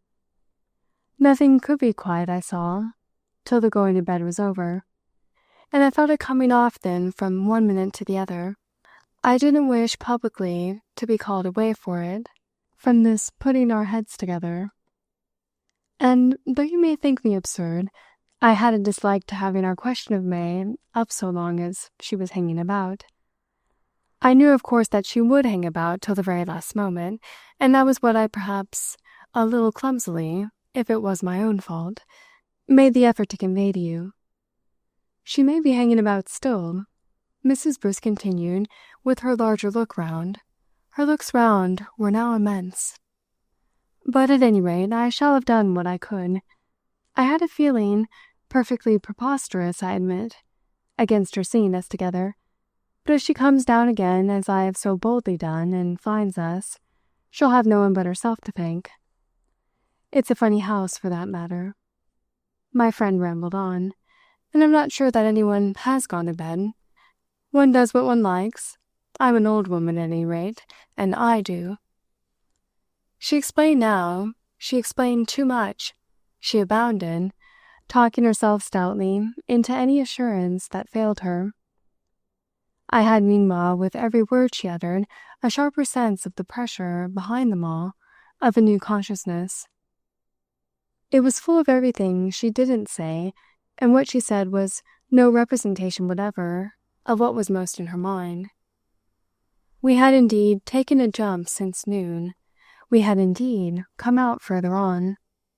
Just this fine dishonesty of her eyes, moreover, the light of a part to play, the excitement, heaven knows what it struck me as being, of the happy duplicity, may well have been what contributed most to her present grand air.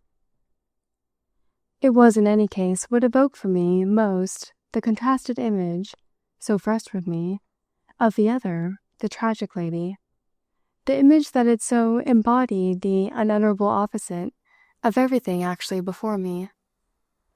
What was actually before me was the positive pride of life and expansion, the amplitude of conscious action and design, not the arid channel forsaken by the stream, but the full-fed river sweeping to the sea, the volume of water, the stately current, the flooded banks into which the source had swelled. There was nothing Mrs. Server had been able to risk, but there was a rich indifference to risk in the mere carriage of Grace Brissenden's head. Her reference, for that matter, to our discussed subject, had the effect of relegating to the realm of dim shades the lady representing it, and there was small soundness in her glance at the possibility, on the part of this person, of an anxious prowl back.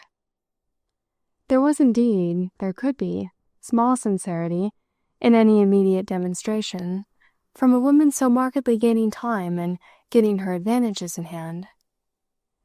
The connections between the two, certainly, were indirect and intricate, but it was positive to me that, for the spiritual ear, my companion's words had the sound of a hard bump, a contact from the force of which the weaker vessel might have been felt to crack.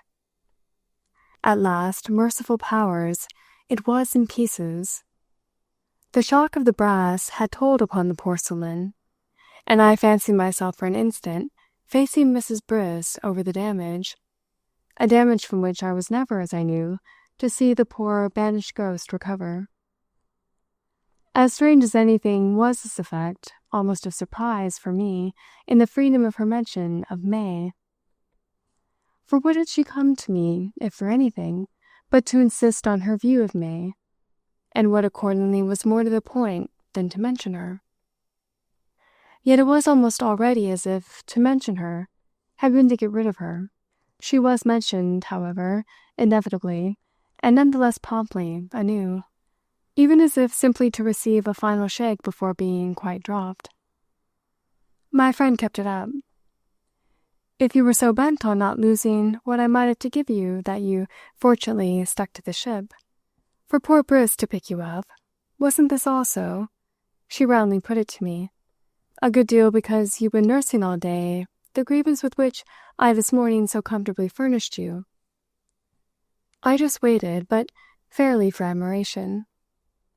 Oh, I certainly have my reasons, as I've no less certainly had my luck, for not indeed deserting our dear little battered, but still just sufficiently buoyant vessel, from which everyone else appears, I recognize, to cherche soif. She'll float a few minutes more, but before she sinks. Do you mean by my grievance? Oh, you know what I mean by your grievance. She had no intention, Mrs. Briss, of sinking. I was to give you time to make up your mind that Mrs. Server was Our Lady. You so resented, for some reason, my suggesting it that I scarcely believed you'd consider it at all. Only I hadn't forgotten, when I spoke to you a while since, that you had nevertheless handsomely promised me that you would do your best. Yes, and still more handsomely, that if I changed my mind, I would eat in your presence, for my error, the largest possible slice of humble pie. If you didn't see this morning, I continued, quite why I should have cared so much, so I don't quite see why, in your different way, you should. At the same time that I do full justice to the good faith with which you've given me my chance. Please believe that if I could candidly embrace that chance, I should feel all the joy in the world in repaying you. It's only, alas, because I cling to my candor, that I venture to disappoint you. If I cared this morning, it was really simple enough. You didn't convince me, but I should have cared just as much if you had. I only didn't see what you saw. I needed more than you could then give me. I knew, you see, what I needed. I mean, before I struck. It was the element of collateral support that we both lacked. I couldn't do without it as you could. This was what I, clumsily enough, tried to show you I felt. You, on your side, I pursued, grasped admirably the evident truth that the element could be present only in such doses as practically to escape detection. I kept it up as she had done, and I remember striking myself as scarce less excitedly voluble. I was conscious of being at a point at which I should have to go straight, to go fast, to go it, as the phrase is, blind, in order to go at all. I was also conscious, and it came from the look with which she listened to me, and that told me more than she wished. I felt sharply, though but instinctively, in fine, that I should still, whatever I practically had lost, make my personal experience most rich and most complete by putting it definitely to her. that sorry as I might be not to oblige her, I had, even at this hour, no submission to make. I doubted, in fact, whether my making one would have obliged her. But I felt that, for all so much had come and gone, I was not there to take, for her possible profit, any new tone with her. She would sufficiently profit, at the worst, by the old.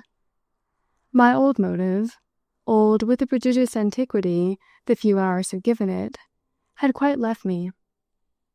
I seemed to myself to know little now of my desire to protect Mrs. Server.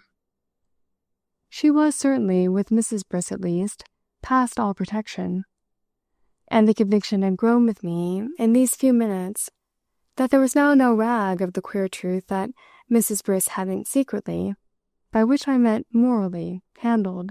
But I none the less, on a perfectly simple reasoning, stood to my guns, and with no sense whatever, I must add, of now breaking my vow of the morning. I had made another vow since then, made it to the poor lady herself, as we sat together in the wood, passed my word to her that there was no approximation I pretended even to myself to have made. How then was I to pretend to Mrs. Briss, and what facts had I collected on which I could respectably ground an acknowledgment to her that I had come round to her belief? If I had caught our incriminated pair together, really together, even for 3 minutes, I would, I sincerely considered, have come round. But I was to have performed this revolution on nothing less, as I now went on to explain to her. Of course, if you've got new evidence, I shall be delighted to hear it, and of course, I can't help wondering whether the possession of it and the desire to overwhelm me with it aren't together the one thing you've been nursing till now. Oh, how intensely she didn't like such a tone. If she hadn't looked so handsome, I would say she made a wry face over it, though I didn't even yet see where her dislike would make her come out. Before she came out, in fact, she waited as if it were a question of dashing her head at a wall. Then at last she charged. "It's nonsense. I've nothing to tell you. I feel there's nothing in it, and I've given it up." I almost gaped, by which I mean that I looked as if I did, for surprise. "You agree that it's not she?" Then, as she again waited, "It's you who've come round," I insisted.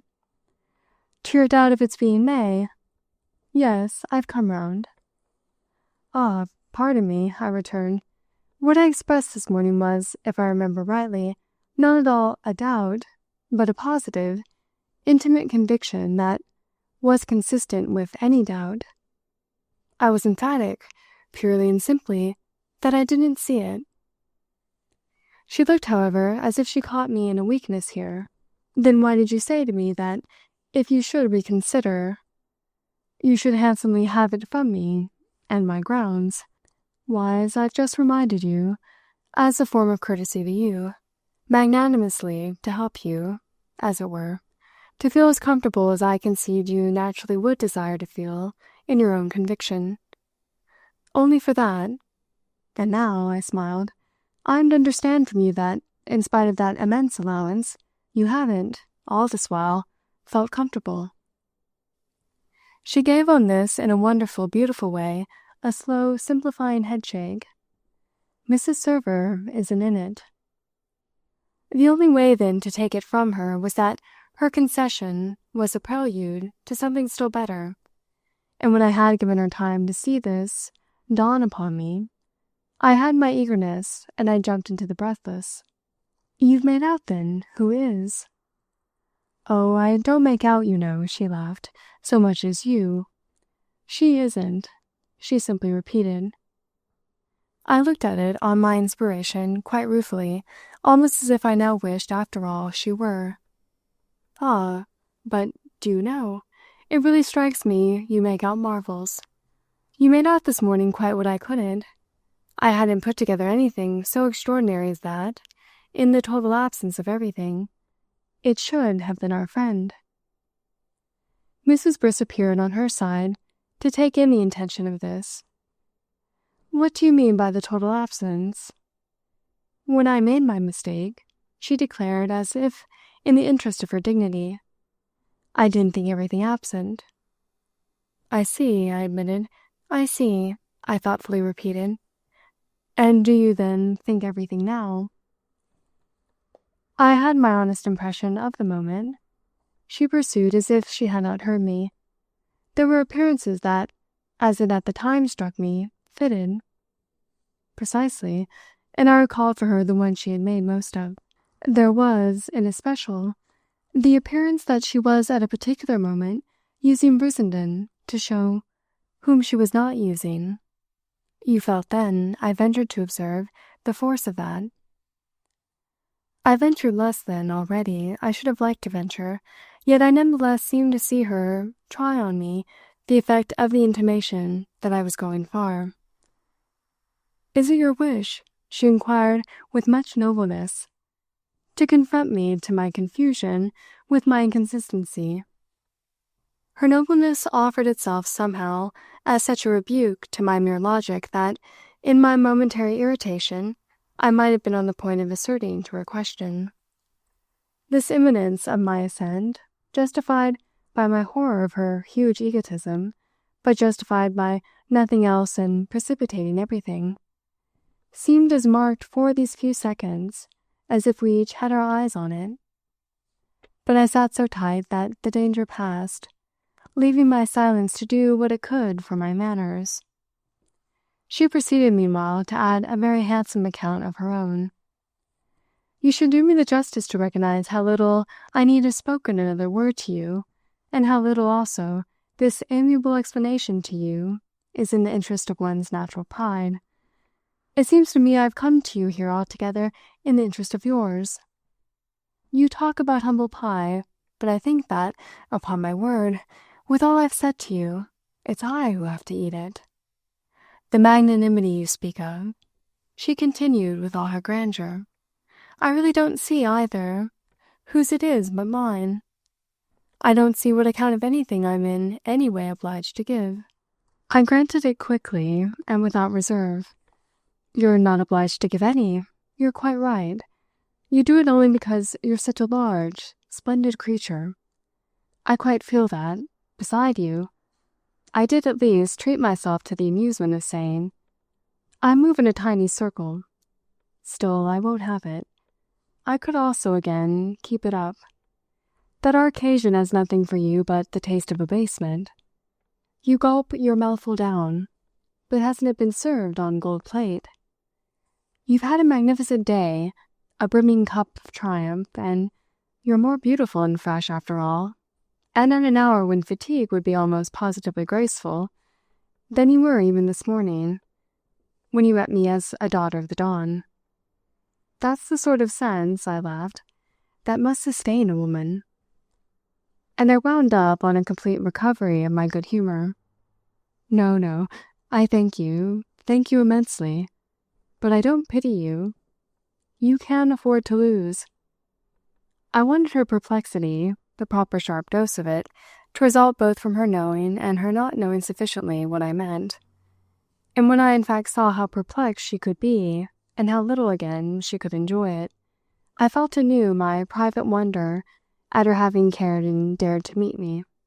Where was enjoyment for her? Where the insolence of success, if the breath of irony could chill them? Why, since she was bold, should she be susceptible?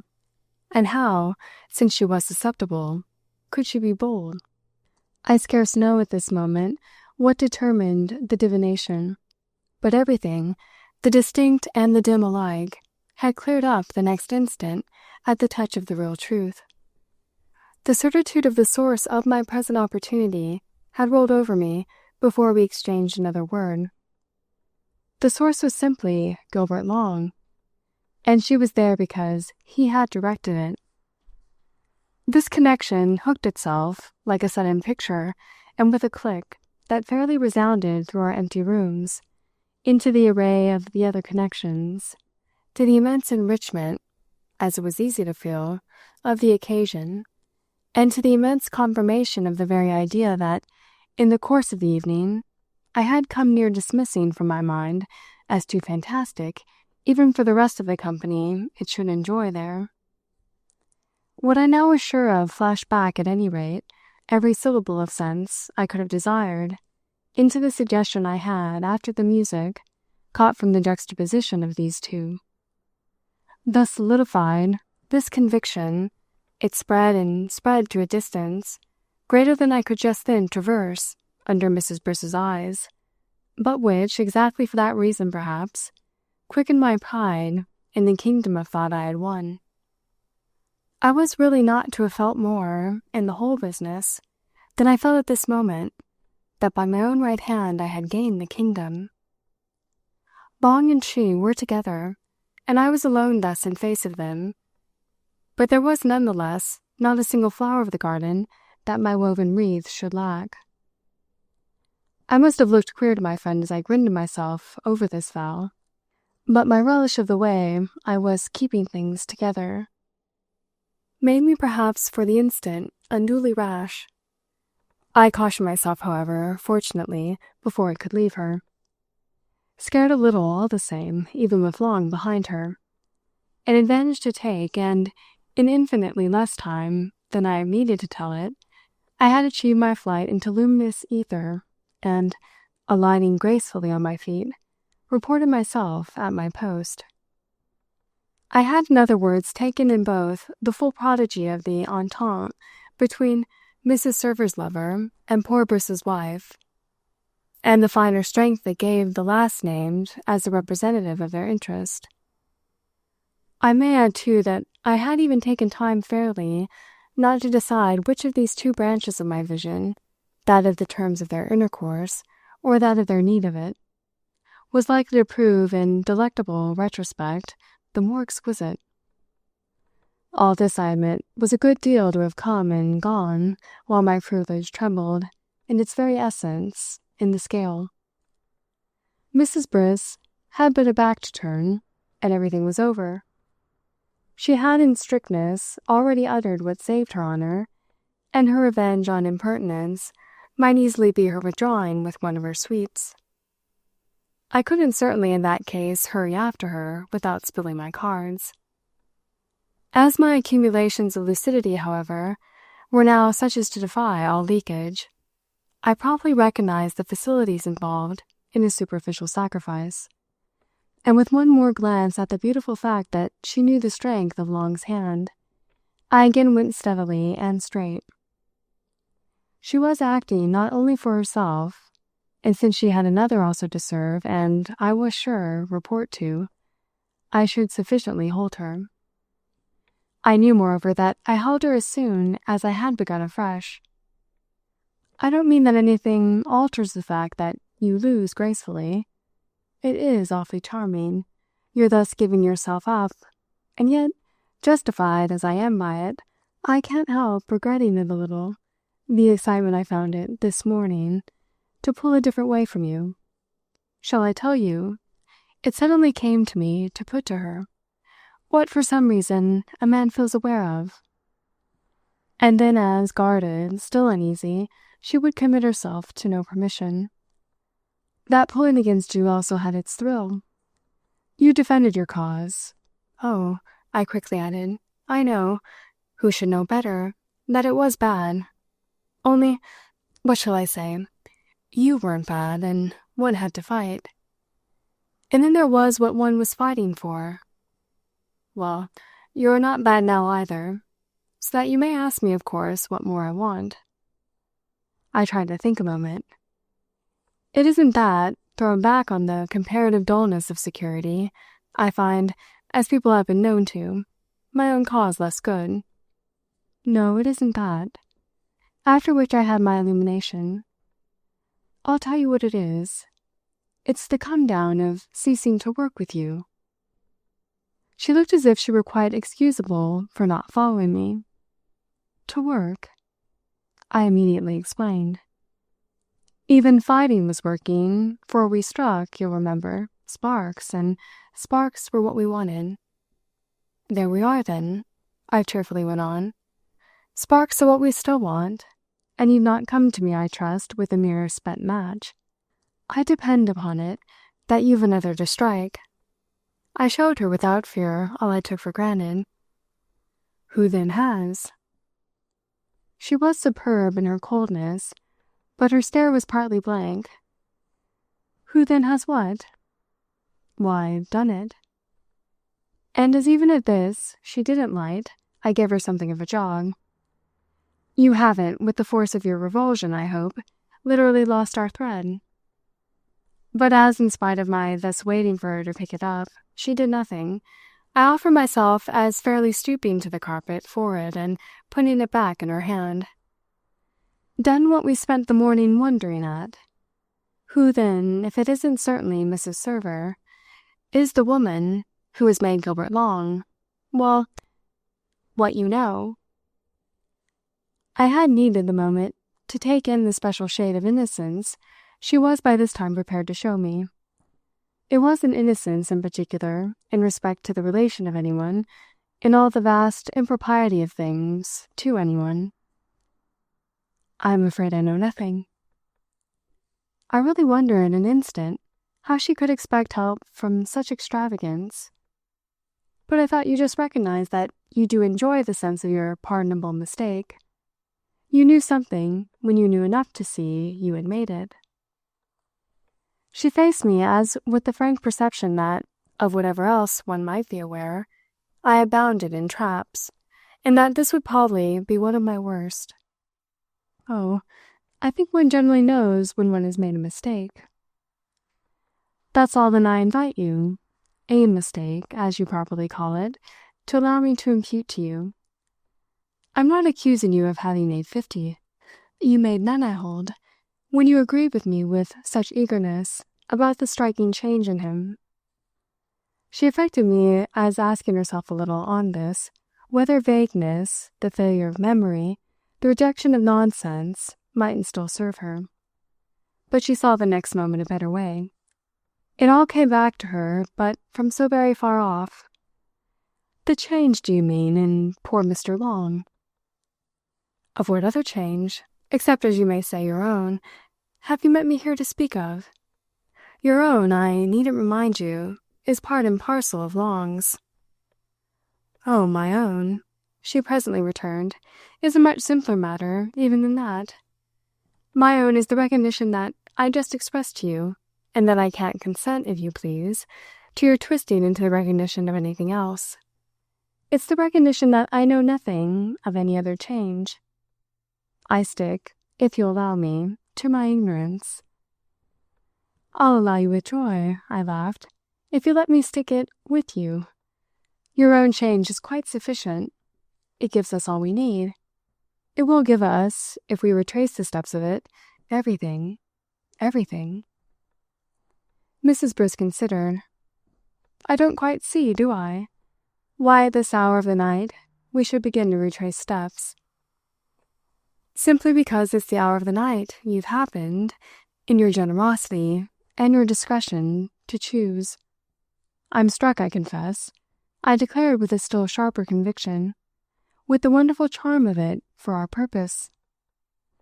"And pray, what do you call with such solemnity," she inquired, "our purpose?" I had fairly recovered at last, so far from being solemn, an appropriate gaiety. "I can only, with positiveness, answer for mine. That has remained all day the same, to get at the truth, not, that is, to relax my grasp of that tip of the tail, of which you so helped me this morning to fasten to. If you've ceased to care to help me," I pursued, "that's a difference indeed. But why?" I candidly, pleadingly asked. "Should you cease to care?" It was more and more of a comfort to feel her imprisoned in her inability really to explain her being there. To show herself as she was explained it only so far as she could express that, which was just the freedom she could least take. "What on earth is between us, anyhow," I insisted, "but our confounded interest? That's only quickened for me, don't you see? By the charming way you've come round, and I don't see how it can logically be anything less than quickened for yourself. We're like the messengers and heralds in the tale of Cinderella, and I protest, I assure you, against any sacrifice of our denouement.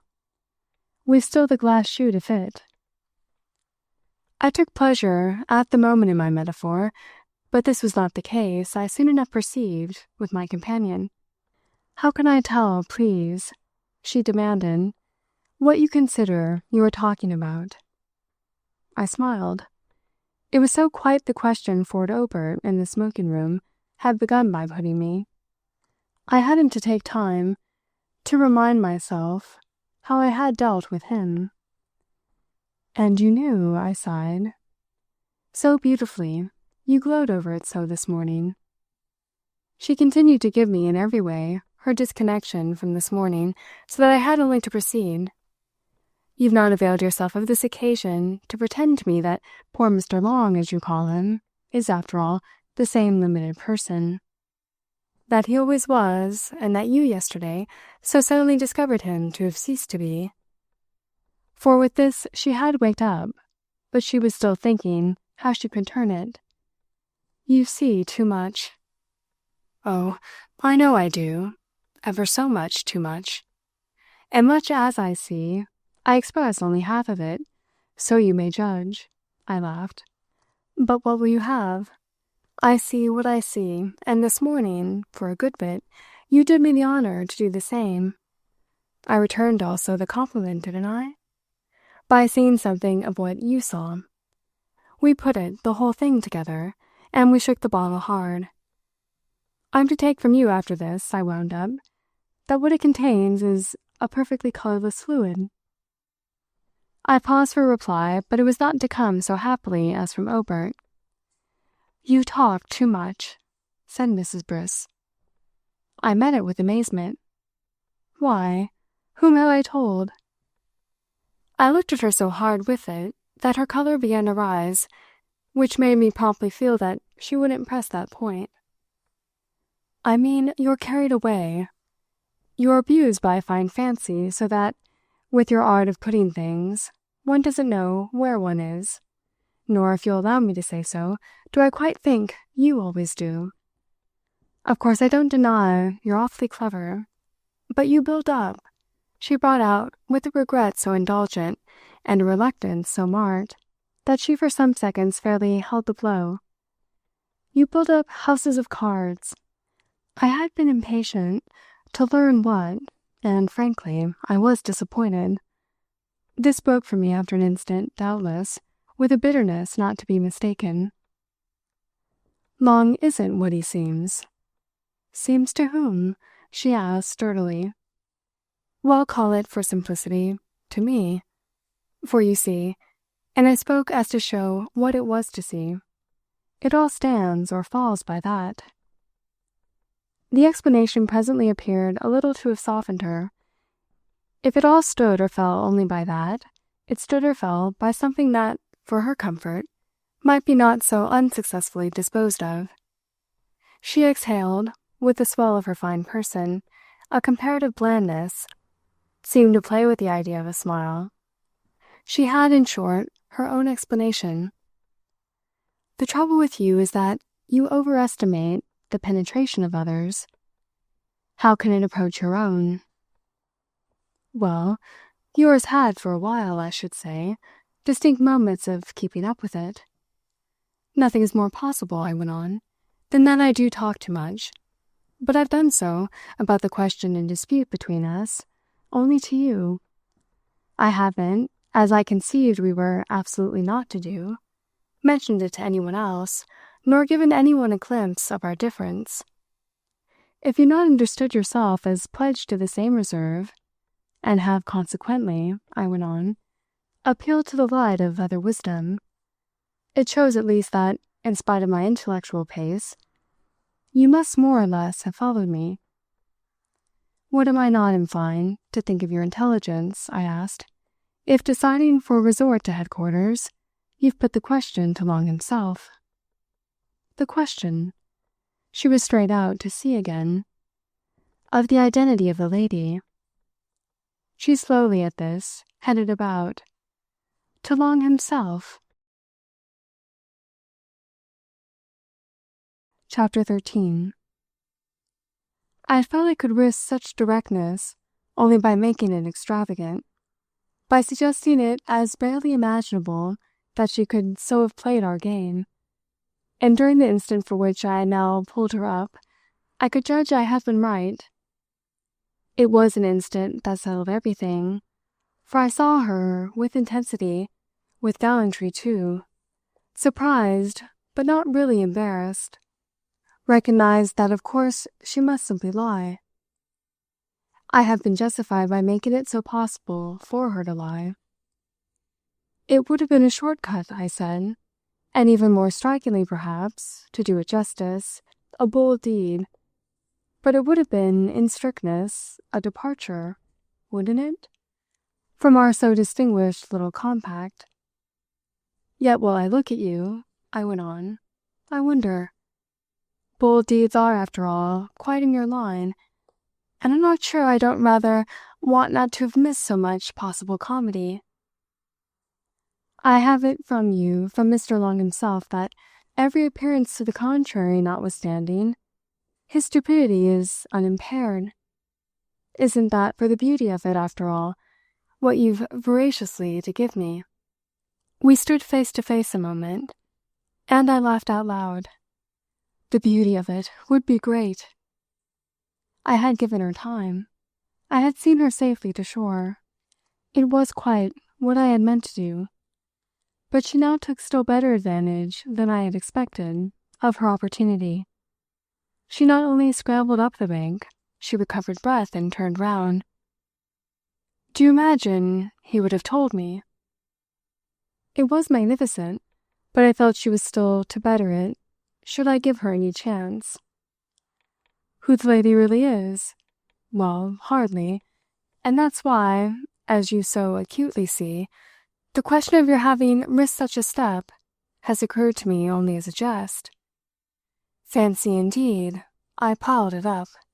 You're saying to him, we're all noticing that you're so much less of an idiot than you used to be, and we've different views of the miracle. I had been going on, but I was checked without a word from her. Her look alone did it, for, though it was a look that partly spoiled her lie, it, by that very fact, sufficed to my confidence. I've not spoken to a creature. It was beautifully said, but I felt again the abysses that the mere saying of it covered, and the sense of these wonderful things was not a little, no doubt, in my immediate cheer. Ah, then, we're all right. I could have rubbed my hands over it. I mean, however, I quickly added, only as far as that. I don't at all feel comfortable about your new theory itself, which puts me so wretchedly in the wrong. Rather, said Mrs. Briss, almost gaily, wretchedly indeed in the wrong. Yet only, equally of course, I returned, after a brief brooding, if I come within a conceivability of accepting it. Are you conscious that, in default of Long's own word, equivocal as that word would be, you press it upon me without the least other guarantee? And pray, she asked, what guarantee had you? For the theory with which we started? Why, our recognized fact, the change in the man.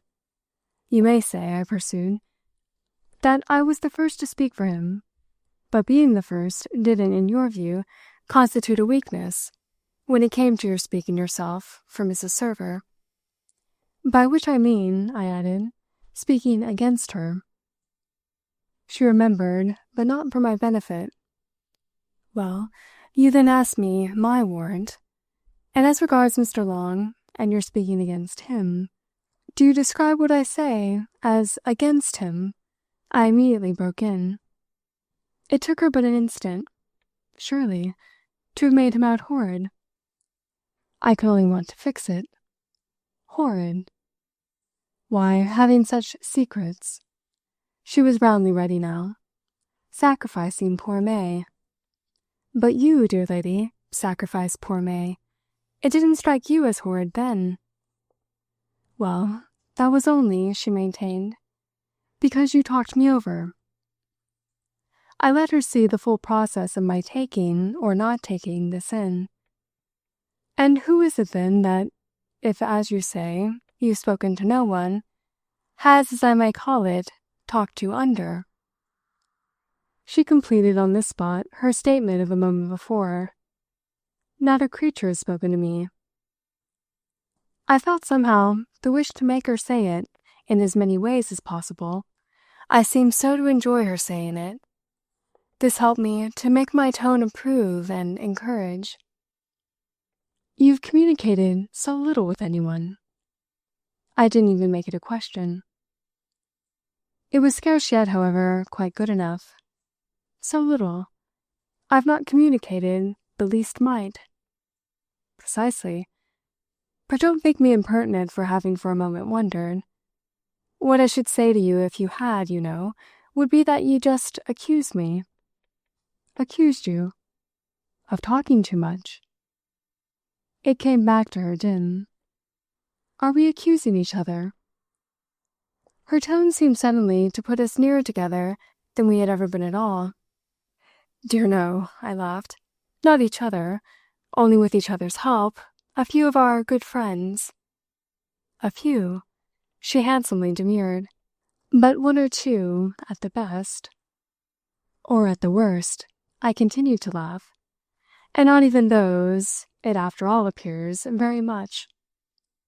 She didn't like my laughter, but she was now grandly indulgent.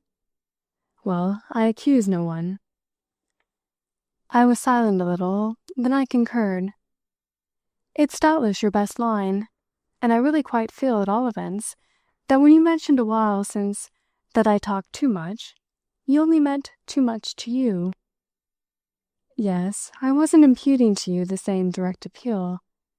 I didn't suppose, she explained, that, to match your own supposition of me, you had resorted to May herself.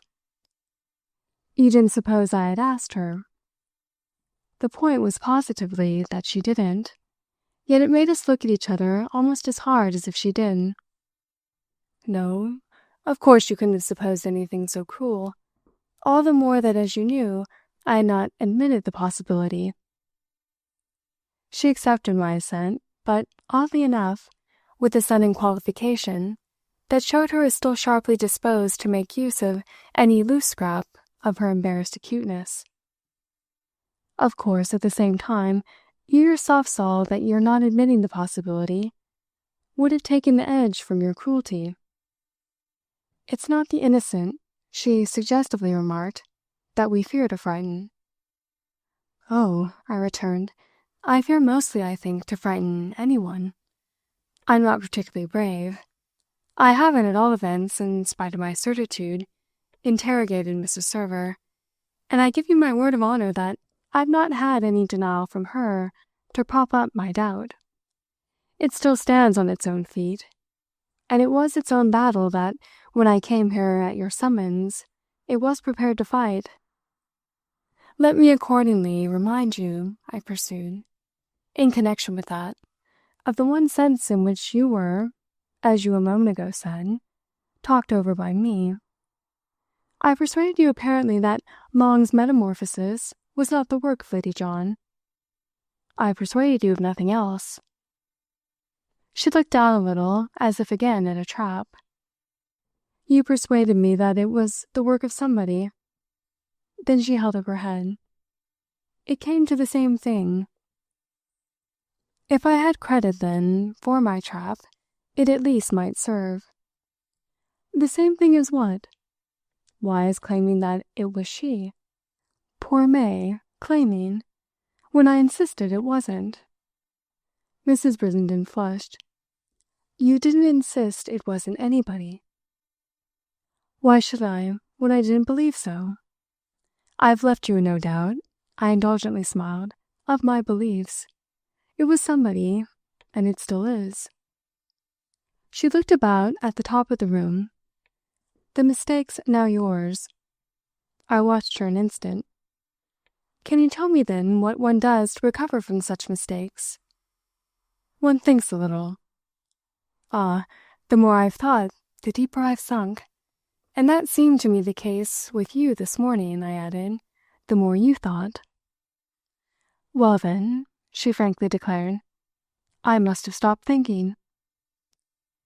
It was a phenomenon, I sufficiently showed, that thought only could meet. Could you tell me, then, at what point? She had to think even to do that. At what point? What in particular determined, I mean, your arrest? You surely didn't, launched as you were, stop short all of yourself. She fronted me, after all, still so bravely that I believed her for an instant not to be, on this article, without an answer she could produce. The unexpected, therefore, broke for me when she fairly produced none. I confess I don't make out, she simply said, why you seem so little pleased that I agree with you. I threw back, in despair, both head and hands. But you poor, dear thing, you don't in the least agree with me. You flatly contradict me. You deny my miracle. I don't believe in miracles, she panted. So I exactly at this late hour learn, but I don't insist on the name.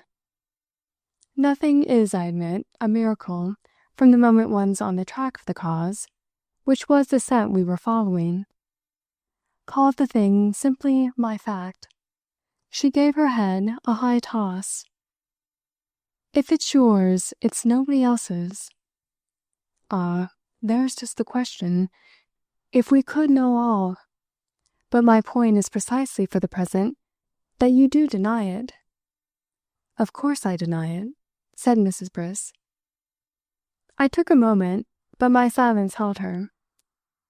Your of course would be what I would again contest, what I would denounce and brand as the word too much, the word that spoils, were not that it seems best, that it in any case seems necessary, to let all question of your consistency go. On that I had paused, and as I felt myself still holding her, I was not surprised when my pause had an effect. You do let it go. She had tried, I could see, to put the inquiry as all ironic. But it was not all ironic. It was, in fact, little enough so to suggest for me some intensification, not quite, I trust, wanton, of her suspense. I should be at a loss to say indeed how much it suggested, or half of what it told. These things again almost violently moved me, and if I, after an instant in my silence, turned away, it was not only to keep her waiting, but to make my elation more private. I turned away, to that tune that I literally, for a few minutes, quitted her, availing myself thus, superficially, of the air of weighing the consequence. I wandered off 20 steps, and while I passed my hand over my troubled head, looked vaguely at objects on tables, and sniffed absently at flowers in bowls. I don't know how long I so lost myself, nor quite why, as I must for some time have kept it up. My companion didn't now really embrace her possible alternative of rupture and retreat. Or rather, as to her action in this last matter, I am, and was on the spot, clear. I knew at that moment how much she knew she must not leave me without having got from me. It came back in waves, in wider glimpses, and produced in so doing the excitement I had to control. It could not but be exciting to talk as we talked, on the basis of those suppressed processes and unavowed references which made the meaning of our meeting so different from its form. We knew ourselves.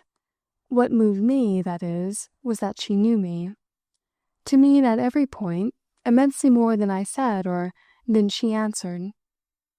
Just as she saw me, at the same points, measure the space by which her answers fell short. This made my conversation with her a totally other, and a far more interesting thing than any colloquy I had ever enjoyed. It had even a sharpness that had not belonged, a few hours before, to my extraordinary interview with Mrs. Server. She couldn't afford to quarrel with me for catechizing her. She couldn't afford not to have kept in her way faith with me. She couldn't afford, after inconceivable passages with Long, not to treat me as an observer to be squared. She had come down to square me. She was hanging on to square me. She was suffering and stammering and lying. She was both carrying it grandly off and letting it desperately go. All to square me. And I caught, moreover, perfectly, her vision of her way, and I followed her way, even while I judged it, feeling that the only personal privilege I could, after all, save from the whole business was that of understanding. I couldn't save Mrs. Server, and I couldn't save poor Briss. I could, however, guard to the last grain of gold my precious sense of their loss, their disintegration and their doom. And it was for this that I was now bargaining. It was of giving herself away just enough not to spoil for me my bargain over my treasure, that Mrs. Briss's bribe would consist. She would let me see as far as I would if she could feel sure I would do nothing.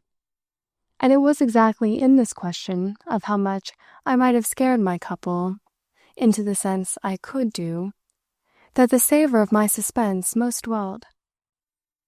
I could have made them uneasy, of course, only by making them fear my intervention.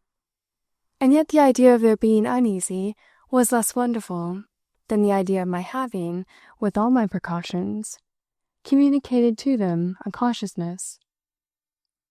This was so the last thing I had wanted to do that I felt, during my swift excursion, how much time I should need, in the future, for recovery of the process. All of the finest wind-blown intimations, woven of silence and secrecy and air, by which their suspicion would have throbbed into life.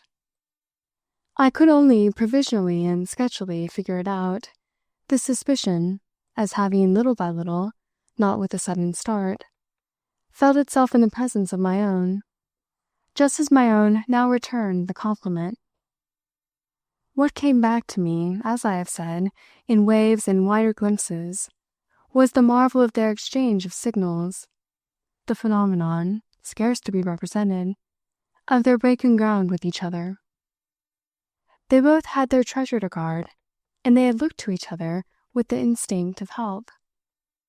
They had felt on either side the victim possibly slip, and they had connected the possibility with an interest discernibly inspired in me by this personage, and with a relation discoverably established by that interest. It wouldn't have been a danger, perhaps, if the two victims hadn't slipped together, and more amazing, doubtless, than anything else, was the recognition by my sacrificing couple of the opportunity drawn by my sacrificed from being conjoined in my charity. How could they know, Gilbert Long and Mrs. Briss, that actively to communicate a consciousness to my other friends had no part in my plan? The most I had dreamed of, I could honorably feel, was to assure myself of their independent possession of one. These things were with me, while, as I have noted, I made Griss Brissenden wait, and it was also with me that, though I condoned her deviation, she must take it from me as a charity. I presently achieved another of my full revolutions, and I faced her again, with the view of her overture and my answer to her last question. The terms were not altogether what my pity could have wished, but I sufficiently kept everything together to have to see that there were limits to my choice.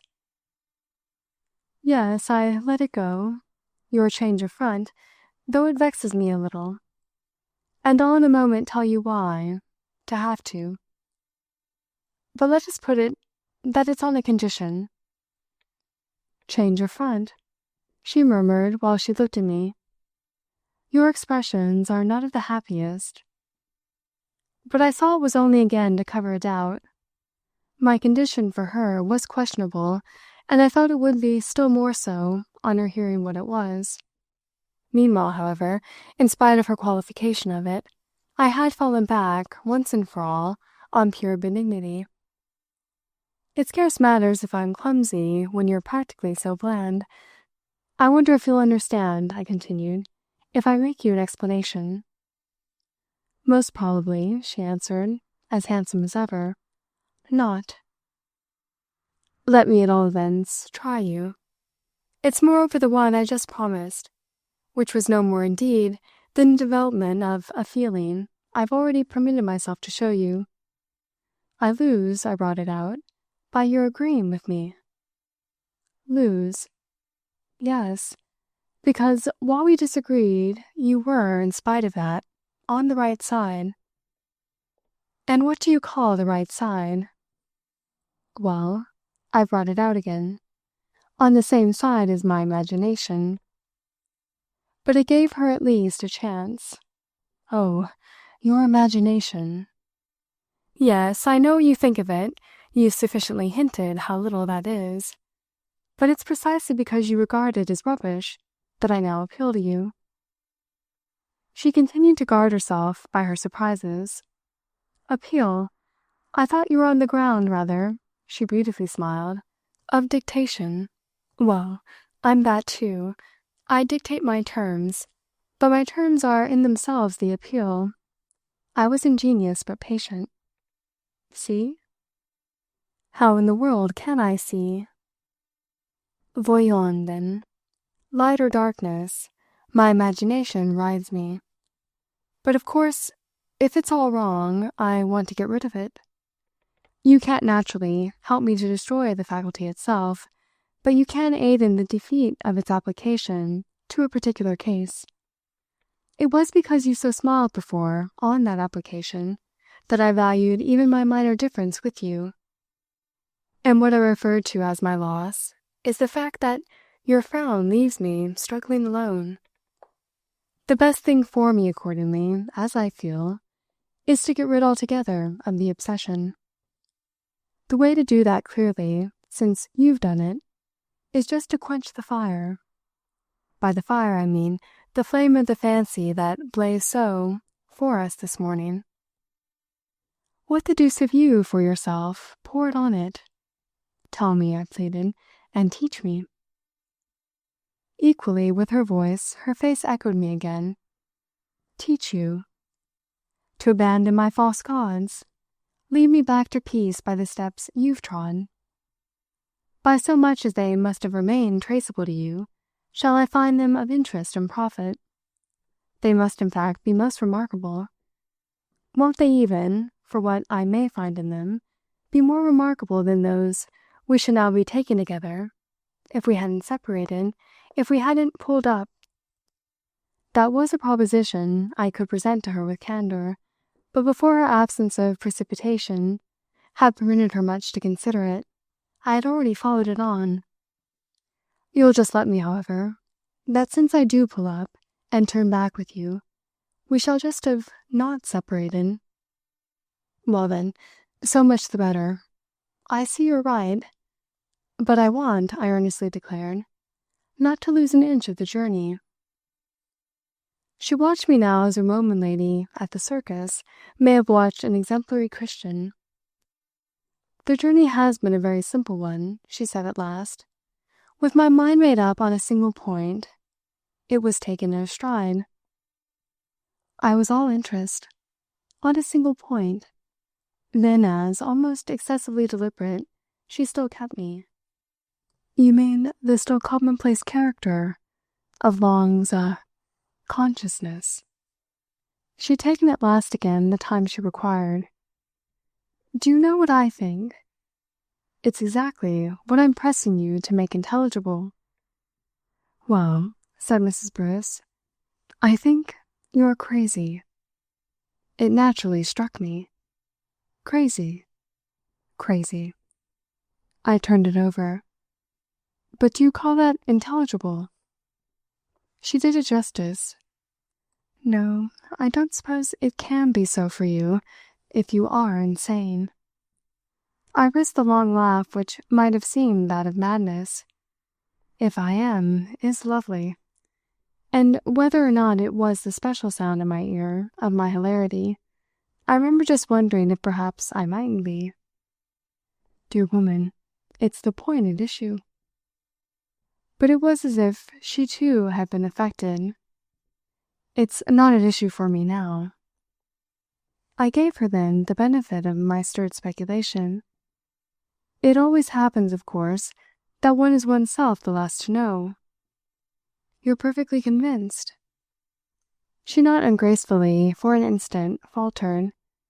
But since I really would have it. Oh, so far as what we've talked of is concerned, perfectly. And it's actually what you come down then to tell me. Just exactly what?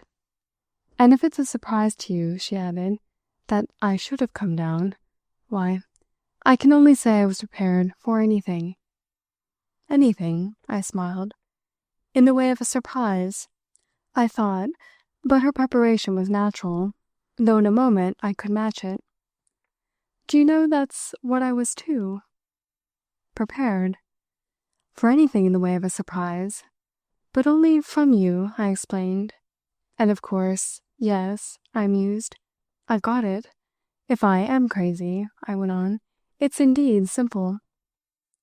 She appeared, however, to feel, from the influence of my present tone, the impulse, in courtesy, to attenuate. Oh, I don't pretend it's simple. No, I thought that was just what you did pretend. I didn't suppose, said Mrs. Briss, that you'd like it. I didn't suppose that you'd accept it or even listen to it. But I owed it to you. She hesitated. You owed it to me to let me know what you thought of me, even should it prove very disagreeable. That perhaps was more than she could adopt. I owed it to myself, she replied with a touch of austerity. To let me know I'm demented. To let you know I'm not. We each looked, I think, when she had said it, as if she had done what she said. That's all. All, I wailed. Ah, don't speak as if it were so little. It's much. It's everything. It's anything you will, said Mrs. Briss impatiently. Good night. Good night. I was aghast. You leave me on it. She appeared to profess for an instant all the freshness of her own that she was pledged to guard. I must leave you on something. I couldn't come to spend a whole hour. But do you think it's so quickly done, to persuade a man he's crazy? I haven't expected to persuade you. Only to throw out the hint. Well, she admitted, it would be good, if it could work in you. But I've told you, she added as if to wind up when I'm done, what determined me. I beg your pardon. Oh, I protested. That's just what you've not told me, the reason of your change. I'm not speaking, she broke in, of my change. Ah, but I am. I declared with a sharpness that threw her back for a minute on her reserves. It's your change, I again insisted. That's the interesting thing. If I'm crazy, I must once more remind you, you were simply crazy with me. And how can I therefore be indifferent to your recovery of your wit or let you go without having won from you the secret of your remedy? I shook my head with kindness, but with decision. You mustn't leave me till you've placed it in my hand. The reserves I had spoken of were not, however, to fail her. I thought you just said that you let my inconsistency go. You're more responsibility for it, perfectly. But how could I show a greater indulgence than by positively desiring to enter into its history? It's in that sense that, as I say, I developed. I do speak of your change. There must have been a given moment when the need of it, or when, in other words, the truth of my personal state dawned upon you. That moment is the key to your whole position, the moment for us to fix. Fix it, said poor Miss Briss, when you like. I had much rather, I protested, fix it when you like. I want, you surely must understand if I want anything of it at all, to get it absolutely right. Then, as this plea seemed still not to move her, I once more compressed my palms. You won't help me." She bridled at last with a higher toss. "It wasn't with such views I came. I don't believe," she went on a shade more patiently, "I don't believe, if you want to know the reason, that you're really sincere." Here indeed was an affair. Not sincere? I? Not properly honest. I mean in giving up. Giving up what? Why, everything. Everything? Is it a question, I stared, of that? You would if you were honest. Everything, I repeated. Again she stood to it. Everything. But is that quite the readiness I professed? If it isn't, then, what is? I thought a little. Why, isn't it simply a matter, rather, of the renunciation of a confidence in your sense and your truth? This, she indicated, was all she asked. Well, what is that but everything? Perhaps, I reflected, perhaps. In fact, it no doubt was. We'll take it then for everything, and it's as so taking it that I renounce. I keep nothing at all. Now do you believe I'm honest? She hesitated. Well, yes, if you say so. Ah, I sighed. I see you don't. What can I do, I asked, to prove it? You can easily prove it. You can let me go.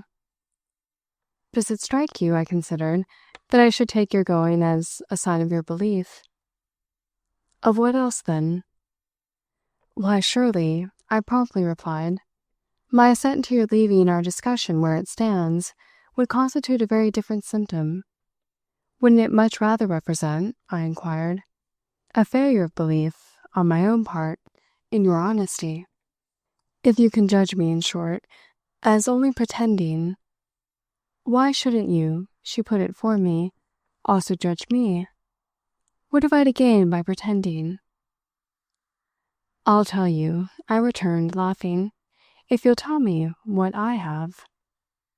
She appeared to ask herself if she could, and then to decide in the negative.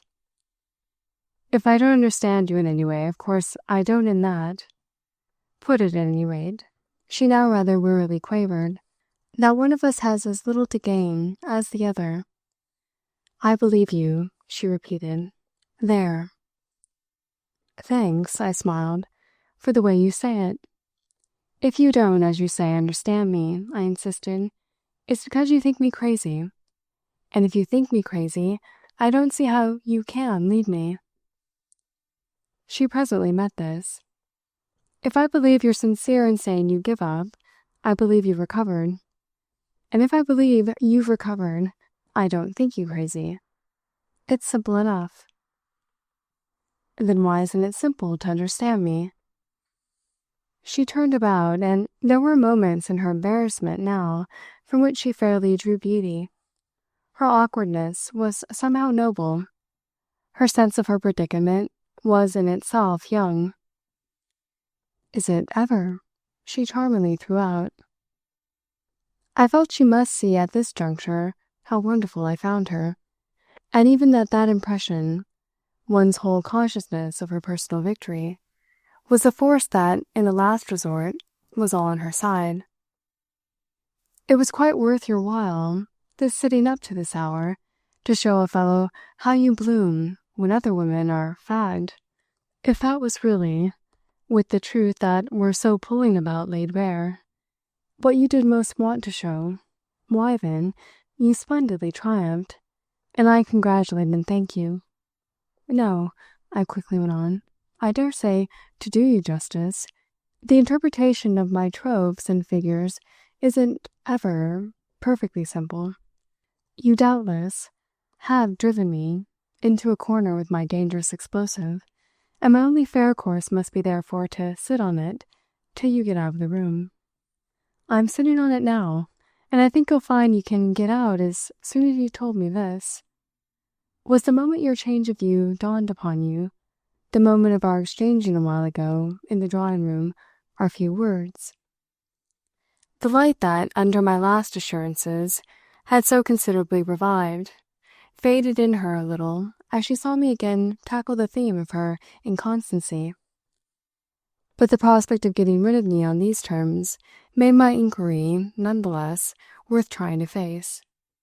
That moment, she showed the effort to think back. I gave her every assistance. It was when, after the music, I had been talking to Lady John. You were on a sofa, not far from us, with Gilbert Long. And when, on Lady John's dropping me, I made a slight movement toward you, you most graciously met it by rising and giving me a chance while Mr. Long walked away. It was as if I had hung the picture before her so that she had fairly to look at it. But the point that she first, in her effort, took up was not superficially the most salient. Mr. Long walked away. Oh, I don't mean to say that had anything to do with it. She continued to think. To do with what? With the way the situation comes back to me now as possibly marking your crisis. She wondered. Was it a situation? That's just what I'm asking you. Was it? Was it the situation? But she had quite fallen away again. I remember the moment you mean. It was when I said I would come to you here. But why should it have struck you as a crisis? It didn't in the least at the time, for I didn't then know you were no longer with me. But in the light of what I've since learned from you, I seem to recover an impression which, on the spot, was only vague. The impression, I explained, of your taking a decision that presented some difficulty, but that was determined by something that had then, and even perhaps a little suddenly, come up for you. That's the point. I continue to unfold my case, on which my question bears. Was this something your conclusion, then and there, that there's nothing in anything? She kept her distance. In anything. And that I could only be accordingly out of my mind. Come, I patiently pursued.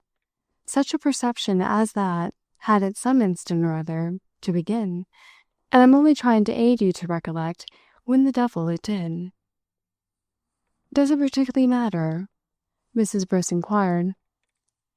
I felt my chin. That depends a little, doesn't it, on what you mean by matter? It matters for your meaning my curiosity, and that matters in its turn, as we just arranged, for my releasing you. You may ask, of course, if my curiosity itself matters, but to that, fortunately, my reply can only be of the clearest. The satisfaction of my curiosity is the pacification of my mind. We've granted, we've accepted, I again press upon you, in respect to that precarious quantity, its topsy-turvy state. Only give me a lead. I don't ask you for more. Let me for an instant see play before me any feeble reflection whatever of the flash of new truth that unsettled you. I thought for a moment that in her despair she would find something that would do, but she only found. It didn't come in a flash.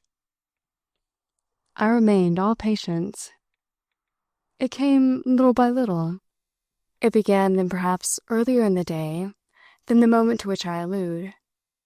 And yet, I continued, we were pretty well on in the day, I must keep in mind, when I had your last news of your credulity. My credulity. Call it then, if you don't like the word, your sympathy. I had given her time, however, to produce at last something that, it visibly occurred to her, might pass. As soon as I was not with you, I mean with you personally, you never had my sympathy. Is my person, then, so irresistible? Well, she was brave. It was. But it's not, thank God, now. Then there we are again at our mystery. I don't think you know. I made out for her. It was my person, really, that gave its charm to my theory. I think it was much more my theory that gave its charm to my person. My person, I flatter myself, has remained through these few hours of tension, but of a tension, you see, purely intellectual, as good as ever. So that if we're not, even in our anomalous situation, in danger from any such source, it's simply that my theory is dead, and that the blight of the rest is involved. My words were indeed many, but she plumped straight through them. As soon as I was away from you, I hated you. Hated me? Well, hated what you call the rest. Hated your theory. I see. Yet, I reflected, you're not at present, though you wish to goodness, no doubt you were, away from me. Oh, I don't care now, she said with courage, since, for you see I believe you, we're away for your delusions. You wouldn't, in spite of your belief, I smiled at her, like to be a little further off yet. But before she could answer, and because also, doubtless, the question had too much the sound of a taunt, I came up, as if for her real convenience, quite in another place. Perhaps my idea, my timing, that is, of your crisis, is a result in my mind of my own association with that particular instant. It comes back to me that what I was most full of, while your face signed to me and your voice then so graciously confirmed it, and while, too, as I have said, long walked away, what I was most full of, as a consequence of another go, just ended at Lady John, was once more this same Lady John's want of adjustability to the character you and I, in our associated speculation of the morning, had so candidly tried to fit her with. I was still even then, you see, speculating, all on my own hook, alas, and it had just rolled over me with renewed force that she was nothing whatever, not the least little bit, to our purpose. The moment, in other words, if you understand, happened to be one of my moments, so that, by the same token, I simply wondered if it might likewise have happened to be one of yours. It was one of mine, Mrs. Briss replied as promptly as I could reasonably have expected, in the sense that, as you've only to consider, it was to lead more or less directly to these present words of ours. If I had only to consider, nothing was more easy, but each time I considered, I was ready to show, the less there seemed left by the act. Ah, but you had then already backed out. Won't you understand, for you're a little discouraging, that I want to catch you at the earlier stage? To catch me. I had indeed expressions. Absolutely catch. Focus you under the first shock of the observation that was to make everything fall to pieces for you. But I've told you, she stoutly resisted, that there was no first shock. Well then, the second or the third. There was no shock, Mrs. Briss magnificently said, at all. It made me somehow break into laughter. You found it so natural then, and you so rather liked it, to make of your mind of a sudden that you had been steeped in the last intellectual intimacy with a maniac. She thought once more, and then, as I myself had just previously done, came up in another place. I had at the moment you speak of wholly given up any idea of Lady John. But it was so feeble it made me smile. Of course you had, you poor innocent. You couldn't otherwise, hours before, have strapped the saddle so tight on another woman. I had given up everything, she stubbornly continued. It's exactly what, in reference to that juncture, I perfectly embrace. Well, even in reference to that juncture, she resumed, you may catch me as much as you like. With which, suddenly, during some seconds, I saw her hold herself for a leap. You talk of focusing, but what else, even in those minutes, were you in fact engaged in? Ah, then, you do recognize them, I cried, those minutes. She took her jump, though with something of a flop. Yes, as consenting thus to be catechized, I cudgel my brain for your amusement. I do recognize them. I remember what I thought. You focused. I felt you focus. I saw you wonder whereabouts, in what you call our associated speculation, I would by that time be. I asked myself whether you'd understand if I should try to convey to you, simply by my expression, such a look as would tell you all. By all, I meant the fact that, sorry as I was for you, or perhaps for myself, it had struck me as only fair to let you know, as straight as possible, that I was nowhere. That was why I stared so, and I of course couldn't explain to you, she lucidly pursued, to whom my stare had reference. I hung on her lips. But you can now. Perfectly. To Mr. Long. I remained suspended. Ah, but this is lovely. It's what I want. I saw I should have more of it, and more in fact came. You were saying just now what you were full of, and I can do the same. I was full of him. I on my side was now full of eagerness. Yes, he had left you full as he walked away.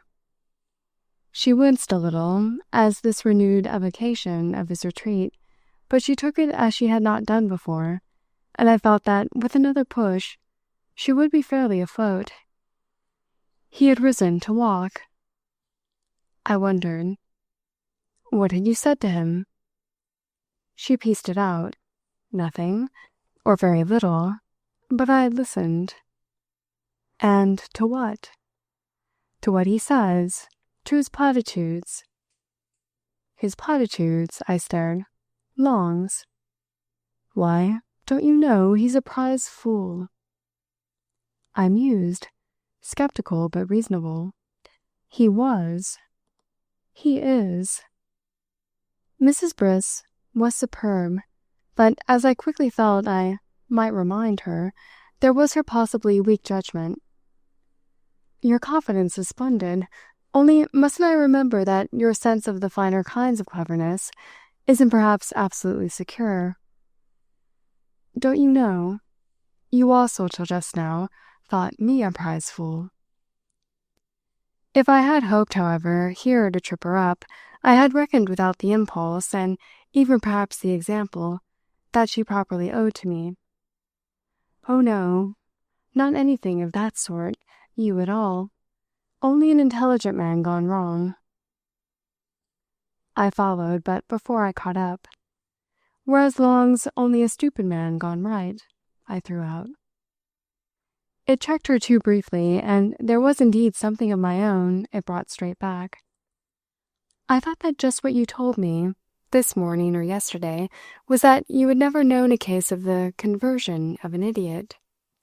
I laughed at her readiness. Well, I had wanted to make her fight. It's true it would have been the only one. Ah, you'll have to do without it. Oh, she was brisk now. And if you know what I think of him, you know no more than he does. You mean you told him? She hung fire but an instant. I told him practically, and it was in fact all I did have to say to him. It was enough, however, and he disgustedly left me on it. Then it was that, as you gave me the chance, I tried to telegraph you, to say to you on the spot and under the sharp impression, what on earth do you mean by your nonsense? It doesn't hold water. It's a pity I didn't succeed, she continued, for she had become almost voluble. It would have settled the question, and I should have gone to bed. I rated it with the grimace that I feared had become almost as fixed as Mrs. Server's. It would have settled the question, perhaps, but I should have lost this impression of you. Oh, this impression of me. Ah, but don't undervalue it. It's what I want. What was it, then, Long had said? She had it more and more, but she had it as nothing at all. Not a word to repeat. You wouldn't believe. He does say nothing at all. One can't remember. It's what I mean. I tried him on purpose while I thought of you, but he's perfectly stupid. I don't see how he can have fancied. I had interrupted her by the movement with which again, uncontrollably, tossed on one of my surges of certitude, I turned away.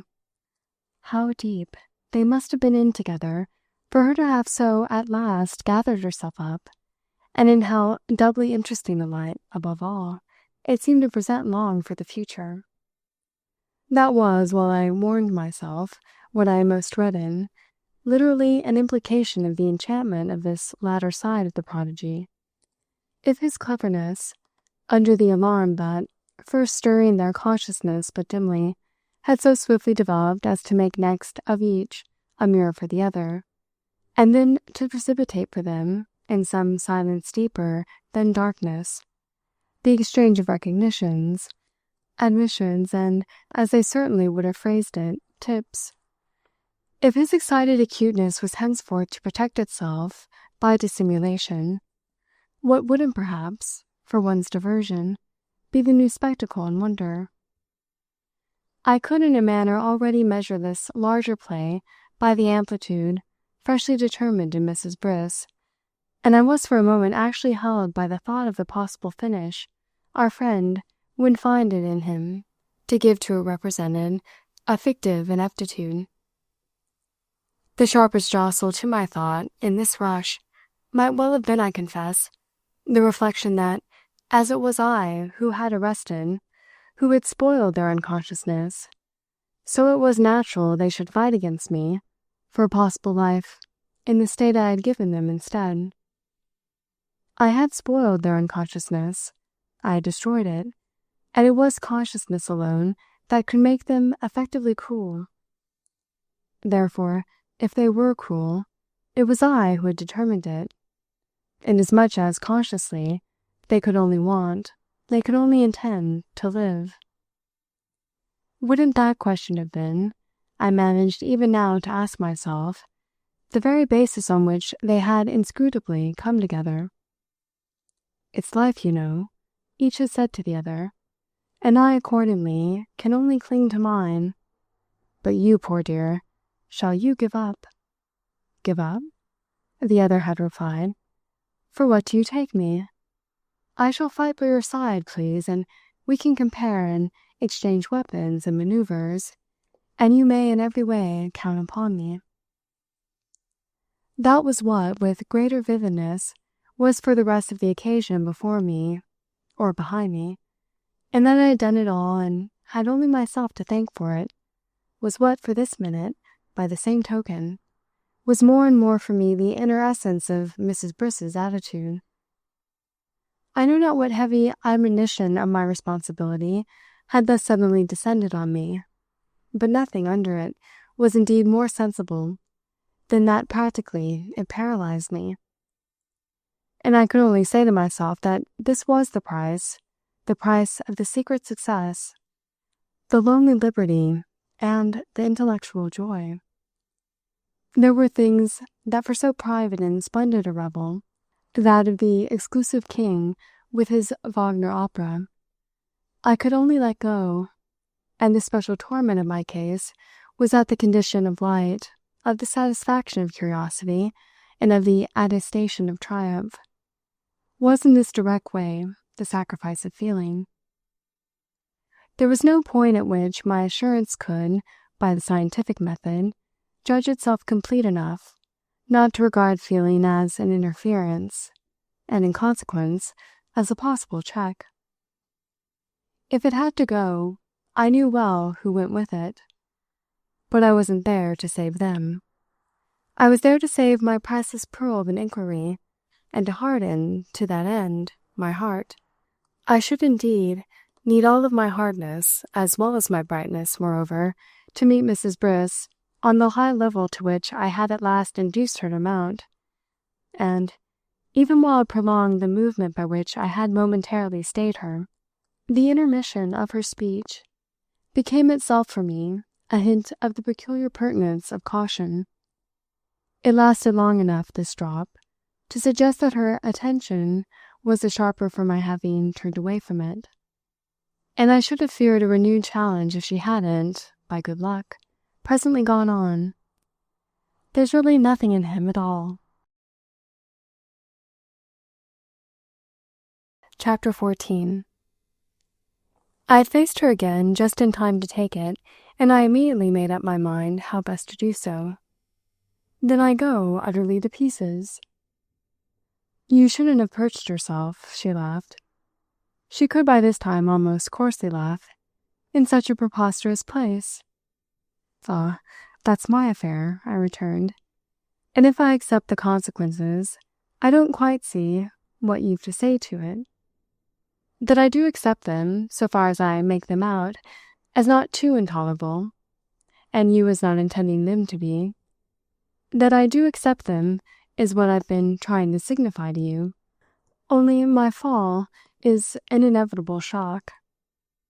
You remarked to me a few minutes since that you didn't recover yourself in a flash.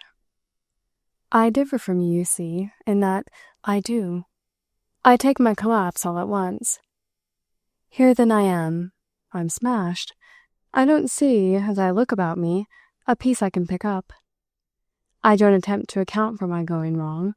I don't attempt to account for yours with me. I don't attempt to account for anything. If Long is just what he always was, it settles the matter. And the special clincher for us can be but your honest final impression, made precisely more aware of itself by repentance for the levity with which you had originally yielded to my contagion. She didn't insist on her repentance. She was too taken up with the fact themselves.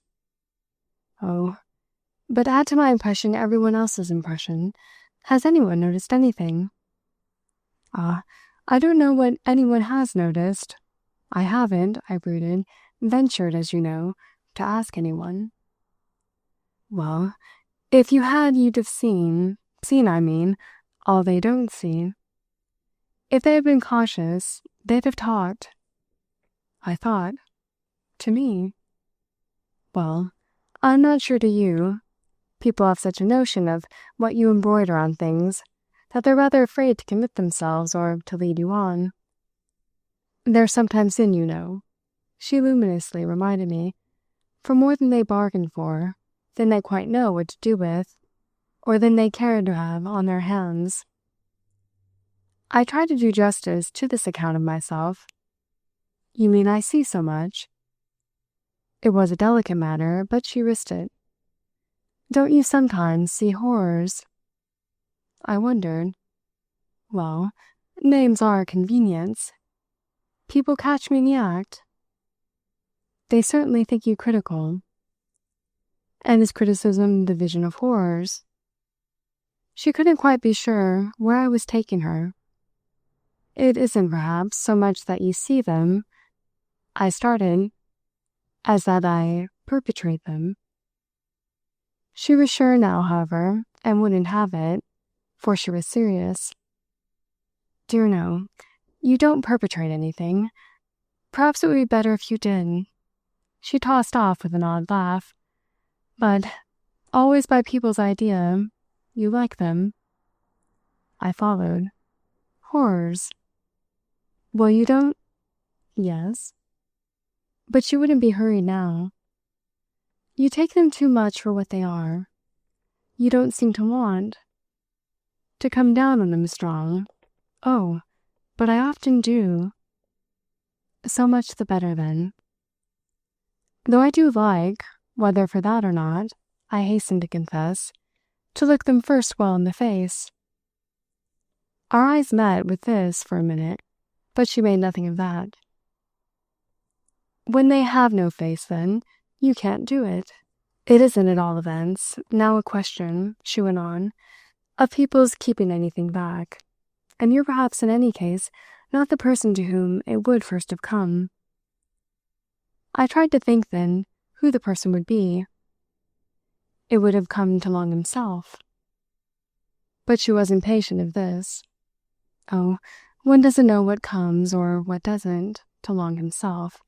I'm not sure he's too modest to misrepresent, if he had the intelligence to play a part. Which he hasn't, I concluded. Which he hasn't. It's to me they might have spoken, or to each other. But I thought you exactly held they had chattered in accounting for his state by the influence of Lady John. She got the matter instantly straight. Not a bit. That chatter was mine only, and produced to meet yours. There had so, by your theory, to be a woman. That, to oblige me, you invented her. Precisely. But I thought... You needn't have thought.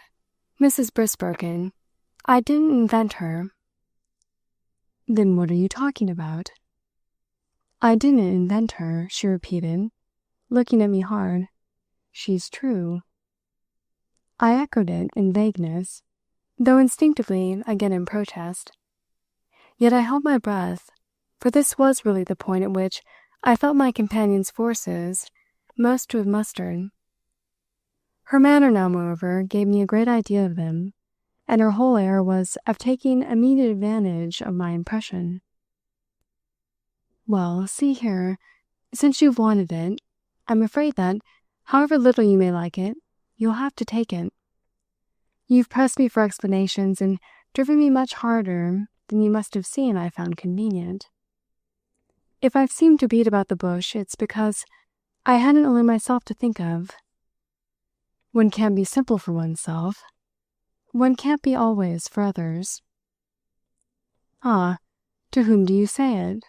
I encouragingly sighed, not even yet quite seeing for what issue she was heading. She continued to make for the spot, whatever it was, with a certain majesty. I should have preferred to tell you nothing more than what I have told you.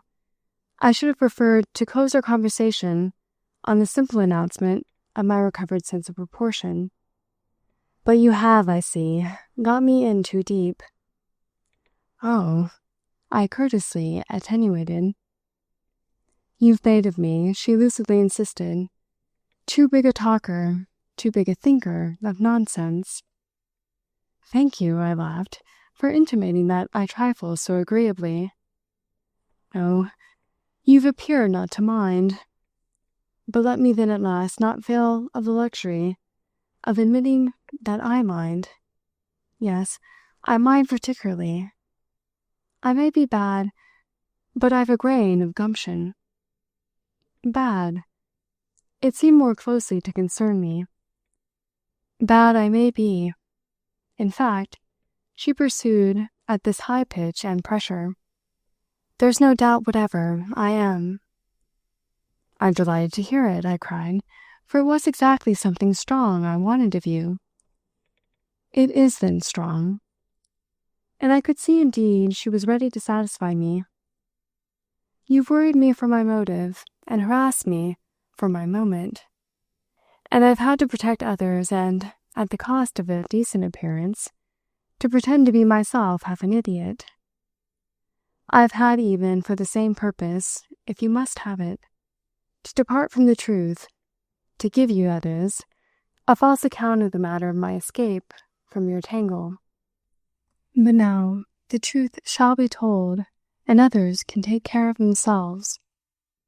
She had so wound herself up with this, reached so the point of fairly heaving with courage and candor, that I for an instant almost miscalculated her direction, and believed she was really throwing up her cards. It was as if she had decided, on some still finer lines, just to rub my nose into what I had been spelling out, which would have been an anticipation of my own journey's crown, of the most disconcerting sort. I wanted my personal confidence, but I wanted nobody's confession. And without the journey's crown, where was the personal confidence? Without the personal confidence, moreover, where was the personal honor? That would be really the single thing to which I could attach authority. For confession might, after all, be itself a lie. Anybody, at all events, could fit the shoe to one. My friend's intention, however, remained but briefly equivocal. My danger passed, and I recognized in its place a still richer assurance. It was not the unnamed, in short, who were to be named. Lady John is the woman. Yet even this was prodigious. But I thought your present position was just that she's not. Lady John is the woman, Mrs. Bruce again announced. But I thought your present position was just that nobody is. Lady John is the woman, she a third time declared. It naturally left me gaping. Then there is one, I cried, between bewilderment and joy. A woman. There's her. Mrs. Brisk replied, with more force than grammar. I know, she briskly, almost breezily added, that I said she wouldn't do, as I had originally said she would do better than anyone, when you a while ago mentioned her. But that was to save her. And you don't care now, I smiled, if she's lost. She hesitated. She is lost, but she can take care of herself. I could but helplessly think of her. I'm afraid indeed that, with what you've done with her, I can't take care of her. But why is she now to the purpose, I articulately wondered, any more than she was? Why? On the very system you yourself laid down. When we took him for brilliant, she couldn't be. But now that we see him as he is, we can only see her also as she is. Well, I tried, as far as my amusement would permit, so to see her, but still there were difficulties. Possibly, I at most conceded. Do you owe your discovery, however, wholly to my system? My system, were so much made for protection, I explained, wasn't intended to have the effect of exposure. It appears to have been at all events intended, my companion returned, to have the effect of driving me to the wall, and the consequence of that effect is nobody's fault but your own. She was all logic now, and I could easily see, between my light and my darkness, how she would remain so. Yet I was scarce satisfied. And it's only on that effect that I've made up my mind. She was positively free, at last, to enjoy my discomfort. Wouldn't it be surely, if your ideas were worth anything, enough? But it isn't, she added, only that. It's on something else. I had after an instant extracted from this the single meaning it could appear to yield. I'm to understand that you know. That they're intimate enough for anything, she faltered, but she brought it out. I know. It was the oddest thing in the world for a little, the way this affected me without my at all believing it. It was preposterous, hang though it would with her somersault, and she had quite succeeded in giving it the note of sincerity. It was the mere sound of it that, as I felt even at the time, made it a little of a blow of the smart of which I was conscious just long enough inwardly to murmur, what if she should be right?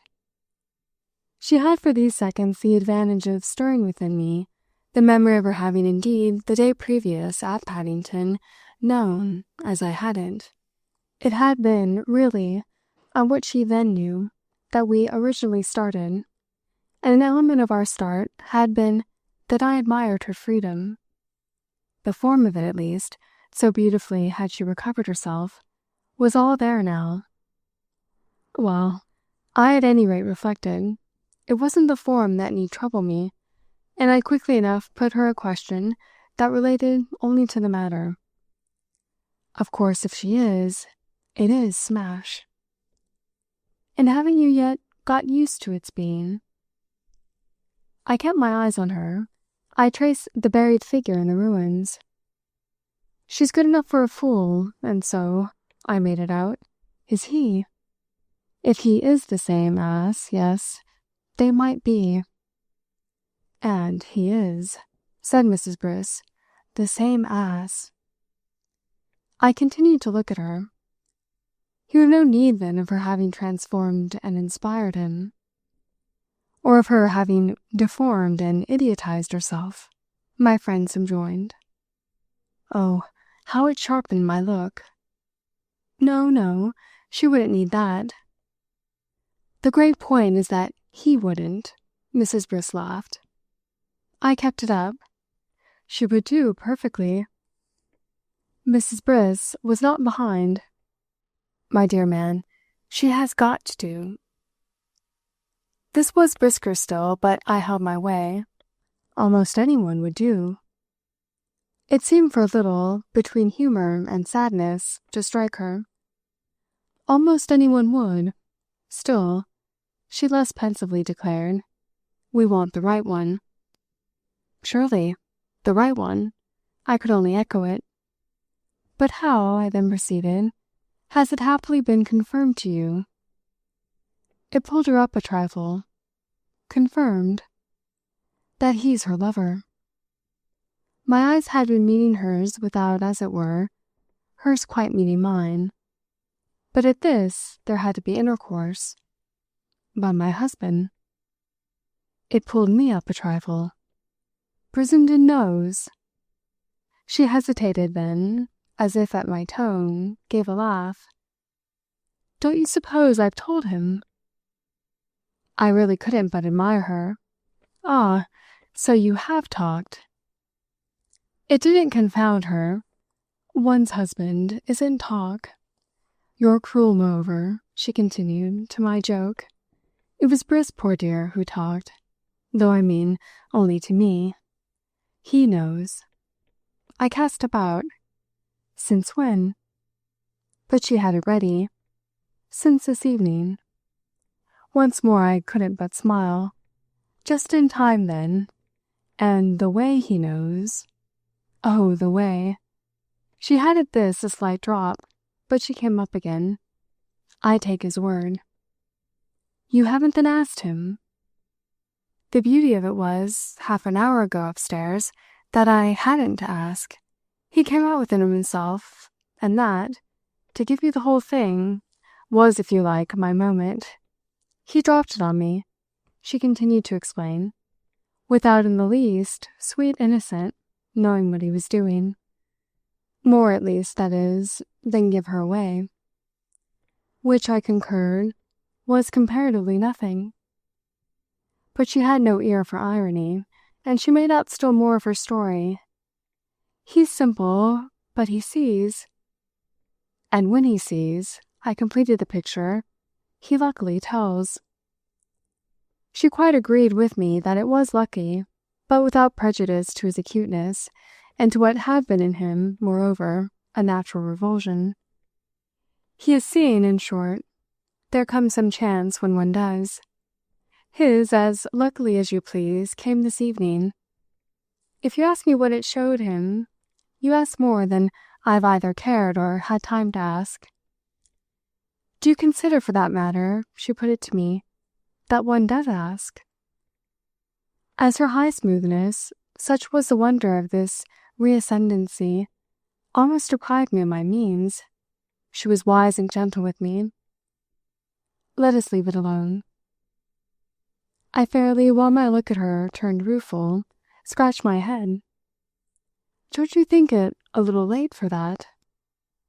Late for everything, she impatiently said, but there you are. I fixed the floor. There indeed I was. But I tried to stay there, just there only, as short a time as possible. Something, moreover, after all, caught me up. But if Brissenden already knew, if he knew, she still gave me, without prejudice to her ingenuity, and indeed it was a part of this, all the work she could. Why, that Long and Lady John were thick. Ah, then, she cried, you admit they are. Am I not admitting everything you tell me? But the more I admit, I explained, the more I must understand. It's to admit, you see, that I inquire. If Briss came down with Lady John yesterday to oblige Mr. Long—" "He didn't come," she interrupted, "to oblige Mr. Long." "Well then, to oblige Lady John herself." "He didn't come to oblige Lady John herself." "Well then, to oblige his clever wife." "He didn't come to oblige his clever wife." "He came," said Mrs. Briss, "just to amuse himself. He has his amusements, and it's odd," she remarkably laughed, "that you should grudge them to him." "It would be odd indeed if I did." "But put his proceeding," I continued, "on any ground you like. You described to me the purpose of it as the screening of the pair." "I described to you the purpose of it as nothing of the sort." "I didn't describe to you the purpose of it," said Mrs. Briss, "at all. I described to you," she triumphantly set forth, "the effect of it, which is a very different thing." I could only meet her with admiration. "You're of an astuteness." "Of course I'm of an astuteness. I see effects." I saw that one. How much Briss himself had seen it is, as I've told you, another matter. And what he had, at any rate, quite taken the affair for was the sort of flirtation in which, if one is a friend to either party, and one's own feelings are not at stake, one may now and then give people a lift. "Haven't I asked you before," she demanded, "if you suppose he would have given one, had he had an idea where these people are?" "I scarce know what you have asked me before," I sighed, "and where they are is just what you haven't told me. It's where my husband was so annoyed, unmistakably, to discover them." And, as if she had quite fixed the point, she passed to another. "He's peculiar, dear old Briss, but in a way by which, if one uses him, by which I mean if one depends on him, at all, one gains, I think, more than one loses. Up to a certain point. In any case, that's the least a case for subtlety. He sees nothing at all. But beyond it, when once he does wake up, he'll go through a house. Nothing then escapes him, and what he drags to light is sometimes appalling." "Rather," I thoughtfully responded, "since witness this occasion." "But isn't the interest of this occasion, as I've already suggested," she propounded, "simply that it makes an end, bursts a bubble, rids us of an incubus, and permits us to go to bed in peace? I thank God," she moralized, "for dear old Briss tonight." "So do I," after a moment returned. "But I shall do so with still greater fervour, if you'll have for the space of another question a still greater patience." With which, as a final movement from her seemed to say how much this was to ask, I had on my own side a certain exasperation of soreness, for all I had to acknowledge, even were it mere acknowledgment, that she had brought rattling down. "Remember," I pleaded, "that you're costing me a perfect palace of thought." I could see, too, that, held unexpectedly by something in my tone, she really took it in. Couldn't I even almost see that, for an odd instant, she regretted the blighted pleasure of the pursuit of truth with me? I needed, at all events, no better proof, either of the sweet or of the bitter, in her comprehension, than the accent with which she replied, "Oh, those who live in glass houses—" "Shouldn't, no, I know they shouldn't, throw stones, and that's precisely why I don't." I had taken her immediately up, and I held her by it, and by something better still. "You, from your fortress of granite, can chuck them about as you will. All the more reason, however," I quickly added, "that before my frail but, as I maintain, quite sublime structure, you honour me for a few seconds with an intelligent look at it." "I seem myself to see it again, perfect in every part," I pursued, "even while I thus speak to you, and to feel afresh that, weren't the wretched accident of its weak foundation, it wouldn't have the shadow of a flaw." I've spoken of it in my conceivable regret, I conceded, as already a mere heap of disfigured fragments. But that was the extravagance of my vexation, my despair. It's in point of fact so beautifully fitted that it comes apart piece by piece, which, so far as that goes, you've seen it do in the last quarter of an hour at your own touch, quite handing me the pieces one by one yourself and watching me stack them along the ground. They're not even in this state, see? I wound up, a pile of ruins. I wound up, as I say, but only for long enough to have, with the vibration, the exaltation of my eloquence, my small triumph as against her great one. I should almost like, piece by piece, to hand them back to you. And this time I completed my figure. I believe that, for the very charm of it, you'd find yourself placing them by your own sense in their order, and rearing once more the splendid pile. Will you take just one of them from me again, I insisted, and let me see if, only to have it in your hands, doesn't positively start you off? That's what I meant just now by asking you for another answer. She had remained silent, as if really in the presence of the rising magnificence of my metaphor, and it was not too late for the one chance left me. There was nothing, you know, I had so fitted as your account of poor Mrs. Server, when, on our seeing them from the terrace, together below, you struck off your explanation that old Briss was her screen for long. Fitted, and there was sincerity in her surprise. I thought my stupid idea the one for which you had exactly no use. I had no use, I instantly concurred, for your stupid idea, but I had great use for your stupidly, alas, having it. That fitted beautifully, I smiled, till the piece came out. And even now, I added, I don't feel it quite accounted for. Their being there together. No, you're not liking it that they were. She stared. Not liking it.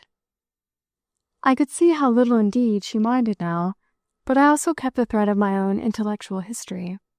Yes, you're not liking it, is what I speak of as the piece. I hold it, you see, up before you. What artistically would you do with it? But one might take a horse to water. I held it up before her, but I couldn't make her look at it. How do you know what I mayn't or may have liked? It did bring me to.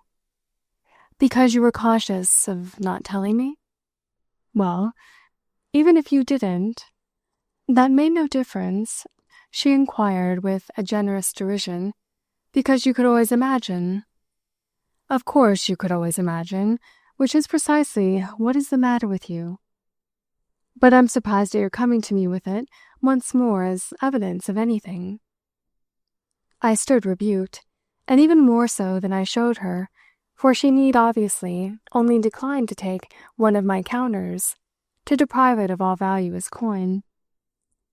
When she pushed it across, I had but to pocket it again. It is the weakness of my case. I feebly, and I dare say, awkwardly mused at her. That any particular thing you don't grant me becomes straightway the strength of yours. Of course, however, and I gave myself a shake, I'm absolutely rejoicing, am I not, in the strength of yours. The weakness of my own is what, under your instruction, I'm now going into. But don't you see how much weaker it will show if I draw from you the full expression of your indifference? How could you in fact care when what you were at the very moment urging on me so hard was the extravagance of Mrs. Server's conduct?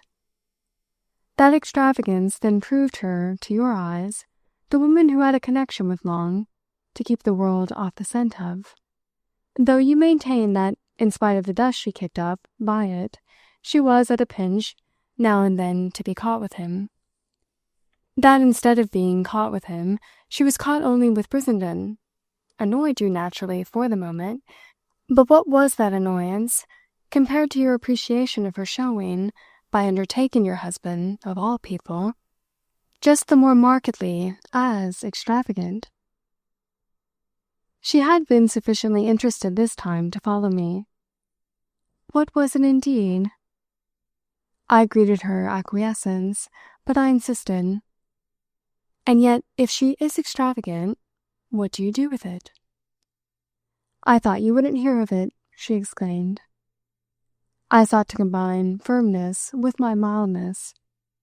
What do you do with it? But she could match me at this. I thought you wouldn't hear of it. It's not a question of my dispositions. It's a question of her having been or not been, for you, all over the place, and of everyone's also being, for you, on the chatter about it. You go by that in respect to Long, by your holding, that is, that nothing has been noticed. Therefore, mustn't you go by it in respect to her, since I understand from you that everything has? Everything always is, Mrs. Briss agreeably replied, in a place in a party like this, but so little, anything in particular, that, with people moving every which way, it comes to the same as if nothing was. Things are not also gouged out to your tune, and it depends still further on what you mean by extravagant. I mean whatever you yourself meant. Well, I myself mean no longer, you know, what I did mean. She isn't, then. But suddenly she was almost sharp with me. Isn't what? What the woman we so earnestly looked for would have to be. All gone. She had hesitated, but she went on with decision. No, she isn't all gone, since there was enough of her left to make up to poor Briss. Precisely. And it's just what we saw, and just what, with her other dashes of the same sort, led us to have to face the question of her being, well, what I say. Or rather, I added, what you say. That is, I amended, to keep perfectly straight. What you say you don't say. I took indeed too many precautions for my friend not to have to look at them. Extravagant.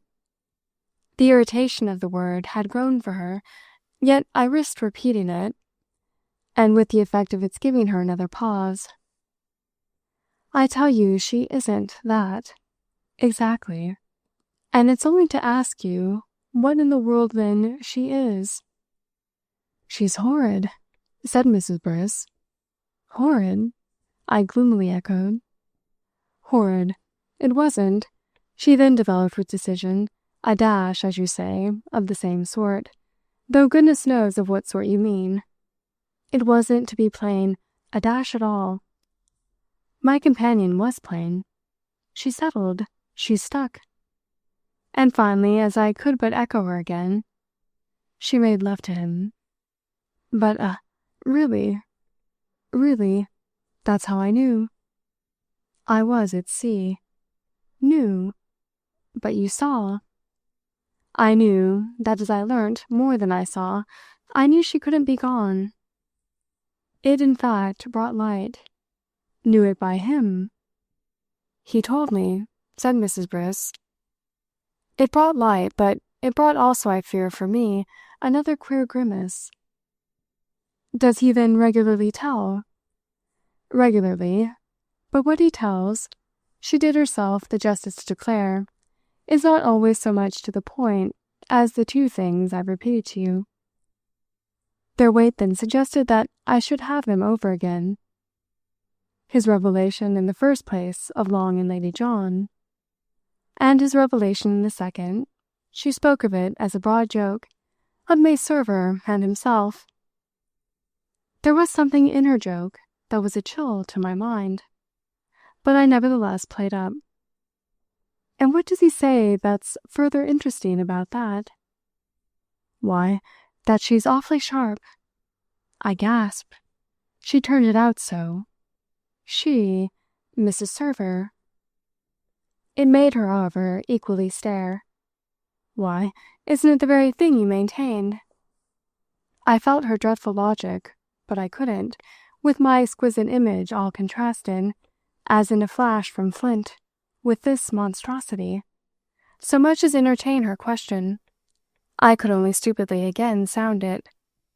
Awfully sharp. You after all, then, now don't. It was she herself whom the words at present described. Then what on earth do you think?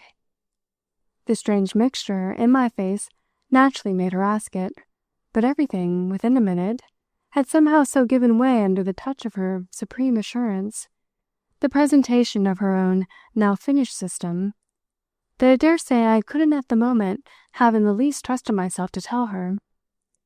She left me, however, in fact, small time. She only took enough, with her negations arrayed and her insolence recaptured, to judge me afresh, which she did as she gathered herself up into the strength of 25.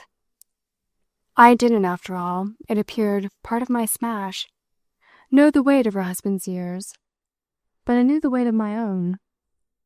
They might have been 1,000, and nothing but the sense of them would in a moment, I saw, be left me. My poor dear, you are crazy, and I bid you good night. Nothing but the sense of them, on my taking it from her, without a sound, and watching her, through the lighted rooms, retreat and disappear, was at first left me. But after a minute something else came, and I grew conscious that her verdict lingered. She had so had the last word that, to get out of its planted presence, I shook myself, as I had done before, from my thought. When once I had started to my room, indeed, and to preparation for a livelier start as soon as the house should stir again, I almost breathlessly hurried. Such a last word, the word that put me altogether nowhere, was too unacceptable not to prescribe afresh. That prompt test of escape to other air for which I had earlier in the evening seen so much reason. I should certainly never again, on the spot, quite hang together, even though it wasn't really that I hadn't 3 times her method. What I too fatally lacked was her tone. End of The Sacred Fount by Henry James.